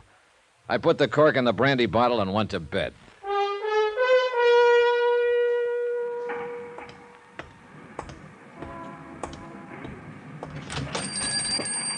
I'll be with you in a minute, young fellow. No hurry. The Weekly Tribune, like 1,000 other Weekly Tribunes across the country. Not competing with the big dailies, not even trying to. Printing the little things, homey things, and hanging on. One-man office, editor, publisher, reporter, proofreader, and at the moment, linotype operator. A guess, of course, but the man at the linotype looked as though his name just had to be Will Connors. My name is Will Connors. What can I do for you? I'm Johnny Dollar, Mr. Connors. Jonas Parks out at Flint Rock suggested Yeah, Jonas called me this morning, said you'd probably be in. Glad to know you. Thanks. Same here. He said you'd most likely be asking all sorts of crazy questions. And I was to, well... Humor me? Well, you might put it that way. Said I was to answer them if I could. Did Mr. Parks tell you who I am? Nope. Didn't ask him. Jonas and me been friends for 20 years, and if he says you're all right, then that's good enough for me. Well, thanks to both of you. Just one thing, though, Mr. Dollar. There going to be a story in this? Maybe. Any chance giving me a scoop on it? Scoop? I haven't heard that word in years. I ain't had one in years. In fact, I ain't never had one. Always have to get my front page stories by reading these here Las Vegas dailies. Yeah. Bunch of smart alecks getting telegraphs from Moscow and Paris and France and all them places. Anybody can get scoops that way. But me, I got to get out and scratch for what I print. Well, I'll... Oh, it'd sure do me good to put one over on them dudes. I'd get me out an extra. A big banner headline on it. Got the type for it, too. Never been used. Exclusive. Right across the top. It'd knock 'em back on their byline. All right, Mr. Connors, all right. If there is a story, you get it. That's a promise. A scoop. A living, breathing scoop. Doggone. Yeah. Now, about the questions. Yes, sir, young fella. What do you want to know? Anything you can tell me about Mrs. Gramley and the Flint Rock Ranch? Mrs. Gramley? Well, now, there is a woman for you, son. They don't make that kind these days. Noticed any change in her lately? Well, I wouldn't want this to go any farther. I understand. And I guess it depends on what you mean by lately. I ain't seen her but twice in the last year. They don't allow no visitors out there anymore. So I found out yesterday her nephew took a shot at me with a rifle. You don't say. My, they are getting clannish. Do you know of any reason for him acting that way? Yeah, there's something funny going on out that ranch. What, for instance? Couldn't say. But like I was telling you, I've only seen her twice, and she was different somehow. It was like she was, well, breaking up, sort of. Scared of something? Maybe. I don't know. Of a nephew by any chance? Walter? Well, I'd say he acts about as scared as she does, or as upset, at least. Maybe they're both scared of something. What about the granddaughter, Susan? Is she scared, too? Not that one. Oh, she's strange enough, all right. But the old Nick himself wouldn't scare her none. What do you mean she's strange enough? You met her, Mr. Dollar? For about 3 minutes yesterday afternoon. That's long enough. How'd she strike you? Well, it was one of the most honest kids I've ever met. Or else the cleverest. Yeah, that's about the size of it. Which do you think? Beats me. I've known her since the day she was born. Yes, sir, it's quite a family, including that fancy wife of Walter's. Hilda? What about her? Well, let's just say she's too much for him. You follow me, son? Yeah, I think so. Well, they're all worried. They're on edge. Either about the same thing or different things. They're pushed. They're driven. You can feel it. There's a pressure out there, and anything can happen. Maybe it already has. Hmm? Maybe it happened 3 years ago. What do you mean?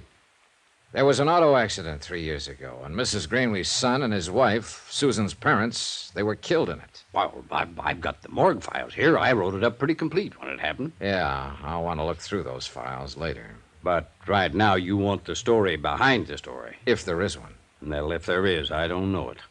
I think you would, if anybody would, being a newsman. Well, as far as I know, it was just an accident. Well, how'd it happen? Well, it was on the road to the ranch, up there where it winds through the bluffs. It was raining, pitch black. There'd been an argument back at the house. Well, they had a lot of arguments, I guess. But anyway, Hilda got mad and left, and took her car and headed for town. And a while afterward, Ed had all he could take, and he run out, too, and jumped in his car. Susan tells me that was a habit of her father's whenever he lost his temper in an argument. Yeah, he'd always get in his car and drive like a demon till he got over it. She also made a kind of a strange remark. She said they knew about it. Now, what do you mean by that? Well, I guess you'll have to ask Susan what she meant. All right. So Ed jumped in his car that night. Yeah, and Mary went with him, trying to calm him down, I guess. So he come around that curve. He must have been doing 60, skidding, half out of control. And there was Hilda's car parked on the curve right square in his headlights. Just smashed right into it at full speed. Both cars rolled over the bank, caught fire, and burned up. Him and Mary were dead before the car stopped. How did Hilda get out of it? She wasn't there. She had a flat, left her car parked, and started back on foot. I see. She was lucky, that's all. She sure was, Mr. Connors. Real lucky. I took a back file of the Tribune into the outer office and went over the news stories on the deaths of Ed Greenlee and his wife. I found nothing that Will Connors hadn't already told me. Shocking loss, fine people, sudden accident. I kept hanging up on that word, accident. I kept wanting to put a question mark after it. I was so absorbed I didn't even notice her come in until she spoke to me. Hello, Mr. Dollar. Well, are you following me, Susan? Nope. Got some copy for Mr. Connors. I write articles for him sometimes. You know, clever kid and all that sort of. I see you took me seriously. How do you figure? You didn't close that paper fast enough. Now, why would an investigator from the Cattlemen's Association be interested in an auto accident 3 years back? Suppose you tell me. Because you're not an investigator for the Cattlemen's Association. Who are you, Mr. Dollar? I've got half a notion to level with you, Susan. Then I'll go the other half by leveling with you. Aunt Hilda called the association office in Reno this morning. They said they never heard of you. Imagine that. Mr. Parks was out at the ranch just before I left. She asked him about you, too. He said he'd never seen or heard of you. I see. He was lying, though. I can always tell when people are lying, and they know it, too. That's why they're uncomfortable around me. Yeah, I know what you mean. Hey, look, Susan, did Mr. Parks talk to your grandmother? No. He was supposed to arrange for me to see her. About the accident? Maybe. I'm not sure yet. I'm shooting in the dark. Oh, it's time somebody did. Where are you staying, Mr. Dollar? At the Carmen Manor. Okay. I'll get it set up and call you there later. Get it set up? Sure. Fix things so that you can get in to see my grandmother. That's what you wanted, doesn't it? Well, all right. I went back to my hotel room and settled down to wait. If a 16-year-old kid could manage what a bank president couldn't, then me for the juvenile league. What happened a couple of hours later, though, wasn't exactly juvenile. Yeah, come in. Hello? Wow. You busy, Mr. Dollar? Not too busy. Come in. Thanks. I don't believe I'm Hilda Grimley. I imagine you've heard of me during your cattle investigation. Well, somehow you don't seem to fit with cattle. A compliment? Observation. What do I fit with? I don't know yet, Mrs. Gramley. Hilda. Now I'm beginning to know. Cigarette? Thanks. I'll stick with my own brand. It usually works out better that way. Thanks. Nice cigarette case. Gift. I'm always getting gifts.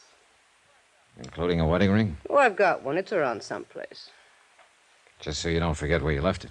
I couldn't if I wanted to. You wouldn't have a drink for a lady, would you? Brandy? I love brandy. And gifts? And a lot of other things. Like money? Oh, money's real nice. It's next to the best. Now, what's the best? Excitement. I see. Don't you think it's best?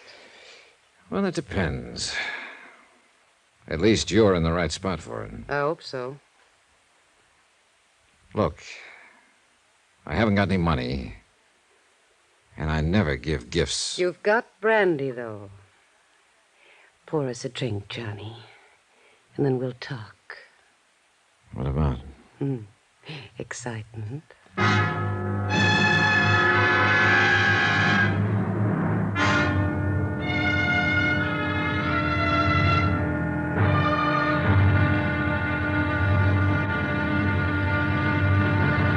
Now, here's our star to tell you about tomorrow's intriguing episode of this week's story. Tomorrow, a worried old lady shows her mettle, a gambler shows his hand, and the game gets tense, tight, and a little bit frightening. Join us, won't you? Yours truly, Johnny Dollar. Yours truly, Johnny Dollar, starring Bob Bailey, is transcribed in Hollywood. Written by Les Crutchfield, it is produced and directed by Jack Johnstone. Be sure to join us tomorrow night, same time and station, for the next exciting episode of Yours truly, Johnny Dollar. Roy Rowan speaking.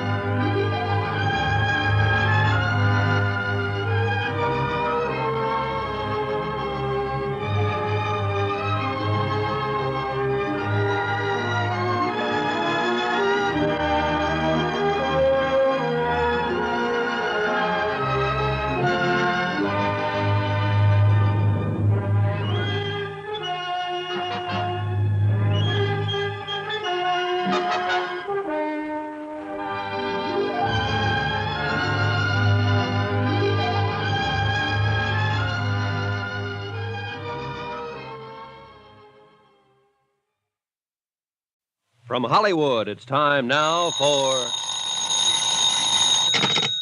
Johnny Dollar. This is Susan Gramley, Mr. Dollar.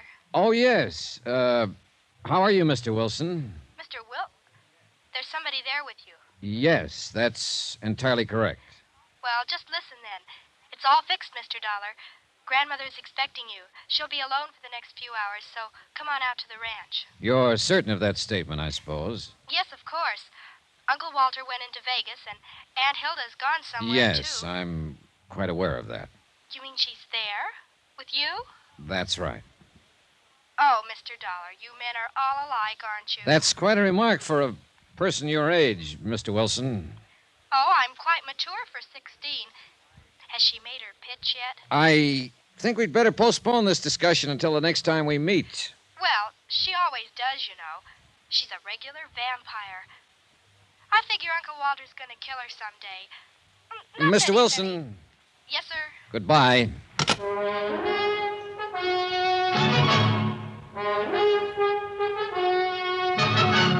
Tonight and every weekday night, Bob Bailey in the transcribed adventures of the man with the action-packed expense account, America's fabulous freelance insurance investigator. Yours truly, Johnny Dollar.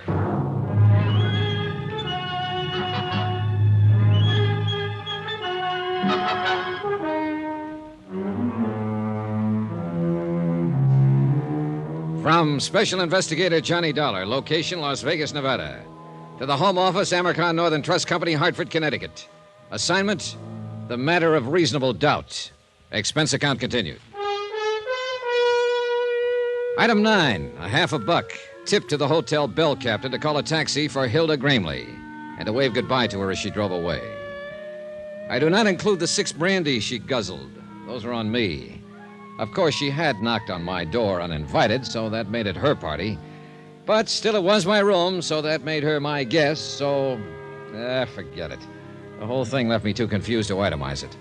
She'd obviously come on a fishing expedition. The fish, information. Bait, the usual, but nicely designed. Results, none on either side. What had started out as a trust case had turned into a snipe hunt. I was in over my head, floundering, and I needed some good, buoyant answers. I was hoping Mrs. Gramley herself could supply a few of them. I'm very glad to meet you, Mr. Dollar. Sit down. She wasn't young, and she wasn't beautiful anymore, but she had been once. She still had some of that assurance and authority that beauty always gives a woman. She seemed a little uncertain, a little harried, maybe, but underneath it, just as tough as an old field boot. I think you'd better leave us alone now, Susan. Okay, Gran. If she starts using her brass knucks, give a whistle, Mr. Dollar. I'll rush in and save you. Thanks, I'll remember. Oh, she's a brash little flibberty-gibbet. And you love the dickens out of her, don't you? Love? Oh. Yes, I do love the dickens out of her, Mr. Dollar. Is that what you came out here to find out? No, I knew that already. Otherwise, you wouldn't have wanted to transfer all your holdings to her. How did you know about that? Just who the devil are you, anyway? Seems to me Susan was pretty vague on that score. She had to be. She doesn't know. Then why did she think I ought to see you? Oh, she decided I looked honest. Claims she's got a knack for that sort of thing. As a matter of fact, she has. And also, she loved her father and mother. What do you mean by that? Mrs. Gramley, I'm here because your friend, Jonas Parks of the Flint Rock Bank, sent for me. What? I'm a special investigator for the Amercon Northern Trust Company of Hartford, Connecticut. Why, Jonas didn't say anything to me. He hasn't had a chance. He intended to when he was here this afternoon, but you were too ill to see him. Ill? I didn't even know he was here. Your nephew and his wife did. He talked to them. Tell me, Mr. Dollar, just why did Jonas send for you? Because he thought you might be losing your mind. Oh, he did he? Huh. Are you? Well, if you thought so, you wouldn't have said it so bluntly. Right. I don't think so. Well, what made Jonas think it? You asked him to set up an insurance trust for the benefit of your granddaughter, Susan. Apparently, the intent was to convey your entire estate to her over a period of 2 to 3 years. What's so crazy about that? Nothing at all, so far as that part of it was concerned. But it didn't stop there. After he got the proceedings started, you turned skittish on him, started to flutter. Well, Jonas is a fool. He is not a fool, and you know it. He's been your friend for 20 years. He's completely trustworthy, conscientious, and he has your best interests at heart. Huh. How much is he paying you to say things like that? Nobody is paying me but the Amercon Trust Company, and furthermore, you know it. All you're doing is trying to dodge the issue. Young man, I'm not accustomed to being talked to this way. Then you can look at it as a refreshingly novel experience. You sound like Susan. And an experience you don't entirely dislike. Presumptuous whelp. Maybe. Are you married, Mr. Dollar? No. What a pity I'm not 30 years younger. What a pity I'm not 30 years older. Oh, thank you, sir. And now let's stop scratching each other's backs and get to the point. All right. Jonas is a fine man. No doubt he did have reason to get upset. These past months have been... Well, I suppose I haven't seemed like myself at all. Why is that? Oh, you're like a bulldog with a bone, Mr. Dollar. Careful how you talk about your might-have-been lover. What has been wrong these past months? Maybe I am losing my mind. Because actually, nothing has been wrong. I don't agree. I think something is wrong right now. Then why don't you tell me about it? All right, I will. Apparently I'll have to if we ever expect to get anywhere. All right. Some months ago, you stopped going into town, stopped having visitors. Then you decided to get rid of your estate, turn it over to Susan. When your nephew, Walter, heard about it, he implied to Jonas Parks that you were losing your mind. Then you yourself started to back down on the idea. Why? Was Walter putting pressure on you? Not exactly. What were you scared of, Mrs. Gramley? It's got something to do with Walter and Hilda, right? Sit down. Almost a year ago, I discovered that the two of them were stealing me blind. Tampering with the ranch accounts, forging signatures, all sorts of ways. Why didn't you take it to Jonas or to the police? Because I didn't believe it at first. By the time I was absolutely sure, they'd cut the ground out from under me. So you tried to convey the property to Susan secretly? Yes, until Walter learned what I was doing. Who's the push in that pair? Who's got the brains? Why, she has. Walter doesn't even have the gumption to get in out of the rain on his own. Uh-huh. Then she must have been the one who planned the auto accident. And he went along with it, of course. What auto accident? 3 years ago, when your son and his wife were killed on the road to... Oh, I'm sorry, Mrs. Gramley. I supposed you'd already guessed it. Guessed? What? That it was probably murder. An old lady, tired and lost, seeing herself surrounded by enemies, living in fear. But she at least knew one thing, that she wasn't alone now, that somebody else believed her and was on her side. Don't worry about her, Mr. Dollar. She'll be all right. Well, she had quite a shock, Susan. She had to know sometime. Oh, it's not a matter of know exactly. It's only suspicion. All right, you go to your church and I'll go to mine. But I know Walter and Hilda murdered my parents. And I think you know it, too. Well, call it a real strong suspicion, then. So what are you going to do about it? What do you suggest I do about it? Advise my elders? I'm only a helpless young female. You're about as helpless as a mongoose with a cobra. Flattery? No, just a statement of fact. Say, look, what do you think they've been doing with the money they've cheated your grandmother out of? Oh, that's easy. Uncle Walter gambles. And gambles and gambles. And loses and loses? Uh-huh. He's not real bright, you know. Where does he do this? Different joints in Vegas? Oh, just one, mostly. A club called the Lead Balloon, and the name figures. Any special reason he hits that particular club? I think it's the only one that'll take his IOUs. The owner came out here to collect a couple of times. Happen to know his name? Sure, I got big ears. His name is Deuce McCoy. Deuce McCoy, the Lead Balloon. And the rest of the dough, Hilda. She's what's known as a luxury dame, Mr. Dollar. Yeah, so I gathered. I'll bet you gathered. Oh, relax, will you? I'll send you out of the room. Yes, sir. Does she run around with other men? Oh, Mr. Dollar. All right, then. Do you happen to know any of them? Nope. I've managed not to, but it hasn't been easy. One or two, or does she play the field? I wouldn't know, but she's always getting gifts from somebody. Oh, she's a real cool operator. But of course, you know that, since you've been one of her victims. How would you like to get spanked? I don't know. I've never been. But I can quote you all kinds of psychology about it. Take, for instance... Never mind. Good night.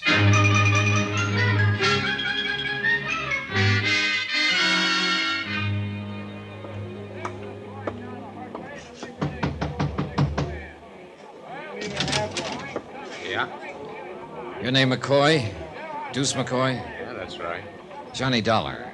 I'd like to talk to you about a mutual acquaintance. What mutual acquaintance? Walter Gramley. He's across the room there at the moment, bucking one of your crap tables. Come on in, Dollar. Thanks.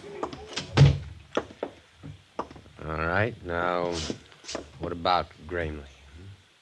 How much is he into you? Nobody gets into me. You've been taking his IOUs, haven't you? He buys them off.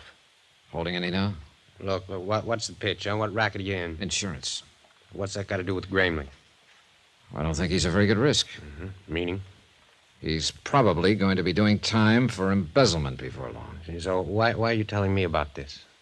Well, I thought you might be interested, since you've been taking his IOUs. Oh, you're big-hearted, is that it? You're just being neighborly? You might put it that way. Yeah, and I might not. Now, what is your angle? Is Gramley a personal friend of yours? No more than any other sucker out there at the tables. Then you wouldn't know where he gets the money he loses. Well, that I never ask. And I don't suppose you'd know his wife. Oh, he's married, is he? Her name is Hilda. She likes gifts and brandy and money and excitement. Then I hope she manages to find him. Whoever she is. Oh, she does, one way or another. We all got our problems, Dollar. Yeah, but some of us more than the others. Right, McCoy? You through speaking your piece now, then? Not another word to say. Well, then I don't want to rush you, but... Hey, that's a nice cigarette case. Platinum, isn't it? I wouldn't know. It's not yours? Somebody left it at the table. Somebody, huh? Then you don't know who it belongs to. If I did, I'd give it back. Then I'll save you some trouble, Mr. McCoy. I do know who it belongs to.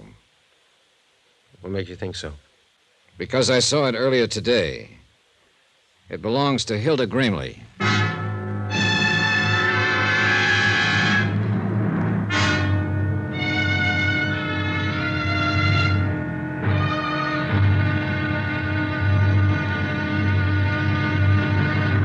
Now, here's our star to tell you about tomorrow's intriguing episode of this week's story. Tomorrow, the pressure hits the top and the whole mess starts to crack. Join us, won't you? Yours truly, Johnny Dollar.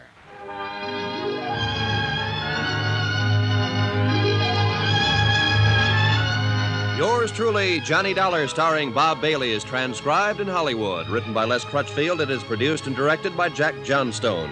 Be sure to join us tomorrow night, same time and station, for the next exciting episode of Yours truly, Johnny Dollar. Roy Rowan speaking.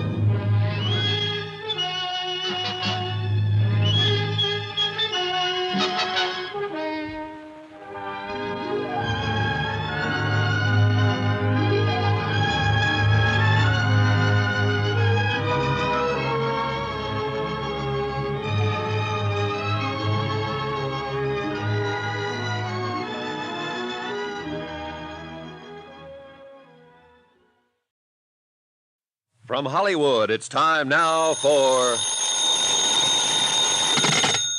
Johnny Dollar. You're there. Sure, I'm here. What? I mean, at your hotel. Is this Susan? That's right. Why aren't you out there, Mr. Dollar? Out where? On the old boulder cutoff. If I'm supposed to meet you there in 15 minutes, you're going to have Wait a minute. What the devil is this all about? Where'd you get any idea I was supposed to meet you? From your friend. What? Sure, he phoned here a few minutes ago. He said I should slip away from the ranch, take the station wagon, and meet you over on the old road right away. I just phoned your hotel on the off chance that... I don't imagine he gave his name. No, and I didn't recognize the voice. Susan, listen. Get away from there right away. Don't go near that road. Come straight here to my hotel. Do you understand? Yes, but why? What's it all about? Never mind. Just get here and get here fast while you're still alive.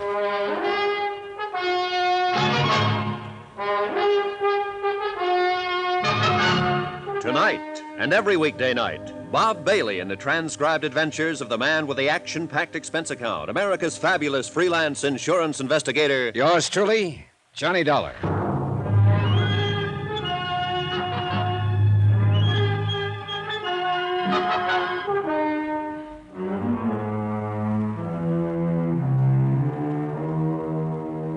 From Special Investigator Johnny Dollar, location Las Vegas, Nevada. To the Home Office, Amercon Northern Trust Company, Hartford, Connecticut. Assignment, the matter of reasonable doubt.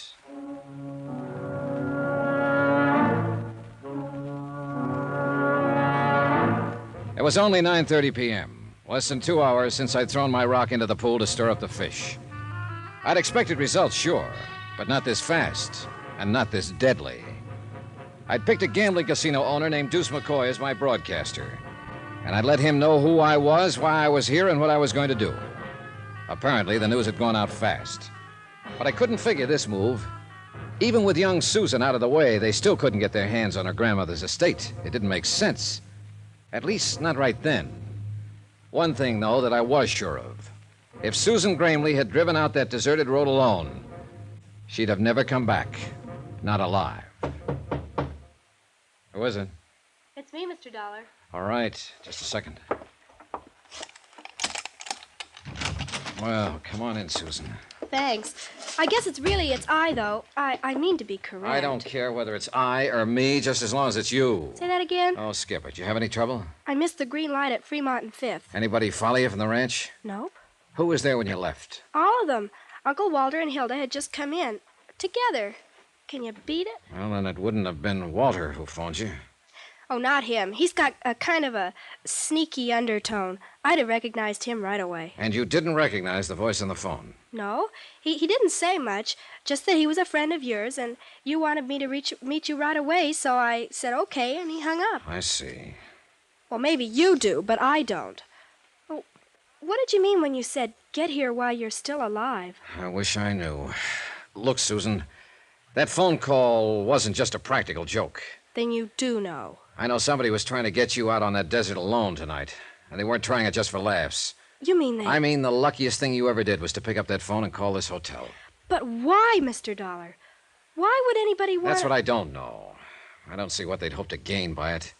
They know the trust hasn't been set up yet. Your grandmother's still in control of the property, not you. Look, excuse my ignorance, but I don't think I know what you're talking about. Well, maybe it's time you did, since you seem to be right in the middle of it now. Look, your grandmother decided to set up an insurance trust and convey all her holdings over to you. To me? Gran was going to do that. Jonas Parks at the Flint Rock Bank started proceedings, then got cold feet. He got the idea there was something screwy behind the whole thing. So he wired Hartford, and the trust company sent me out here to investigate.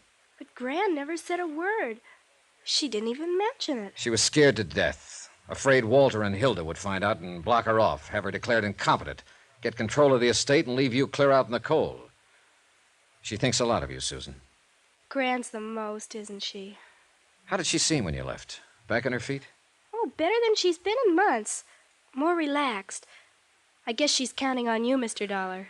Yeah, well, I wish I could be sure she could. Look, that phone call I got, if Uncle Walter and Hilda weren't behind it, then who was? Oh, I don't know. I'm pretty certain that by now they know who I am and why I'm here. And they know I'm out to get them. I dropped the word a couple of hours ago. I figured they'd react all right, but I didn't expect this move against you. But there has to be somebody else in on it, Mr. Dollar. Neither of them made the phone call. Yeah, I know. But nobody else even knew about the trust. Jonas Parks did, and Will Connors of the Weekly Tribune. But they've been friends of Gran's for years and years. They wouldn't do anything to harm her. I didn't say they would. And they couldn't have had anything to do with the accident that killed my parents. Nobody could have, except Hilda and Uncle Walter. Unless, of course, it was just an accident. Oh, you know better than that, Mr. Dollar. Oh, I'm beginning to wonder if I actually know very much about any of this. Susan, listen. How scared are you? Oh, I'm not scared at all. I'm just bewildered, I guess. Good. Then you won't be afraid to stay here alone for a while. Of course not. Sounds kind of grown up, in fact. Yeah, well, all right then. Don't leave the room. Keep the door locked and don't let anybody in. If someone should try, call the manager and have him call the police. Don't answer the phone unless it rings twice. That'll be me. Got it? Got it. Good. Hey, there are a couple of magazines there on the nightstand. Can I ask you what you're going to do, Mr. Dollar? Sure, you can ask. See you later, Susan. Stinker.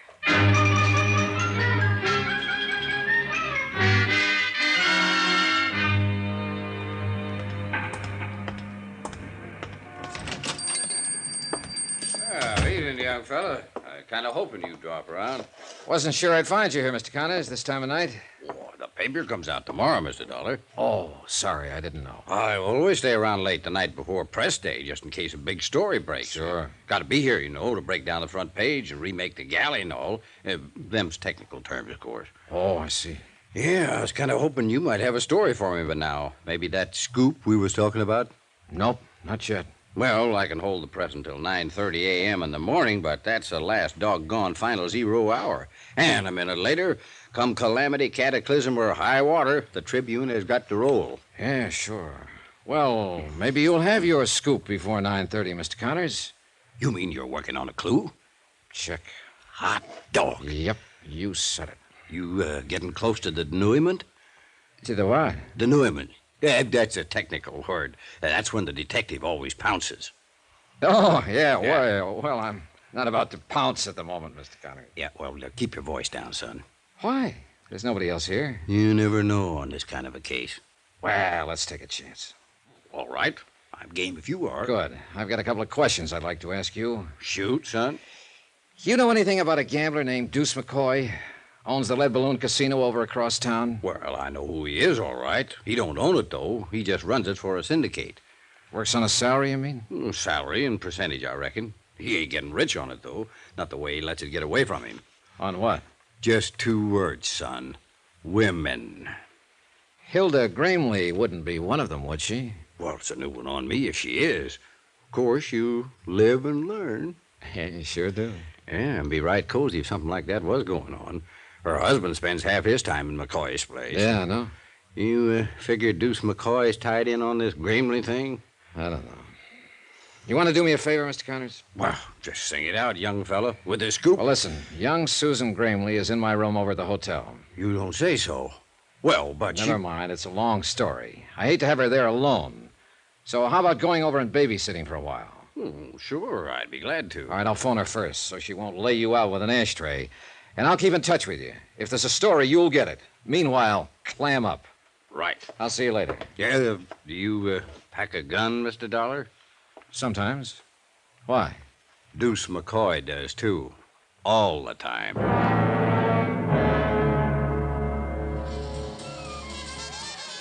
The evening was just starting in the Lead Balloon, with 2 crab tables already in action, 2 more standing by, and a roulette wheel warming up. No one paid any attention when I walked back through the casino to the office. I waited what I considered a reasonable length of time, then tried the knob. The door was unlocked. Go on, Buster. Beat it. The girl was alone in the office, sprawled back on the sofa, drink in her hand. And it was pretty obvious it wasn't her first one, nor her second or third. She'd have been a real knockout, sober. What's the matter? Don't you understand English? I said get out. Where's McCoy? What's it to you? Feeling no pain, huh? Oh, cut it, Buster. Must have been a pretty big pain, though, earlier, if it's taken this much to kill it. Go on and get out of here. What do you think you are to talk like that? Johnny Dollar, who are you? Get away from that desk. If Deuce finds you messing around in here, he'll kill you. Even if I told him I was a close friend of yours? You rat. I'll call one of the boys and get you thrown out of here. Oh, I wouldn't. Might make an awful scandal. And I don't think Deuce would want that. Not right at present. What are you talking about? Oh, come now. You're in it too, aren't you? No, you're not with the police. I know 'em all. You're FBI. Oh, what makes you say that? Look, if Deuce is in a jam, I don't know anything about it. What's your name? Nicky. Nicky Vernon. All right, Nicky, sit down and relax. Whoops.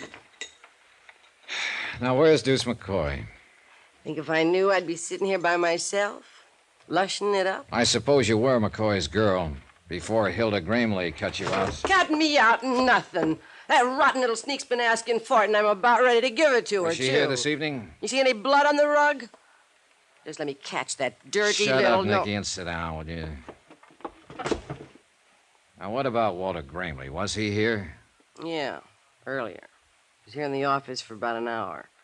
I don't know what they talked about. Deuce made me get out. And Deuce left right afterwards? Oh, half an hour or so. He had to wait to make a phone call first. I see. Well, if you're smart, you'll forget him, Nicky. I've got a hunch he's not coming back. Sure. He's gonna go off with that dirty... Knock it. He's going off because he's in a jam. That's one thing you were right about. And by now, he must know the whole thing is falling apart. I think he'll try to run for it. I ought to kill that dame. Why? Why don't you throw away that bottle and forget about him? He's no good, Nicky. You know that, don't you? Sure, I know it. Then why are you beating your heart out over him? You've never been a woman, have you, Mr. Dollar?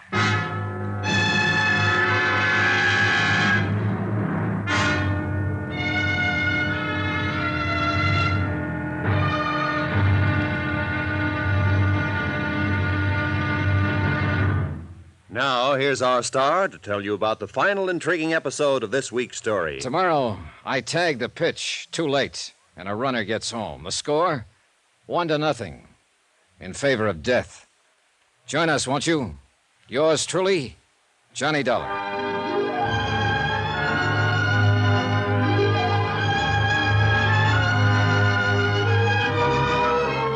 Yours truly, Johnny Dollar, starring Bob Bailey, is transcribed in Hollywood. Written by Les Crutchfield, it is produced and directed by Jack Johnstone.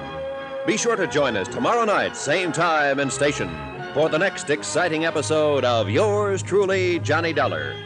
Roy Rowan speaking.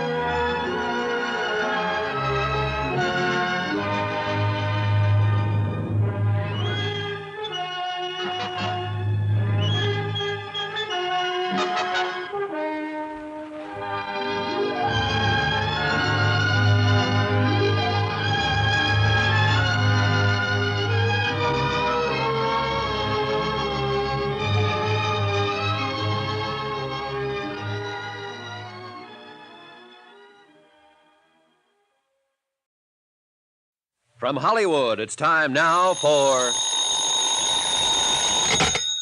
Johnny Dollar. This is Mrs. Gramley, Mr. Dollar. Oh, good. I understand you were trying to reach me. I just told your nephew, Walter, that if he didn't have you on this phone within 3 minutes, I'd be out there at the ranch with a posse of police. Oh, I'm afraid there's some mistake, Mr. Dollar.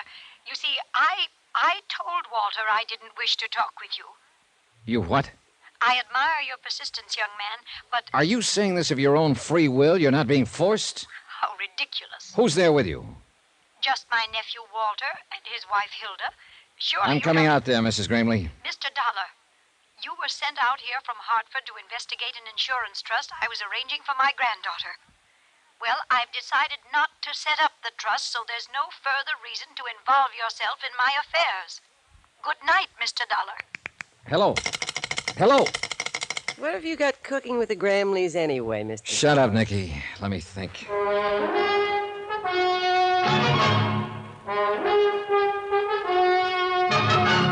Tonight and every weekday night, Bob Bailey in the transcribed adventures of the man with the action-packed expense account, America's fabulous freelance insurance investigator. Yours truly, Johnny Dollar.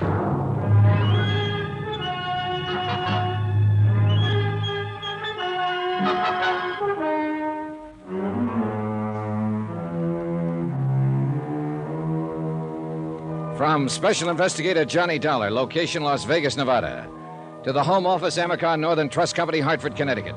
Assignment, the matter of reasonable doubt. Expense account, final page. Item 12, 75 cents. I had a pint of black coffee sent in for Nikki Vernon, girlfriend of missing casino operator Deuce McCoy. She'd been overworking a bottle of scotch, and I figured the coffee would help clear the fumes. And it might have, if she'd drunk it. No, take it away. I don't want any coffee. I couldn't figure that phone call from Mrs. Gramley. She knew her nephew and his wife had been stealing from her. That's why she'd started to set up the trust to save the estate from them and turn it over to a young granddaughter, Susan. And she knew also, App told her, that Walter and his wife had probably contrived the auto accident that had killed Susan's parents. And yet now she seemed to have reversed her whole attitude. Maybe Jonas Parks had been right. Maybe there was a reasonable doubt as to her sanity. Maybe a lot of things. But all of the answers were out there at that ranch. She's to blame for it. Things were all right with Deuce and me till she came messing around. If it hadn't been Hilda, it would have been somebody else. A whole lot you know about it. Oh, why don't you drink some of that coffee, Nicky? I don't want any coffee. Okay, suit yourself. Go ahead and enjoy your broken heart, then. Kill the rest of that bottle if that's what you want. Cry up a storm. Live it up. Wallow in it. I'll get that dame. It's the last thing I ever do. For what? You ought to thank her for getting that rat off your neck. What'd you have to turn him in for? Deuce never did anything to you. He never had the chance. Well, what's he supposed to have done that's so horrible? It's more what he tried to do. Oh, sure. You happen to know young Susan Gramley? Yeah, I've seen the kid. Why? Well, your lover boy phoned her out at the ranch earlier this evening, disguised his voice, said he was a friend of mine. He tried to get her to meet him on the old Boulder Cutoff out in the middle of the desert. If you think Deuce would try to date up a 16-year-old kid, you're crazy. Nicky, I think he was going to kill a 16-year-old kid. It's her fault. Hilda Gramley. She and her sneaky little henpecked husband got Deuce mixed up in something. I don't imagine he was very hard to mix. That dame's been asking for it for a long time. Yeah, I know, and you're about ready to give it to her. Well, forget it. Sober up, find the nearest exit, and then run like the devil. I want Deuce. So do the police. And they're the ones who are going to get him. They're covering the airport now, the depot, all the highways. Vegas is a tough town to get away from. He hasn't got a chance. It's just as much your husband's fault. Why didn't he keep her at home? Why didn't he... Oh, for the love of... You keep on playing that same old record, you're going to wear a groove right through your brain. Maybe so. Now, look, I got things to do. Are you going to be all right here alone? No, I'm just fine. I never felt better in my life. Then you've already got it halfway made. So why don't you double up and get even? Try some of that coffee. You're a real busy guy, Mr. Dollar. You put the finger on a man with one hand, and at the same time you try to sober up his girl with the other. Sure.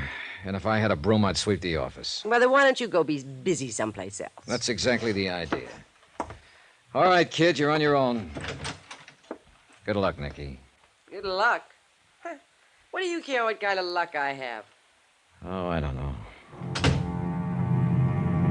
I picked up my car and drove out across the desert toward the Flint Rock Ranch.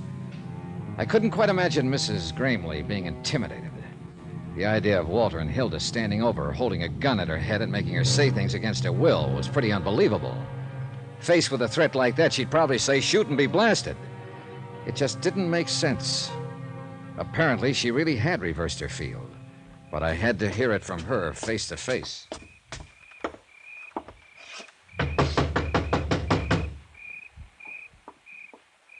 Who is it? Johnny Dollar, open up. I said open up.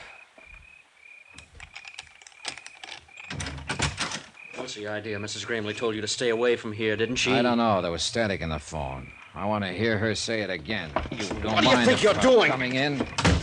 All right, Walter, let's go talk to Mrs. Gramley. Look, Dollar, you haven't got that much weight to throw around. Suppose we get it straight right now and save a lot of time. I came out here to talk to Mrs. Gramley, and I'm going to talk to her. Now, if you want to go at it bare knuckle, let's get started. Or if you're thinking of that gun routine again, go ahead and pull it. I'm packing one myself. And if you're not going to make any kind of a move, then you just stand right there with your face hanging out while I go on in and talk. What's going on in here, Walter? Good evening, Mrs. Gramley. Dollar won't take no for an answer. He just forced his way in. I'm glad to find you looking so well. I thought I'd made myself clear on the phone, Mr. Dollar. Really? Come on, let's go on into the living room where we can all be more comfortable. Come back here. I must insist that you leave at once. Who was at the door? What are you doing here? Well, if it isn't Hilda, the lovely lady who likes money, gifts, and excitement. Fine. Fine. That's why I came out, to stir up a little excitement. I think you're taking a good deal upon yourself, Mr. Dollar. You know, I'm a little surprised at you, Mrs. Gramley. I thought you wanted me to follow the case through. There is no case. Oh? Since when? You heard what she said. That's what you came for. All right, now beat it. Down, Walter. Mrs. Gramley, are you telling me you're going to drop this whole thing, let this pair here edge you out and Susan along with you and take the whole estate? You can put any interpretation on it you like. Just as long as you leave this house at once, and please don't come back. You have no right to interfere. And what about your son and his wife? Have you forgotten that those two leeches there killed them? You're out of your mind. Am I? What do you think, Mrs. Gramley? Am I out of my mind? I'm afraid you are. My son and his wife were killed in an automobile accident. A terrible tragedy, but unavoidable. Sure it was. After Walter and Hilda here set it up. Will you please leave now? Have they threatened you? Is that it? Are you scared to talk? Because if you are, speak up. I imagine I can handle them. You're being quite ridiculous, Mr. Dollar. Will you now go, please? It beats me. It really does. If I hadn't... I'll answer it. Hello? Who? If that's for me, you better let me take it. They know I'm here. All right, take it.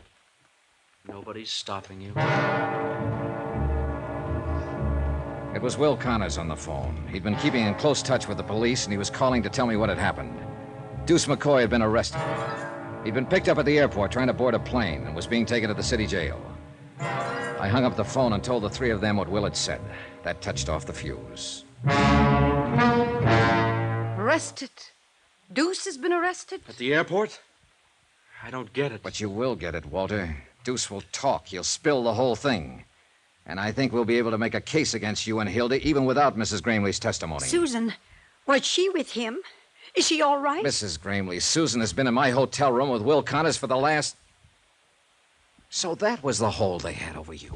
They told me this man Deuce had phoned her and tricked her into meeting him. Susan doesn't trick so easy. She called me Get and your I... hands up, Dollar. Oh, now it's a little late for a gun, Walter. You won't find it any easier to run than Deuce did. He's right, Walter. Let me think. There must be some way... Let you think. That's what I've been doing for the last 10 years, and you thought us right into this. Walter! The airport. You know what he was doing? He was running out. The kid didn't show. He knew something had gone wrong, and he was taking a powder. And not even telling me. There's no time now Left us here holding the bag. And now you say, let me think. Why didn't you think before? It was your idea, cutting him in on this. No, she's got a lot of cute ideas. Nicky. She's a real little brain. What the devil are you doing here? Slumming, Mr. Dollar. The door was open, so I walked in. You mind? Look, whoever you Look are. what, sucker? I've seen guns before. Why didn't she use it on them? When they were playing you for their number one patsy. What are you talking about? Deuce McCoy. And that little sneak you're married to there. You mean you still don't know? She's lying, Walter. Don't you wish I was? They had you right in the middle, sucker. Deuce was taking it away from me on the tables, and little Hildy was getting it back from him after hours. I bet they got a lot of laughs out of it. Better hand over that gun, Walter. It's true, isn't it, Hilda? Of course not. Take a gun to him, huh? Well, maybe it's not too late. Walter, what are you going to do? Give me the gun, Walter. Sure. Why not? I don't need it now. He killed her. His own wife. Stood right there and shot her down in cold blood. Would you call the police, Mrs. Gramley? Yeah, tell them to hurry right out. They can take me in on a real charge now. I didn't mean for her to get killed. You know something, Dollar? No. Suppose you tell me. That's the first big move I've made in the last 10 years. That Hilda didn't plan.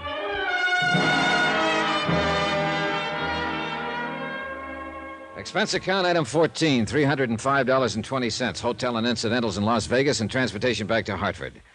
Expense account total, $596.45. End of account. Remarks? Well... I can't figure out why she had to go messing around that way when she already had a man of her own, her husband. Of course, it didn't amount to much, but not many men do. What'd you expect to find in this world? Pearls in all her oysters? A turkey in her soup? Well, that was Nicky, and that's the report. And that's life. Come to think of it, though, what isn't? Yours truly, Johnny Dollar.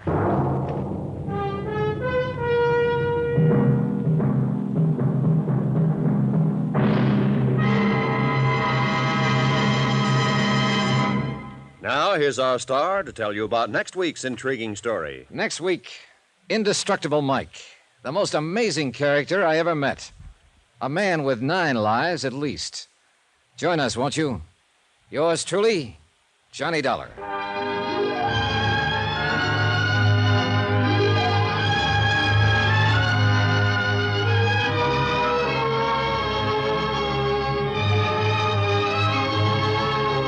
Yours truly, Johnny Dollar, starring Bob Bailey, is transcribed in Hollywood. Written by Les Crutchfield, it is produced and directed by Jack Johnstone.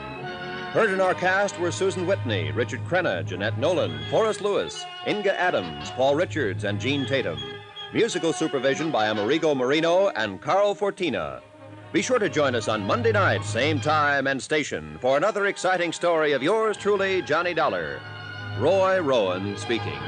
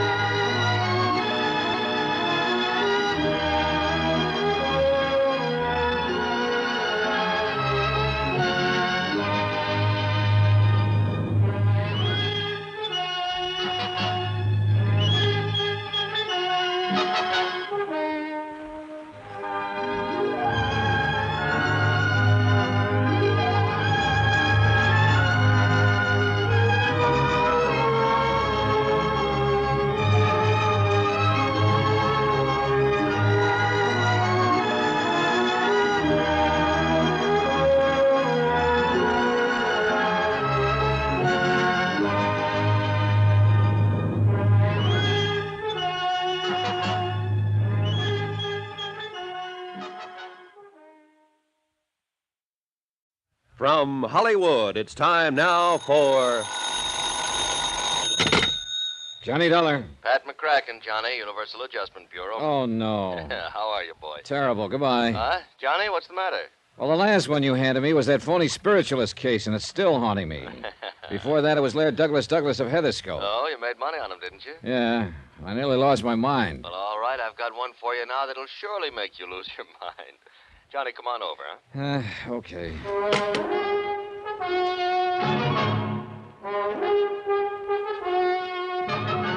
Tonight and every weekday night, Bob Bailey in the transcribed adventures of the man with the action-packed expense account, America's fabulous freelance insurance investigator. Yours truly, Johnny Dollar.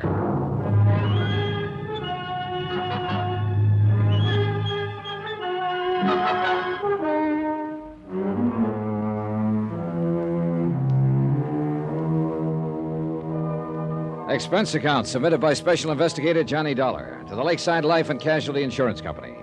Following is an accounting of expenditures during my investigation of the Indestructible Mike matter. Expense account item 1, 80 cents, cab fare from my apartment to the office of Pat McCracken at Universal Adjustment Bureau. Every one of the cases Pat had handed me lately had been rough. And if it weren't for the loot involved, which is to say Pat never really cracked down on my expense accounts, well, after all, I didn't have any other cases pending, so... Hi, Johnny. Hey, you're looking great. Sit down, huh? Cigarette? Or would you like a drink? Well, how are you, boy? Okay, Pat, let's have it. This one must really be bad. Why, Johnny, what makes you say a thing like that? You sure you wouldn't like just one little one? No, thanks. Now, come on, let's get to the point. What are you trying to get out of paying off on this time? You want the truth, Johnny? Nothing. Nothing at all. Just a favor for a friend of mine down in New York. Yeah, who? I want you to go down and see Peter Branson. Branson? Any relation to that worrywart Harry Branson of Philly Mutual? Well, his brother. Whoops! Get yourself another boy, Pat. No, Johnny, he's as different from Harry as day is from night. Well, he better be. That literal-minded, stick-in-the-mud Harry nearly drove me crazy on those 2 cases I handled for him. Pete is different as day is from night, honest. Now, will you see him? Expense account item 2, 21 even, train fare and all the incidentals I could think of, Hartford to New York. Item 3, 55 cents, taxi from Grand Central to Peter Branson's Lakeside Life and Casualty offices at 500 Fifth Avenue, where my worst fears were justified. That is correct, Mr. Dollar. I am not only Harry's brother. Don't tell me. You're his twin. Why, yes. How could you have guessed it? Oh, but now, wait a minute. Did you say you took a taxi for the 3 blocks over from the station? Yep. At least that's what goes on the expense account. Oh, dear, my brother was right. You are expensive, and yet he seems to have the utmost confidence in your abilities. Yeah, but now The amazing way in which you settled that Harry, case... Pete. Yes? What's the case that's bothering you? Isn't that interesting? I don't know yet. Tell me about it. I mean, you're starting to call me Harry because of my twin. Oh, yeah. Better tell me about the case. You know, a great many of our mutual friends... What? Oh, yes, of course. Michael Jeremiah Flynn, a terribly serious matter. If this sort of thing ever gets out of hand... Who's Flynn? John, he is a bum. Aren't we all? A regular, typical, movie-type version of a Bowery bum. So? And unfortunately, he holds a $50,000 policy. Well, he must have seen better days to carry that much insurance. Never, I'm sure of it. No human being could degenerate to such a state in a mere 47 years. And he looks and sounds like 67. Also, by the way, his policy is only 2 months old. Well, what's happened? Somebody knocked him off? No, but I am sure somebody is going to. Well, then why did you insure him? It was Martha who was really responsible. Who's she? Martha Ingersoll, the girl I had working for me here in the office at the time he applied for the policy. I was out sick for a couple of weeks, and I'm afraid that when I came back, I did not pay sufficient attention to the application she'd accepted. At least so far as Flynn's policy is concerned. You better tell me about it. Oh, of course, he passed his medical all right, though heaven knows how. And his cash payment of the premium was all right. Yes, cash. But I still should have investigated myself before allowing the policy to be issued. Look, you still haven't told me what's wrong. Now, of course, it's too late. Pete. Oh, of course. Well, it's simply this. The home address that we have for him has turned out to be the Glad Hand Rescue Mission, just off Fulton Street, near the Fulton Market. Yeah, biggest fish market in the world, isn't it? Well, yes. A fascinating place. Ships loaded with fish from all the 7 seas, colorful characters speaking a dozen different tongues. Yeah, well, I'm sorry I interrupted what you were saying about that's Michael. all right. That's all right. I'm quite a connoisseur of seafood, you know. Real epicure, if I do say so. Have you ever tasted Boston scrod? Yeah, sure. Now, let's get back to the case.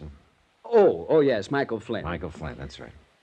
Well, Mr. Dollar, John, it's simply because of what's happened before that I'm so worried about this one. After all, $50,000 is a sizable policy. And what has happened before? The same thing, so you can see. Harry, Pete, I can't see a thing. John, it's like the Angus Cormack matter back in 47, like the old Mother McCrary affair that happened. Trying to tie Peter Branson down to the facts of the case was exactly like trying to tie his brother Harry down, only more so. I had to keep reminding myself that all of Harry's assignments had paid off handsomely for me and keep hoping the same would be true of his brother. 3 separate times in the next 15 minutes, Pete launched forth on the Epicurean delights of seafood. And 3 times I vainly tried to steer him back to port. Finally, I threatened to walk out on him unless he got down to business. All right, John, I'll give it to you in black and white. Oh, not literally, of course. I mean, I'll tell you from the beginning. Attaboy. Now, 4 times within the past few years, this very same sort of policy has been issued. To some penniless, worthless bum. Yes, and everything has indicated fraud. How do you mean? In only one case were the police able to prove anything, the case of Maggie Dolly Varden Smith. Oh, yeah. Seems to me I remember that. Some racketeer, ex-bootlegger. Correct. Candy Kid Schultz. Yeah, he insured the old derelict for $20,000, $30,000, had himself named beneficiary. That is correct, and then he had old Maggie murdered. Of course you remember. And you think you've got the same sort of a situation here? Yes, John, I'm afraid so. And you can't cancel the policy unless there's proof of an attempt at fraud. Correct. So you can see why I'm so deeply concerned over this. Oh, if only I hadn't left Martha Ingersoll in charge while I was sick. Who's named as beneficiary in the policy? Of course, she did sell some good policies. Beneficiary. Oh, yes, here it is. John Wesley Cosgrave, 621 East 49th Street here in Manhattan. Mm-hmm. What do you know about him? Nothing, really. And frankly, I'm afraid to find out. John? Yeah, I'll look into it. And what's the address of this rescue mission where old Michael hangs out? It's down near the big Fulton Fish Market. Let me see. Here, why don't you give me that whole folder so I can get what I want from it? Of course, John. But I am sorely afraid there isn't much to get. I'm sorely afraid Peter was right. But I had to start somewhere. Item 4, 280, taxi back to Grand Central to pick up the bags I'd parked there, and the same taxi to a slightly dingy little hotel a couple of blocks off Chambers Street on the Lower East Side. Item 5, $9.83 to a second-hand clothing store where I outfitted myself in hat, coat, pants, shirt, shoes, and socks that I hope would make me eligible for a spot on a bench at the Glad Hand Rescue Mission. When I finally shuffled into the place, which looked more like a cheap flop house than a mission, I felt somewhat like a kid playing tramp at Halloween. Welcome, brother. Welcome to the mission. I'm Daddy Bill. Hi. The entrance to the soup kitchen is over at the side, you know. Yeah, well, I just want to sit down for a spell, rest my feet. And have you a bed for the night, brother? Oh, who knows? I'll make out. Well, there's always room for one more, you know. Will you be here for our meeting tonight? Well, I don't know. You have an excellent singing voice, I can tell. Are you sure you don't want something to eat, my boy? No, I'm all right. Well, then, just sit and be comfortable and we can talk. I kind of hope maybe I might run into Mike. Mike? Flynn. Oh, yes, of course. Michael lives here. Spends most of his evenings with us, poor fellow. Although I really shouldn't say that. Huh? Say what? The poor fellow. After all, he's also one of our biggest contributors, too, when he's sober. Although where his money comes from, I'll never know. Yeah, well... Although I'm sure it's money honestly gained. Michael's very religious. He's taken the pledge many times, many. Has a lot of money now and then, huh? Yes. He seemed to think he might have a contribution for us when he comes back tonight. But you don't know where he gets it. My boy, I never ask these personal things of the brothers. Now tell me all about you. You're from out of town, aren't you? I can tell. This was something I hadn't anticipated, and I had to rack my brain to come up with a story that would convince Daddy Bill I was a bum. When I could get a word in edgewise, that is. And the kindly, gabby old biddy proceeded to tell me in minute detail the life history of all of the habitués of his mission. All, that is, except the one I was interested in, Mike Flynn. Maybe he was suspicious of me.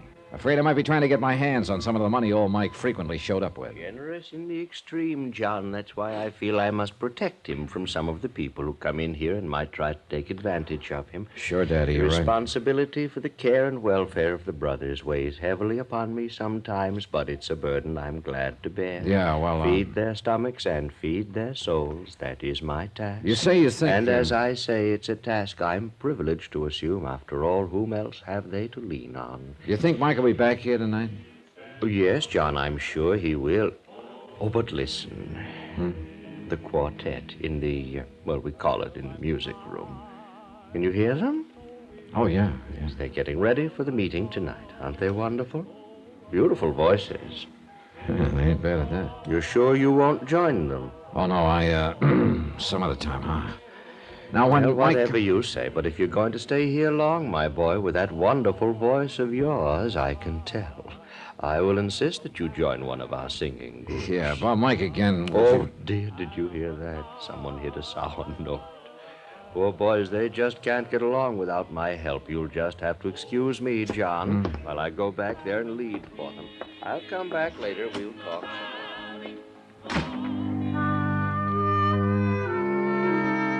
I don't know whether it was the overuse of steam heat in the battered old assembly hall of the mission or having listened to 2 solid hours of Daddy Bill's talk about his boys. Whatever it was, I was tired. And since I had nothing better to do than wait for Mike Flynn to show up, I stretched out on one of the hard benches and closed my eyes. How long I slept, I haven't the least idea. I'd managed to conjure up a mighty sweet dream, too. Bill! What? Daddy, Bill! What? What? Where's Bill? Oh, there. Hold it, fella. Hey, you've had a couple too many. Yes, I guess I have. Bill! Oh, he's out back working with the quartet now. Come on over here and lie down. Yes, I guess old Michael Jeremiah Flynn, sir. Mike. And I guess I have had a couple. A couple too many was right, but not of what I'd thought. His tattered coat opened as he fell, and there, just below the heart, 2 dark red splotches slowly widened on his ragged shirt. And it looked like Peter Branson was right. The beneficiary of Michael Jeremiah Flynn's life insurance policy was anxious to collect.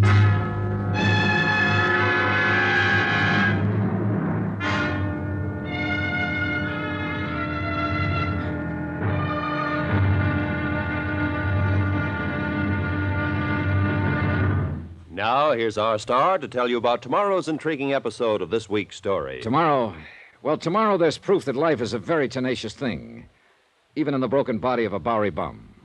Join us, won't you? Yours truly, Johnny Dollar.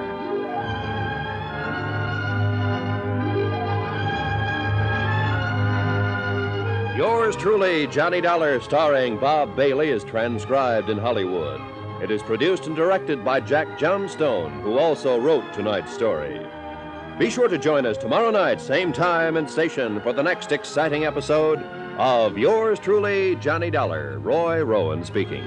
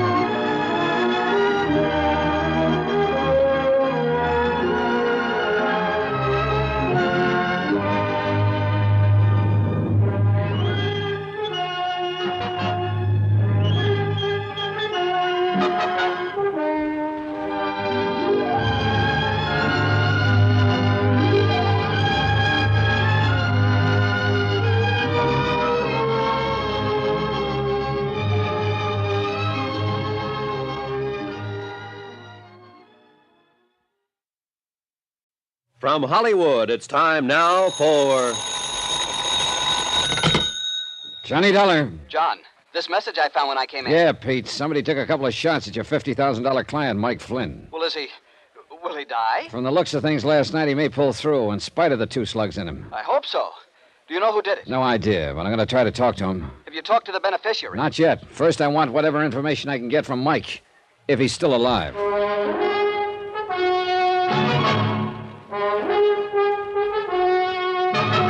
Tonight and every weekday night, Bob Bailey in the transcribed adventures of the man with the action-packed expense account, America's fabulous freelance insurance investigator. Yours truly, Johnny Dollar.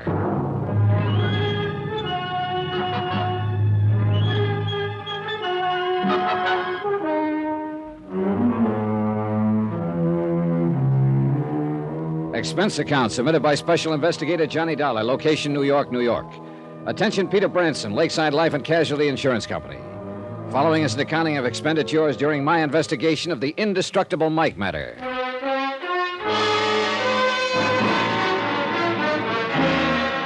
Expense account item 6, 55 cents. Taxi to the neighborhood of the Glad Hand Rescue Mission, where Daddy Bill, the general factotum, had promised to take the best of care of Michael Jeremiah Flynn. He'd given Mike a room to himself on the second floor, and what a room. What wallpaper was left hung in shreds from the cracked plaster. The shades on the dirty windows were tattered and torn. A single bare fly-speck light bulb hung on a cord from the ceiling. The floor was bare, and the only furniture was a battered chest of drawers, an ancient washstand with a cracked pitcher and bowl, and a sagging iron bed on which old Mike Flynn lay. Come in. Come in here. Hi. Well, you must be the man who helped me into the mission last night. Yeah. My name's Johnny Dollar. Come up to see how you're making out. Well, I'm much obliged to you, Johnny. I'm real obliged to you. Well, how are you feeling this morning? Me? Oh, I'm fine. I've never felt better. Sit down. Well, what did the doctor that Daddy Bill got for you have to say? The doctor for me? Oh, now, Johnny, you must be joking. Joking? After you had a couple of slugs tear through you? Here, let me help you. Oh, you want to see him? Sure. Now, wait a minute. Now, just look for yourself here. You see? They just went through my side here, in the front, and out the back. Holy. Oh, say, aren't they healing up nicely? Why, that one couldn't have missed your heart by more than 3 inches. But it did. Yes, it did. Not nearly so close as this scar, though. What? Want to see this scar? Look at it right here. Hey, was that a bullet wound, too? No, oh, no, Johnny. That was just an old ice pick or something. Huh? Somebody in the crowd during that fire down at the battery last. Oh, wasn't that a beautiful fire, Johnny? Did you see that? Oh, but what did these slugs do to you inside? You must be... To me? Oh, not a thing. Well, I'm so durable. Wait a minute. Did you say there was another attempt on your life last week? No, of course not. Just an accident like those shots last night. You think that was an accident? Huh? Why, don't you? Do you know who fired them? Oh, Johnny, I haven't the least idea. Well, where did it happen? I was right here in the mission, and I didn't hear any shots. Oh, dear, no. I was down near my private place. Where's that? Where's that, Mike? Well, I'll tell you, Johnny. It's this way. Daddy Bill and the others here at the mission are real nice to me. Oh, they're real nice. You can see by this lovely private room that they fixed up for me. Yeah. And they'd like for me to stay here all the time. I guess Daddy Bill thinks if I'm here most of the time, I might not drink so much and keep getting into those kind of... Say, do you ever enjoy a little drink, Johnny? Well, on occasion. But you were going to tell me... Sure. Oh, here. Now, I've got a little bottle tucked under the mattress here. Here it is. What under the sun is that? That color, that pink? Yes, that's my favorite, that pink. Straight whiskey costs so much. Even when I have the money now and then. You know something? I like a little bit more kick in mine. I guess it's kind of a hangover from Prohibition days. So I mix a little kick into it. Here, Johnny, I want you to try this. Well, that pink... Go ahead. Oh, you'll like this. Oh, what a wallop. Well... What the Saville? Yes, what that sterno. That's what I add to it. Just a little bit of sterno. Mike, this stuff will kill you. Oh, I've been drinking that for years. Look at me, the picture of health. Oh, now, Mike, just listen take a little to me. sip. I'm going to get you a doctor. No, you're not. I won't stand for it. But you've been shot. Oh, no. Just gave me a little twinge or two last night, but now I feel fine. Well, you fell flat on your face when you came in here. Oh, now listen, Johnny. Don't you tell Daddy Bill, but I'm afraid it wasn't the bullets last night. It was overindulgence. Oh, brother, I give up. No, don't say that, Johnny. Oh, all right, then how did it happen? Well, I was on my way back here when the car drove by. Oh? It sounded to me like a couple of backfires or two, but then I felt this little sting on my side. And that's it. And you call that an accident? Well, of course, the men in the car were probably just having a little friendly argument. How many men? Well, I'm not sure. I think there were only two of them. I waved at them. What kind of a car? Black. Well, what make, could you tell? Well, it was shiny and it was new. See, I wish I had a car, Johnny. Well, look, Mike, I'm on a level with you. Oh? I'm an insurance investigator. Insurance? Well, say, that's interesting, Johnny. Say, let's have a little drink on that while you tell me about that. No, thanks. And there isn't much to tell, except that I'm here to try to save your life, among other things. Well, no, I don't understand. I'm getting along all right. I've been living it up here in the Bowery for years. Maybe you were getting along okay until you took out that big insurance policy. Yeah, say, wasn't that nice of Mr. Cosgrave? Now, all my life, I wanted to have some life insurance. You know, it gives you a kind of feeling of importance and security. So when he came down here one night and I told him that... Why, say, his eyes just lit up, and he said he was going to make me a present of some insurance. Who is this Cosgrave? How much do you know about him? Oh, he's wealthy. I know that much about him. He has a beautiful car and a chauffeur. Does he come down here often? Oh, now and then. Just now and then. Why? Now, I've often wondered about that, Johnny. So one time I asked Daddy Bill, and he said that years ago, when Mr. Cosgrave was young, he came to the mission for help, and Daddy Bill gave it to him. Well, what does he do when he's here? Oh, he brings some food for the brothers. The brothers, that's what Daddy Bill calls us. And some money, and he always gives jobs to a couple of men who've drifted in here. What kind of jobs, Mike? You know, that's something I don't know. You see, they never come back here again. Maybe it's because they can't. What's that? What'd you say, Johnny? Mike, I'm going to give it to you straight. To me, the whole thing smells to high heaven. To me, this Cosgrave sounds like a racketeer. Oh, no, I may be no. wrong. I'll know better when I meet him. And I intend to do that as soon as possible. But right this minute, I bet that he comes down here for only one purpose. To recruit help for some sort of illegal job. Oh, that's a terrible thought, Johnny. When he heard you say you'd like insurance, he jumped at the chance. And why not? Let you name him as beneficiary and then have you knocked off. Oh, no, Johnny. That ice pick in your side was no accident, Mike. No more than the shots at you last night. But he's been so nice. Sure, of course he has. He can afford to. After all, your body's worth $50,000 to him. And that's what you're going to be, Mike, just a body. Unless I can do something about Oh, it. and such a nice man, too, really. How has he been getting this money to you? In an envelope. By mail? Usually it's just left here at the mission. By whom? Well, nobody ever seems to know. It's just a plain envelope. It's dropped in the mail. No return address? No. But I'm sure it comes from Mr. Cosgray. Say, come to think about it. Say, there was one due yesterday. Every Monday, you know. But Daddy Bill said it didn't arrive. Well, maybe it'll be here today. And you know something? I'd like to see it delivered. No, you can't kid me, Johnny. You'd like to see who delivers it. Oh, say, why don't we go downstairs and wait and see? No, easy there, Mike. You're a sick man. Oh, You can't... stop talking that way, sick. Up we go. Oh, no, you can't. In All it, right. in it. Here, let me give you a hand. No. I'm all right. Oh, say, look at that. Daddy Bill left my shoes here by the bed for me. Oh, brother, now I've seen everything. Yeah, I put my shoe in here. That's kind of there. There. Now, there we are, all dressed. I don't know how you do it, Mike. Shall we go downstairs? Sure. Lead the way. All right, well, the envelope should be there, because it always comes in the morning when there's nobody here.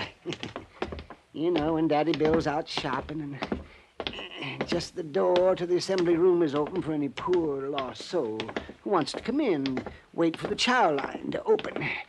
Well, we'll see. And then we'll go to my private place. You see, there are two things I like, Johnny. Yeah? Solitude and crowds of people. Oh, look at there, Johnny. Look at there. There's mail there by the door. You see? Here's my envelope. And my name's on it, too. Wait, Mike. It's all right. You see there, Johnny? A $20 bill. Whee! Let me have that envelope for possible proof. Oh, yes. Here you are, Johnny. Now we can go out, you and I, and we can have a real... Well, now, Johnny, look at that.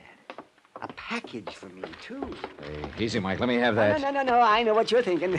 An infernal machine or something. That's exactly what I'm thinking. But you didn't hear it gurgle. Oh. Well, look at there, Johnny. Well, joyous be, one for you and one for me. Easy, Mike. I want to carry this one in the wrapping paper. Oh, fingerprints, huh? That's right, Mike. I'm going to take you back upstairs and lock you in your room. You're to stay there. Let nobody in, not even Daddy Bill, until I get back here. But do what I Johnny... say. And just remember that I'm trying to save your life.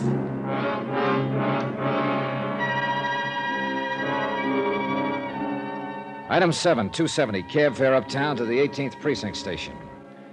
The lab boys took over 3 hours while Randy Singer and I talked about cases that we'd handled together in the past. I asked him to dig up whatever he could for me on John Wesley Cosgrave, the man named as beneficiary of Mike's insurance policy. This he promised to do.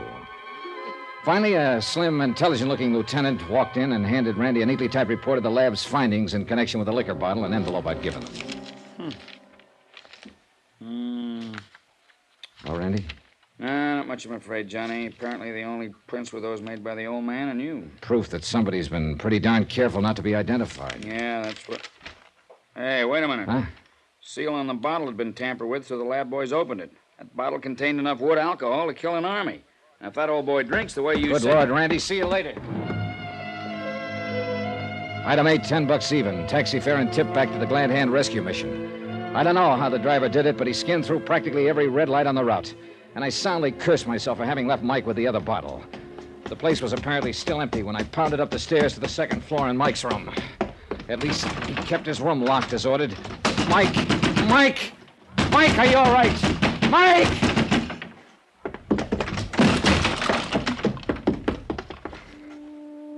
He was stretched out on the old iron bed, his face drawn even whiter than the pillow on which his head rested. The half-empty bottle lay where he dropped it on the floor beside him.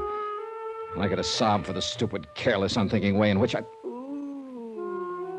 Mike! Johnny, what a hangover this is going to be.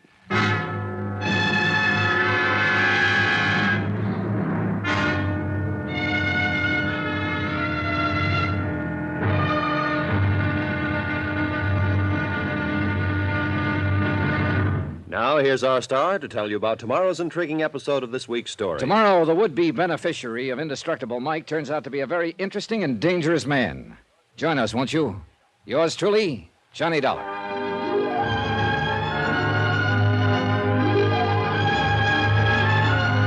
Yours truly, Johnny Dollar, starring Bob Bailey, is transcribed in Hollywood. It is produced and directed by Jack Johnstone, who also wrote tonight's story. Be sure to join us tomorrow night, same time and station, for the next exciting episode of Yours truly, Johnny Dollar. Roy Rowan speaking.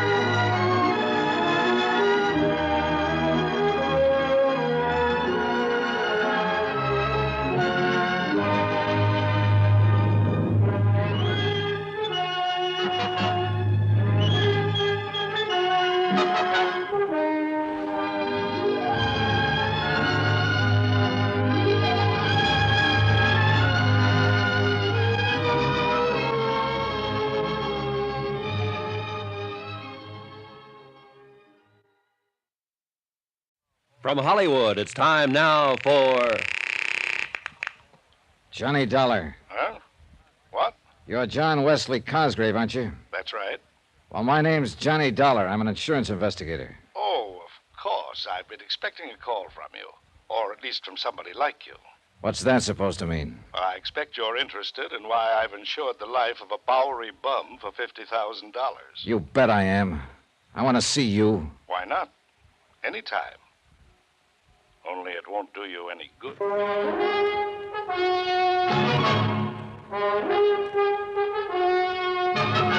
Tonight and every weekday night, Bob Bailey in the transcribed adventures of the man with the action-packed expense account, America's fabulous freelance insurance investigator. Yours truly, Johnny Dollar.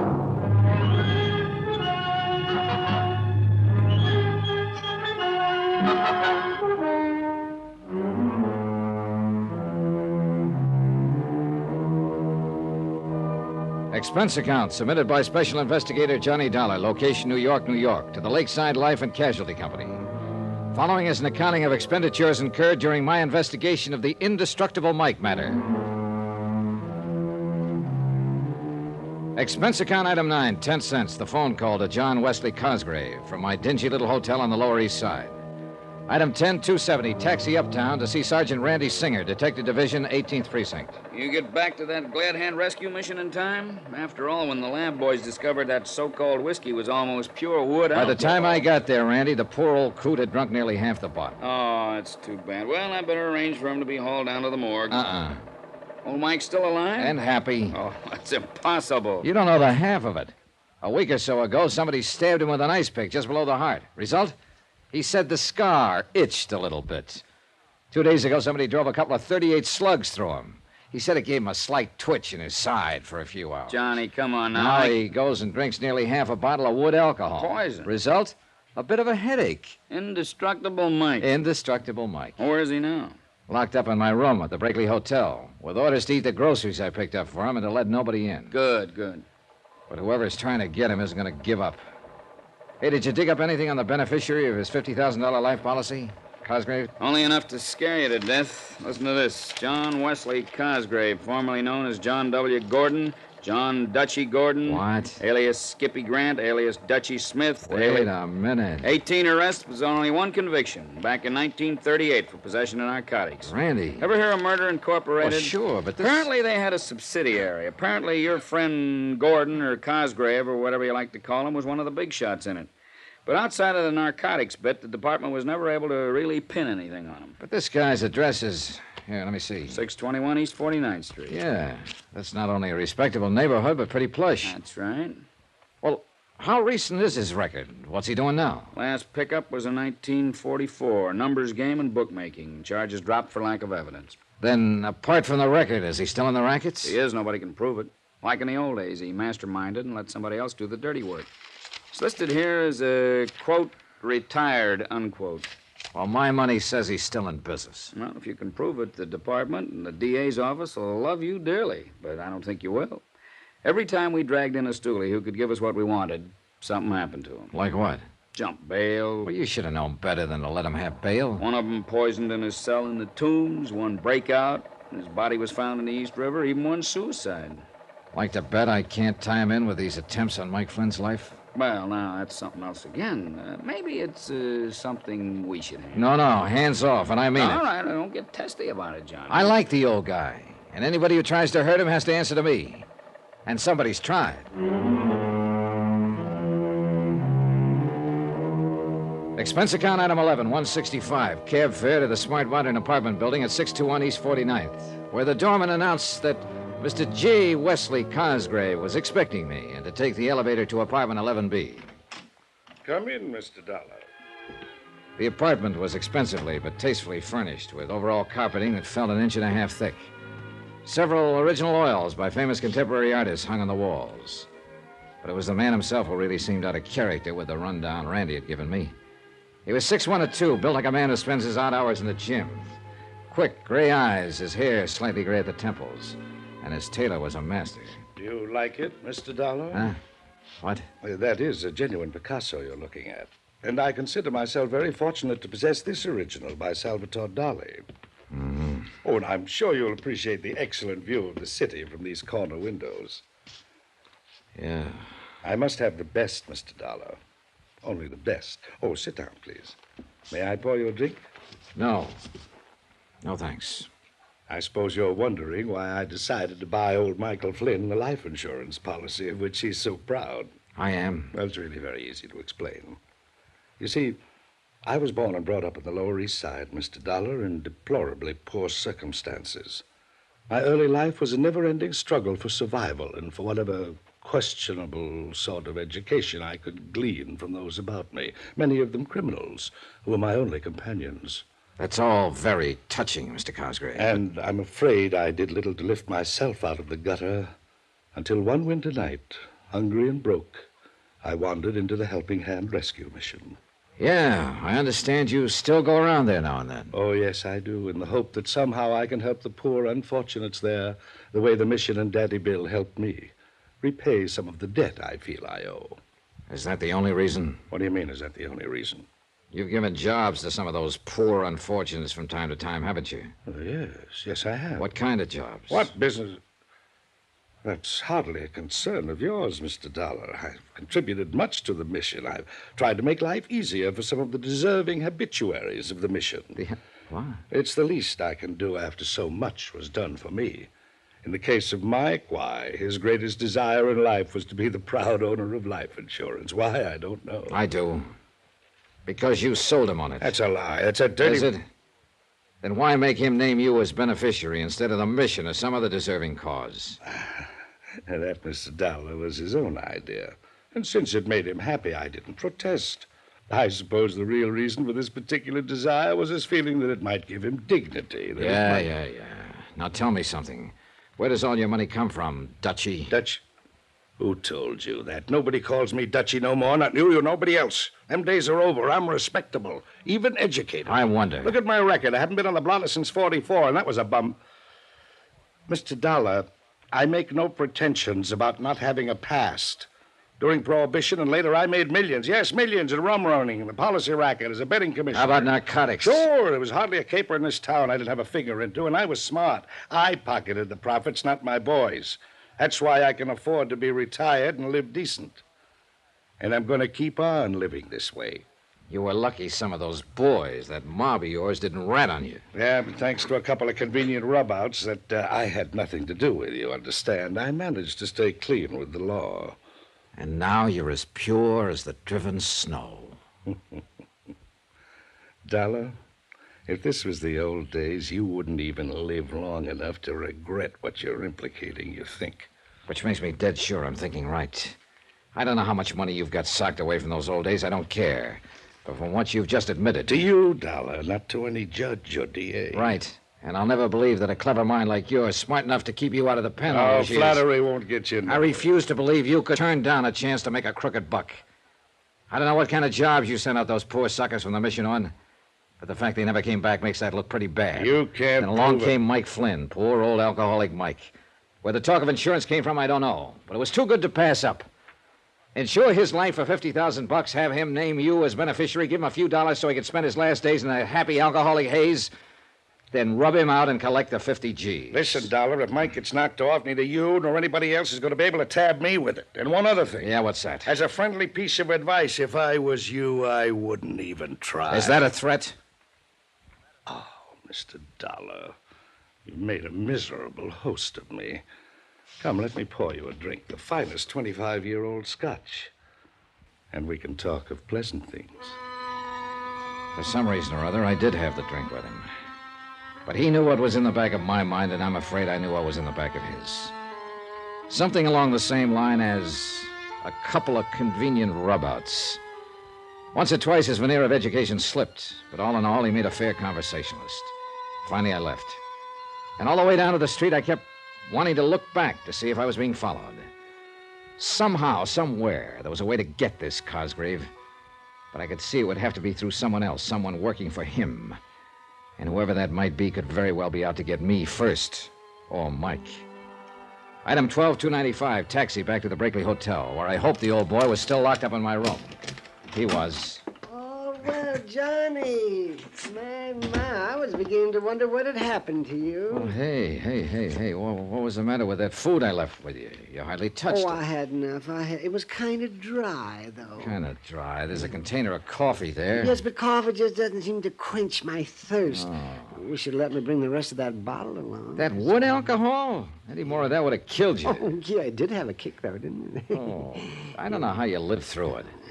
Well, look, now I want some lunch. And, Mike, I'm going to take you along with me. Oh, that'll be if I could have had maybe a little drink, too. Oh, sure, you can have one. Oh, that's nice. Good. Of course, the size of the drinks they serve nowadays. No, just one now. Come on. Oh, that's fine. One will be...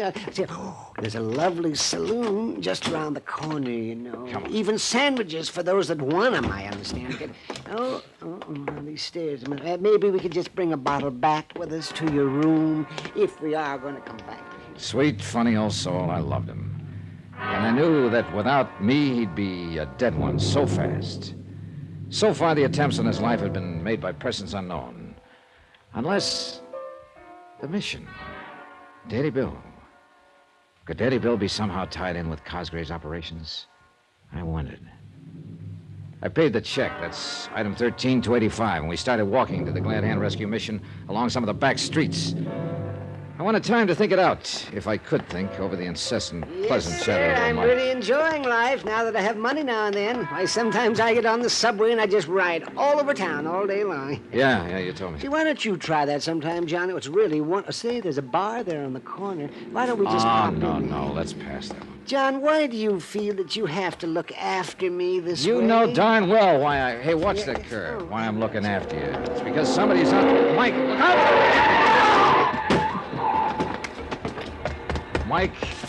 Mike, listen to me. Hey, can you hear me, what's Mike? happened to the... Hey, mister, Oh. get a cop, an ambulance. You mean for him or what's left of him? Yes, hurry. Oh, what's the matter with you? Use your eyes, buddy. It's too late.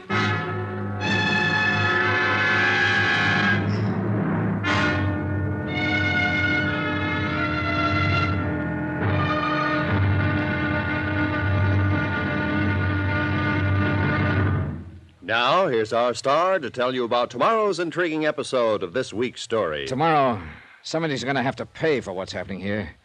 Yes, that's a promise. From yours truly, Johnny Dollar.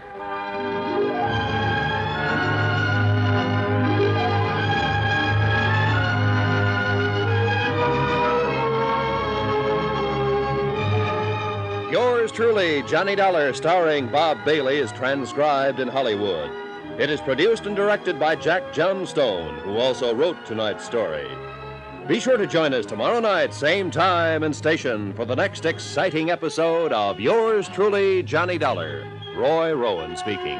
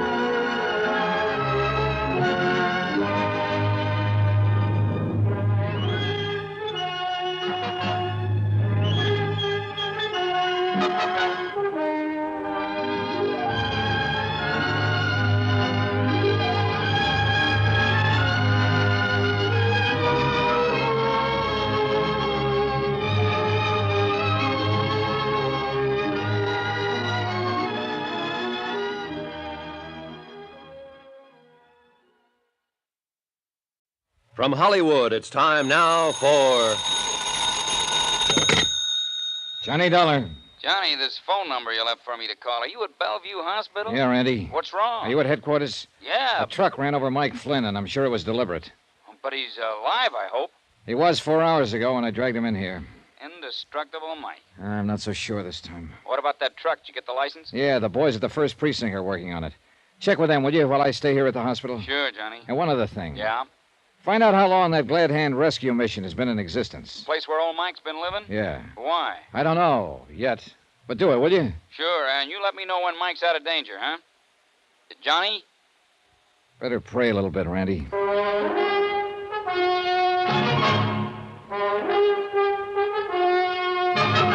Tonight and every weekday night, Bob Bailey in the transcribed adventures of the man with the action-packed expense account, America's fabulous freelance insurance investigator. Yours truly, Johnny Dollar.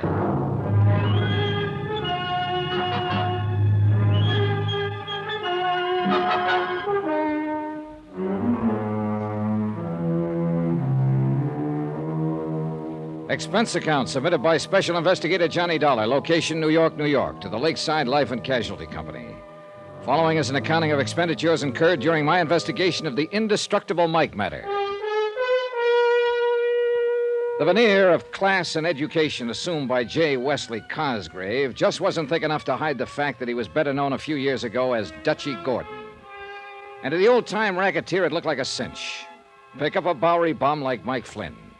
Insure his life for $50,000, give him a few weeks of high living, then knock him off and collect the insurance. Yeah, real cinch. Especially for Cosgrave, who'd learned as far back as the early days of Prohibition how to employ hired thugs to do the dirty work, while he sat back and collected the profits. I knew as surely as I'm sitting here that Cosgrave was behind the knifing, the shooting, and now this accident to old Mike. But how to prove it? Yeah, sitting here in the waiting room of the hospital, waiting for some word of Mike's condition. Mr. Dollar? Oh, yes, Doc. Can I see him now? Very shortly, I believe. Well, how is he? Is he There's going... a phone call for you at the floor desk. Oh. This way, please. Thanks. But how is Mike? Doc, how is he? You'll be able to see him shortly. Here you are. Oh, thanks. Johnny Dollar. Ah, Mr. Dollar, I was quite sure that you would be there at the hospital. This is J. Wesley Cosgrave. What made you think that? Why, because of the accident to Michael Jeremiah Flynn. How did you know about it? I kept it out of the papers. I find it helpful to know about a lot of things that don't get into the papers. Well, your boy goofed, Cosgrave. Mike is still alive. My boy? You know as well as I do, Dutchy, that one of your mob was at the wheel of that truck that ran him down. You better keep your yap shut, Dollar. I thought I made it plain to you earlier that I no longer have any connection with the doings of the, shall we say, underworld. Oh, sure. As for poor old Mike, I understand it was an accident, a very unfortunate... Knock it off, Cosgrave. I was there when it happened. Oh? Yeah. Pretty stupid of a would-be killer to try that with an investigator right next to Mike, wasn't it? Did you see the driver of the truck? Suppose I did. You say he wasn't one of your boys, so what difference would it make to you? Why, none at all. Did you see him? Why don't you worry about that for a while? Again, I waited. Sat and waited. And paced the corridor of the hospital. Outside, the sun sank slowly behind the horizon of skyscrapers, and the busy clamor of the day's traffic segued to the softer, muffled, but still busy traffic hum of night. And I waited. And smoked. And waited. Finally, it must have been close to midnight.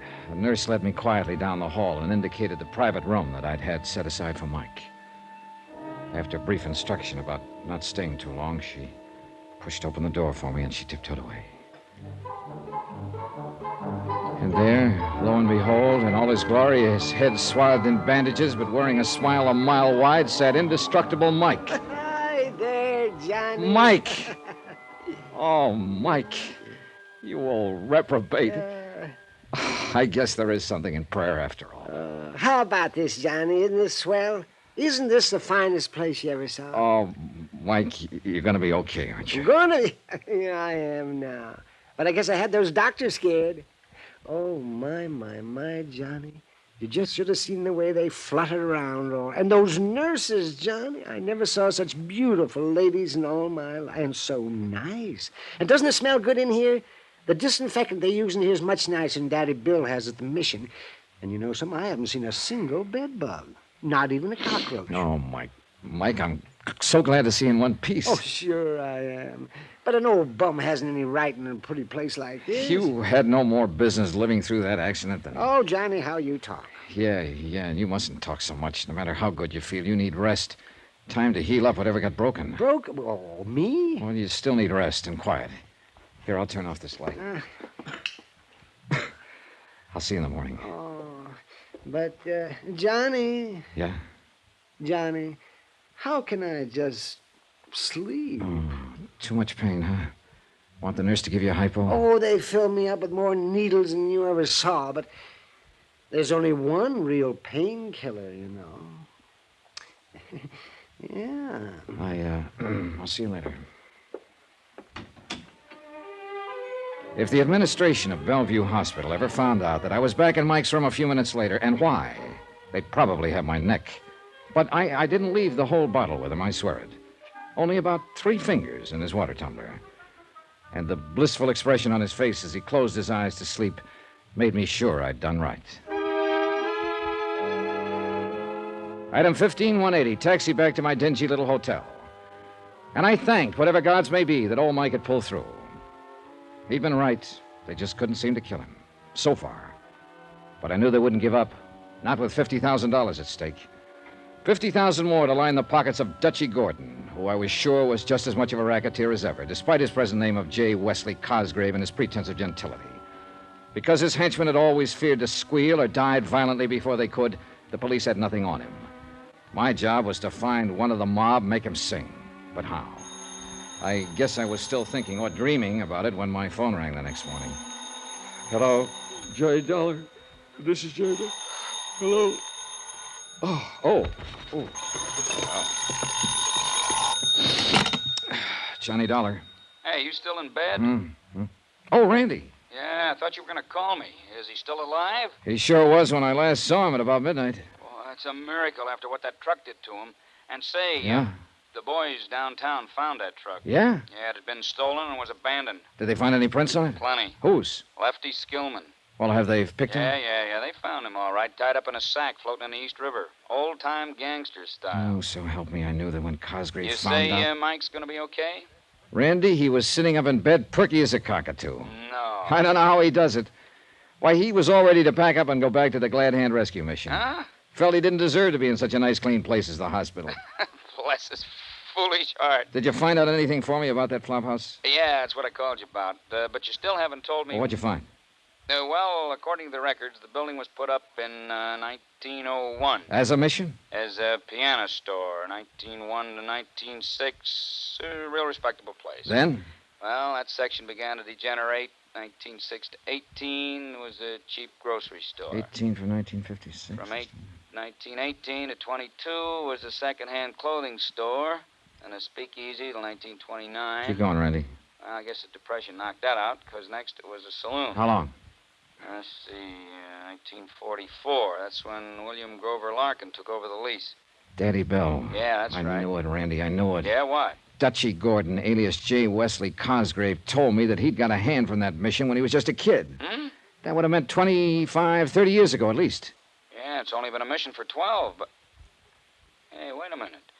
The lease on that property, when it was a speakeasy, it was in the name of Larkin, too. Add one more fact, Randolph, and you see what I'm getting at. What's that? Your own police files show Cosgrave was still in the rackets in 44. Yeah, but on a charge that we couldn't substantiate. Right. Tie him up. Cosgrave was a rum runner during Prohibition. Daddy Bill ran the speak for him since 1944. Whoa, now, boy. You're trying to build a case on purely circumstantial evidence. All right, but I think I can make it stick. Now, listen. Where does Cosgrave get the thugs for whatever job he's pulling now? If he is. Of course he is. And he gets them out of that flop house. The boys he gives jobs to that are never seen again, remember? Yeah, wow. Hey, maybe it does tie up. Oh, you bet your sweet life it does. At least I'm going to tie it up. Yeah, no. Take it easy, Johnny. Just how are you going to go about it? Well, the first thing I'm going to... Well, hold it. Huh?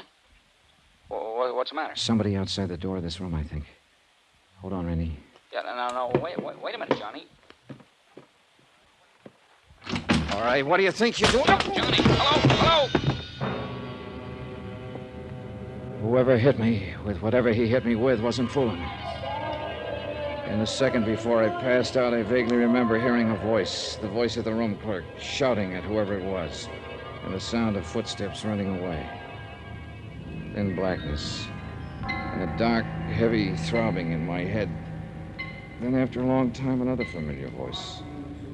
It was Randy, I think. Dimly, somewhere along the line, I could see figures bending over me, hear the voice again. Easy on the stretcher, boy. Then more darkness and the weird sounds in my brain. Other sounds, too, that seemed familiar and seemed meaningless. Meaningless.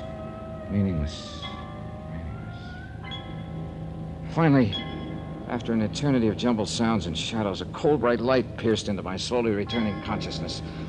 And momentarily, I could see a man in white and women in... Yeah, a hospital. These were the doctor and the nurses. I tried to speak to them. I couldn't. But slowly a realization of what had happened came to my muddled mind. Randy on the telephone had heard the attack on me and had brought help. An ambulance had brought me here. For a brief moment, I saw the glint of a needle poised above my arm. Then blackness again. But a soft, quiet, peaceful blackness.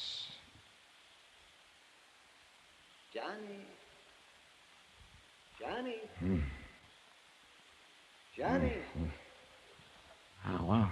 Well, what do you... Johnny! That's the boy. Wake up. Mike? That's right.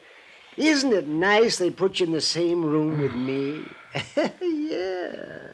Oh, Mike. Your policeman friend saw to it. And he told me something, Johnny. And he's right. You've got to be careful. They're out to get you, too.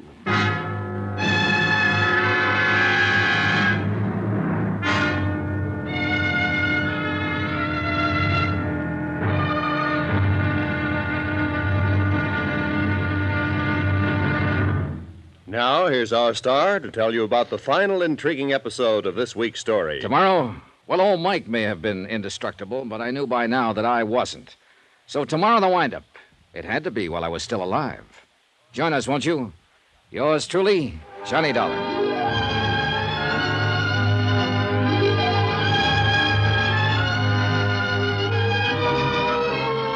Yours truly, Johnny Dollar, starring Bob Bailey, is transcribed in Hollywood. It is produced and directed by Jack Johnstone, who also wrote tonight's story. Be sure to join us tomorrow night, same time and station, for the next exciting episode of Yours truly, Johnny Dollar. Roy Rowan speaking.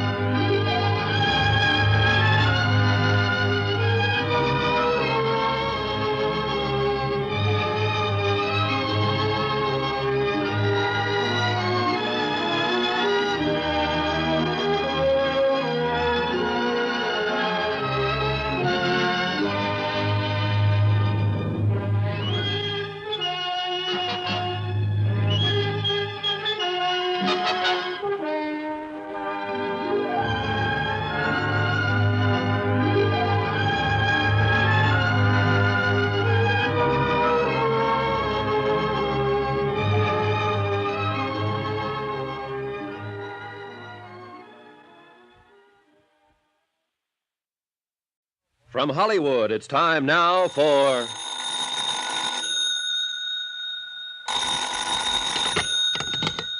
Johnny Dollar. Randy Singer, Johnny. How you feeling? Thanks to you and having got me here, pretty good. Bellevue's a good hospital. I'll be released within the hour, so will Mike Flynn. And? I'm going down to the Glad Hand Rescue Mission to straighten out a few things with Daddy Bill. Sounds to me like it ought to be police business, Johnny. I'll be right over. No, let me handle this alone. You got your gun? You bet your sweet life I have. Johnny? I'll report to you later.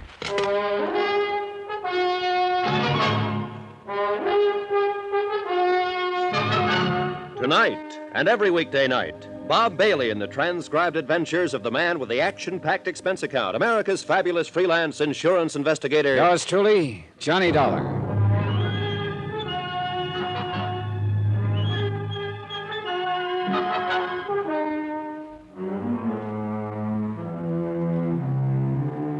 Expense account submitted by Special Investigator Johnny Dollar, location New York City, to the Lakeside Life and Casualty Company. Following is an accounting of expenditures incurred during my investigation of the indestructible Mike matter. Item 16, 190, cab fare for Mike Flynn and myself, Bellevue Hospital to the dingy Hotel Brakely.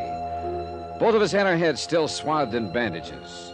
With the help of the room clerk, I installed Mike in a small room on the 5th floor, with instructions to keep his door locked.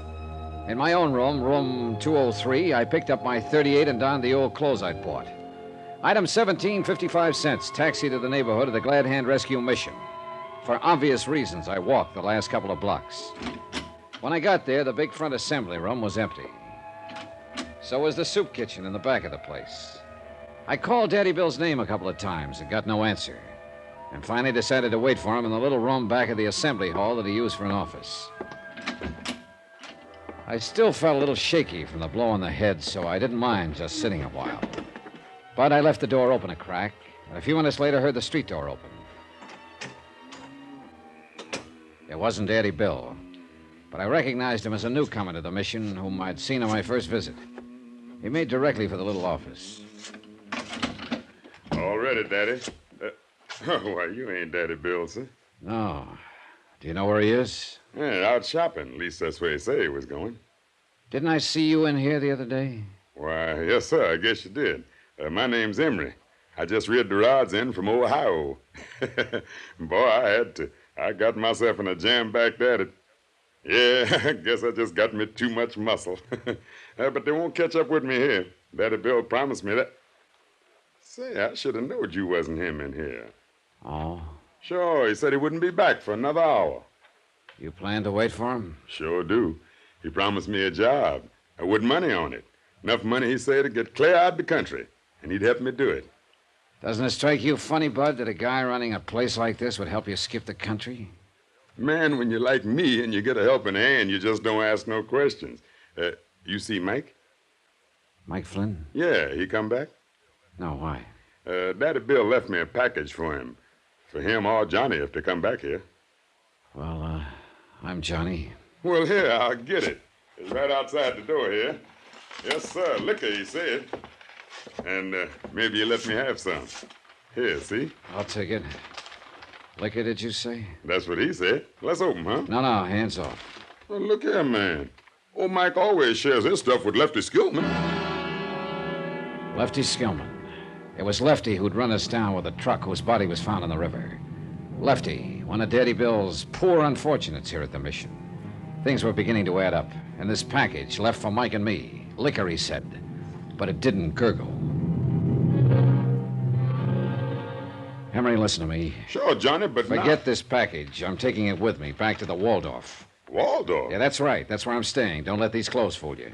I thought there was something funny about you, the way you talk so fine. You a dick? Never mind. If Daddy Bill wants me, that's where I'll be. Old Mikey won't find, because I got him in room 203 at the Brakely Hotel. Room 203? Forget it. He's still recovering from that accident. Shouldn't be disturbed. He's all doped up anyway. That's why I took him to the Brakely, where nobody will find him. Room I said forget about that room 203. If Daddy Bill wants me, tell him to call me at the Waldorf. Item 18, 10 cents. Phone call from a booth in the street to Sergeant Randy Singer. Item 19, $5 even for a fast but gentle taxi ride to the 18th Precinct, where Randy had promised to have the lab boys alerted for me.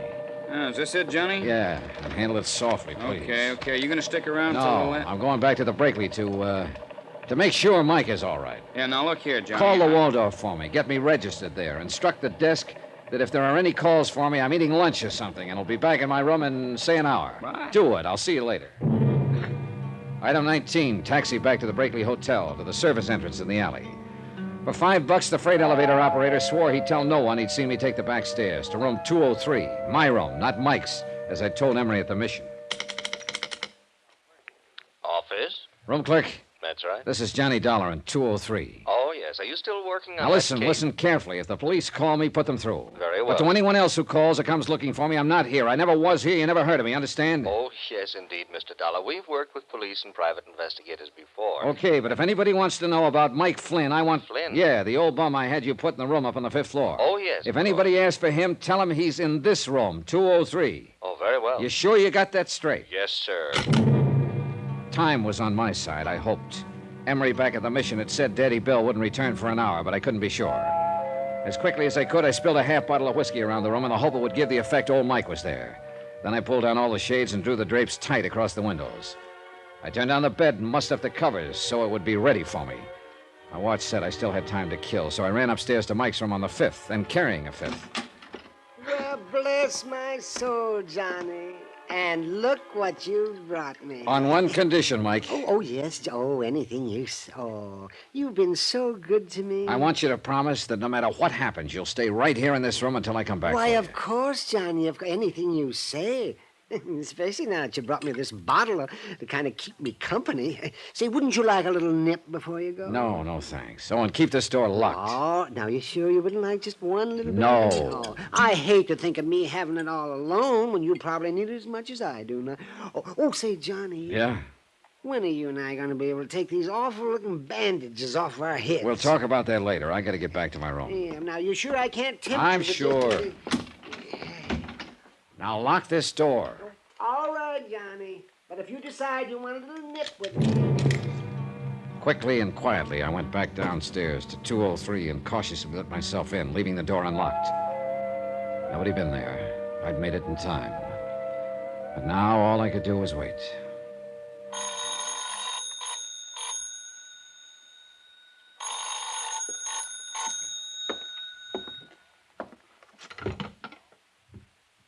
Hello? Johnny? Yeah, Randy. Better make it fast. Oh, what's the matter? What'd you call about? That pretty little package you dropped off for the lab lads? Yeah? You sure were right about it. A bomb, huh? If you or Mike had opened that package by now, you'd be spread all over the island in tiny little pieces. Look, Johnny, come on, let me in on it, huh? What are you up to down there? I'll tell you when it's all over. That is, if what I think is going to happen does happen. You sure you don't want some help? No, I think I can... Gotta go. I'd heard footsteps out in the hall. Quickly, I slid into the bed, leaving nothing but my heavily bandaged head showing. The footsteps passed. And then, far down the corridor, I heard a door open and close. I lay still and waited. And lying there thinking, I began to wonder if I'd been right in turning down Randy's offer of help. Yet how could he help with a... Footsteps again. And this time they stopped outside my door.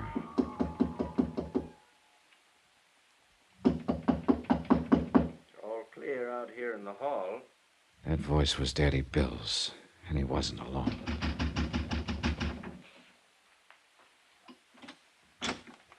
Mike? Mike? You want on the light? Mike? Oh, he's in here, all right.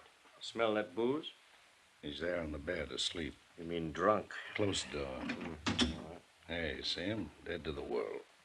Are you sure this is going to be safe, Dutchie? Why do you suppose I took so long to case the joke? Yeah, but what about Dollar? I told you, Bill, at the Waldorf. You sure?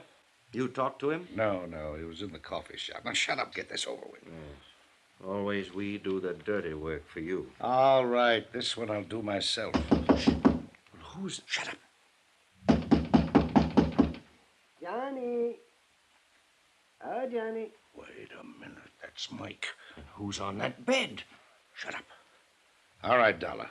He can get up out of that bed and take it in the chest or lay there and get it in the back. All right, Cosgrave. Touchy. Both hands up high. Drop that gun. Sure. Johnny. Shut him up out there, Bill. Yeah, Daddy Bill. Quiet, Dollar. You'd better do something, Cosgrave, or you have two witnesses. The man who always kept his skirts clean, huh? Quiet. Bill, let him in. We'll knock them both off, make it look like a fight between them. Something. No, wait, boss. Johnny, is something that... I'm coming in. Oh, no, you Get back,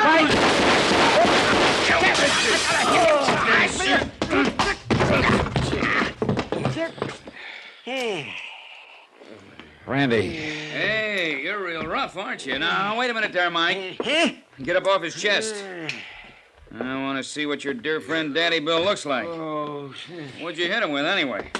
oh dear. The poor bottle's all broken. Best thing could happen to you, Mike. Ah.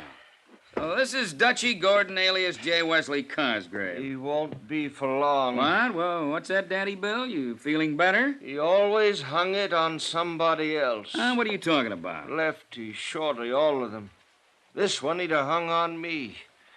Well, not this time. That gun! Look out! Thanks! Put it down! Randy? Cosgrave, dead as a doornail. And when Daddy Bill comes to after that sock on the chin, you can tell him he's cooked his own goose. My.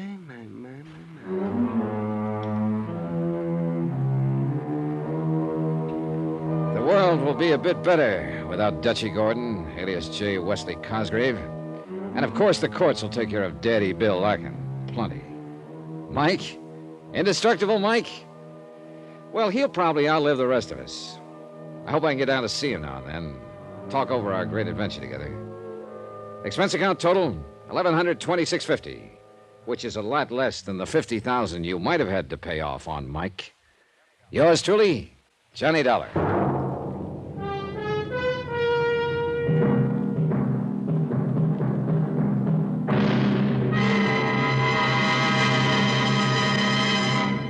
Now, here's our star to tell you about next week's intriguing story. Next week, the heady romance of moonlight on a lonely beach in Mexico. Moonlight from a killer's moon. Join us, won't you? Yours truly, Johnny Dollar.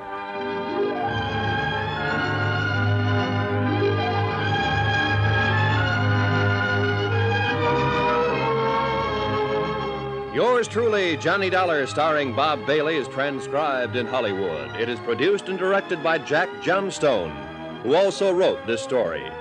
Heard in this week's cast were Howard McNair, Lawrence Dobkin, Harry Bartell, Herb Vigran, Alan Reed, and Roy Glenn. Musical supervision by Amerigo Marino and Carl Fortina. Be sure to join us on Monday night, same time and station, for another exciting story of yours truly, Johnny Dollar. Roy Rowan speaking.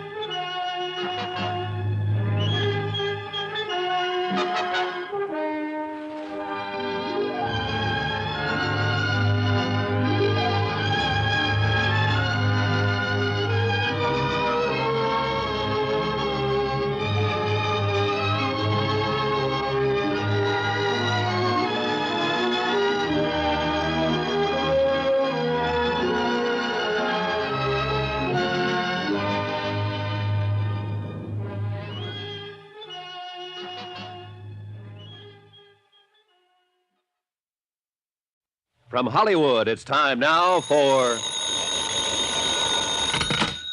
Johnny Dollar. Ed Wren, sir, Johnny, Union States Casualty Company. Oh, hi, Ed. I heard you were trying to reach me. Yes, indeed. Plane leaves in 2 hours. For where? Ensenada. It's It's a port on the west coast of Mexico, south... Yeah, I know, Ed. I know. I've been there. Well, But now, what do you... Charlie Burton is down there, Johnny. You know, the big nightclub TV comic. You know, good old, lovable, boyish Charlie? I've seen his show. Who hasn't? Really keeps you screaming, doesn't he? Oh, he is a killer. Eesh. So what do I do? Go out there and scream it up for him? You go out there and keep him alive. Someone's threatened to murder him. One of his audience, maybe? No, wait, Johnny, this is no laughing matter. Anything happens to Charlie Burton, I cut my throat. Hey, you really do like his show. We're carrying $500,000 worth of insurance on that boy.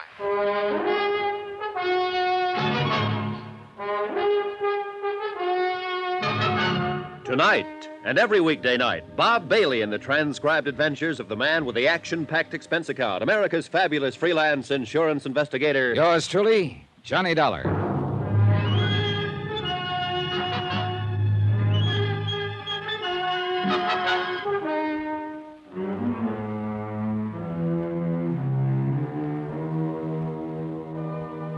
From Special Investigator Johnny Dollar to the Home Office, Union States Casualty Company, Hartford, Connecticut.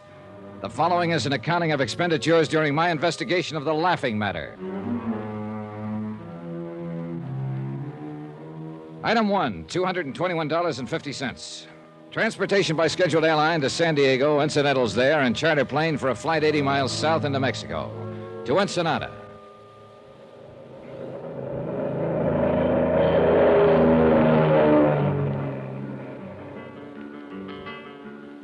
Item 2, $1.90. Taxi from the plowed ground airstrip to the Carrara marble foyer of the plush Balboa Beach Hotel. The contrast was typical.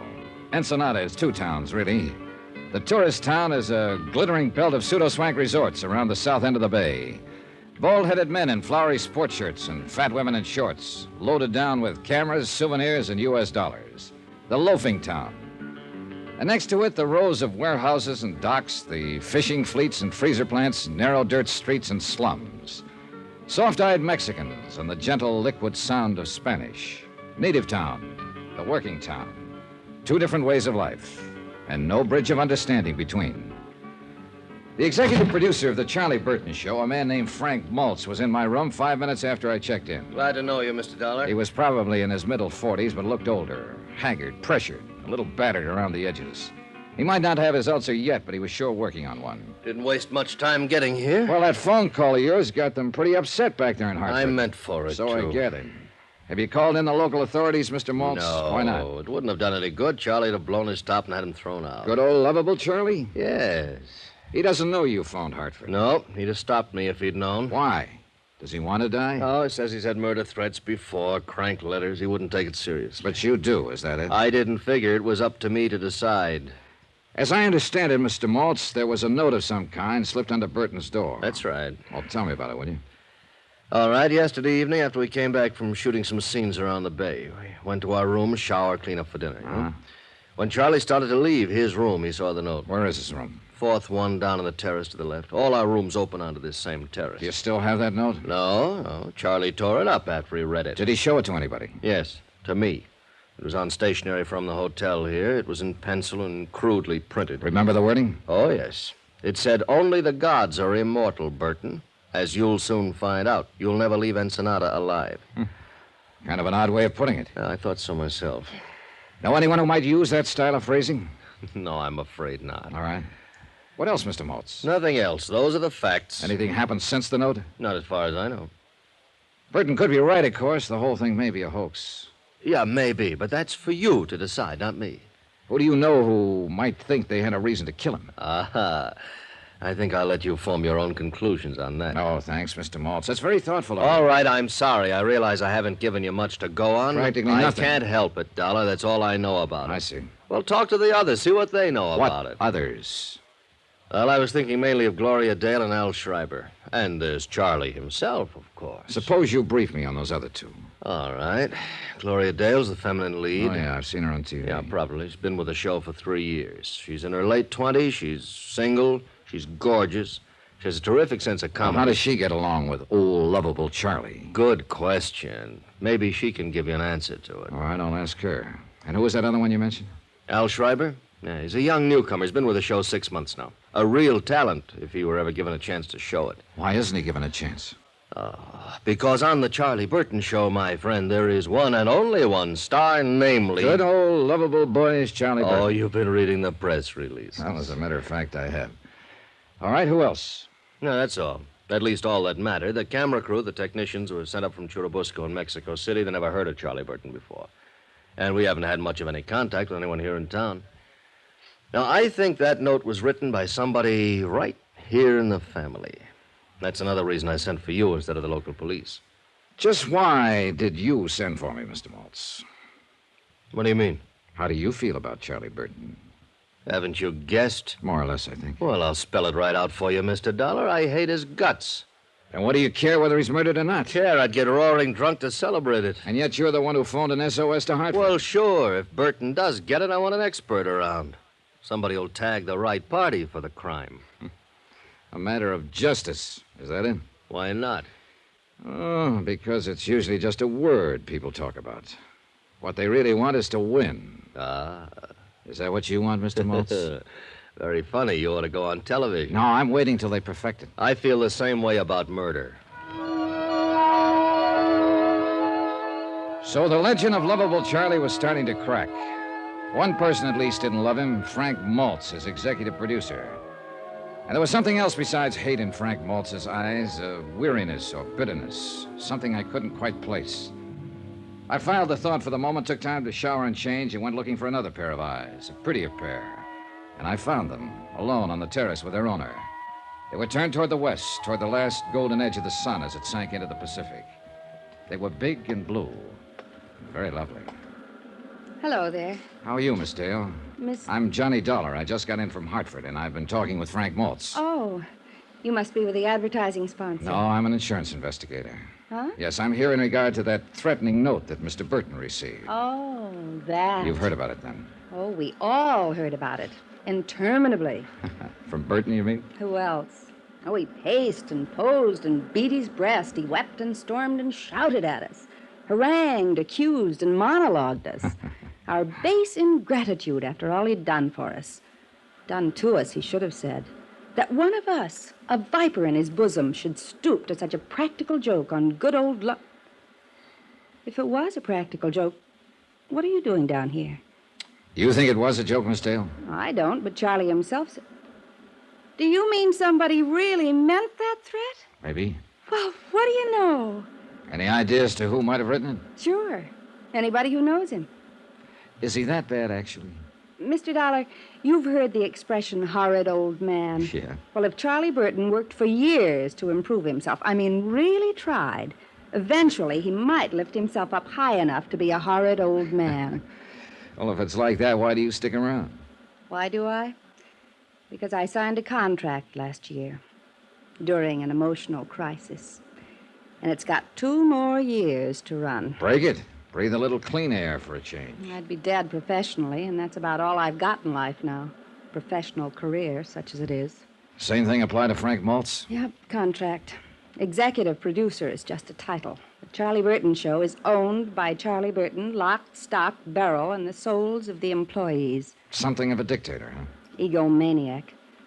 He's a pre-adolescent paranoid with the ethics of a rattlesnake and the jealous instincts of a Turkish harem master. Uh-huh. Oh, forgive me, Mr. Dollar. I had that line in a play once, but it still fits him. Tell me the truth, Miss Dale. Did you write that note? I'm a female comic, Mr. Dollar. So? So who can write? Gloria? Out here, Al, on the terrace. Al Schreiber, have you met him yet? No, but I've got him on the list. That may turn out to be quite a list before you're through. Downstairs bar at 7, honey. That's what you said. Downstairs bar at 7. I know.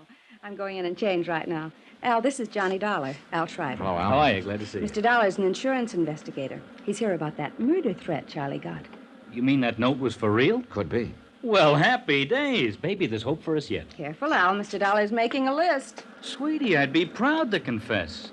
Only I didn't think of the idea, and besides, I'm a coward. Did either of you actually see that note? No, but we heard about it. So I understand. How does insurance figure in this? You mean some company actually wrote a policy on that earthworm?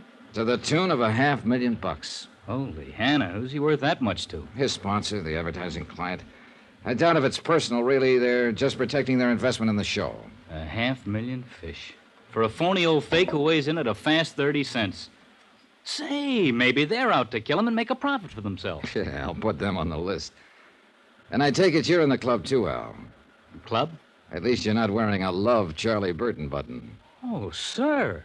All I am, ever was, or hope to be in any future life. All I have, ever had, or expect to have at any time, notwithstanding.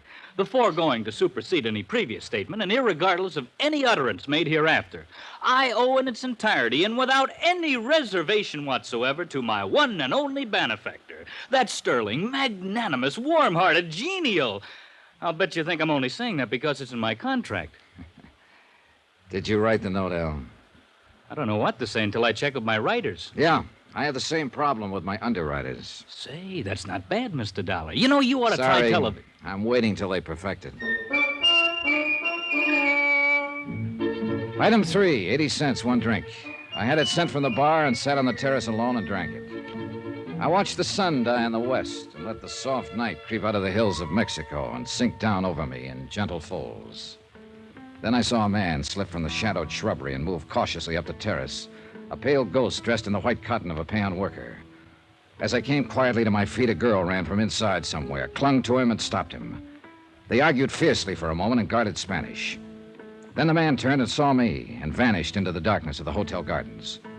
The girl faced me for an instant, with eyes like frightened doves. Then she, too, turned and fled. But I'd recognize her.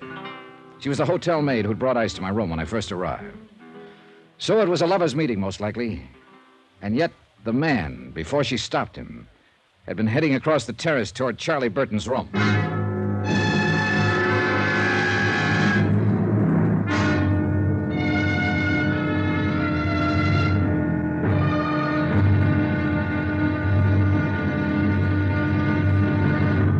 Now, here's our star to tell you about tomorrow's intriguing episode of this week's story. Tomorrow, the great man condescends and shivers a little, too. And a girl's hidden hate is blacker than the sea-wet rock she vents it on. Join us, won't you? Yours truly, Johnny Dollar.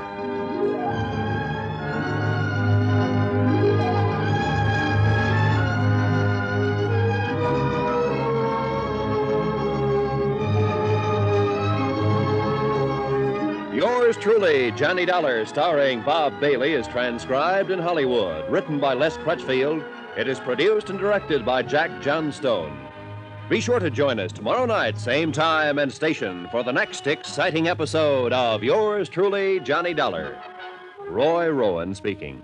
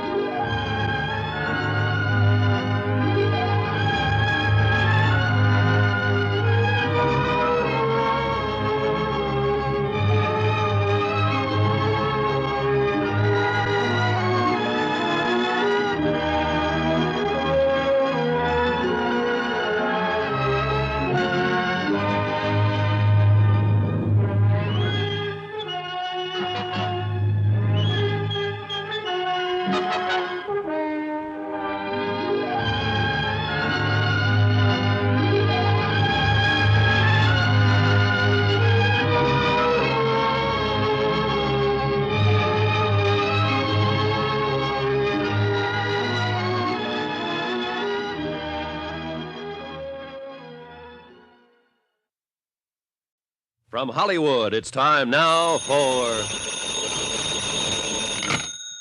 Johnny Dollar. This is Charlie Burton, Mr. Dollar. Oh, yes. Was hoping you'd come out of seclusion. Seclusion?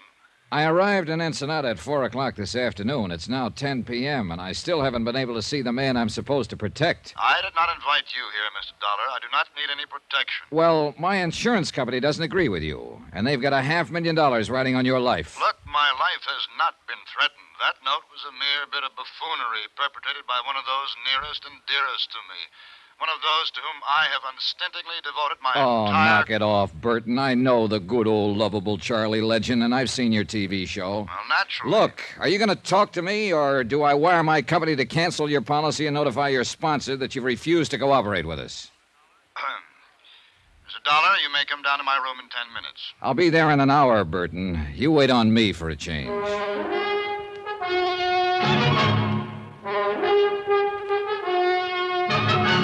Tonight and every weekday night, Bob Bailey in the transcribed adventures of the man with the action-packed expense account, America's fabulous freelance insurance investigator. Yours truly, Johnny Dollar.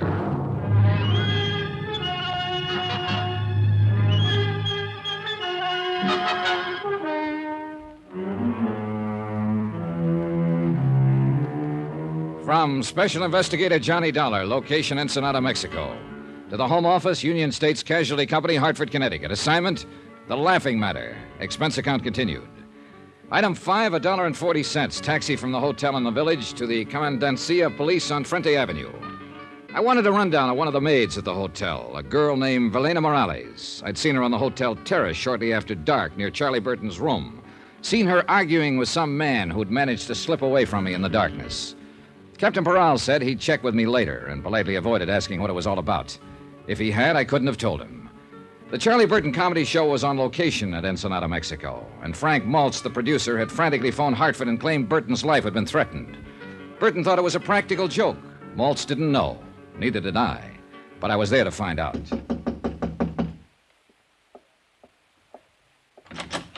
Hiya.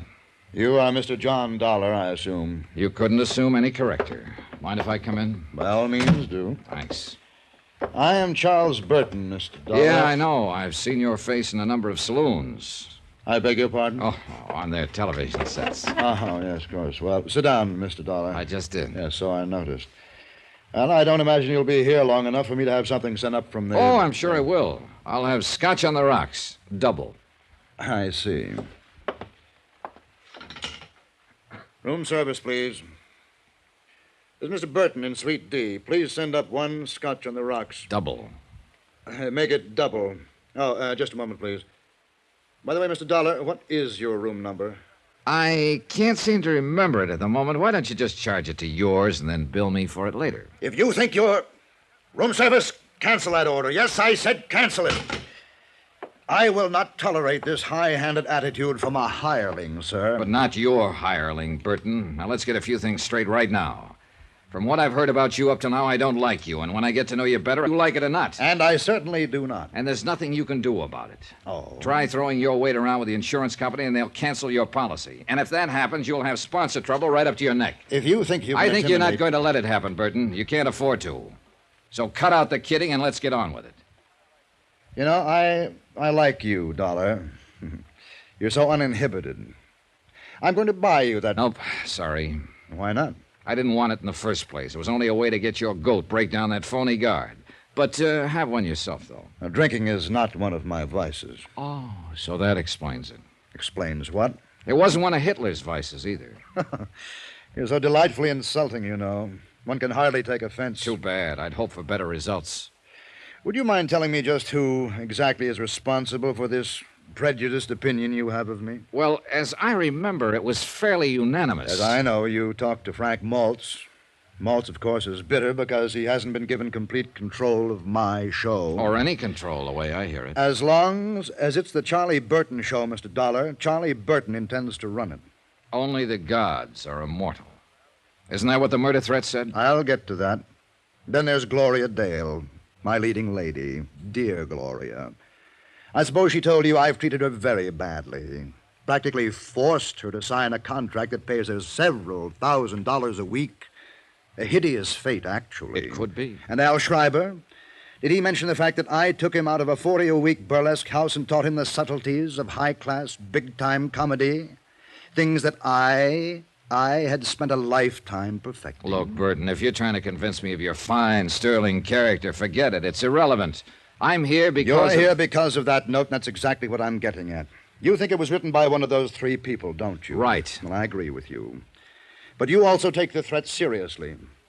I don't. Why not? Because not one of them has any reason to kill me. Yes, I know how they talk. They're underpaid, overworked. The boss is a tyrant. They hate him, the same old patter. And that kind of talk never leads to murder, Mr. Dollar. Yeah, you've got a point there, I guess. That note was pushed under my door yesterday as a crude attempt at a joke, nothing else. Then Maltz lost his head and had you sent down here from Hartford. And the whole thing has become ridiculous. You may be right. Well... You sure you won't have that drink? No, thanks. Oh, by the way, there's a maid at the hotel here. I believe she works all the rooms along the terrace here. A small girl, very pretty, with short curly hair. Oh, yes, Valina. Oh, you've noticed her then? Oh, quite. I find her utterly charming. Would you happen to know whether she's married? I really didn't bother to ask. Does it matter? Not to me, but it might to her husband. You are determined, aren't you? There must be some reason why you're so scared. Scared? You do have a preposterous imagination. Good night, Mr. Dollar. It wasn't my imagination. Burton was scared, or worried, or upset. At any rate, something was bothering him. But at the moment, he was covering up for some reason, and there was nothing more I could do to push him. So I gave up for the time being and went back to my room. But I wasn't ready for sleep, and the terrace outside my windows lying empty in the moonlight seemed inviting. And even more so, the sound of breakers 100 yards beyond. I followed a winding path through the hotel gardens and came out into Sandy Cove. And there I found her, Gloria Dale, sitting on the sea-worn rocks by the water's edge, with a bottle beside her, getting quietly drunk. You've discovered my guilty secret, Mr. Dollar, and I've only got one glass. It's that or the bottle. I'll share the glass with you, if it's all right. Sure. There you are. Thanks. Here's to the moon, people. They seem real close tonight, don't they? Yeah, they'll be dancing out there on the water by midnight. I think you're as crazy as I am. Crazier. You're not even in the same league. I'm glad you came. I go sort of nuts on moonlit nights by myself. Hey, what happened to Al? Weren't you two together? I sent him off to bed. He gets a little wearing sometimes. He's real gone on you, isn't he? I guess so. And you?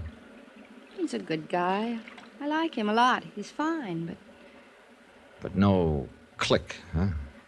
No click. Here's to better clicks. Hey, easy, kid. You're drinking it straight, you know. Help yourself. What are you trying to do to yourself, Gloria? Learn to forget. Forget the emptiness, the hollowness. There's nothing in me anymore. Except the hate, of course. There's plenty of hate. For Charlie Burton? For Charlie Burton. Do you hate him enough to kill him? You've always got your eye on the ball, haven't you, Mr. Dollar? More or less. Would you like to tell me about this emptiness? No, I don't think so. All right. Why not, though? It's the edge of the land and the edge of the sea. And you're from the moon, and you'll go back there at dawn. So why not? Here's to the moon. It makes people crazy. Hey, save half of that one for me. Oh, sure. Here you are. Yeah, just leave it there. So? Well, a year ago, my contract was up. And I was leaving the show. And I was about to be married. Jerry, his name was. And he's the only man I ever really loved. Uh-huh. Burton was furious. Said I was letting him down. I was ungrateful. But he couldn't stop me because my contract was up. And one morning I got a note from Jerry. Special delivery. We were through, it said. Why? No explanation. Just a cold, vicious note. That same morning, Jerry left town with a friend. Chartered a plane and went to Canada on a hunting trip. And you didn't find out the reason for it? Later, yes. At the time, I was hurt. I was terribly hurt. I signed a new contract and went on working. And months later, I got the story roundabout. What was it? A private detective, one of the crooked ones, had gone to Jerry with a complete report about me, supposedly. My private life, field reports, affidavits, statements, even photographs. A fake, the whole thing. But it convinced Jerry. You know who was behind it? I can guess. Sure. Good old, lovable Charlie Burton. He wanted to make sure I'd sign that contract. But when you did find out, why didn't you go to Jerry? I wish I could have. That hunting trip, the plane had crashed. Jerry never came back. He was killed. That's crazy, huh? No, easy, sweet. Do I hate Charlie Burton enough to kill him? That's what you asked me, wasn't it? Sure, I hate him enough. 1,000 times enough. Only I haven't got the nerve. So what do? I drink. Gloria. The hotel. Help me get back there. Please, Johnny. Will you take me home? Love and hate, and the Black Sea Rocks, and a lunatic's moon at midnight. And no help on this earth for a wounded heart but time itself. A tide was rising now, and rising fast. And hidden by the darkness, a wave curled and broke. And time ran out.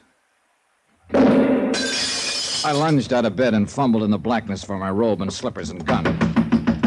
Yeah, who is it? Charlie Burton. Open up, hurry. Dollar, you've got to protect me. Somebody took a shot at me through my window from the terrace. Oh, it was probably just a crude, practical joke. Joke? Joke? This is no laughing matter. Don't you understand, Dollar? Somebody's out to kill me.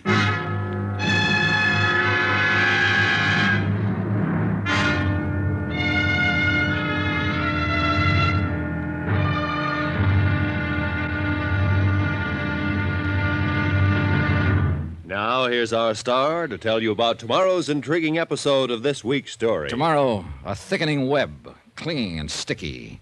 But one of the flies pulls free by using a gun. Join us, won't you? Yours truly, Johnny Dollar. Yours truly, Johnny Dollar, starring Bob Bailey, is transcribed in Hollywood. Written by Les Crutchfield, it is produced and directed by Jack Johnstone. Be sure to join us tomorrow night, same time and station, for the next exciting episode of Yours truly, Johnny Dollar. Roy Rowan speaking.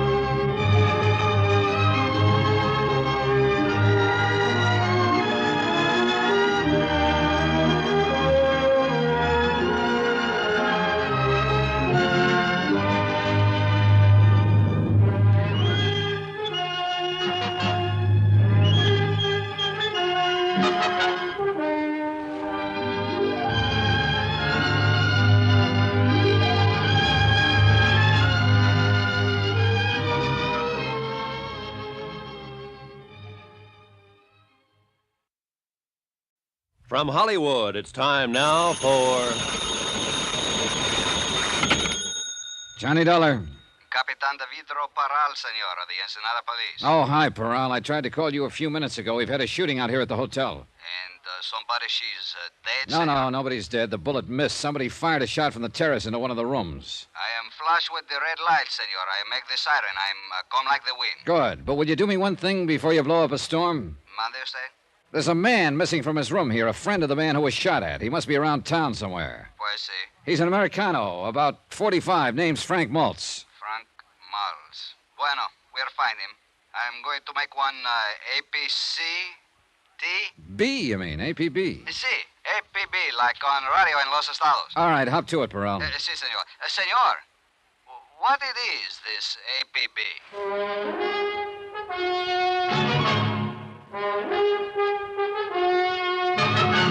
Tonight and every weekday night, Bob Bailey in the transcribed adventures of the man with the action-packed expense account, America's fabulous freelance insurance investigator. Yours truly, Johnny Dollar.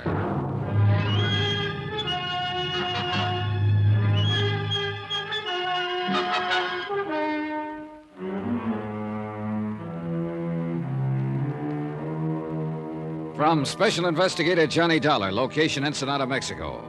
To the Home Office, Union States Casualty Company, Hartford, Connecticut. Assignment, The Laughing Matter. Expense account continued. Item 6, $1, a pot of coffee from the hotel kitchen, special.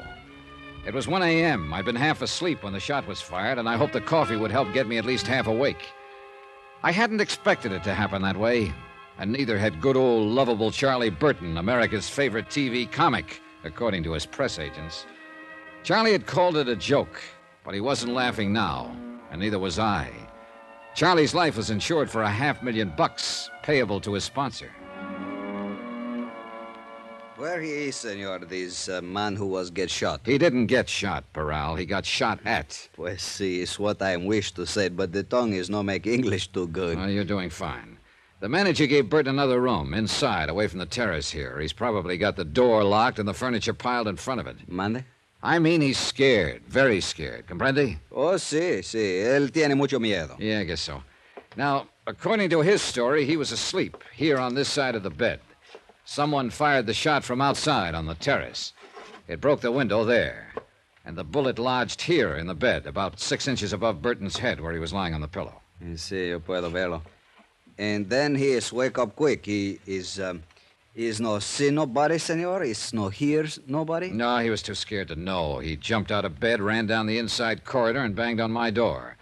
I searched the terrace right away and didn't find a thing. And these other people which are work for him to make the television, they are also having room which are close to this? Peral, your tongue may not make the English too good, but there's nothing wrong with your head. Mande usted?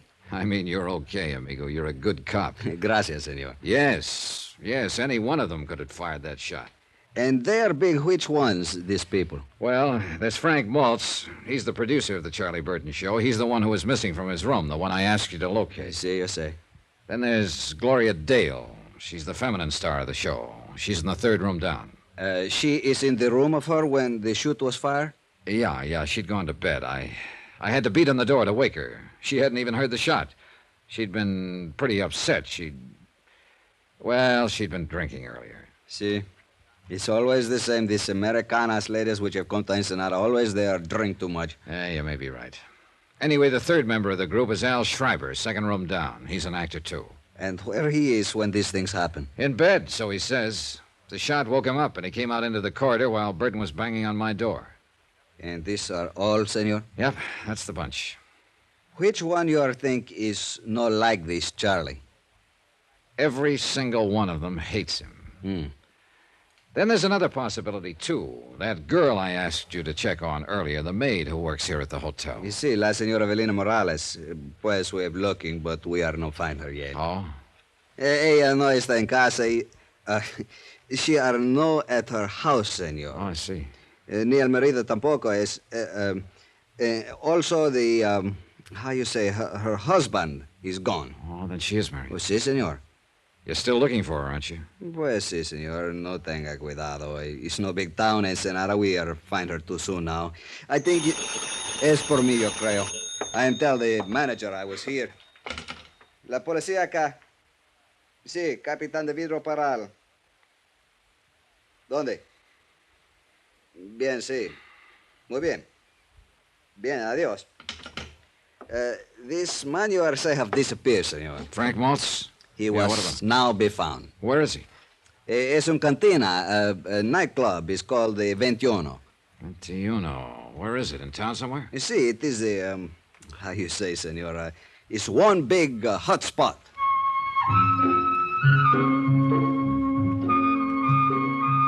Item 7, $1, taxi into town. Peral stayed at the hotel to talk to Charlie Burton and the others. I thought it might do some good, at least by keeping them off balance. Regardless of his knowledge of English, Portrayal was a smart lad, and his eyes never missed a thing. The Ventayuna may have been a hot spot earlier, but at this time of night it was almost deserted. There were a few weary B-girls drowsing at the bar, a scant handful of last-ditch patrons, and Frank Maltz, alone at a table, glowing with mellow geniality and bottled health. Well, now, another night owl with insomnia and a taste for dives. Pull up a chair, Johnny. Thanks. Been here long? Forever. Oh. At least for years and years. I am part of the place, my boy. These worm-eaten rafters, the crumbling walls, this musty aroma of ancient tequila that was spilt on these tiles long before you were even born. I see. You see, the place was built by the conquistadores, and I dropped in the very next day. I've been here ever since. Maltz, look, chum. Now, speak softly, softly, friend. This is hallowed ground. This is the meeting place. This is the crossroads, you see, for two separate worlds.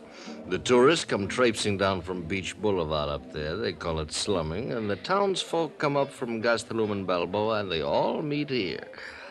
And they drink tequila, and then they dance the fandango. Hey, amigo, how about playing a fandango? No, he can't hear you, because he is dead. We are all dead here, Johnny. You know something, Maltz? You're not nearly as plastered as you're pretending to be. I know that, Johnny. Have you been here all evening? Here in the Ventayuna? How do you like that name, Ventayuna? It means a 21, you know. Yeah, I know. Have you been here in the 21 all evening? Oh, no. I've been in all of them. I just ended up here. Ever see a better place to end up, Johnny? Where were you around 12:40 tonight? What? What are you driving at? Somebody took a shot at Charlie Burton tonight. Ooh, I got my fingers crossed, did they? No, they didn't hit him. Well, maybe they'll have another chance. Not if I can prevent it. Now, that's why you were checking times on me, huh? You think I maybe made a clay pigeon out of that rat. Did you? Johnny, I left the hotel at 10 o'clock. I've been a lot of places since, but not back there. I don't know where I was at 12:40. Maybe some bartender around town will know. I have seen them all tonight, one time or another. This lush stuff seems to be a habit with all of you, including Gloria. Well, stick around Burton a month. You'll know why. So, why do you stick around him? Me, personally, there's a couple of reasons, I guess. I'm trying to help somebody else, for one thing. Well, myself at the same time, of course. Meaning? Al Schreiber. The kid is great, Johnny. He really is. And it'll be his show next year, if we can hang on. And for the same sponsor. With you producing? Well, that's right. They're fed up with Charlie Burton, and they've got reason to be. He's a phony name, Johnny, nothing else. It's a fake. It's a build-up. They got to spend more on press relations now than it costs to produce the show. Then with Charlie out of it, you and Al would be in. Is that the way it stacks up? That's right. You said you had a couple of reasons for staying on. Now, forget it. The second one is not important. It's a sob story. Well, it won't be the first one I've heard tonight. I'm married, you see, Johnny. 23 years now. And for the last 8, my wife has been completely paralyzed. Utterly helpless. She's in a sanitarium upstate. She has to have special care. Special treatments, and it costs $350 a week, 52 weeks a year. So I stay on with Burton, and I go on hating him. And whenever the hate gets too bad, I go up and see her. Well, she doesn't know me. She doesn't know anyone. She just lies there and breathes. But I look at her. And I remember how she was. And how I loved her. And I still love her, Johnny. So that's the way it is. I left him there in the cantina with his love and his hate and walked out into the street, empty and silent under the wheeling stars in the soft, dark night. A lone dog sidled past, gray and gaunt, intent on some mission of his own, and faded into the shadows. And the town slept, its own loves and hates put aside until morning. Quiet town. Then the emptiness was filled with sound, and a flashing red light slashed the darkness. Portrayal of the Ensenada police. He said the maid from the hotel, Valena Morales, had come home. One of his sergeants was waiting there with her.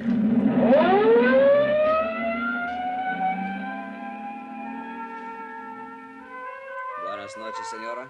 Buenas noches. The tiny room was lit by a flickering oil lamp, and a candle burned beneath a crucifix on the wall above the bed.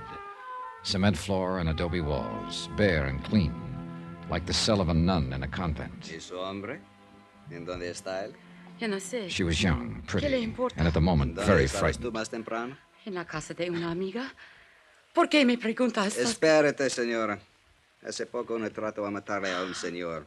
Allá en el Hotel Balboa. ¿Qué dices? ¿Cuál señor? Un americano. El señor Carlos Burton. Ay, de mí.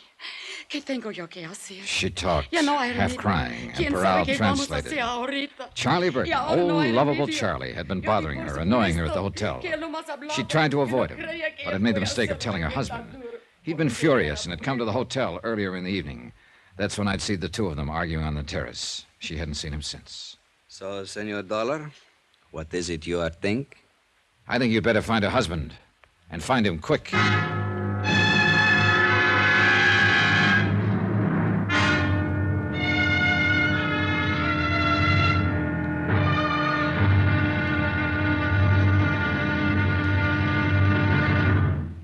Now, here's our star to tell you about tomorrow's intriguing episode of this week's story. Tomorrow, death tries once more, and this time doesn't miss. But death, you know, is blind. Join us, won't you? Yours truly, Johnny Dollar.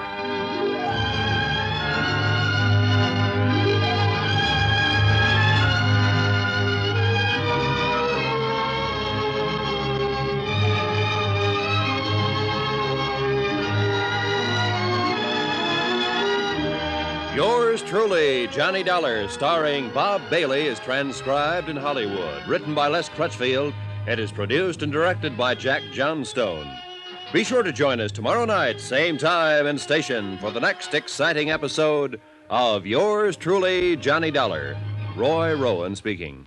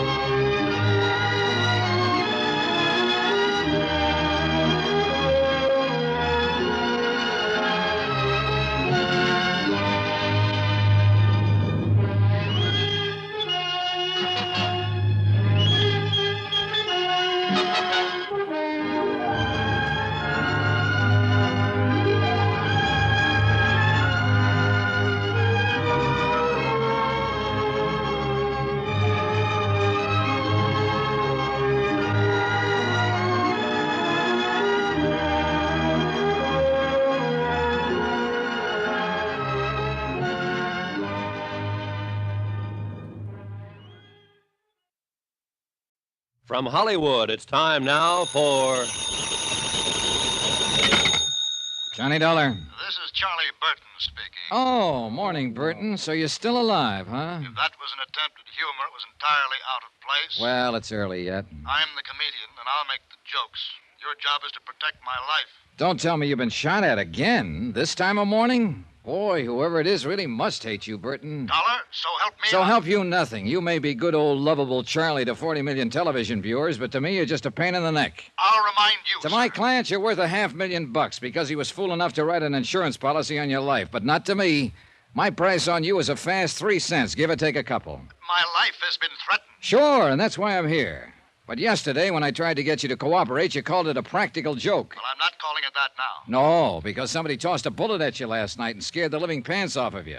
Well, call Captain Portrayal of the Ensenada Police. Mr. Dollar. Look, I need another hour's sleep, so don't phone my room again before 9 o'clock. Goodbye.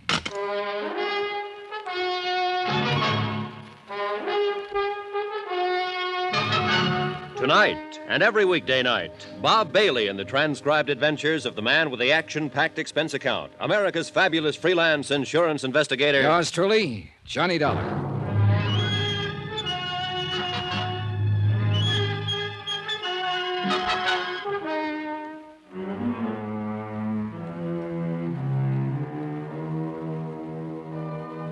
From Special Investigator Johnny Dollar, location Ensenada, Mexico. To the Home Office, Union States Casualty Company, Hartford, Connecticut. Assignment, The Laughing Matter. Expense account continued. Item 10, 50 cents, room service on a glass of orange juice. Another hour's sleep was out of the question. Just hearing his voice on the phone left me too mad to relax. One of America's most popular comedians, a living legend. And yet his whole cast, the people down here with him on location, hated the ground he walked on. Personally, I was on their side. But my job was to protect his life from some unknown enemy who'd sent him a threatening note. And last night, the threat had become action in the form of a shot fired from the darkness. It was my job to see that the killer didn't get a second chance. And that's what I was being paid for, and the fact that Charlie Burton was a Class A stinker was irrelevant. Frank Maltz, executive producer of the Charlie Burton Show and practically the only early patron of the hotel breakfast room, was sitting at a table alone. Good morning, Johnny. I left him sitting in almost the same position at 2 o'clock in the morning. Only the table then was in a backstreet cantina in town. He was apparently remembering it, and he avoided my eyes until the waiter had brought my coffee and gone away. I guess I made quite a fool of myself last night, huh? Oh, when was that? Nice of you to ask, Johnny. This is good coffee. Oh, you'd been making the rounds last night, for whatever reasons, and you felt like talking.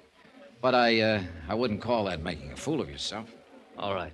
Thanks. You were sober enough when I left you. Oh, sure. You just sat there and let me talk it out. Where'd you go, anyway? I came out of the cantina a few minutes later. You disappeared. Captain Portrayal, Ensenada Police, picked me up in a prowl car. He'd located that maid from the hotel here. We went to her home and talked to her. So?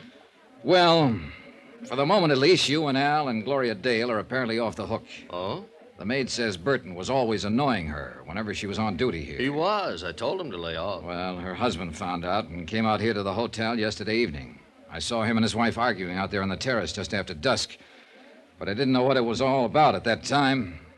Anyway, that's the last she saw him. He didn't come home last night, and he's still missing. I just talked to Portrayal on the phone. They've got half the police force looking for him. And you figure he's the one who took a shot at Charlie last night? Kind of adds up, doesn't it? Well, I guess so. I hope they find him, Johnny, before he finds Charlie again. I'd hate to see a poor devil take a rap for killing a louse who isn't worth it. Yeah, I know what you mean. Well, the chances are they will. Didn't either one of you fellas ever get to bed last night? Not for long. Morning, Al. Oh, my goodness, Frank. You look awful, man. You must have slept on your face. I look the same as I look every morning. You want some breakfast, Al? No, thanks. I'm skipping it. I'm going to try to get in a dip in that pool before old Blubber Tummy oozes out of his feather bed. Oh, I don't think he'll be using the pool this morning. Not if he remembers what we're shooting today. It's that castaway sequence, isn't it? Yeah, we'll get that first. But later this afternoon, if the light on the water is okay, I want to get those shots of him swimming ashore. Good. Keep him on retakes till he gets waterlogged. It's kind of a slapstick desert island thing, Johnny. Oh? Yeah. You see, Charlie and I are supposed to have been on this yacht, and it sank. And I just disappear. But there's some stock shots of Charlie swimming like crazy and a stock shot of a deserted South Sea island. And finally, Charlie comes crawling up onto the beach. That's the sequence we're going to shoot this morning. I see. He's pooped. He's dying, you know. Then I step out from behind a bush, and I'm wearing a full-dress suit, white tie and tails. He thinks he's crazy or something. It starts building from there, then, Johnny. Yeah, I get the idea. He's thirsty, see? So I reach under my coat and bring out a soft drink, an ice-cold bottle. And I open it and give it to him. It says Cott Quality Beverages on the bottle, C-O-T-T. Yeah. So Charlie asks, is it any good? And I say, it's Cott, man. And he says, so what? And I say, so it's Cott to be good. You see, Johnny, it's out-and-out slapstick, but it works pretty well on camera. Yeah, it keeps building, you see. I keep producing things out of the bushes. A table and chair, tablecloth, dishes and silver, caviar, bottle of wine, roast turkey, then a string quartet, and finally a line of dancing girls. And the payoff's a shaggy dog. He says, look, we were shipwrecked together. How you doing all of this? And I say, it's easy. I got a cousin in Congress. It's a lot better on film, Johnny. A lot better than it sounds, stripped down this way. Yeah, well, I'm not exactly a fan of Burton's. Oh, he's got some good stuff in this one, Mr. Dollar. In fact, he's got all the good stuff. Only thing I'm in there for is to feed him the lines. As usual, of course. If I ever get a decent role in his show, I'll drop dead. Oh, really? Attention! That's not funny, Al. At ease. I said it's not funny. You thought it was when you did it on the show last month. May I remind you that your services can be easily dispensed with? Good. Fire me. Al. If I could get out of this lousy contract with you, I could start on the PCT tomorrow, and at 5 times what you're paying me. Take it easy, Al. No, by all means. They'll set me up in my own show, and they'll put it in a time slot right opposite yours. In 3 months, Charlie, I could bump you clear off the screen. You don't say so. Al, beat it, will you? Okay, Frank. Sorry you had to get caught in the crossfire, Mr. Dollar. Nothing personal. Forget it. See you later, gentlemen. You'll be on that set in a half hour, not a minute later. Yes, sir. You certainly are one big happy family, aren't you? Dollar, that kid was a nobody when I picked him up. You're wrong, Charlie. That kid is a real talent, and you know it. You see? You see what I have to deal with? He's done as much for this show in the past year as you have. You see, Dollar, I'm forced to live in the very presence of my enemy. Who made them your enemies, Burton? Look, my only concern has always been the welfare of those less fortunate than myself, those who depend on me for their professional careers and their livelihood. I understand there's some difference of opinion about that. Well, it's envy, nothing but envy. Would you like some more coffee, Johnny? No, thanks. I've had about all I can stand. Yeah, so have I. May I ask what you're doing to protect my life, Mr. Dollar, if anything at all? Oh, I've taken the usual routine precautions. Routine? I demand more than routine. Not from me. You don't demand anything. I'm working for the insurance company. Then I'll complain to them. Good. Why don't you cancel your policy at the same time? Then I can get off this assignment. Couldn't cancel it if I wanted to. My sponsors wouldn't allow it. It's for their protection, not mine. I know that. I think you'd like to see me murdered. Oh, no, you're wrong there. That would mean I'd loused up an assignment, and I take pride in my work. But you wouldn't care personally. No comments. I'll demand protection from the local police. You've already got it. Captain Peral had 2 men on duty there last night after that shot was fired, watching your room. I didn't see them. They didn't intend for you to see them. Relax, Burton. If the worst does happen, ballistics can probably identify the killer after we get the slug out of your body. Dollar, this is no laughing matter. Then why did you treat it like one? Why did you tear up that threatening letter? Why didn't you call the police in right then? Why didn't you cooperate with me yesterday when I got here? And why the devil did you make a pass at an 18-year-old girl in the first place and get her husband out gunning for you? You mean you know who's trying to kill me? If it's any satisfaction to you, Burton, just in case he gets past us, you probably have been killed by a man named Nacho Morales. His wife is a maid here at the hotel, as you no doubt know. That little native girl? Yeah. That little native girl. Oh, now, look, both of you. No, I was wrong. I admit it. I just lost my head, I guess. When a man's under pressure all this time, as I am, he doesn't always think straight. Now, I didn't mean any harm toward her. Maybe you'll be able to convince Nacho of that, if he waits long enough to listen. No, don't, please. I know you hate me. All of you do, but I'm not as bad as you think. You just don't know the load a star has to carry. Then why don't you tell us about it? You, Frank. You don't think I'm being fair with Al. You think I'm holding him back, not giving him a chance. Well, you're wrong.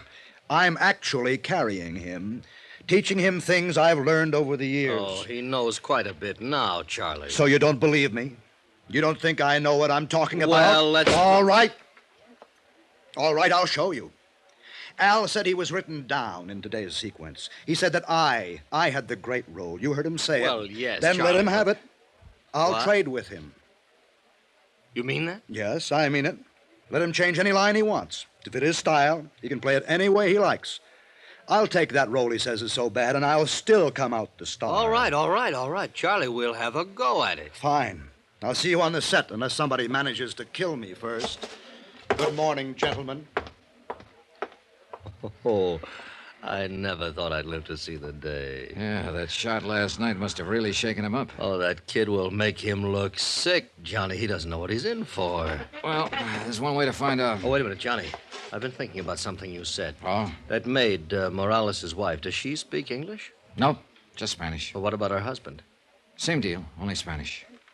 Well, but the note, Johnny, the murder threat Charlie got, that was written in English. Yeah, I know. The South Sea Island set was built on the beach at the far end of the bay. The technicians and the rest of the cast were already there when Maltz and I arrived, and they started shooting 15 minutes later. Gloria Dale wasn't in the sequence, so she slept in at the hotel. Some of Captain Peral's men were on hand, on the lookout for Nacho Morales, but he didn't show. By 3 in the afternoon, they were nearly finished. They'd shot the last scene once, but Maltz decided on a retake. So Hal sat down again at the fully laid table on the beach, and they started to roll. He poured himself another glass of colored water from the prop wine bottle and began to carve the roast turkey while he exchanged lines with Burton. Then suddenly Al missed a cue, faltered on a line, and Maltz cut the cameras. Al pushed back from the table, stood up slowly, then staggered and fell.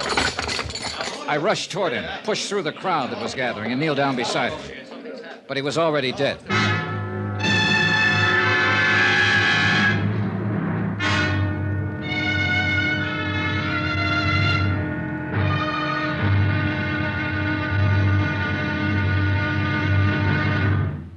And now here's our star to tell you about the final intriguing episode of this week's story. Tomorrow, a frantic game of musical chairs with every player desperate. Because the loser in this game gets the electric chair. Join us, won't you? Yours truly, Johnny Dollar.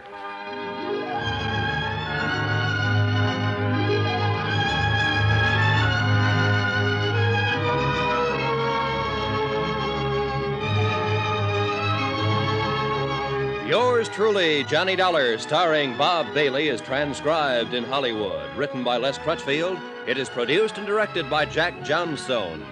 Be sure to join us tomorrow night, same time and station, for the next exciting episode of Yours truly, Johnny Dollar. Roy Rowan speaking.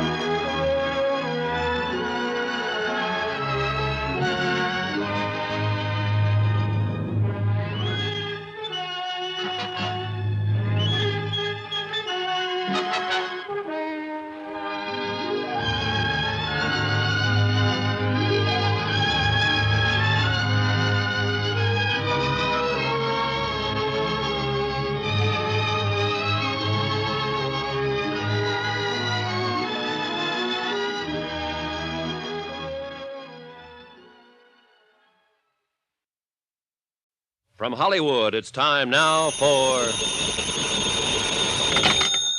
Johnny Dollar. Would you ask John?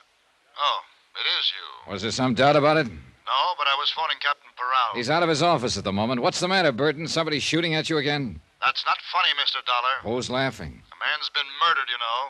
And I think that's anything but a laughing matter. I said, who's laughing? And except for the whims of fate, it might well be me lying dead at this moment. And that's really why you're upset, isn't it, Burton? Because it might have been you. You're not really concerned about Al's death. I was extremely fond of the boy. You were no fonder of him than he was of you, so save that good old lovable Charlie business for your television audience. I never did buy it myself. Dollar, may I remind you that your position... I know my position in it. I'm an Ensenada to protect your life because some company was crazy enough to write a $500,000 policy on you. All right, you're still alive, aren't you? Goodbye, Burton.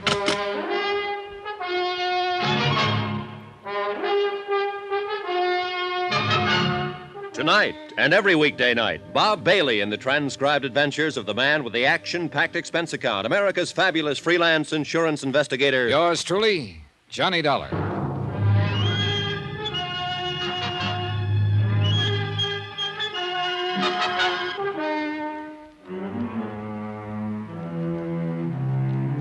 From Special Investigator Johnny Dollar, location Ensenada, Mexico, to the Home Office, Union States Casualty Company, Hartford, Connecticut. Assignment, The Laughing Matter. Expense account, final page. Item 12, 50 cents, 2 bottles of beer, one for myself and one for Capitan Portrayal. We sat in his office in the Commandancia de Police and drank them slowly and watched the sun sink behind the headlands across the bay. And we waited.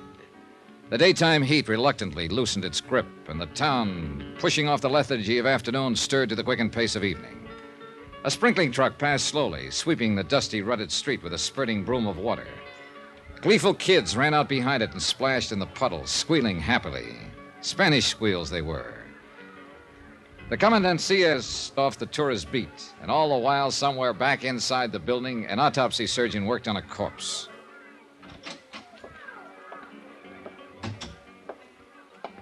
Bueno, señor. Ya está listo. The medical is all finished now. Well, what's the verdict, Perot?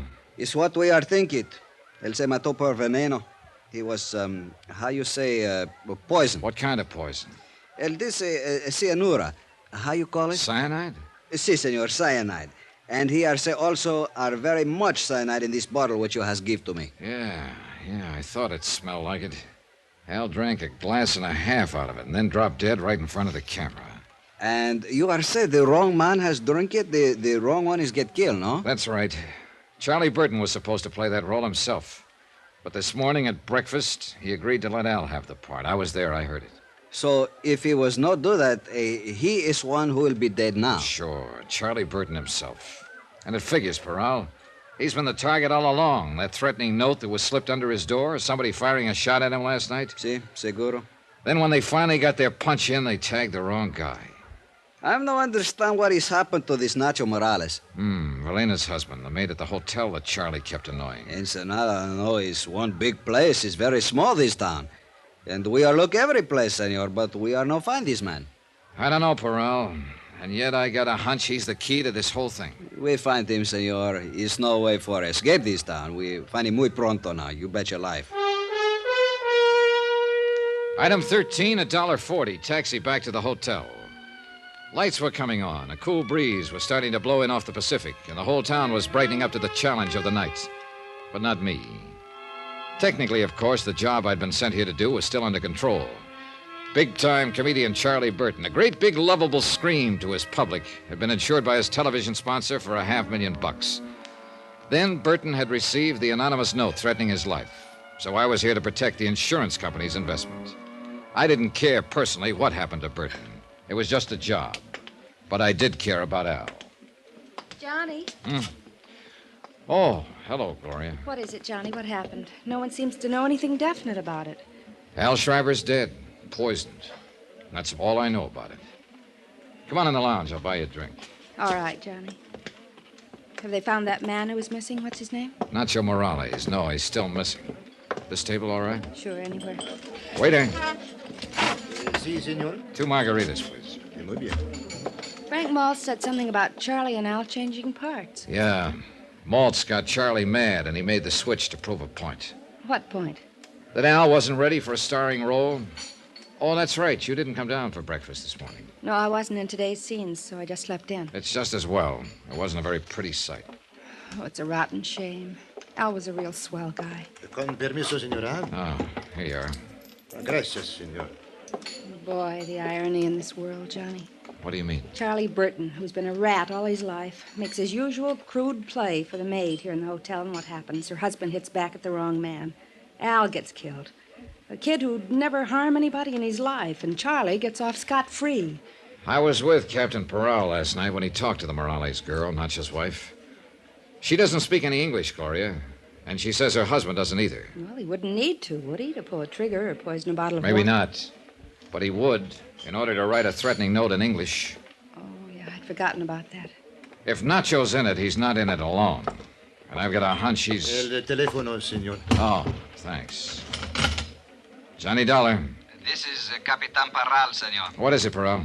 We have just found this man, Nacho Morales. Good. I'll be right down. But, Johnny, do you think Frank Maltz might have... Not if he was after Charlie Burton. He knew that Al, not Burton, was going to drink out of that bottle. But didn't everybody know that? No, not everybody, Gloria. You didn't. Nacho Morales was sitting alone in the starkly barren detention room of the Commandancia. He was a small man, maybe a few years older than his wife. A field worker with gnarled hands and a bent back. He was waiting patiently, quietly, gripping the brim of his sombrero in his hands, trying to hide the fear, the terror that lay just behind his eyes. His eyes flickered slightly as Peral and I opened the steel-grilled door. And then he waited.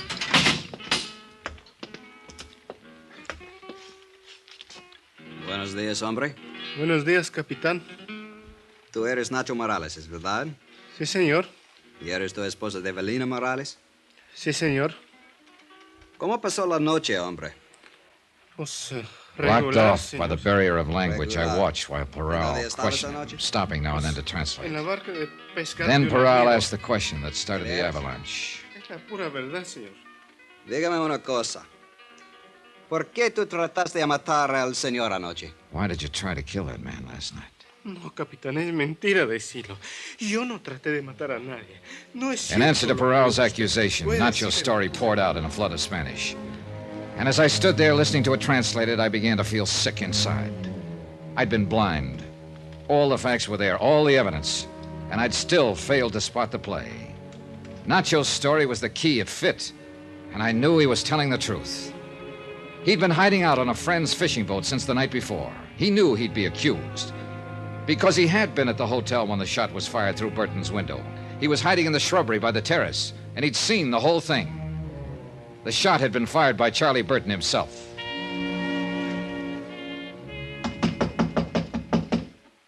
Who is it? Johnny Dollar. I want to talk to you, Burton. All right. Just a minute.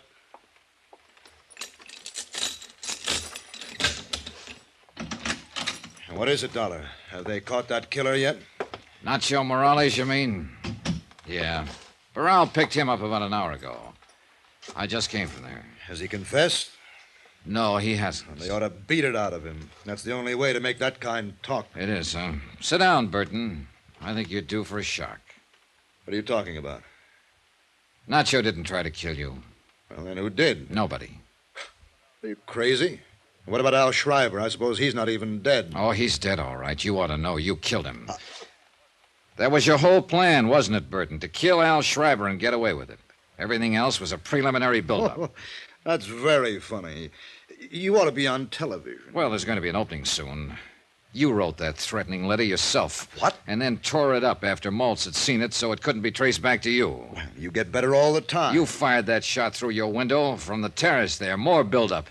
Then you made your play, that phony argument this morning. Oh, really? Switching Dollar. parts with Al, putting him on the spot, making it look as though somebody had tried to poison you and missed. It was fairly clever, Burton, but you're still going to be tagged for it. Does Peral know all this? Why don't you ask him? I'll be glad to step... All right, Dollar. Don't move. Get your hands up now. Real slow. Is that the same gun you used last night? You're wrong, you know. I'm not going to be tagged. Relax, Burton. There's no capital punishment in Mexico. You can star in all the prison shows. You're too smart, Dollar. You're like Al. And you know what happened when he got too smart. You would drop these guns, senor. Peral. I started to tell you I'd be glad to call him that he was listening out there on the terrace. He's gone. You drop quick. No. Look out, Peral!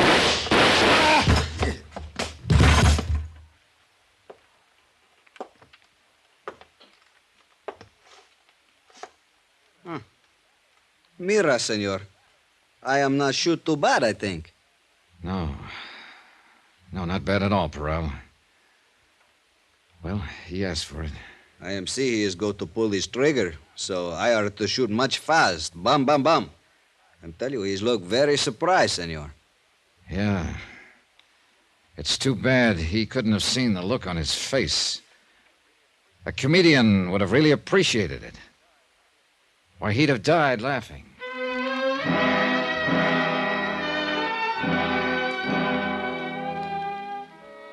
Item 14, $462.30. Hotel and miscellaneous in Ensenada and transportation back to Hartford. Expense account total, $791.55. End of account, end of report. Remarks? Ray policy on the life of Charles Z. Burton, deceased. Refer clause 34, subparagraph C, quote. If the insured dies while committing a felony, this policy is null and void, unquote. The Superior Court of Baja California rules that Burton was shot while resisting arrest and committing an assault with a deadly weapon. So you can keep your $500,000. Yours truly, Johnny Dollar.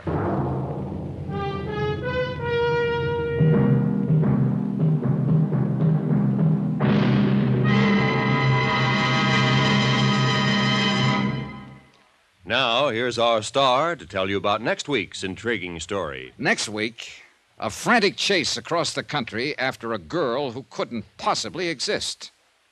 Then suddenly turned up. Join us, won't you? Yours truly, Johnny Dollar.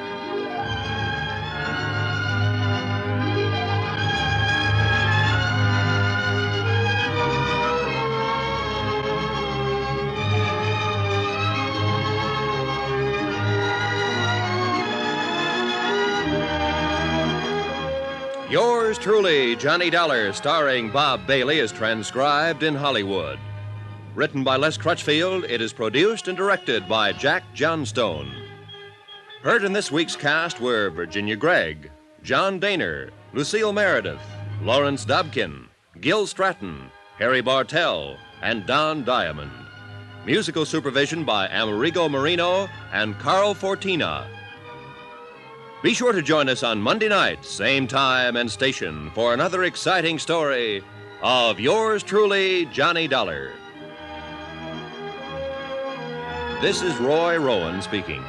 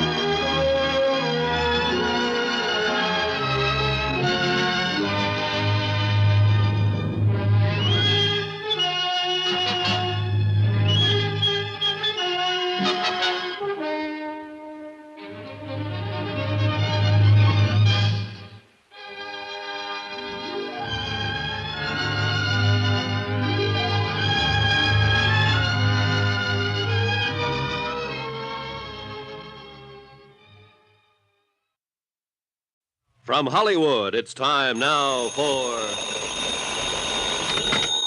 Johnny Dollar. This is Morton Scottman, Mr. Dollar, at Eastern Liability and Trust. Oh, yes, sir. Got your message. I was just about to call you back, Mr. Scottman. Would it be possible for you to drop in and see me today? I think so. Say in an hour.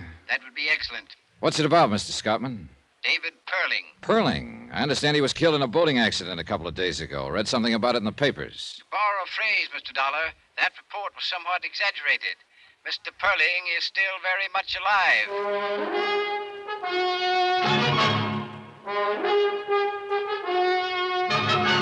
Tonight and every weekday night, Bob Bailey in the transcribed adventures of the man with the action-packed expense account, America's fabulous freelance insurance investigator. Yours truly, Johnny Dollar.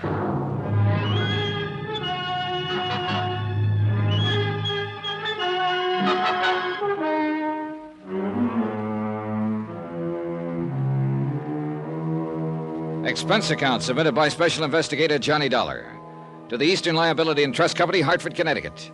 The following is an accounting of expenditures during my investigation of the Perling matter. Mr. Scottman, you're a pretty good guy, and I'll say this right at the top, since you were the one who called me in. You're reading about the Perling matter in your newspaper right now, but they haven't got the story right. None of them will ever have it quite right. Just remember that as you go through your newspaper in this report, Mr. Scottman. You looked pretty worried when I met you that afternoon about 5 o'clock, and you led me into the top drawer offices of Eastern Liability and Trust. I tagged you as a meticulous sort of man who knew when his laundry was coming back. I wasn't a bit surprised to learn that you were vice president and chairman of the board. Why don't you sit down there, Mr. Dollar? It's the best chair in the place. Thanks. Cigar? Cigarette? No, I have these, thanks. Lighter right there at your right. Thanks. Yes, Mr. Scottman? You can run along for tonight, Evelyn. No more to do. Thank you, sir. Good night. Good night, Evelyn. I understand you've handled several matters for our company, Mr. Dollar. Yes, sir. I was just going over it in my mind. I believe the last one was the San Antonio case. Yes, Mark San Antonio. Yes. You handled that very well, Mr. Dollar. I want you to know I appreciate your reputation in the field. Nice of you to mention it. I'm curious, Mr. Scottman. I rarely work directly with an insurance company. Usually I'm hired by the adjusting agency. And let's say this is a little idea on my own. Only one person knows about it so far. You will be the second. Board of directors might not exactly prove what I'm about to propose, but I feel some action should be taken. I have some good whiskey in that cabinet. No, thanks. Not now. Yes. Well, this case involves David Perling, who, despite what the newspapers reported yesterday, is still very much alive. You say you saw the item in the papers? Yes, something about him being killed in a boating accident in Florida, I think. The story was erroneous. It'll be retracted. Oh? Fact of the matter is, Mr. Perling was already on his way back to New York, safe and sound when that report came out.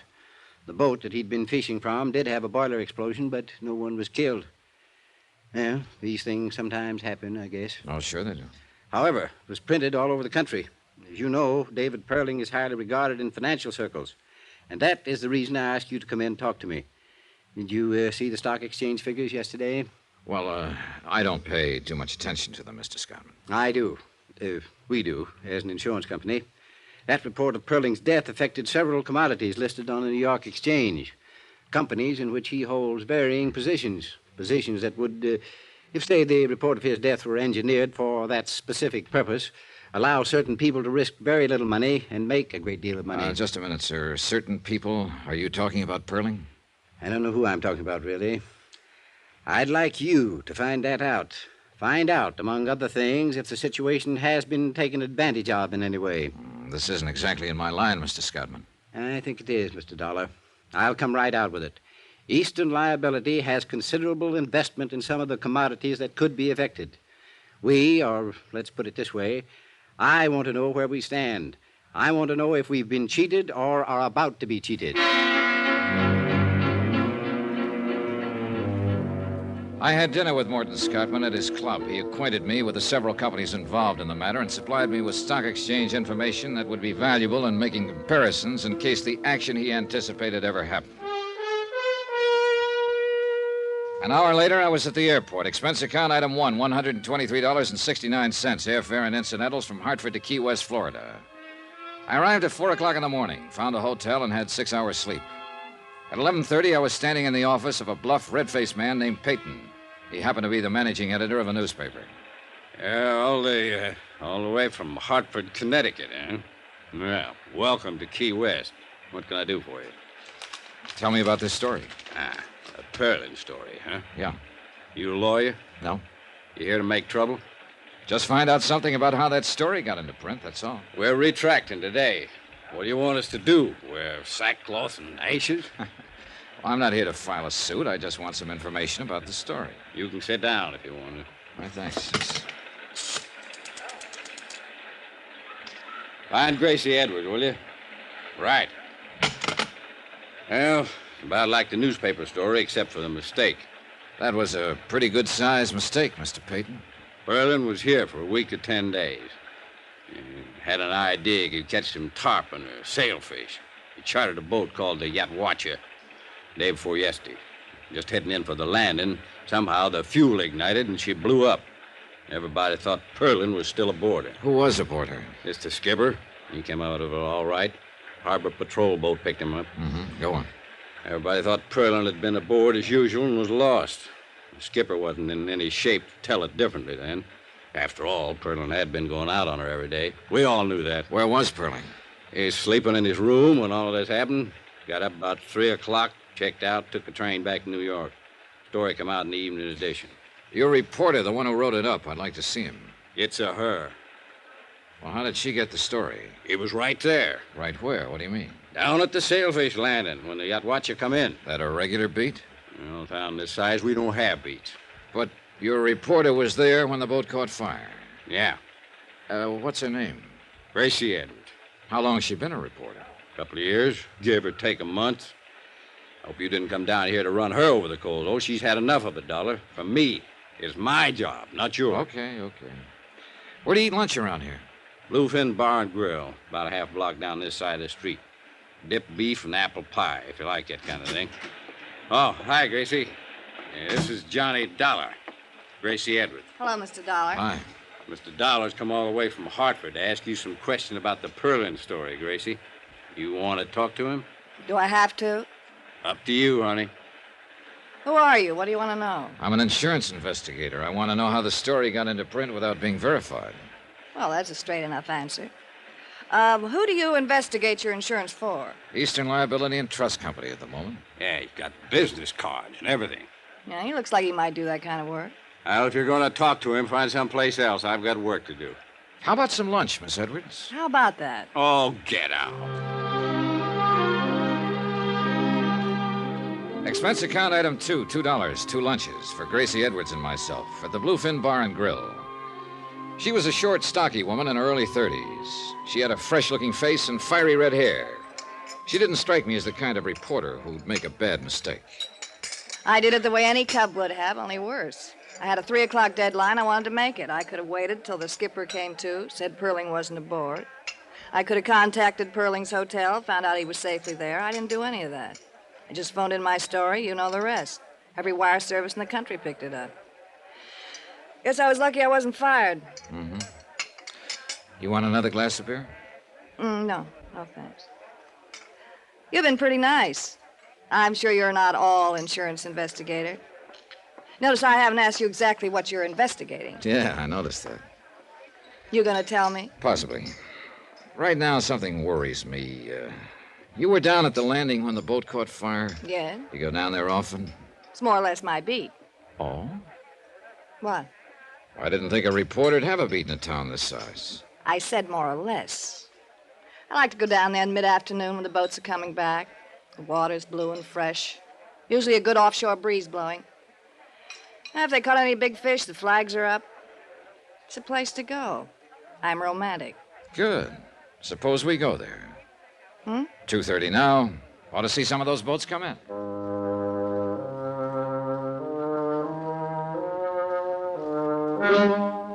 Expense account item 3, $1, 1 cab, transporting myself and Gracie Edwards, reporter, to Sailfish Landing, or as near as we could get. The last 500 yards, we had to walk on the planking between the slips. Now, tell me, where was the outwatcher when she blew up? Over there. About there. Uh-huh. Where were you? Right here. I was sitting right there. Looking out to sea? Uh-huh. How long had you been here? Oh, an hour or so. That was day before yesterday? Yeah. She blew up there. You phoned in your story before 3 o'clock? Yeah, right before 3. Where's the outwatcher now? They raised her this morning, towed her over the repair docks. That's around the point. That's kind of funny. What's funny? Well, I guess I didn't hear it right. You saw her get in trouble. You were right here. Then you went and phoned in your story. That's right. Where'd you phone it in? What? Last phone I saw was at the tavern before we came on the docks. High heels running over these slips. Take quite a while to get to it. I used a phone in town. How'd you get there?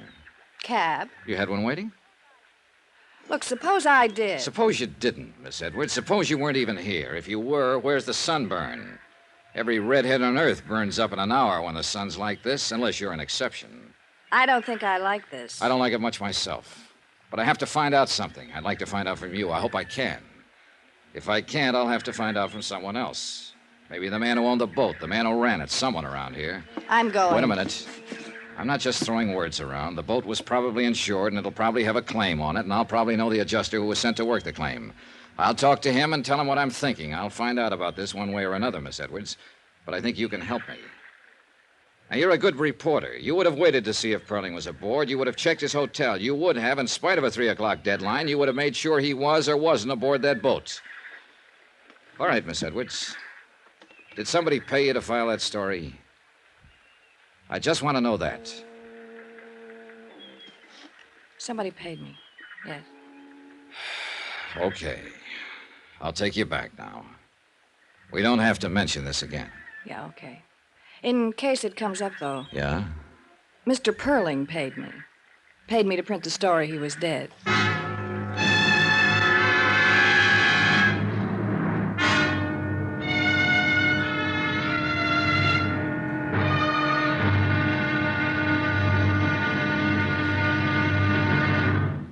Now, here's our star to tell you about tomorrow's intriguing episode of this week's story. Tomorrow, the affairs of Wall Street follow the current trend in cheating and mayhem. Join us, won't you? Yours truly, Johnny Dollar.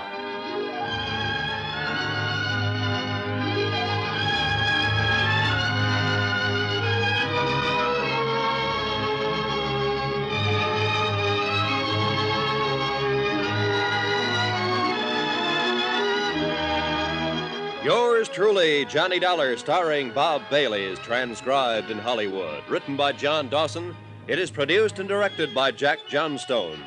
Be sure to join us tomorrow night, same time and station, for another exciting episode of Yours truly, Johnny Dollar. Roy Rowan speaking.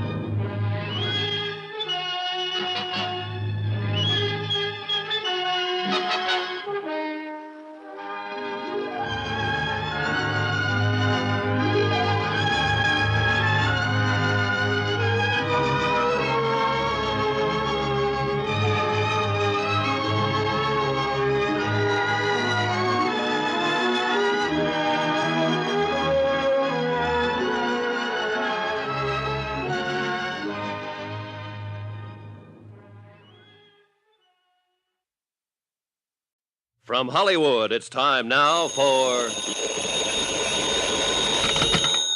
Johnny Dollar. Ready with your call to Hartford. Hello? Hello, Mr. Scottman, Johnny Dollar. Hope I didn't get you up. No. I've been very anxious to hear from you. Well, I thought I'd better call, Mr. Scottman. I just found out that David Perling paid a reporter here in Key West to print that story about his death. I see. I can be in New York at 7 tomorrow morning. Could you meet me there sometime? I can meet you at Idlewild. My plane comes in at 7:20.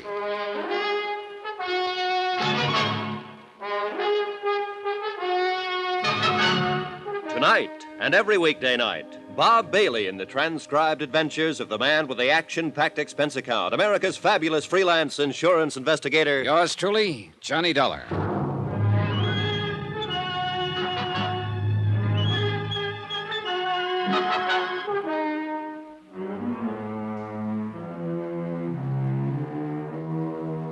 From Special Investigator Johnny Dollar to the Eastern Liability and Trust Company, Hartford, Connecticut. The following is an accounting of expenditures during my investigation of the Perling matter.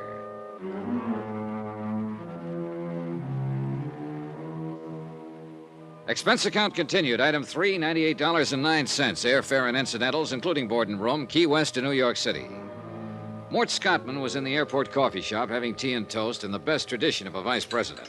He looked shaved, rested, and fresh. Would you like some breakfast, Mr. Dollar? Just coffee for now, thanks. Cup of coffee, please. Well, we seem to have made nice connections. Not 7:30 yet. Yeah. Mr. Scottman, the reporter in Key West who printed that story about David Perling was paid $100 in cash to do it. Perling paid her to file an erroneous story that he had been killed in a boating accident. You said cash? Yeah, that's right, cash. No check. No way to prove it one way or another. Just the reporter's word. And she said she'd deny it if anybody else asked her. Disclaim the whole thing. Well, where does that put us? Well, look, Perling had to pay somebody to fire that boat. Probably the skipper, I don't know. But it's an angle if you're thinking about legal lines. It's very good. Of course, the boat would demand explanation. Well, let's let it go for the moment. I noticed a retraction disclaiming the story of Perling's death is in every paper this morning. It was in all of last night's papers, too. Now, if the story could affect the stock market, when would it show up? Today, at the latest. There was no action yesterday? Not on the exchange, no. How do you feel about this whole thing now? In view of the fact you've ascertained that Perling himself arranged for his own death report to be published, I can only assume that he did it for one reason: to take advantage of some brisk trading that would occur because of such a report. But there's been nothing of that so far. Tell me, Mr. Scottman, in the event this does happen, what would you do? I don't know exactly. Possibly report the matter to the exchange and see if Perling could be prosecuted for manipulation. Well, let's go over there and see what's what. Item 4, $5. Cab fare for myself and Morton Scottman to Wall Street and the New York Stock Exchange. Since I didn't understand too much about the board, I simply sat and kept an eye on Scottman. The pinstripe suit, the Homburg, the tie, the shirt, the glasses. Somehow he tickled me. I was beginning to like the guy. About 15 minutes before the place closed, he cleared his throat and touched my arm. I suspicioned wrong, Mr. Dollar. There's been no manipulation on the exchange. I thought certainly if there had been any, it would appear in that Alabama company. I was wrong, and I apologize for taking up your time. You're paying for it. Besides, I'm glad you did. Shall we go? Yeah. Where? Well, we know he didn't have the story printed to cheat on the market, but we still have the same old question. What's that? Why did Perling pay that reporter to say he was dead? The reporter lied to you. You've been lied to before, I'm sure. Oh, sure, and by experts. But she wasn't a good one, not even halfway good. So I still believe her story. You believe that board up there? I believe that, too. Well, then? Perling had a reason for getting such a story printed. I want to find out about it.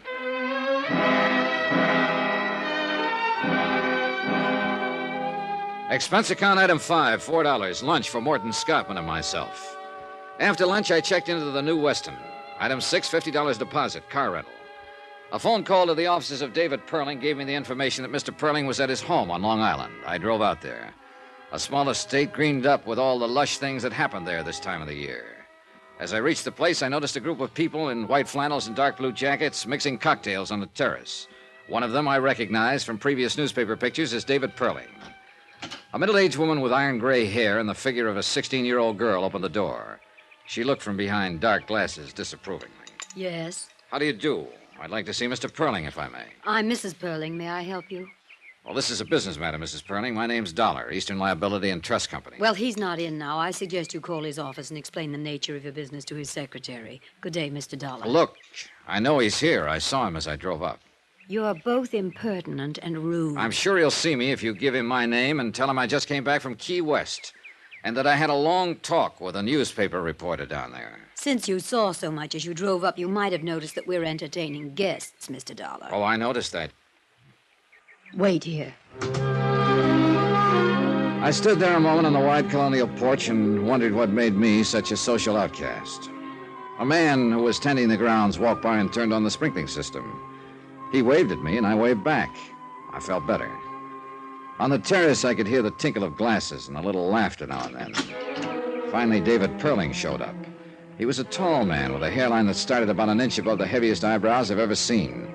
Two-tone shoes, white flannels, and a Mexican sports shirt fitted in with the broad shoulders and wide-mouthed grin that came off just briefly when he looked at me. My wife told me to throw you out. Can you think of any reason why I shouldn't?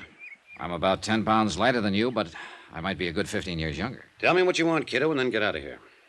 I want you to tell me why you paid Gracie Edwards $100 to print a story about you being dead.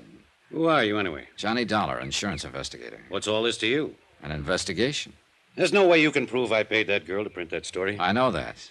I was telling a friend of mine today that something probably could be proved about the boat, if it had to be.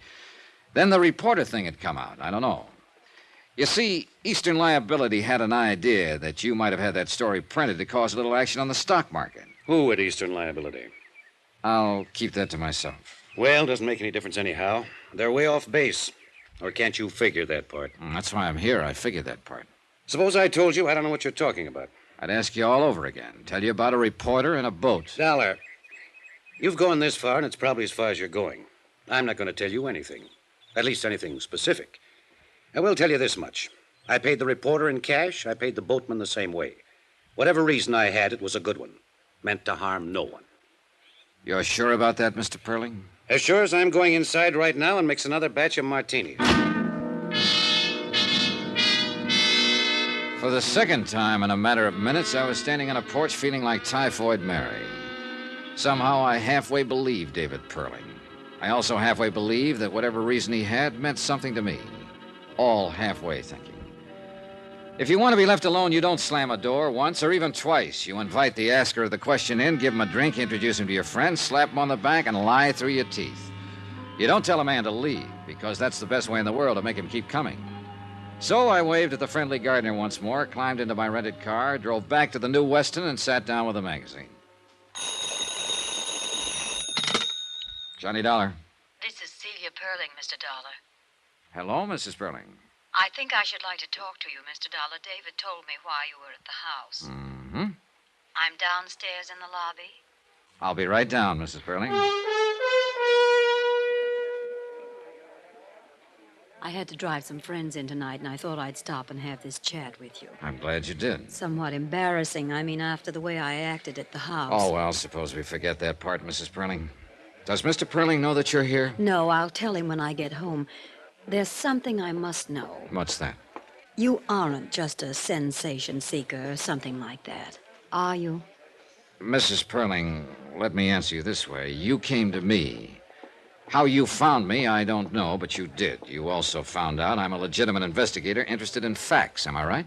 David called a friend of his with the Allied Bureau, and they told him you were an insurance investigator. Uh-huh, and they also told you that when I work a case in New York, I generally stay at the New Weston. Is that about it?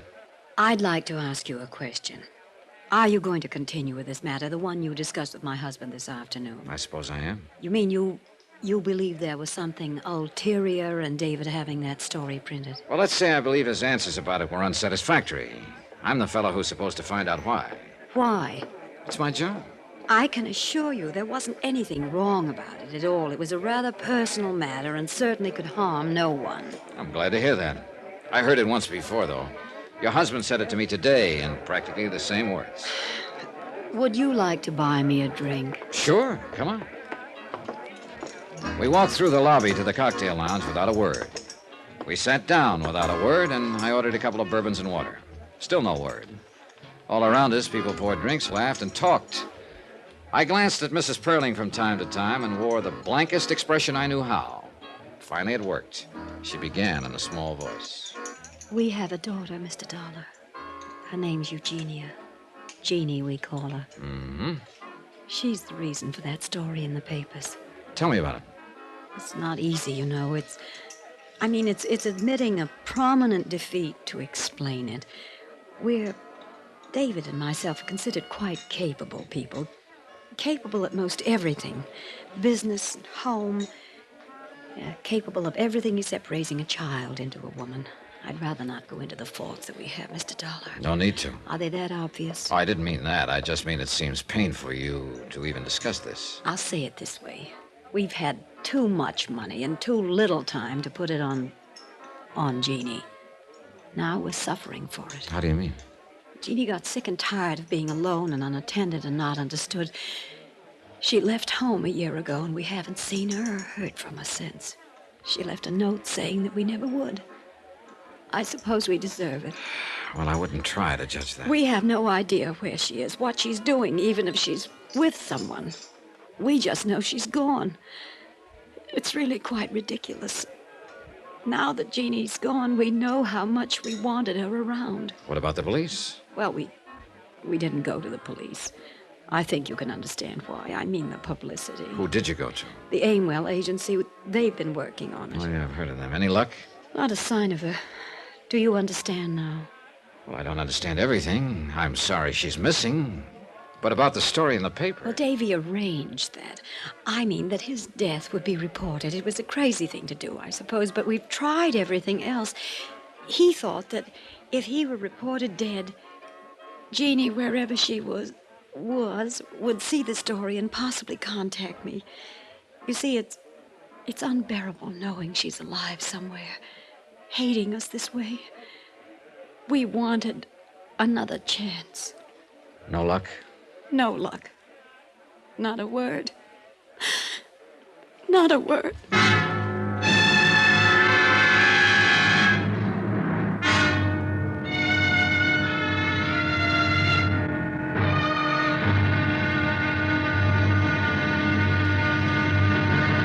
Now, here's our star to tell you about tomorrow's intriguing episode of this week's story. Tomorrow, The trap is all baited. And guess who walks in? Join us, won't you? Yours truly, Johnny Dollar. Yours truly, Johnny Dollar, starring Bob Bailey, is transcribed in Hollywood. Written by John Dawson, it is produced and directed by Jack Johnstone. Be sure to join us tomorrow night, same time and station, for another exciting episode of Yours truly, Johnny Dollar. Roy Rowan speaking.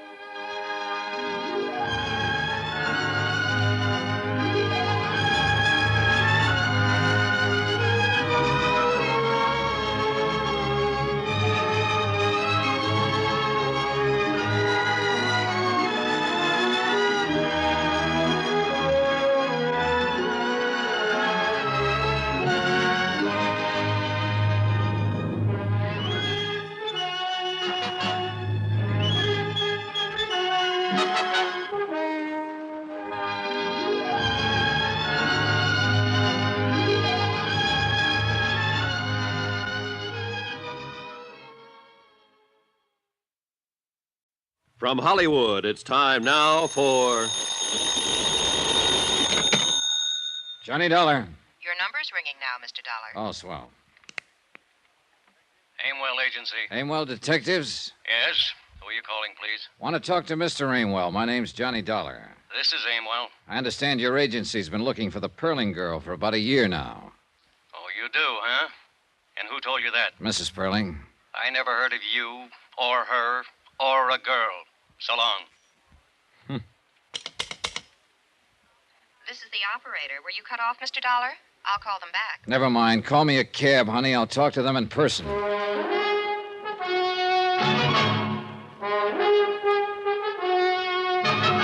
Tonight and every weekday night, Bob Bailey in the transcribed adventures of the man with the action-packed expense account, America's fabulous freelance insurance investigator. Yours truly, Johnny Dollar.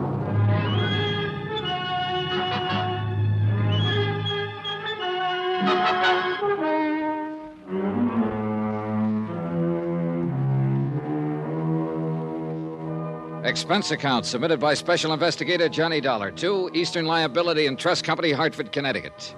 The following is an accounting of expenditures during my investigation of the Perling matter. Item 7, $3 cab fare, my hotel to the office of the Aimwell Agency. A red-headed girl at the switchboard looked me over like I was a car she didn't want to buy. I told her my name and that I wanted to see Niles Aimwell. She told me to sit down and wait. 3 minutes later, she waved me down a long, carpeted corridor. I followed directions. A typewriter clacked somewhere. Men in those suits with the little shoulders and hem stitching for lapels moved in and out of offices. It looked more like an advertising office than a detective agency. Finally, I opened a door and stepped into a small room that was decorated in gray. Gray walls, gray carpeting, gray draperies. A desk, a brass lamp, a filing cabinet, and a man were there. He didn't get up when I walked in, but slouched back in his chair and let his bald head rest against the wall. You're kind of determined, aren't you? I suppose so. You're Aimwell? Mm-hmm. On the phone, I told you I didn't know what you were talking about. Now I'll tell you again. Don't slam the door when you go out. What are you paying rent here? If I've got it figured right, you wish you weren't paying it. But then a place like this draws a snappier crowd of clients, so what you've got in the end is more clients and more rent, no more money for yourself. Now that you've said all that, will you get out of here? I know one of those snappy clients happens to be the Perlings. I know you've been trying to find their daughter. This is my ID. This is my license, bond, letter of authority from Eastern Liability. Now, 2 days ago, the papers carried a story that David Perling was killed in a boating accident in Key West. That was a lot of baloney. It was retracted. I know that, but I talked to a reporter down in Key West who told me Perling paid to have that story about himself printed. My client had an idea Perling might have done it to set up the stock market for a killing. Mrs. Perling told me he did it in the hope his missing daughter would see the story in the papers and contact home. Now, what have you got to say? Here's your stuff. One other thing. Perling the kind of man who'd pull a trick like that? Ask him. You got a way about you I don't like. Well, that's too bad. But in between the time I called and the time I got here, you had time to call the Perlings on the phone and ask about me. They said it was all right to tell me what I wanted to know. If there was a daughter, if you'd been hired to look for her, if you don't tell me, you might jeopardize the part of the rent the Perlings pay for you. Now, look, Dollar. I've got something else you aren't going to like. I might just want to see your operative's report on the case. I might have the idea that if you've been looking for her this long, you might just be dragging it out a little bit. You know, the rent money, it's due every month. Get Mr. or Mrs. Perling on the phone right away. I hope they tell me to throw you out on your ear. Well, while we're waiting, let's get back to the questions. Where have you looked? What have you done? We pulled the case 11 months ago, almost to the day. The girl's 5'5", 114 pounds, no visible scars, no glasses. Black hair, brown eyes. She's 24, will be 25 next month. We thought we had her located in Muncie, Toledo, Detroit, Fort Worth, and Pueblo. We think she's traveling alone. We think she's a little girl who was fed up to here with Mama and Daddy and just struck out for herself. But you haven't found her. 5 men have been looking on 8-hour shifts, 7 days a week for 11 months to the day. 5 men, 11 months, 7 days a week, and I'm one of the 5. My feet hurt, and my head aches most of the time. My wife's thinking about divorcing me. And then you walk in here and plant yourself in my office. You're suggesting maybe I can go out and find her just like that. Well, I can't. Nobody can. So I want you to know I kind of resent that remark about how I'm laying down on the job. And if you don't take it back, I'll have to cave in the side of the wall with you. What do you got to say, Dollar? I take it back, Mr. Ringwell. Sit down and have yourself a smoke. Hello? Well, hello, Mrs. Perling. Mr. Dollar's in my office now. Yes, I'll cooperate with him. Yes, Mrs. Perling, I understand. He explained it all to me. Yes, ma'am. The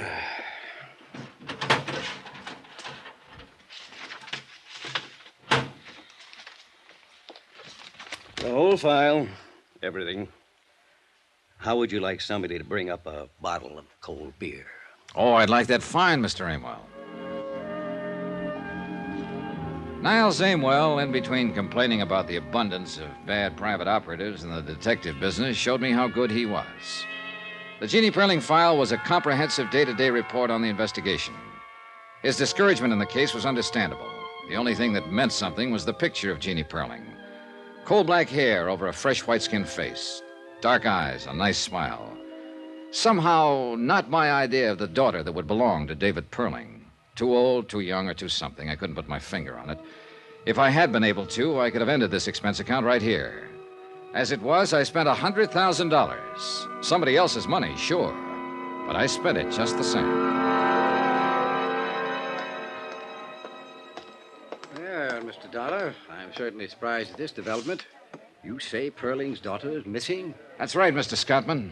And I'm convinced that the detective agency he's had looking for her have been doing just that. Well, then, I'm relieved to know you got to the bottom of this matter. I'm sorry, of course, for Mr. and Mrs. Perling, but, as I say, relieved that there was no attempt at financial manipulation. I think then I can call you off the case. There is no case now. Nope, guess not.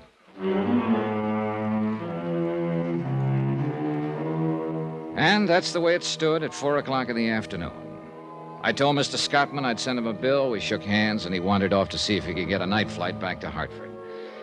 I went up to my room to pack and was folding a shirt all wrong when it struck me that I suddenly didn't believe anything or anybody. The idea that there was money in it somewhere still kept coming back to me. I couldn't shake it. I finished packing and left my bags at the desk. I wandered out and found a bar and sat down to think. After a couple of hours, nothing much occurred to me. But I did something anyhow.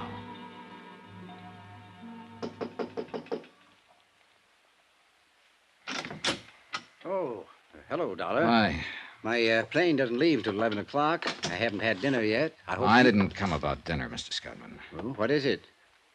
Well, how does this case strike you? Eh? A phony death report, a missing girl, a stock market manipulation that didn't come off. How does it strike you? Well, very neat, if that's a phrase I can use, Mr. Dollar. We had a question with serious implications to it. We have an answer now. That's what we wanted. But it's too neat. I'm not sure I know quite what you mean. Look, you first called me in because it was halfway in your mind that Perling's alleged death was for the purpose of making money on the market. Now, why did you think that? It was a possibility. But what else? What about Perling? What do you mean? Do you know him? Ever met him? Do you think he was capable of a thing like that? Not now. No. I have proof from you that that wasn't his reason at all. But you thought so before you had that proof. You suspected it. Suppose I did, yes. Well, I didn't know him from a load of coal, but I always figured there's money in it somewhere. And I've met David Perling. He doesn't seem like the kind of man who'd worry about a grown daughter who didn't like him and ran away. Just didn't seem that way. Oh, here now. A detective agency working on the case, a story in the paper. But no police, Mr. Scottman. No bulletins. No 100% effort to find her. Why? I suppose you have a good point. I'm sure I have a good point, Mr. Scottman. Money's always a good point. But what money, how, why, I don't know. I can't answer those questions. I wish I could. If I could, I'd know that a man like Dave Perling was lying through his teeth if he told me he wanted his daughter back safe at home. I'd know why he was lying. I know I'm just talking and getting nowhere right now, but, well, I thought I'd better tell you what was on my mind. Yes, well, you've certainly done that. Now what? That's up to you. Oh. Well, if you feel so strongly about this, I think then you should continue. I thought it was ended, but in view of the circumstances, continue. By all means, continue.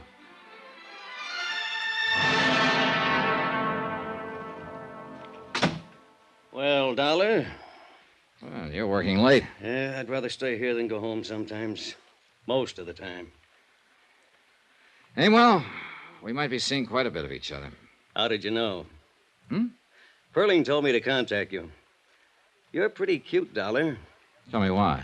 You hardly ever run across a picture of a girl you'd like to look at as much as this Perling dame. Oh, I might have. You know, you kid me most of the time, and I'm an old slob who stands around with hardly any fast answers. But you aren't kidding me this time, Pally. You show it all over. If I walked in a place and I seen a girl as nice looking as this, and I had any business with her, I'd be the luckiest guy in the world. Now, there are women and there are women. But if that picture means anything, boy, she's a woman. And you want to meet her, right? Sure I want to meet her, but you're getting romantic. And if I saw but didn't have any business with her, just saw, I'd go take a walk around the block before I talked to anybody. Yeah, I know. And I don't blame you. You're a very lucky fella. You're going to see her. That's why Perling asked me to contact you. Huh? Here. Came in about an hour ago. One of our men located her. Where? She's in New Orleans. He handed me the wire, and I read it over. Then I looked at him, he looked at me. I didn't ask any questions. He didn't say a word. It was a wonderful make-believe world, but it really didn't exist. Too neat and too tidy. And we all know the world's full of bumps. Ever hear of Mount Everest?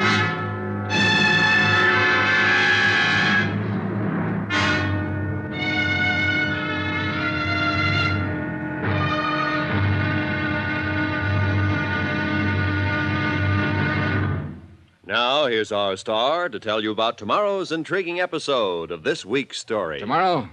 Well, once you get in on a joke, you do what they tell you. You go along with a gag. Join us, won't you? Yours truly, Johnny Dollar.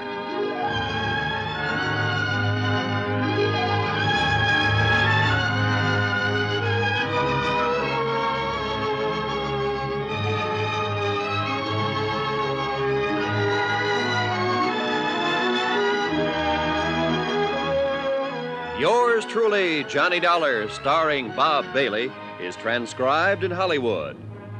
Written by John Dawson, it is produced and directed by Jack Johnstone. Be sure to join us tomorrow night, same time and station, for another exciting episode of Yours truly, Johnny Dollar.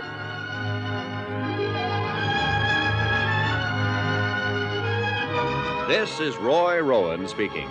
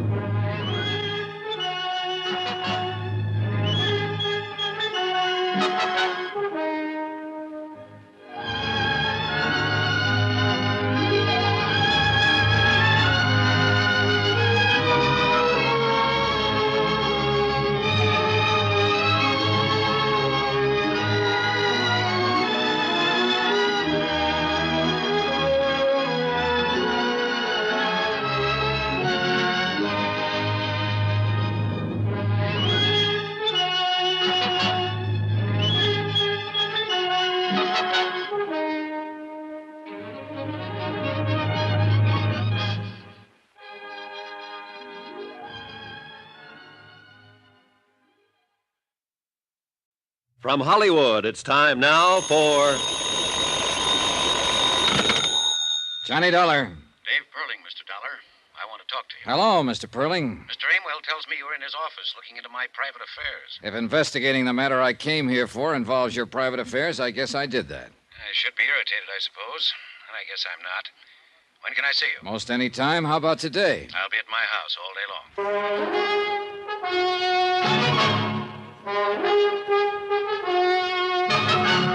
Tonight and every weekday night, Bob Bailey in the transcribed adventures of the man with the action-packed expense account, America's fabulous freelance insurance investigator. Yours truly, Johnny Dollar.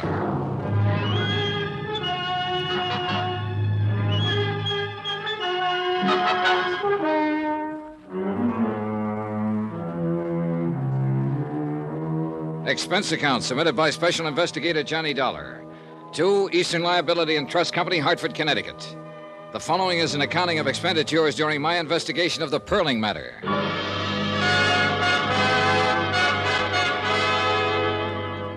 Item 9, 10 cents, one phone call to Morton Scottman advising him that Jeannie Perling had been located in New Orleans by one of Amwell's operatives. Mr. Scottman thought that over for a while and then assumed it would be in the best interests of Eastern Liability to make certain this was the truth. I told Mr. Scottman I intended to do just that. Item 10, $5, cab fare from the New Weston Hotel to the home of David Perling. Hi. Come on in. The man who opened the door wasn't a servant. He wore a dark blue double-breasted suit. He smelled of cigars and bourbon, and private detectives stuck out all over him. He jammed a pudgy finger in the general direction of what later turned out to be the library, and I followed. The room we went into was empty, except for us. As far as I could see or hear, the rest of the house was empty, too. The man in the blue suit sat down on a leather sofa and pointed to a quart of bourbon that had just come out of a sack. You must be this Dollar guy, huh? Yeah. Mr. Perling will be along in a minute. He asked me to say hello to you. By the way, my name's Brad Copeland. I'm one of Niles' men. Niles Amwell? That's great. Where is Niles? He's with Mr. Perling. They'll be along. Sit down, relax. They said they thought it was about time for a little conference. What for? The girl's been found, hasn't she? Oh, sure. Now they gotta figure some other things out. I'll bet. You don't believe much of this, do you? Nope. Well, then I'll put it this way. I'm the guy who found Jeannie Perling. How about it now? Okay. Look, I got put on this thing because an insurance company executive thought Perling might have had a false death report made on him to juggle some things in the stock market. Oh, that story in the papers about Perling dying, huh? Yeah, Perling paid to have that story printed, all right, but not for any stock market angles. He did it to try and scare up this daughter of his who scrammed away from home a year ago. Now, I found that hard to believe, even after I talked to Niles Amwell and he told me the agency had been hired to find the girl a year ago. I suppose you're one of the men who's been looking. Yeah, that's about it. No luck, either. And yesterday morning comes a phone call. I don't know who it is, tells me where she's living, what name she's using in New Orleans. I scram down there by plane and check it out. It's all true. So I come back here, and here I am. Conference. You found her on a tip from somebody you don't know? Man or woman? Always a man's voice. Wonderful, ain't it, what happens sometimes? How does it look to you? Like a sealed freight car full of nothing. That's the girl down there in UO, all right. I managed that. I picked up her prints and checked them with what we had to go on. But what's what, I don't know. What's Amwell going to do now? That's why the conference. We see what we'll see. Relax. I tried to do that, but I didn't do very well. Copeland settled to his bourbon, and I picked up and laid down a half a dozen magazines, smoked 2 cigarettes, paced up and down. Finally, I heard a door open somewhere, and Niles Amwell and David Perling walked in the room. Then Amwell motioned Copeland to his feet, and both of them left the room without a word. David Perling and I were alone. How much do they pay you, Dollar? Oh, I'm paid well enough. What's that got to do with it? I was just curious, is all.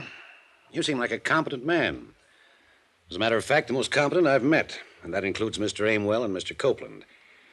By the way, I just fired them. Really? I don't think I need them anymore now that I know where Jeannie is. Oh? You've had an extraordinary interest in my affairs lately. I'm willing to bet that you won't leave me alone until you're satisfied about my daughter. You'd be right. I want Jeannie to come home. Here, where she belongs. Why don't you go get her?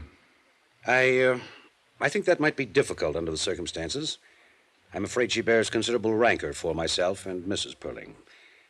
Perhaps someone like you could, persuade her that it would be the best thing to do. I go down to New Orleans and get her? Exactly. I was going anyway. Oh? Why? Well, offhand, you don't seem like the father who's happy to know that his daughter, whom he hasn't seen or heard from in a year, is alive and well. You haven't made a move to go and pick her up yourself. Also, she was found too soon and too fast after I got in on the picture. You can stop right there. I'm sure I wouldn't even attempt to explain any of those things. I didn't think you would. Or could. I'm on my way to New Orleans, Mr. Perling, to get your daughter. I think she'd be crazy if she came back here, but I'll take it up with her. Do that. I wonder if you'd like to try to explain something else for me. What? Why you were feeling me out a couple of minutes ago to see if I'd buy off. Get out of here. Get out. Why not? Expense account item 11, $113.15. Airfare, incidentals, New York to New Orleans, Louisiana. The temperature was exactly 28 degrees hotter when I landed. In the cab from the field, I peeled off my coat and loosened my tie and took off my hat. I walked into the lobby of the Roosevelt Hotel that way. Everyone else seemed cool enough in linens and tropicals. Everyone except myself and a big blonde giant of a man leaning against the CNS ticket counter. Boy, take Mr. Dollar to 511. The giant smiled when he saw me and stuck out his hand. Well, I'm certainly glad to see you. We thought you'd never get here. Hope you had a pleasant trip. I was okay. I know you're tired and hot and would like to wash up a little and refresh yourself, but the rest of the boys are headquartered in 810. They're mighty anxious to meet you. Mighty anxious. Us Delta cotton growers are going to make it or break it at this convention. Yes, sir. Yes, sir. We sure are, aren't we? As soon as you're cleaned up, you come right over. We have a drink, and I'll show you around the town. Yeah, that'll be swell. 8:10? 8:10. About an hour? About an hour. I'll see you. Hey, clerk. Yes, sir? How long have the Delta cotton growers been in town? Delta cotton growers? Well, they had their convention last month, sir. Who's registered in 810? We have no 810, sir. I'd done someone dirty. When he came over with a hand out in front, I was supposed to say, "You got the wrong fellow. My name's Dollar." But I made him play it out for a particular reason. He wanted to know who I was, and he didn't quite know. But then I wanted to know who he was, and I didn't quite know. I wanted to know him because of that .38 strapped under his left arm. It bulged out just enough to make me curious. By 7:30, I'd eaten dinner and found an address on Ursuline Street, the address where Jeannie Perling was living. The mailbox carried that name. It was one of those unpainted apartment houses in the French Quarter, full of heat and low-watt light bulbs. The girl who opened the door was a medium-sized blonde, and she wore a black dress. The girl I was looking for had coal black hair. Yes? How do you do? My name's Johnny Dollar. I came here to see Jeannie Perling. Come in, please. You're a friend of Jean's? In a way, I just came from New York. You know her father, then? Yes. Oh. I'm Janice Floyd, Jean's roommate. This way. Careful, it's a little dark. Sure. Maybe I had the feeling when I saw the black dress. But I knew I had it when Janice Floyd turned and led me through the two large rooms that made the apartment. I thought that was the end of it, but there was one more room. The blonde girl stood to one side so I could see in. The perspiration began to trickle down my face. I knew what was coming. Here she is, Mr. Dollar. She was there, all right. As lovely and as young and beautiful as the picture. There was a candle burning at her head and feet. And she was dead. I don't know how long I stood there in that dark room staring down at her. I think there were other people in there, too. Dark people, heads bowed, hands folded in front of them, all looking at her. How did it happen? Leukemia. You know... Didn't you know her very long? No. No, as a matter of fact, Miss Floyd, I didn't ever know her. I certainly didn't know she was dead when I came here tonight. I hardly expected... She asked that it be this way. But who are you? I'm an insurance investigator.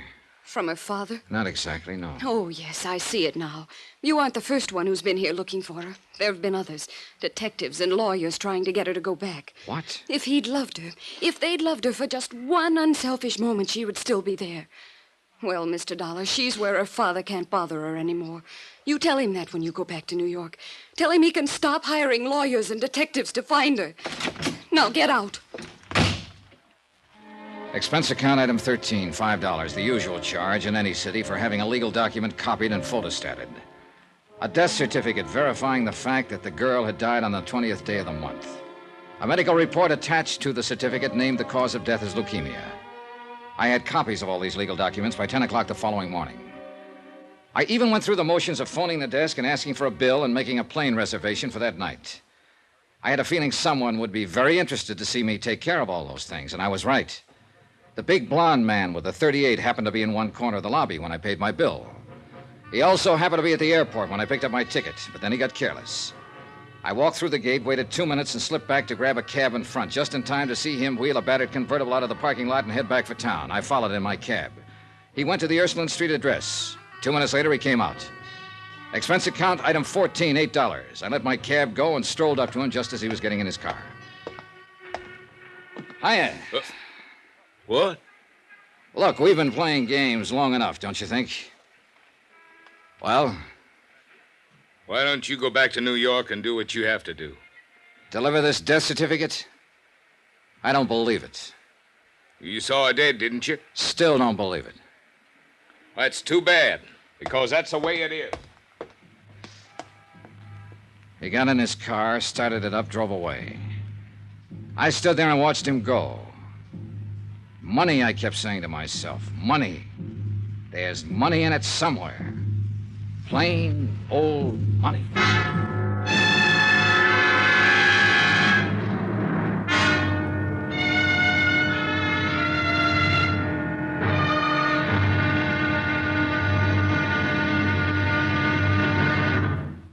Now, here's our star to tell you about the final intriguing episode of this week's story. Tomorrow, there's still money in it. More money than it takes to save a life. Join us, won't you? Yours truly, Johnny Dollar.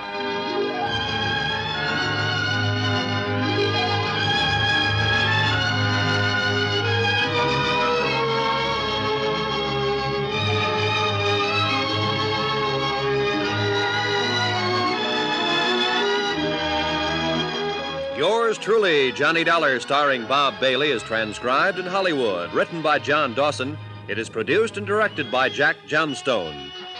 Be sure to join us tomorrow night, same time and station, for the final episode of this week's story of Yours truly, Johnny Dollar. Roy Rowan speaking.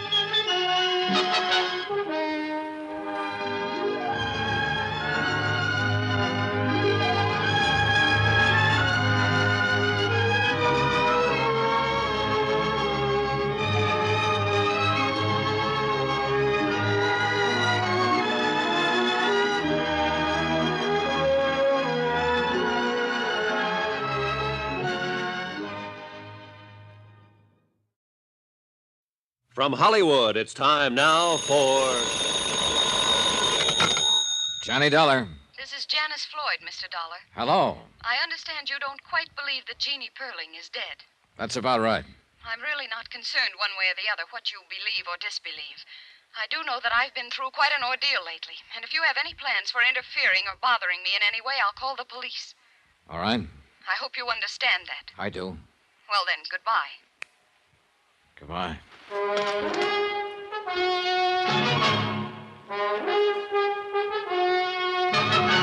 Tonight and every weekday night, Bob Bailey in the transcribed adventures of the man with the action-packed expense account, America's fabulous freelance insurance investigator. Yours truly, Johnny Dollar.